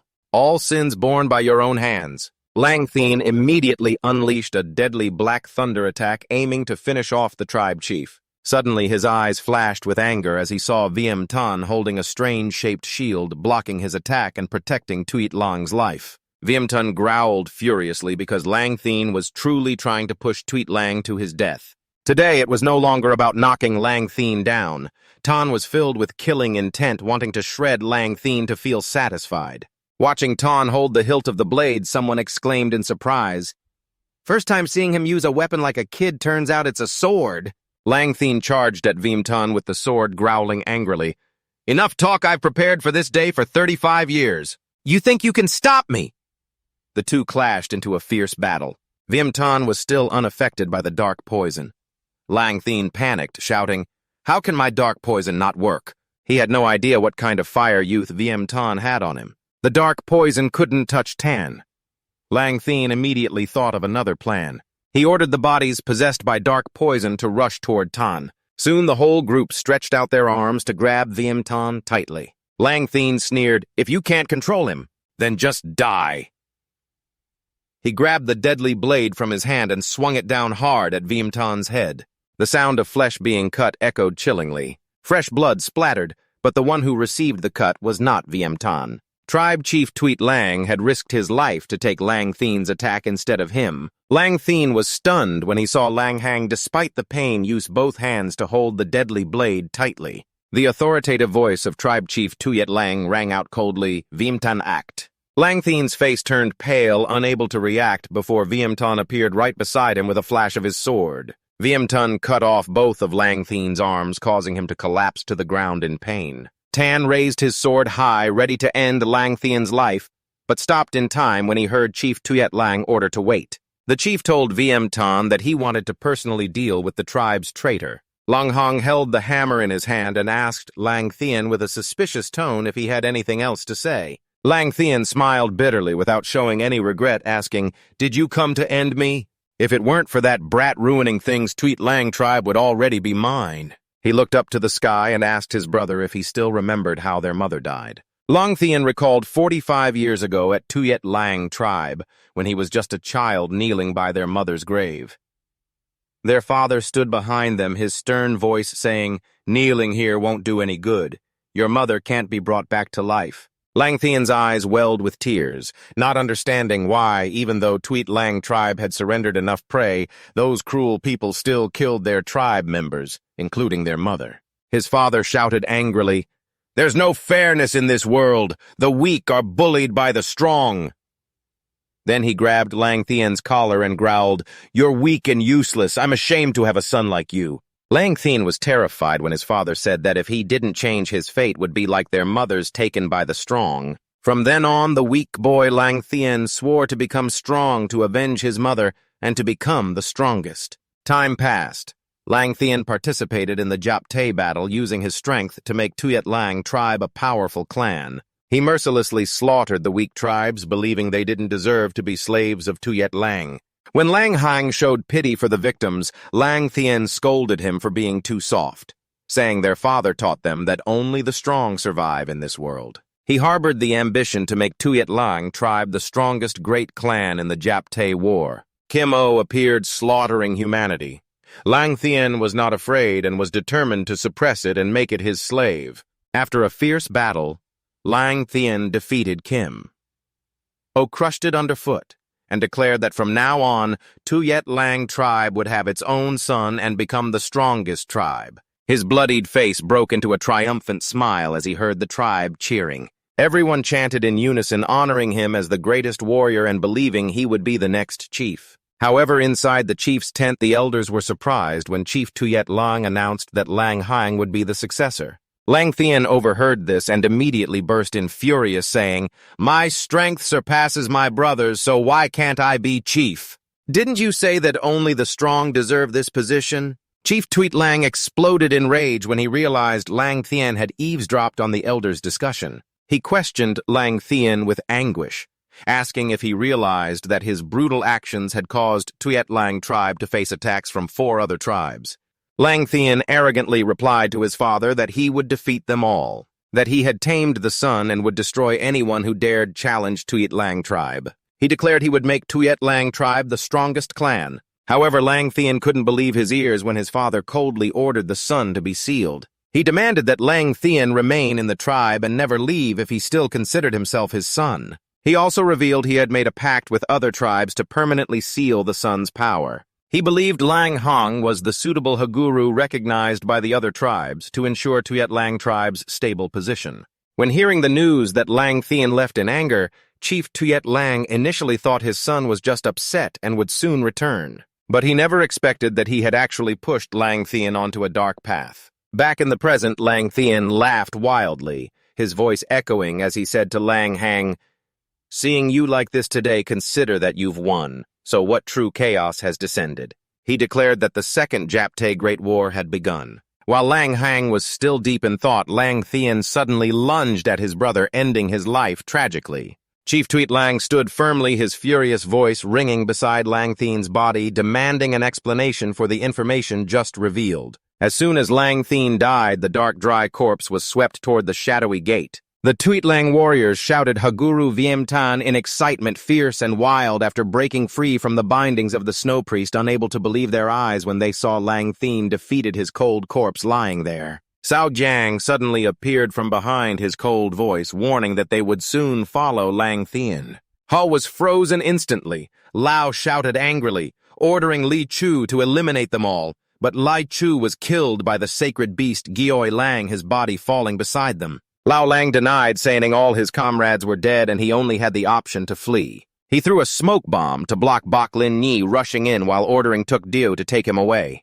Tuk Diu breathed fire to push back Bok Lin Yi, helping Lang Fu climb onto its back. As Lang Fu rode Tuk Diu toward Lang Hang, the Tuet Lang clansmen shouted warnings to Haguru to be careful, but Lang Fu's target was Lang Thien's body. He controlled Tuk Diu to grab the corpse and fly up. Suddenly, Lang Fu trembled, groaning in pain as he saw Mong Kam and the snow priest blocking his way. He shouted at the woman, "Rotten woman, don't block my way!" Tuk Diu raised its claws and fiercely attacked Mong Kam. Lang Ku couldn't react in time, only shouting for the clansmen to chase after and rescue Mong Kam. Chief Tuet Lang declared that before the long night comes, they must rescue Mong Kam or she will be in danger. His voice was weak as he told Wiem Tan he wanted to hand over the Tuet Lang clan to him and would personally pursue. Wiem Tan interrupted, "Stop acting. If you want me to save her, just say it straight." Quoc Bao agreed, saying Chief Tuet Lang wasn't a good actor. Finally, Chief Tuet Lang gratefully told Wiem Tan to definitely save Mong Kam, who was a benefactor of the Tuet Lang clan, and suggested Wiem Tan bring Cao Jiang and Lang Hong along. Cao Jiang's abilities would strongly support Wiem Tan, while Lang Hong, an expert tracker, could use his sense of smell to locate Mong Kam. Bok Lin Yi, with a familiar look, hurriedly hugged Quoc Bao and also wanted to join. Wiem Tan confidently promised Haguru that he would definitely bring Mong Kam back safely. The 4 quickly set off to rescue Mong Kam. Meanwhile, Chief Tuet Lang was exhausted, collapsing, causing Tuet Vu and the snow priest to worry and rush to help. Suddenly, from afar, dust clouds rose thickly as if someone was approaching the Tuet Lang clan, causing the clansmen to panic and shout. Tuet Vu, with sharp eyes, recognized a fluttering battle flag from afar. It was the banner symbolizing the status of Takara. Chief Tuet Lang was helped up by Tuet Vu and ordered everyone to gather to welcome Lam Huan. It was said that each Takara commands a powerful warrior team of the Than Man Great Tribe Haguru. Tuet Lang stepped forward to greet the newcomer, while 3 from the Veem tribe looked at the arriving Takara dignitary with a sense of familiarity. The rider on the back of the giant ox was asking about Haguru, and the Tuet Lang clan immediately recognized him as Hu Lich. An excited voice shouted, "Hu Lich, 3 years! No, see, you've become a Takara now!" Seeing Chief Tuet Lang's curiosity about how the Veem tribe recognized him, Hu Lich explained that 3 years ago he submitted to the Veem tribe, and without Wiem Tan, he wouldn't be who he is today. Seeing the 3 Veem Khoi here, Hu Lich curiously asked where Wiem Tan was. Chief Tuet Lang stammered, saying Wiem Tan had gone to save someone. Hearing this, Hu Lik asked, "Is there something going on inside the chief's tent?" They then recounted everything to Hu Lich. Confidently, Hu Lich assured Haguru that if Vimtan has gone, he will definitely bring Mongkam back safely. The three Vimkoi also trusted that with Vimtan their everything would be fine. Chief Tuyet Lang then spoke up. He fully trusted Vimtan's strength, but worried that in the vast forest, Tan was still too young and inexperienced. Hearing this, Hu Lik said that Chief Tuyet Lang was underestimating Tan too much. He probably doesn't know that 3 years ago you were struggling hunting in Dongsun. Seeing that he didn't fully trust him, Hu Lich didn't hesitate to recount how he was defeated by Tan 3 years ago, which led him to swear an oath in the name of the ancestral spirit to Tan. What he heard surprised Chief Tuyet Lang. Could it be that Hu Lik had made a pact with Vimtan through the ancestral spirit? Seeing his astonishment, Hu Lik said he was proud to have sworn to Vimtan, and that without Tan he wouldn't be who he is today. Hearing Hu Lik mention this time it was because of Mudaka's orders. Chief Tuyet Lang's voice rang out in horror. Could the second Japte War really be coming? Hu Lik admitted that to prepare for the battle, Mudaka proposed holding the selection of shadow guards 1 month later. Chief Tuyet Lang didn't expect things to progress so quickly. Hearing this, Hu Lik said Mudaka ordered all the young warriors in the tribe to immediately move to Thanman. The 3 Vimkoi members curiously asked how many people were in a tribe. Hearing Hu Lik announce that those ranked 10 and above in this hunting contest must participate. Chief Tuyet Lang wondered if this Japte battle would be even bloodier than the last. Hu Lik didn't know the full details. He only heard Mudaka mention 2 words, chaos. Hearing those 2 words, Chief Tuyet Lang suddenly remembered that before Lang Thien died, he had also mentioned them in a remote cave. Lang Fu and Tuk Diu paused in front of them, a candle flickering on a stone pedestal. Lang Fu slit his wrist, so the blood flowed onto the stone, murmuring mysterious phrases. Blood merges with shadow, spirit flesh transforms into shadow. In the end, death brings glory and renown. His eyes glanced at Lang Thien's corpse, his voice low. Master Lang Thien, your wild ambitions are not over yet. Then, he embraced Lang Thien's body and laid it on the stone pedestal, affirming that his plan would never be in vain. Suddenly, a female voice sounded by Lang Fu's ear, telling him to step aside and let her take over Mongkam, slowly stepping forward, causing Lang Fu to be amazed as he respectfully bowed and called her young mistress Mongkam. She raised her hand toward Lang Thien's head, blue light spreading out. She was absorbing his power. Before long, Lang Thien's body shriveled as each wave of energy was absorbed by Mongkam. Her voice rang mysteriously, "The true chaos has arrived." Meanwhile, Lang Ku was impatiently urging everyone forward. A tribesman hurriedly advised him to stay calm because Lang Fu still had the shadow bird with him. They should wait for Haguru's reinforcements. But Lang Ku didn't listen. Angrily, he pushed Tuyet Lang to move faster, leaving the others behind. Since Mongkam was captured, he lost his usual calm demeanor, muttering non-stop, "Wait for me a little longer, I will definitely come." At the same time, Lumfam's group was also on the trail to find Mongkam. Lung Hong said that from childhood, Lang Ku had been like a bodyguard to Mongkam. Tan suddenly realized Lang Ku was restless because he had lost the person he loved. He curiously asked if Mongkam had been with the Tuyet Lang tribe since childhood and why she didn't use the tribe's sorcery. Lung Hong explained that only the Tuyet sorcerer priests could inherit the sorcery. Mongkam was a wandering priest. She had come to the Tuyet Lang tribe since childhood. Bak Lin Yi interrupted, "This is very common. Those who can use sorcery are rare, and the Tuyet Lang tribe would never miss out on talent." Suddenly, a huge rock fell. Viamtan shouted a warning. 6. Jang swung his sword and split the rock in 2. Bak Lin Yi asked what was happening and who dared to ambush them. The forest ahead shook violently as 2 giant monsters appeared. Lang Hong shouted, "Those are rock giants." Seeing one of their arms had been severed, he realized it was Lang Ku's mark. He had passed through here. Lumfam shouted, "Use the fastest speed to take them down." Back at the stone cave, Mongkam was still continuing the ritual to absorb Lang Thien's power. She muttered the incantation, "Cycle of life and death, true name, soul of the dead, desire for blood," all obeying the dark, unlocking the important secret in Lang Fu. Quietly thinking once Lang Thien's power was fully absorbed, it would transfer to Mongkam. Just then, an arrow shot from above, but Lang Fu destroyed it in time. Lang Q appeared from above, attacking Lang Fu with a furious voice. "Traitor, hand over young Mistress Mong Kam now." Lang Fu dodged the sarcasm. "Ask Mong Kam if she wants to follow you."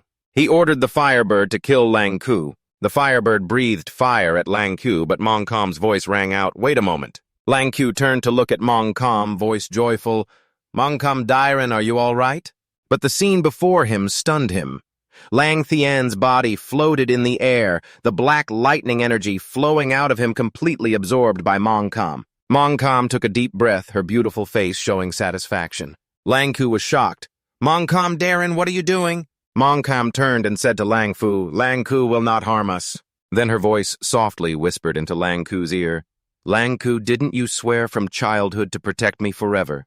Lang Fu stepped forward, his voice full of respect, advising Mong Kam to leave quickly, because he predicted others from Tuit Lang tribe were chasing after Lang Q. Mong Kam hesitated, asking what was happening, but there was no time to explain. She then asked Lang Q if he wanted to go with her. Lang Q was confused, not understanding why Mong Kam was betraying Tuit Lang tribe and trying to take him away. At that moment, Bok Lin Yi and Lang Hong appeared at Lang Q's entrance, noticing the group standing on the ground. 6. Zhang summoned the Ice Dragon Spirit and commanded it to attack the Firebird. Taking advantage of the chaos, Bok Lin Yi and Lang Hong descended from above.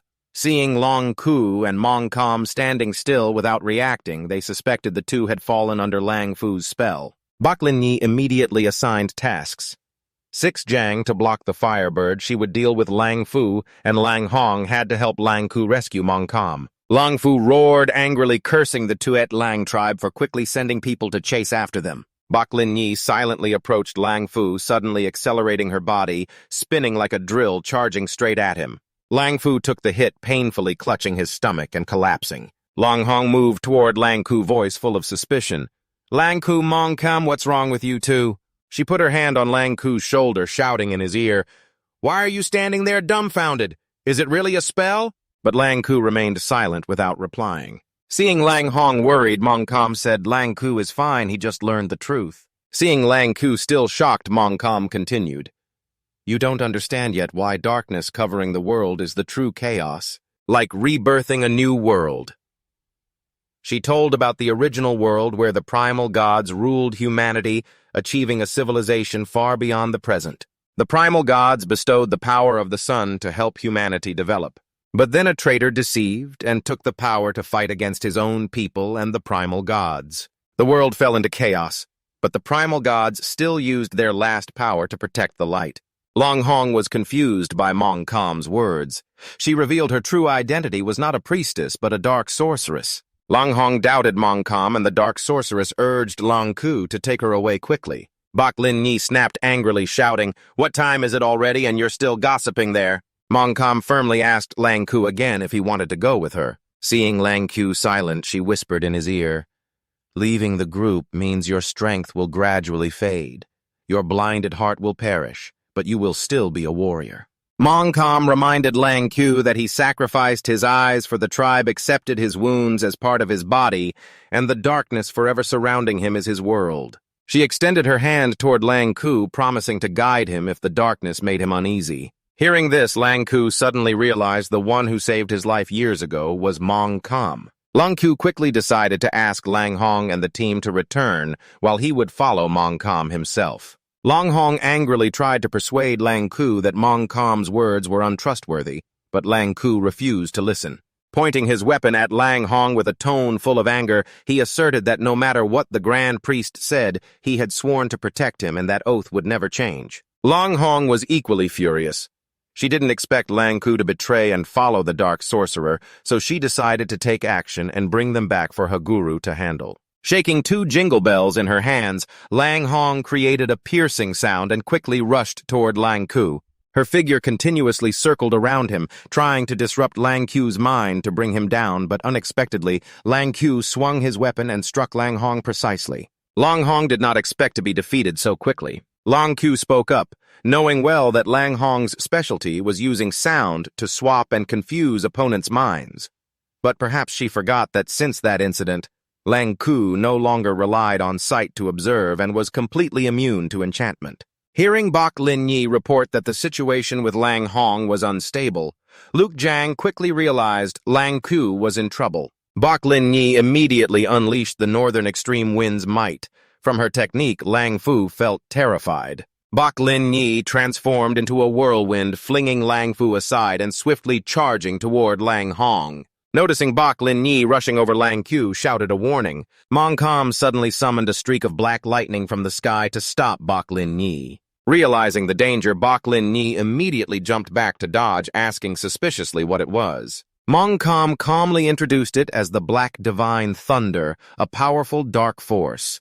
She had absorbed all of Lang Thien's power, so dealing with these pesky kids was no problem. Suddenly, a harsh voice rang out. "This place is really lively, isn't it?" A door leading to darkness suddenly appeared. Lang Fu recognized the arrival and happily shouted, "Grand Priest Chapped!" From the dark door, two figures cloaked in black stepped out. Lang Thien's mission failed, which was beyond their expectations. Lang Hong felt fear from the dark energy radiating from these two strangers.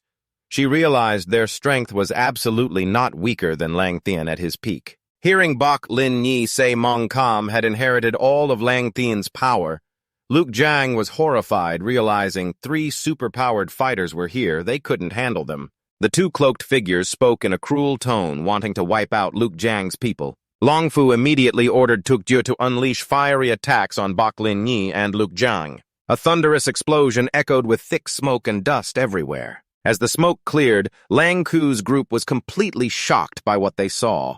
Viemtan appeared just in time to dispel Tukjue's attack. Luke Jiang's people standing behind were protected by him and unharmed. The two grand priests advanced to face Viemtan, finding this skinny kid with strange fiery power rare to see. News of Lang Ku's betrayal and Mong Kam being a dark sorcerer did not surprise Viemtan much. From the moment she actively blocked Tukjue's path, he had suspected her identity but wasn't sure enough to say. Mong Kam now told Viemtan that he, like her, was born able to control dark power. Hearing this, Viemtan suddenly remembered the relic he once encountered during the long night. A big question arose in his mind. Could the ancestral god really be a traitor? The figure of the woman in red he saw in the relic suddenly appeared. She claimed to be the true god. Viemtan silently thought maybe she was the supreme god of this world. He is not the type to blindly believe what the old men from the past say. Mong Kam heard that Viemtan had once walked through darkness, so she thought he must have met the divine spirit.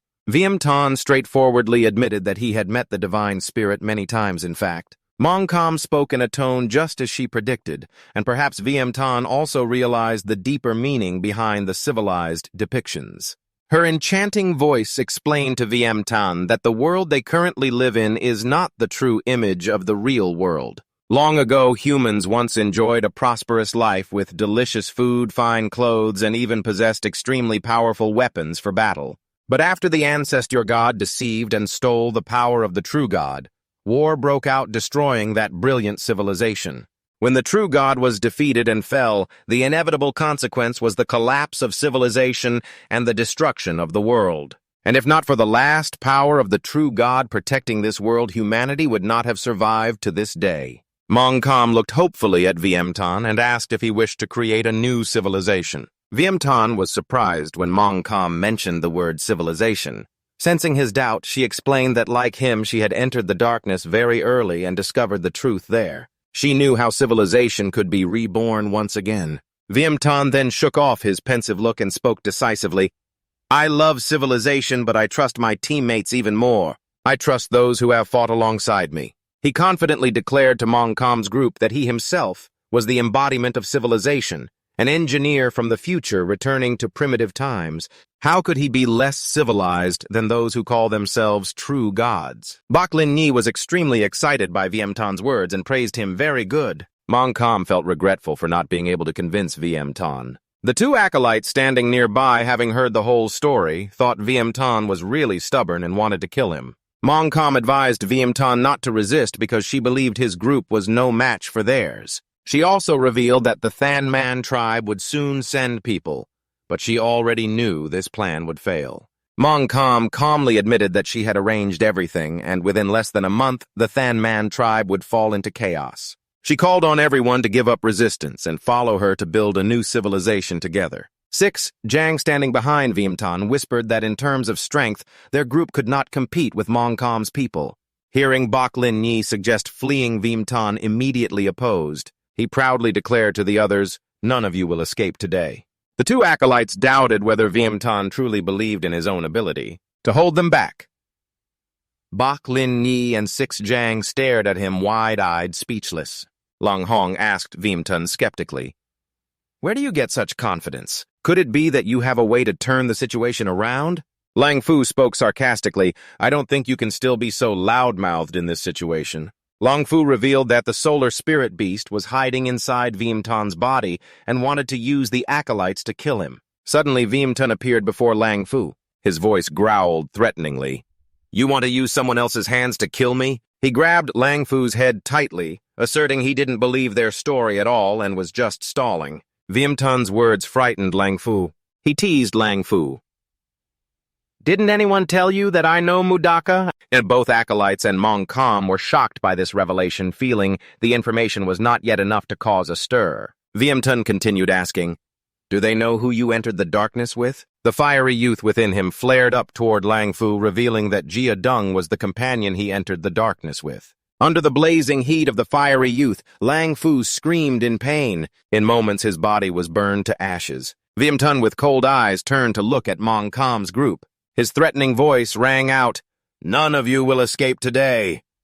With a confident and arrogant expression, he challenged them to come forward without saying another word. The acolytes silently thought Vimtan was reckless to dare kill Lang Fu right in front of them. He suspected that without support, Vimtan wouldn't dare act that way. He wondered if that old man and the genius Mudaka of the Than Man tribe were really on their way here to support these kids. Bok Lin Yi giggled, teasing Vimtan, "Why be so patient?" and asked how much longer he intended to prolong this game. 6. Jang also spoke up, asking him to stop joking, and suggested moving forward together to block their path while waiting for Jia Deng to arrive. Vimtan ordered Lang Hong to deal with Mongkom, while the two acolytes were assigned to the other 3. They saw Vimtan enthusiastically leading the 2 others charging forward. Lang Hong quietly wondered if Mudaka and Jia Deng had already arrived. She, head of the intelligence agency of the Tuet Lang tribe, hadn't heard any news at all. When Vimtan led his people charging toward them, Mongkom shouted angrily, asserting she would not believe him. Suddenly, Mongkom was drained of strength and collapsed as the dark thunder power she had absorbed earlier overwhelmed her. The 2 acolytes believed the old man had arrived, which was why Vimtan dared to attack them. They decided to leave, summoned a gate leading into the darkness, and urged Mongkom and Lang Nine to quickly enter. All 4 quickly moved toward the entrance to the darkness. "You can't escape!" Vimtan shouted fiercely, chasing after them. Bok Lin Yi and 6 Jang urgently yelled for Vimtan to stop chasing. Mongkom turned to look at Vimtan and said mysteriously, "We will meet again soon. When all hope is extinguished, you will have to choose us." Vimtan doubted how Mongkom could be so confident. He stood watching the door leading into the darkness slowly close. At the Than Man tribe in the council room, Elder Than Tuyen was reporting the important events that had just occurred in the Tuet Lang tribe. Thenglan Ma Haguru of the Thenlan tribe was horrified, thinking that Kim O had been taken by the dark sorcerers. But when he heard Than Tuyen say that Vimtan had received Kim O's power and drove off the dark sorcerers, Thenlan smiled with satisfaction, realizing that was the warrior his daughter had bestowed 3 years ago. He believed that although Vimtan was not as strong as his daughter, he was still a top-tier warrior. Elder Than Yan also spoke up, affirming that a warrior chosen by Mudaka certainly would not be ordinary. Thenglan asked Elder Than Tuyen if Vimtan would participate in this Vuan selection. Elder Than Tuyen confirmed that Takara Hulik would lead the warriors selected by the Tuet Lang tribe to the training location, and Vimtan was on that list. However, he was not very confident in Vimtan's actual strength. He thought it would be difficult for him to secure a Vuan spot among warriors from other tribes, many of whom had extraordinary abilities. Suddenly, Elder Than Tuyen recalled that Bok Lin Yi from the Bok tribe was also participating. Thanglan was surprised to learn that the daughter of Bok Kung was joining his daughter's Vuan selection. Elder Than Tuyen explained that the Mahaguru of the Bok tribe couldn't control his own daughter and feared she might sneak away here just for fun. Thanglan frowned and criticized Bok Kung as useless for not even being able to manage his own daughter. Elder Thantuin continued to report that many tribes had sent requests this year hoping their warriors could meet Mudaka. He also noticed that Mudaka was no longer young this year. Thang Lun interrupted Elder Thantuin, saying he himself couldn't manage the affairs of Than. Yet this old man just now was criticizing others as useless for not controlling their daughters. Elder Thantuin emphasized that the tribe's future development was not a joke. A great Mudaka truly needs to find a suitable successor. Thanglan, with a distressed expression, expressed his feelings. Although Than Yi is his daughter, her strength is on par with his. Therefore, he cannot force her to do anything. Up until now, everything about Than Yi has been decided by herself. Putting aside his daughter's matters, Than Lun turned to the two elders and said that this Vu-An selection was predicted to deal with chaos. He reminded them not to let any mistakes happen. The incident in the Tuit Lang tribe was a warning. The two traitors were long-standing members of the tribe, yet no one discovered their true identities. Thanglan did not want a similar thing to happen in the Thanman tribe. Seeing the chief worried, Than Yan smiled lightly at him. The Thanman tribe has been classified as a great tribe since ancient times, enduring many upheavals. Although other great tribes gradually disappeared over time, no one dared challenge Thanman's position.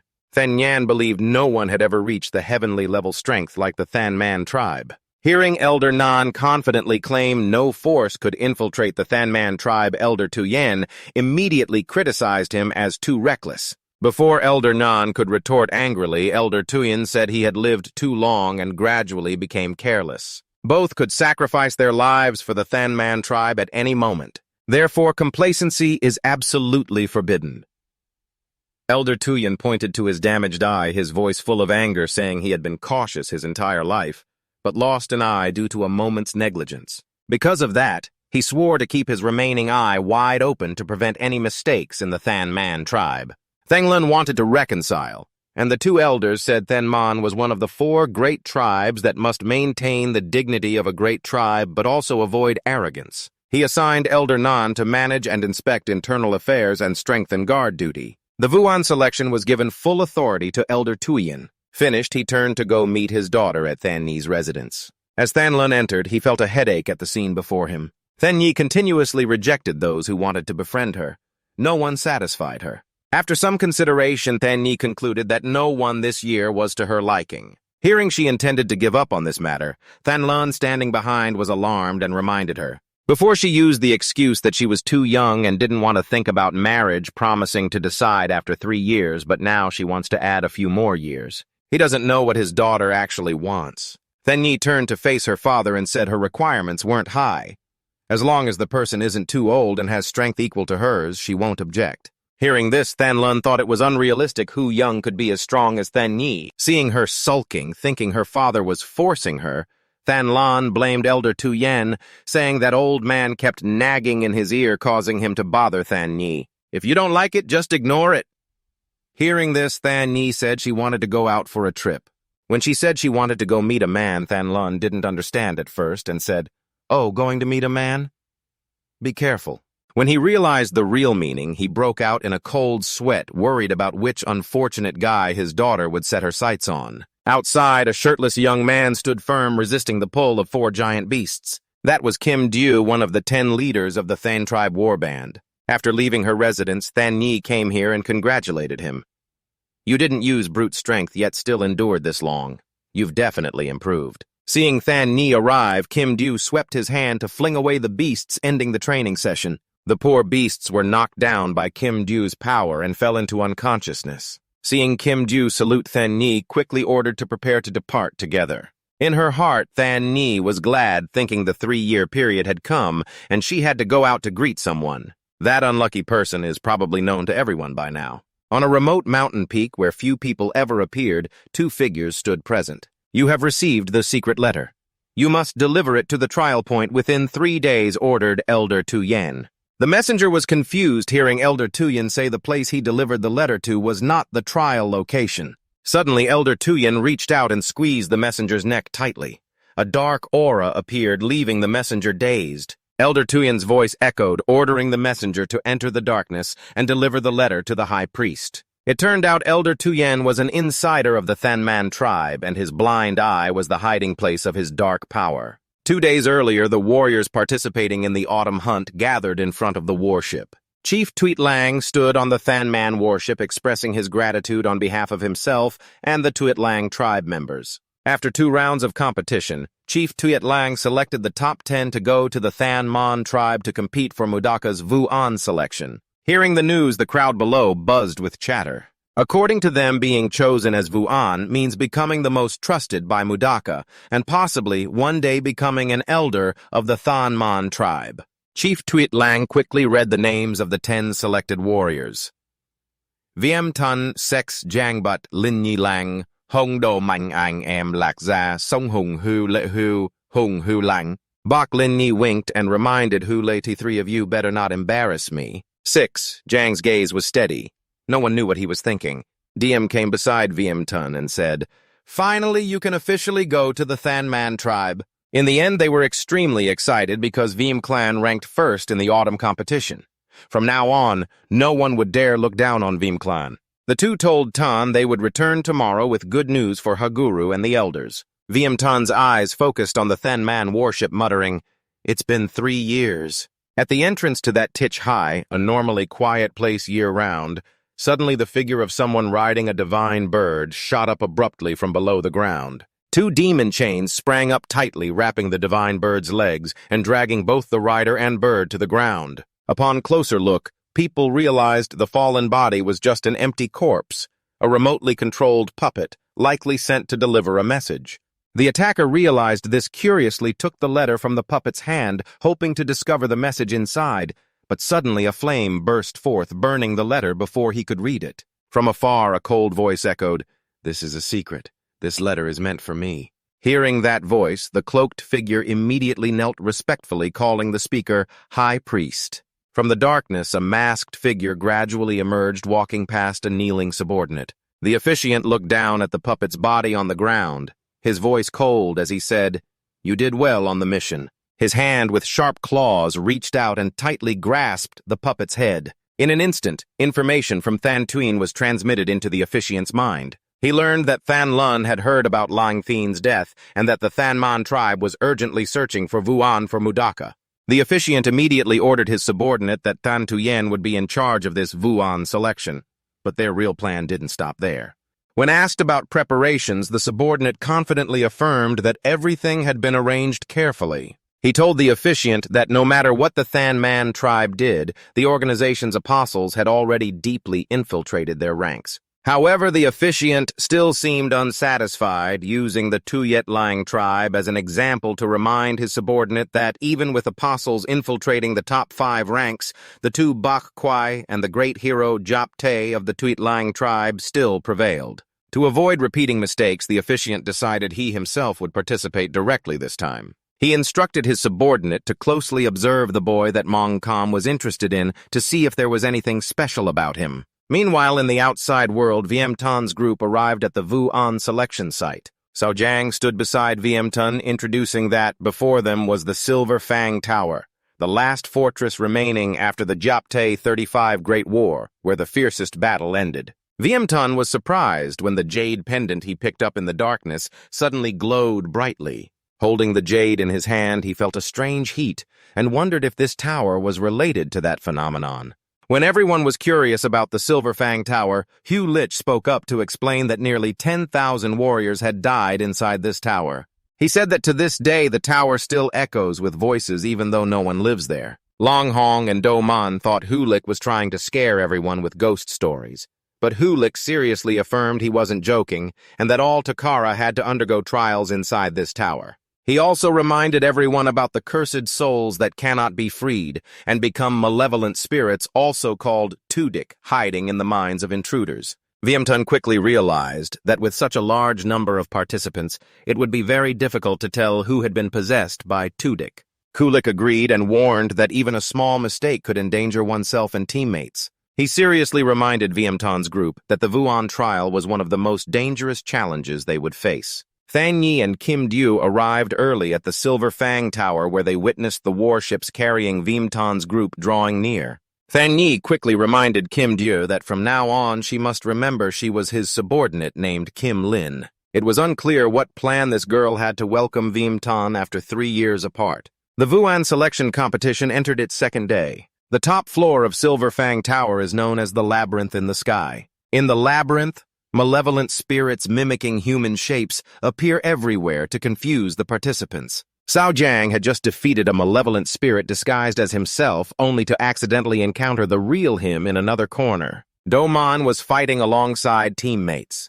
The Lacra Songhung brothers were simultaneously battling and puzzled, unsure if the figure before them was a malevolent spirit or just a kid pretending to be an adult using work as an excuse to seek revenge. Lang Hung and Do Man quietly moved along the labyrinth, unaware that what they saw was just a fake created by malevolent spirits. The original owner was hiding behind, silently observing Viem Tan and Kwok Bao as they moved alone through the labyrinth, following a strategy to avoid confrontation, search for teammates, and find the entrance to the next floor. While walking, suddenly a stranger's eyes widened in shock upon seeing Viem Tan. Without hesitation, he immediately summoned a spirit weapon and roared, threatening Viem Tan to die. It wasn't long before this person lay defeated at Viem Tan's feet. But what confused him was that this was already the third person today, as if they had taken the wrong medicine. Just seeing his face, they recklessly attacked Viem Tan, scratching his head and mumbling, knowing that outstanding people are easily envied, but he himself was clearly very humble. He wondered if humility was enough to hide his talents. Continuing on, Viem Tan suddenly stopped, sensing something was wrong. A stranger rushed over, shouting for Viem Tan to give up his life. The second man appeared furious, swearing to kill Viem Tan. The third was a chubby guy who shouted in resentment that the warriors of the Thung clan would rather die than be humiliated, determined to fight to the death with Viem Tan. All three men without prior agreement charged at Viem Tan, trying to corner him to death. Viem Tan skillfully dodged, causing the three to crash into each other. He frowned angrily and said, "What's your problem? I didn't provoke you."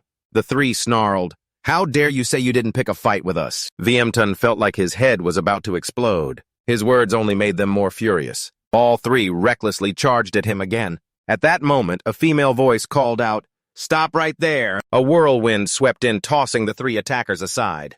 It turned out to be Bok Lin Yi. She suddenly stopped and slammed into Viem Tan with such force that he was thrown against the maze wall, spitting out blood. Bok Lin Yi said without hesitation, "I came to help you, Viem Tan."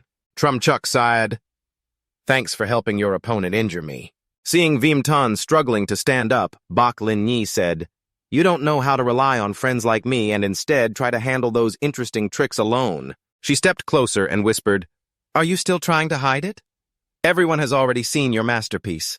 Bok Lin Yi revealed that Viem Tan had hung all the loincloths of the two clans' warriors, the Kim and Thung clans, inside the maze for everyone to admire, even labeling each with its owner's name. Viem Tan was stunned, his eyes full of confusion, as Bok Lin Yi scolded him for acting without inviting her to join. Unable to hold back his anger, he shouted, spitting saliva in front of Bok Lin Yi, insisting that he wasn't responsible for this. His plan this time was to quietly work and slowly lure the big fish, not waste time on petty tricks like that. Seeing Bok Lin Yi still doubting his innocence in the loincloth theft, Viem Tan grew more furious and firmly stated that he didn't have time for such nonsense. As they fled from the pursuers behind, Viem Tan still wondered why they were so angry and chasing after him despite his clear explanation. Suddenly they saw a purple mist blocking their path. Bok Lin Yi shouted a warning, "It's an evil spirit." The evil spirits gradually condensed and took on the exact shape of Viem Tan. Bok Lin Yi reminded him to be careful because although the evil spirit wasn't very strong, it was a clone of Tudik, not only resembling him but possessing similar powers and physique, making it quite difficult to handle. Viem Tan suddenly realized that Tudik was actually useful now. The three vicious men still chased after them, shouting non-stop to challenge Viem Tan to a life-or-death battle. Viem Tan's Tudik stood dumbfounded up front while he and Bok Lin Yi had already disappeared. Seeing the fake Viem Tan standing there, the three charged forward. Viem Tan told Bok Lin Yi to run away and let them deal with the evil spirit. Bok Lin Yi still suspected Viem Tan's involvement in the loincloth theft. He had to explain again, insisting he would never do such a pointless thing. If he did something, it had to be beneficial. Viem Tan was frustrated, not knowing who was blaming him, and feeling that this sabotage seemed familiar. It turned out that the mastermind was Than Yi with the support of Kim Du. Than Yi knew the trick of passing the blame wouldn't trouble Viem Tan, so she was thinking of the next move. Kim Dio tried to stop her, but then Ni argued that because of Vu An, she had to cause trouble. If Viemton couldn't handle her prank, he didn't deserve to stand beside her. Wandering in the maze made Than Nhi impatient.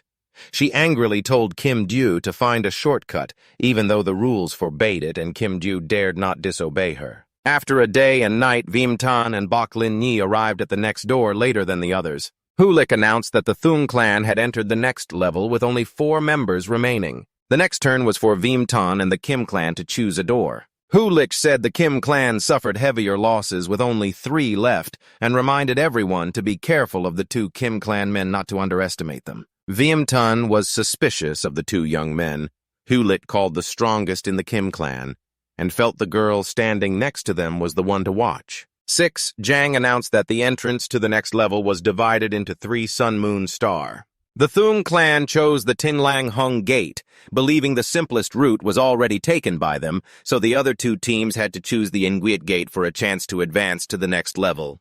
Thang Tuyen appeared and requested the Kim clan and Tweet Lang clan to each select a representative to decide the entrance gate. Kim Kai represented the Kim clan, while Viemton represented the Tuyet Lang clan. Kim Kai challenged Viemton, declaring that only a warrior from the Kim clan deserved to be the Shadow King of Mudaka.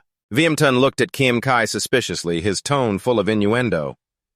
"Brother, did someone steal your underwear too?" Kim Kai angrily shouted that no one could steal his underwear. Seeing Than Tuyen's expression grow uncomfortable, Kim Kai quickly fell silent. Thang Tuyen held up 2 keys and said he would toss them, and the 2 had to catch the key they wanted. The crowd from the Tuyet Lang clan cheered loudly for Viemton, encouraging him to grab the key to open the Nuet Gate. Meanwhile, Viemton was lost in thought, his gaze fixed on the key in Elder Than Tuyen's hand, feeling strangely familiar. Just as the 2 keys were thrown, Kim Kai quickly lunged to grab the key to the Nguyen Gate, but suddenly a shadow flashed by and snatched the key from his hand.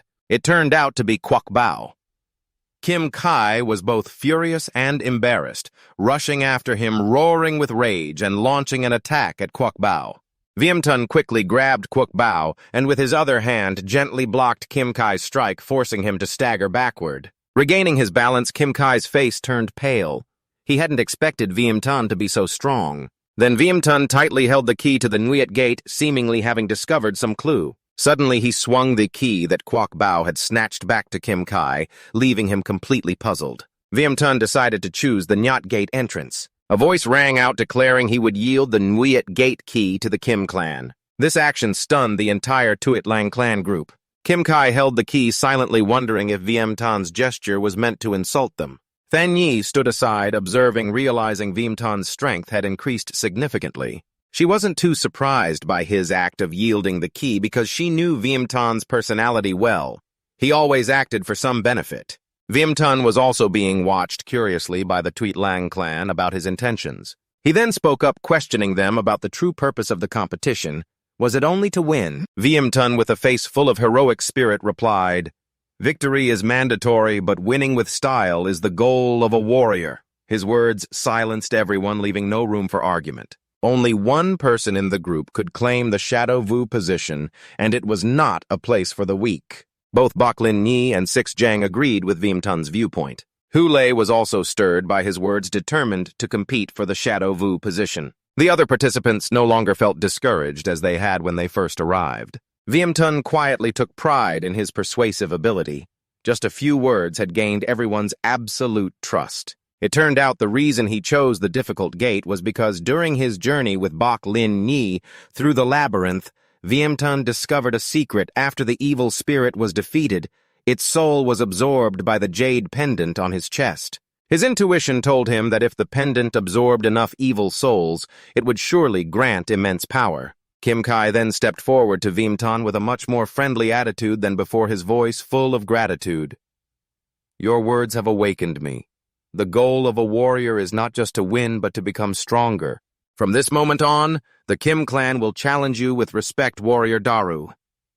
Hulich didn't expect that the Viem clan, a small tribe dependent on others, could produce a great warrior like Viemton. He realized that Mudaka's previous insight was truly wise. Hulich decided to take Viemton as his target to strive for. Thang Tuyen urged everyone to quickly enter the chosen gate. Viemton stepped forward and placed the key on the door, and the massive door slowly opened. The Tuyet Lang clan members had already gathered waiting. A voice sounded a warning. The Silver Bell Tower has 11 levels of strongholds. Each level is connected by the power of the ancestor god. Everyone who enters must be cautious. The space inside cannot be explained by common sense. Viamtan was the first to rush into the secret Thantuin gate, observing someone entering the same path as Viamtan, silently reassuring himself that the plan is going smoothly. Their infiltration proceeded perfectly, leaving no trace, so that no one could detect or stop them. This time, the mysterious dark organization's target is to secretly infiltrate and uncover the secrets of the 12th floor in the Silver Cry Tower. The person struggling to dodge the attacks of the evil spirit Laki. The evil spirit Lang Hong also shakes the 6 bells in her hand, constantly moving around to disrupt Luke Jiang's mind. Suddenly, Luke Jiang unleashed the Ice Wind Seal. Lang Hong felt that Luke Jiang was truly terrifying, although her ultimate move was used through a fake object. She didn't expect Luke Jiang to be able to break it so quickly. Suddenly, the ice wind that Luke Jiang just unleashed cracked and shattered. Bak Lin Yi quickly shouted to warn everyone that an evil spirit was using her ultimate move. But it was too late. A tornado appeared and swept Do Man inside. Heard Viamtan muttering that this move is really powerful. Normal attacks can't break it. Increasing the force could injure anyone inside. Bak Lin Yi felt that her move was truly overwhelming. At this moment, Viamtan had found a way to counter it. He threw himself from above toward the evil spirit's figure. Bak Lin Yi stood in the center of the whirlwind, looking up, feeling confused. She didn't know what that human intended to do with Tan's knowledge. He knew the wind could block horizontal attacks, but absolutely couldn't block attacks coming from above. Immediately, Viamtan launched a powerful strike down into the tornado. Bak Lin Yi, standing outside, found it unbelievable to see Viamtan easily destroy it. Even she didn't know her move had such a weakness. Viamtan's figure quickly appeared behind the evil spirit Bak Lin Yi, then immediately acted to eliminate it. His eyes looking toward the evil spirit Lak Ki. Viamtan's voice continued, "This ROI-type weapon gets faster toward the end, so it's best to get as close as possible quickly." Viamtan suddenly closed in and restrained the evil spirit Lak Ki, brutally slashing, cutting its body into 3 segments. After absorbing all the energy of the defeated evil spirit, Viamtan felt the energy inside the jade pendant growing fuller and fuller. Tan turned to Do Man and said, "Next it will be their turn, fighting the evil spirits." Luke Jiang came over and asked if Viamtan had figured out the method to destroy the evil spirits yet. Bak Lin Yi also curiously asked Viamtan, "How does he know how to break your move? Even I don't know how." Tan rubbed his nose, boastingly saying every move can be broken. But not everyone who sees the weakness can break it. He is an exception. Viamtan felt puzzled. Hulik mentioned that this place was a remote ancient stronghold of the 12 tribes. "So why does the Silver Cry Tower have only 11 floors instead of 12? Luke Jiang said. "He has never thought about this before." Bak Lin Yi added, "When I was young, stories about the Silver Cry Tower always said it had only 11 floors. Lang Hong guessed that maybe the 12 tribes and 11 floors have no connection." Seeing Viamtan's group continue to advance and probe, Thang Yi hid behind, sensing that after 3 years apart, Viamtan has become much stronger. She believes the evil spirits here are no match for Viamtan. At this moment, in another direction, footsteps were approaching. Suddenly, he recognized the bodies lying ahead were warriors of the Thung tribe. Even Thung Ke was there dead for some time, completely beyond help. The blonde warrior felt confused. Just relying on the evil spirits here could never have killed Thung Ke. He is the youngest and strongest warrior of the Thung tribe. His absolute skill ranks him in the top 10 in this Vuan selection contest. The blonde warrior suddenly had a thought flash through his mind, making him cautious of himself. Could there be some terrifying entity hidden in this place? At that moment, a sound behind him startled him, and he turned around abruptly. A strange figure with a human shape appeared before his eyes. The stranger who just appeared swung a giant blade, slicing the blonde warrior into 2 halves. He died instantly without a chance to deny anything. 1 hour later at the camp where the Viamtan group was stationed, Bak Lin Yi asked, "So now we go down to the 9th floor?" Viamtan immediately ordered, "Don't be lazy, Kwok Bao. Quickly go call Do Man and everyone to gather on the 9th floor." Kwok Bao usually obeyed Viamtan, but this time he protested. It seemed he sensed something terrifying rushing from deep in that narrow corridor. Suddenly, a group of evil spirits with human shapes charged out. Viamtan exclaimed in surprise, "Why are there so many evil spirits?" It seemed they were about to face a battle, But Viamton was completely shocked when the evil spirits ignored them and hurriedly ran past. This scene suddenly reminded Viamton of an event 3 years ago in the dark, but he immediately dismissed that thought. His sharp instincts warned him that something extremely powerful was chasing after them. Just then, Doman and his teammates ran out in panic, shouting, "Viamton, run! There's a monster behind us!" Viamton looked back in astonishment. He keenly noticed a Viamtok headmark on the monster's body. Viamton quickly realized this monster was not a shape-shifting evil spirit, but its true form. He wondered if it might be a tribal warrior like them. But then he denied it again. This place had become the stronghold of evil spirits. How could there be tribal warriors here? Thang saw Viamton standing there staring fixedly at the monster. Everyone urged, "Run fast!" Kim Dew curiously asked Than, "Do you know the origin of this monster?" Than shook his head.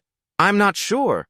If this is a warrior from the Gyapte era, why did it suddenly appear?" After a few seconds, they returned to Viamton's group. Jang noticed that the evil spirits were all terrified of the monster. They believed its strength was very powerful. The monster growled in human language, "Protect me, you must protect Bak Lin Nhi." He urged everyone to unite and kill it. "We are so many. How could we be afraid of one monster?" Viamton immediately rushed to stop Bak Lin Nhi. "Let it be. Show me." Bak Lin Nhi didn't want to listen to Kwok Bao, who restrained her, making her angry because of the days she had spent sharing food to bond with it. The monster saw Viamton standing in front and swung its hand to attack. At that moment, the Viamtok headmark on Viamton's body suddenly shone brightly.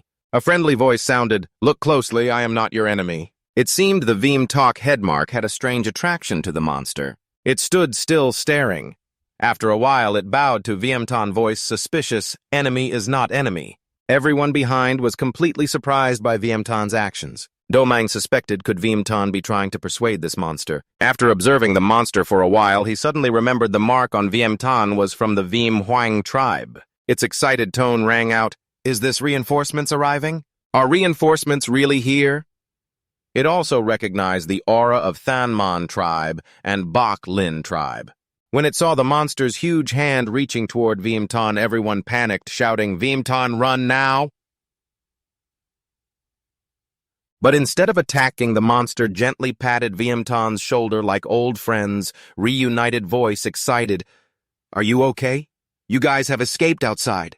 The monster repeatedly asked Viamton about the war situation and the alliance. Then Viamton responded, explaining to the monster that Haguru had sent him here to assist. Hearing Viamton say he was ordered to come as support, the monster's voice suddenly grew excited. They had persevered in waiting for a long time and finally saw the sunlight once again. Tavu was unable to break through the forbidden area of the Viam Hoang tribe. Duman and the Lack brothers felt deeply ashamed when they realized that if they had just applied the simple method of Viamton, they wouldn't have had to run like mad earlier. Jang listened to the monster's words with suspicion. It was unbelievable that Viam Hoang was one of the mighty tribes destroyed in the Gyapte battlefield. Kim Dew was once again terrified by the scene before her eyes. He didn't understand what was happening.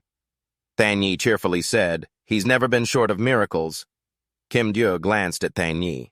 It was the first time he had seen such a smile on Lord Mudaka's face. Viamton seriously said to the monster, "It must have been hard for you to guard the forbidden area inside this tower." He wanted to know its real name. The monster was embarrassed by Viamton's request. Over 35 years of existence here had almost made him forget his true identity. After learning that the monster's name was Viam Truok, Viamton suggested he lead them to rescue the other warriors. Viam Truok immediately agreed because his teammates were protecting the final floor. He swung the sword in his hand and struck hard against the stone wall in front. The large stone quickly shattered, revealing a hidden stone door inside. Viamton was completely surprised. He never expected his luck to be so extraordinary. Just a few casual words led them to find the entrance to the legendary 12th floor. Than Yi stood at a distance observing and confirmed to Kim Dew that this was indeed the entrance to the 12th floor of the Silver Tower. The stone door opened and Viam Truok invited Viamton's group to enter. Without hesitation, Viamton led everyone into the passage. When Kim Dew suggested going alone, Than Yi immediately refused. Kim Dew turned pale when Lord Mudaka thought that he underestimated her strength. Than Yi decided to enter immediately. This was a once-in-a-lifetime opportunity. The secret of the Gyapte battlefield might be kept here. At the same time, outside the Silver Tower, the messenger hurriedly informed Than Tuyen that Viem Tan had found the entrance to the 12th floor. Thang Tuyen didn't expect this either and immediately changed the original plan. Meanwhile, inside the passage, Viem Truoc led the way while explaining that only true warriors could find the secret path. Suddenly, he stopped and announced that they had arrived. Viem Truoc summoned the symbol of the Viem Hoang tribe. A fire seal quickly appeared, activating the secret mechanism. Viem Truoc told Viem Tan's group that this place was called the Inner Mirror Gate. Viem Tan felt this place was very familiar. Like in the darkness, when entering the dark, he felt as if he was jumping from one side of the mirror to the other. Bok Lin Yi saw Viem Truoc enter and asked Viem Tan whether they should proceed inside. Viem Tan said, "Now that we're here, why not go in?" Than Nhi also advised Kim Dew to immediately follow Viem Tan's group because they didn't have time to notify Elder Than Tuyen. In front of Viem Tan's group was a massive palace. Viem Tan felt puzzled, seeing the palace's architecture gave a familiar feeling. Bok Lin Nhi pulled Viem Tan inside, believing there must be valuable relics inside. Viem Tan frowned and said, "There must be murals inside." Bok Lin Nhi was doubtful, not believing anyone would paint murals in a place like this. Hulei agreed with Bok Lin Nhi's opinion. Suddenly, a voice from inside called everyone to come see the murals. Seeing this, Bok Lin Nhi gasped in amazement. Viem Tan said, "He is a member of the Viem Hoang tribe." Lang Hong waved for Viem Tan to come and see. Looking at the murals before him, Viem Tan admired silently. He had never seen anything so massive. Everyone realized the murals were telling the story of the Japte War. The image of Jia Deng calling on the sorcerers to fight. Through the murals, Viem Tan's group felt the brutality of that war. The painting depicting the Japte battle was confusing because only half of it was finished. Upon closer observation, Bok Lin Nhi recognized the patterns of her tribe and guessed that Jia Deng was the one who led everyone to victory. Her words made Viem Tan thoughtful. He felt that something was wrong. Viem Tru looked up to the sky and respectfully shouted, "Great ancestral spirits, please let the fire flame of the Viem Hoang tribe blaze again." As soon as he finished speaking, the palace suddenly lit up with a sacred fire. Only then did everyone realize that before them were stone statues. The group was uncertain about the identity of these statues. They thought they might be heroes from the Japte era. Someone in Viem Tan's group knelt down to pay respects before the statues. Viem Tan immediately shouted a warning for everyone not to kneel. The group was surprised by his warning. Viem Tan explained that these statues were Ta Vu. Their clothing was exactly the same as those belonging to the High organization. His words terrified the group. Could this place be a trap set by the High organization? Viem Tru appeared confused by what Viem Tan said. He urged him to quickly go to the main hall to receive the inheritance of the Viem Hoang tribe. Bok Lin Nhi asked Viem Tan what was happening, and whether they could trust Viem Tru's words. Viem Tan pondered that Viem Tru was not deceiving them, but he found it strange that Ta Vu statues appeared in the 12th floor of the palace. Suddenly, a shadow appeared behind them. Bok Lin Nhi pushed her aside and launched a fierce attack, aiming to kill Viem Tan. Viem Tan countered with a powerful strike that sent the attacker flying backward. Unexpectedly, the one who just attacked was Hulei. Bok Lin Nhi had no idea why he did that. Hulei said, "Sorry, Lin Nhi, he acted this way for the tribe," while calling someone to step forward. Viem Tan slowly turned his head upon hearing a voice echo from the palace door. Several figures gradually entered. 3 of them were the Ta Vu of the High organization. Sensing the aura of the newcomers, Viem Tru roared angrily, recognizing them as enemies of the Viem Hoang. He swung his blade fiercely at the Ta Vu. The cult leader summoned a defensive shield to block Viem Tru's attack. He was puzzled why, despite the Viem Hoang tribe being destroyed, Viem Tru had not turned into a corrupted spirit. Viem Tru's attack had no effect on the Ta Vu. They wanted to kill everyone present and seize the relics. The cult leader then summoned corrupted spirits from the Nan Na Tower. Viem Tan's group was shocked to see the corrupted spirits obeying the Ta Vu's control. They had no choice but to fight. It turned out that 35 years ago, the souls in Ngan Ga Tower had been contaminated by the cult leader's dark magic, allowing the Ta Vu to control the corrupted spirits. Seeing Viem Tan's group struggling against the Ta Vu and believing they couldn't win, Viem Tan confidently reminded the Ta Vu that this was the 12th floor of Ngan Ga Tower. The cult leader didn't understand what he meant. Viem Tan approached Viem Tru and shouted, "The fire of Viem Hoang will never be extinguished." His words seemed to awaken Viêm-Tru. He yelled, "Warriors of the Viêm-Hoang tribe, rise up and use your strength to protect this place." Viêm-Tru activated a secret technique that had been buried by the Viêm-Hoang tribe long ago. Immediately after, a group of ancestral spirits of the Viêm-Hoang clan appeared quickly at the door, shouting in unison, "The fire of Viêm-Hoang will never be extinguished." Viêm-Tan explained to Bok Lin Nhi that Viêm-Tru had once said the 12th floor of Nhan Nga Tower was the last defense of the Viêm-Hoang tribe, so Viêm-Tru couldn't have been alone here. The Tuit Lang tribe suddenly realized the ancestral warrior spirits of the Viêm-Hoang tribe were advancing shoulder to shoulder with them in battle. This scene terrified and confused the cult leader because he didn't understand why these people hadn't turned into corrupted spirits even though they had been dead for a long time. With the participation of the Viêm-Hoang ancestral spirits, the situation gradually shifted and more corrupted spirits were eliminated.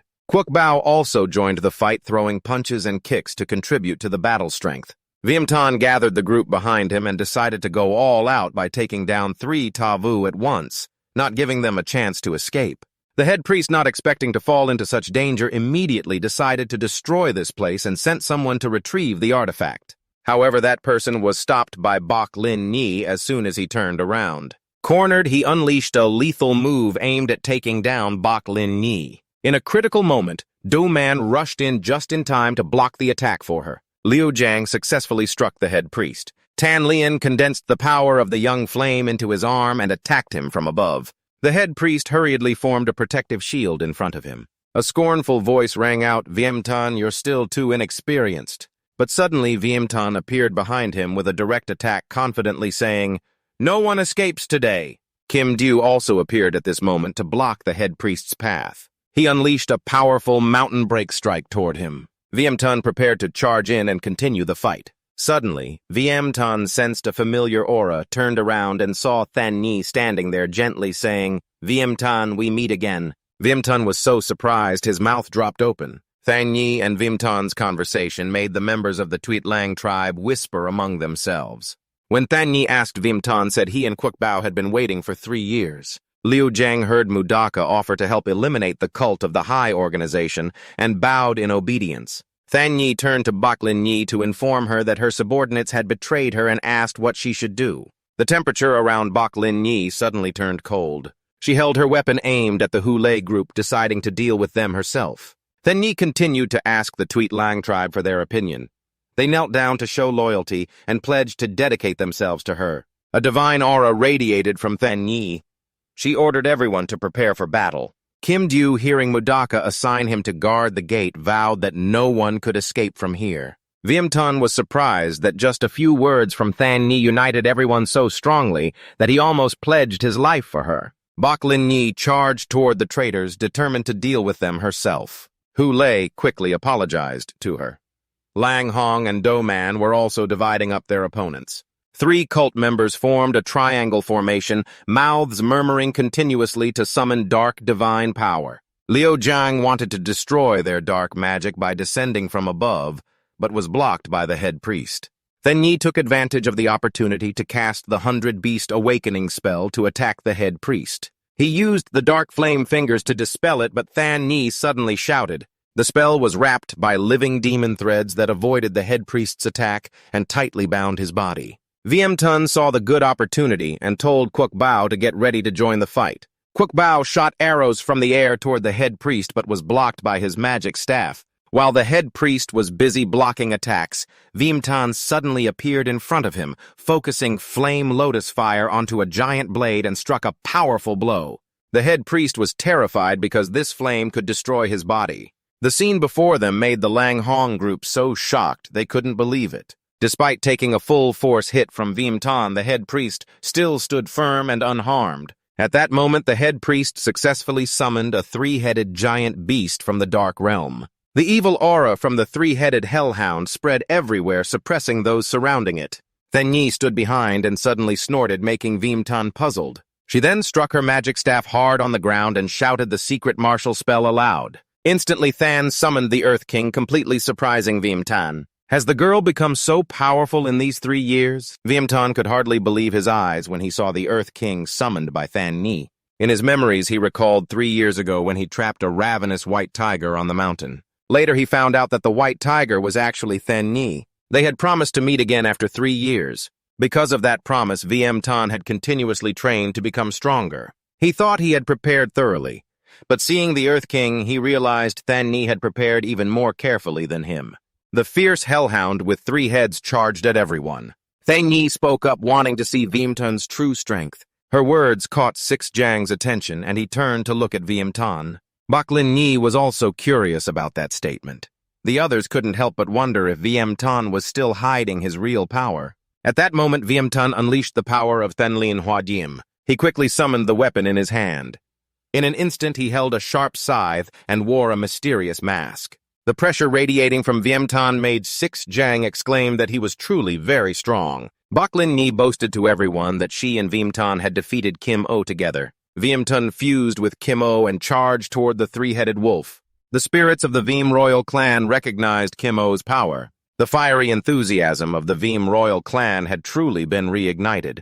The dark sorcerers just now realized that VM Tan was the warrior Daru personally chosen by Than 3 years ago. They immediately ordered the 3-headed wolf to charge and try to kill him. However, in the blink of an eye, the scythe in VM Tan's hand lightly swept across one wolf's head, severing it.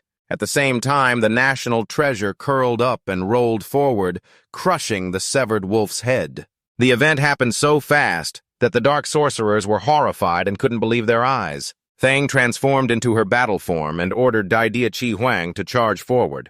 Dai Dia Chi Huang immediately rushed forward, swinging its sharp arm to chop off another head of the hellhound. As Than lunged toward the severed wolf head, a dark sorcerer swung his staff at her. Suddenly, an ice arrow shot from afar pierced his body, freezing him solid. The one who acted was Six Jang.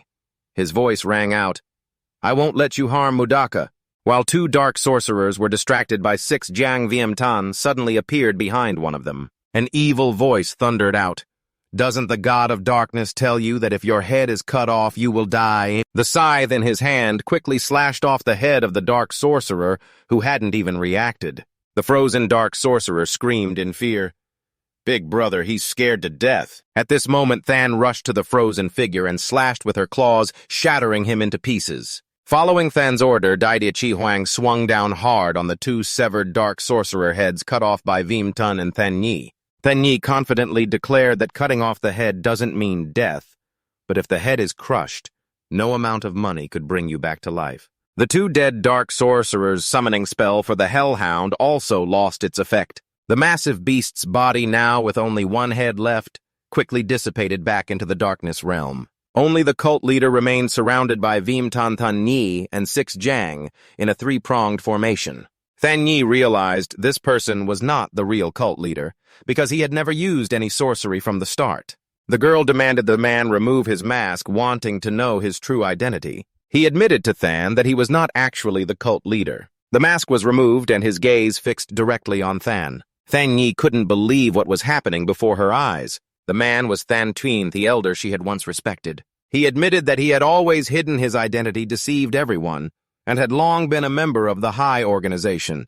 Than angrily shouted, demanding to know why he betrayed Than Man. Than Tuyen replied in a deep voice that he had no other choice. He wanted to unlock chaos so that true civilization could be revived once more. His words made VM Tan recall Lang Thin's last words before he died. He silently wondered whether such a civilization really existed as described in the VM Truk murals. Murmuring Than Tuyen's words, it seemed his memories suddenly resurfaced. He ran to the dark sorcerer statue and told everyone that it was the High Organization that had guided them to unlock the new civilization. The great VM Truk ancestor prayed before the statue, making those around feel confused. Suddenly, the summoned dark spirits began to vanish. Long Hong suspected that because the dark sorcerers were defeated, the dark spirits also disappeared. The warriors of the VM Huang tribe all knelt before the Ta Vu statue. In a voice full of reverence, the great ancestral spirit, please guide us to unlock a new civilization. The Lac tribe brothers watched this scene, not understanding what was happening. The warriors of the VM Huang tribe knelt again before the Ta Vu statue of the High Organization. Baklin Nhi suspected whether VM Truk and the members of the VM Huang tribe were also members of the High Organization. Than Tuyen spoke in a sinister tone, declaring that no one could stop chaos from appearing, nor could anyone stop civilization from returning to this world. It should return to its original form, not remain a place full of slaughter like it is now, he said, and Six Jiang turned to ask Viem Tan if he clearly heard Than Tuyen's words. He thought Than Tuyen was talking nonsense because, according to him, wasn't it the high organization that brought chaos and killing? Than Tuyen asked Six Jiang if his father had ever told him anything. He revealed a shocking piece of information that Six Jiang's father had become a servant of darkness and had met the god of darkness. These words reminded Viem Tan of the dark door he had seen before. Than Tuyen heard that Viem Tan had stepped into darkness but never expected he would see that door. According to Than Tuyen's dream, a true world is one where everyone enjoys eternal life and peace. His words made everyone doubt whether such a world really existed. Than Yi shouted angrily, wanting to warn Than Tuyen. She believed that civilization was created by humans, not by chaos, because civilization represents progress. Than thought that if such a livable world ever existed, why was that civilization destroyed? Than Tuyen responded that over the years following Darung, he had learned many things. He revealed information that shocked everyone. Many years ago, Darung was also a messenger of the Dark God and a member of the He Viem organization. Tan showed skepticism about what Than Tuyen said regarding Darung's background. Than Tuyen remained calm in the face of everyone's doubt. He asked if they knew that long ago this world had tens of thousands of masters. Six Jiang nodded in confirmation, saying each tribe had at least a few hundred masters, but all were killed. Than Tuyen, full of anger, said that the masters were heroes of the tribes respected during war, but were killed without reason when peace returned. At the end of the war, they were labeled as Tavu, murdered, betrayed, abandoned, and driven away by their own people. Than Tuyen angrily declared that the tribes still deeply respected the shamans, but now those people were no longer shamans but traitors, a stain on the high organization. A voice rang out speaking to Viem Tan. The mural depicted the shamans appearing to suffer so deeply that they cried 2 streams of blood tears. Than Tuyen's words and the images before them made the Tuit Lang tribe group half believe and half doubt.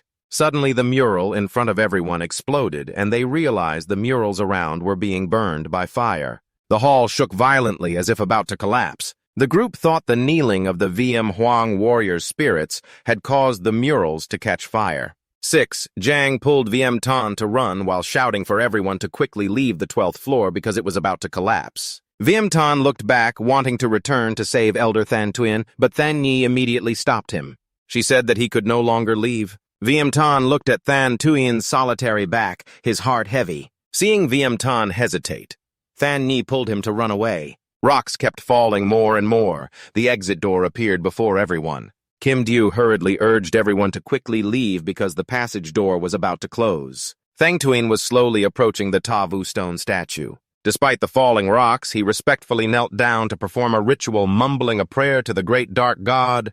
Please let chaos appear, let civilization return. Viem Tan's group escaped just in time before the door leading to the 12th floor passage collapsed. The group breathed a sigh of relief because they finally got out. After checking, everyone found that Viem Truoc and Elder Than Tuyen were still inside. Suddenly everyone panicked and shouted, thinking a dark spirit appeared behind Viem Tan.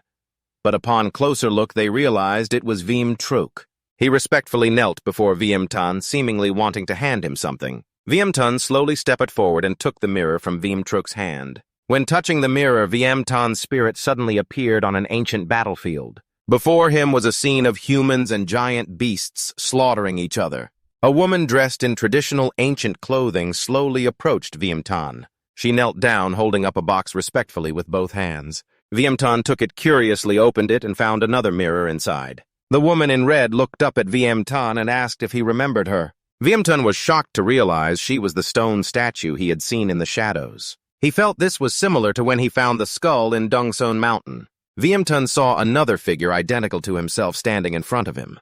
He was surprised to realize the mirror had merged with his body. Outside, everyone was worried, seeing Viem Tan hesitate and stand still. They told him that Viem Truoc had disappeared and asked if he knew what had happened. Viem Tan exclaimed that he understood the 12th floor of the Nganya Tower didn't actually exist. Lang Hong looked confused and asked if they hadn't just escaped from there. Viem Tan explained that it wasn't the real 12th floor, but only one side of the mirror. And according to him, the so-called Kinchi Mon was actually the entrance to the world inside the mirror. Than Yi doubted and asked if Viem Tan meant the 12th floor was just a mirror surface, And now Veem Truk had handed that mirror side to him, so the 12th floor disappeared. Viamton confirmed Thang Nhi's guess. Although he didn't fully understand Veem Truk's actions, he was sure Veem Truk was not a member of the High Organization. But after a short while, DM and finally a few others appeared. Their arrival excited everyone and made them feel safer. The newly arrived group immediately bowed respectfully to Than, the person in charge of the Nganya Tower examinations. They asked about the whereabouts of Elder Than Tuyen. Thang Nhi Than announced that he had heroically sacrificed himself in the fight against the High Organization. Kim Du worriedly saw the examination team arrive and wondered what had happened outside the Nganya Tower. The newcomers explained they received a message from the tribe originally meant for Elder Than Tuyen, but unexpectedly, he had sacrificed himself. After reading the message from the tribe, Than Nhi exclaimed that she didn't expect the High Organization to act so quickly. The news stated the Deer tribe had betrayed them, suspected to be incited by the High Organization. The White tribe of Bok Lin Nhi was facing a major threat. They had requested aid from the Than Mon tribe. The other two major tribes also had notable movements. When Koi and DM asked about the results of the shadow trial, Viamton immediately asked if he had ever lost before. Hearing Than's suggestion for them to return to rescue the Than Man tribe and abandon the Nganya Tower because it was too ruined to use in war, Viamton doubted if this place was really important enough for the High Organization's dark mages to choose it as an ambush site. Than acknowledged the importance of the place, making Tan even more puzzled why they still had to leave. Than drew out the staff she was using. She told Viamton that Jia Dung wanted to meet him. She suggested Viamton go with her to the Than Man tribe because he had an even more important mission. Than frowned and asked Viamton if he was willing to protect her. Traditionally, men always want to protect beautiful women, and Viamton was no exception. He said he was willing to protect Than and hoped to accompany her to the Than Man tribe. Hearing Viamton's agreement, Than accepted his protection. In front of everyone, Viamton and the group prepared their light gear and were ready to depart. Bok Lin Nhi would not go with them because she had to return to the Bok Lin tribe. Zhang teased, saying she was a formidable opponent, looking forward to meeting her again on the battlefield. The girl teased as she said goodbye to Kwok Bao and didn't forget to wish Viamton would become Mudaka's shadow. When they met again, Viamton led the group full of passion marching toward the Than Mon tribe. The story ends here. Don't forget to like and subscribe to the channel.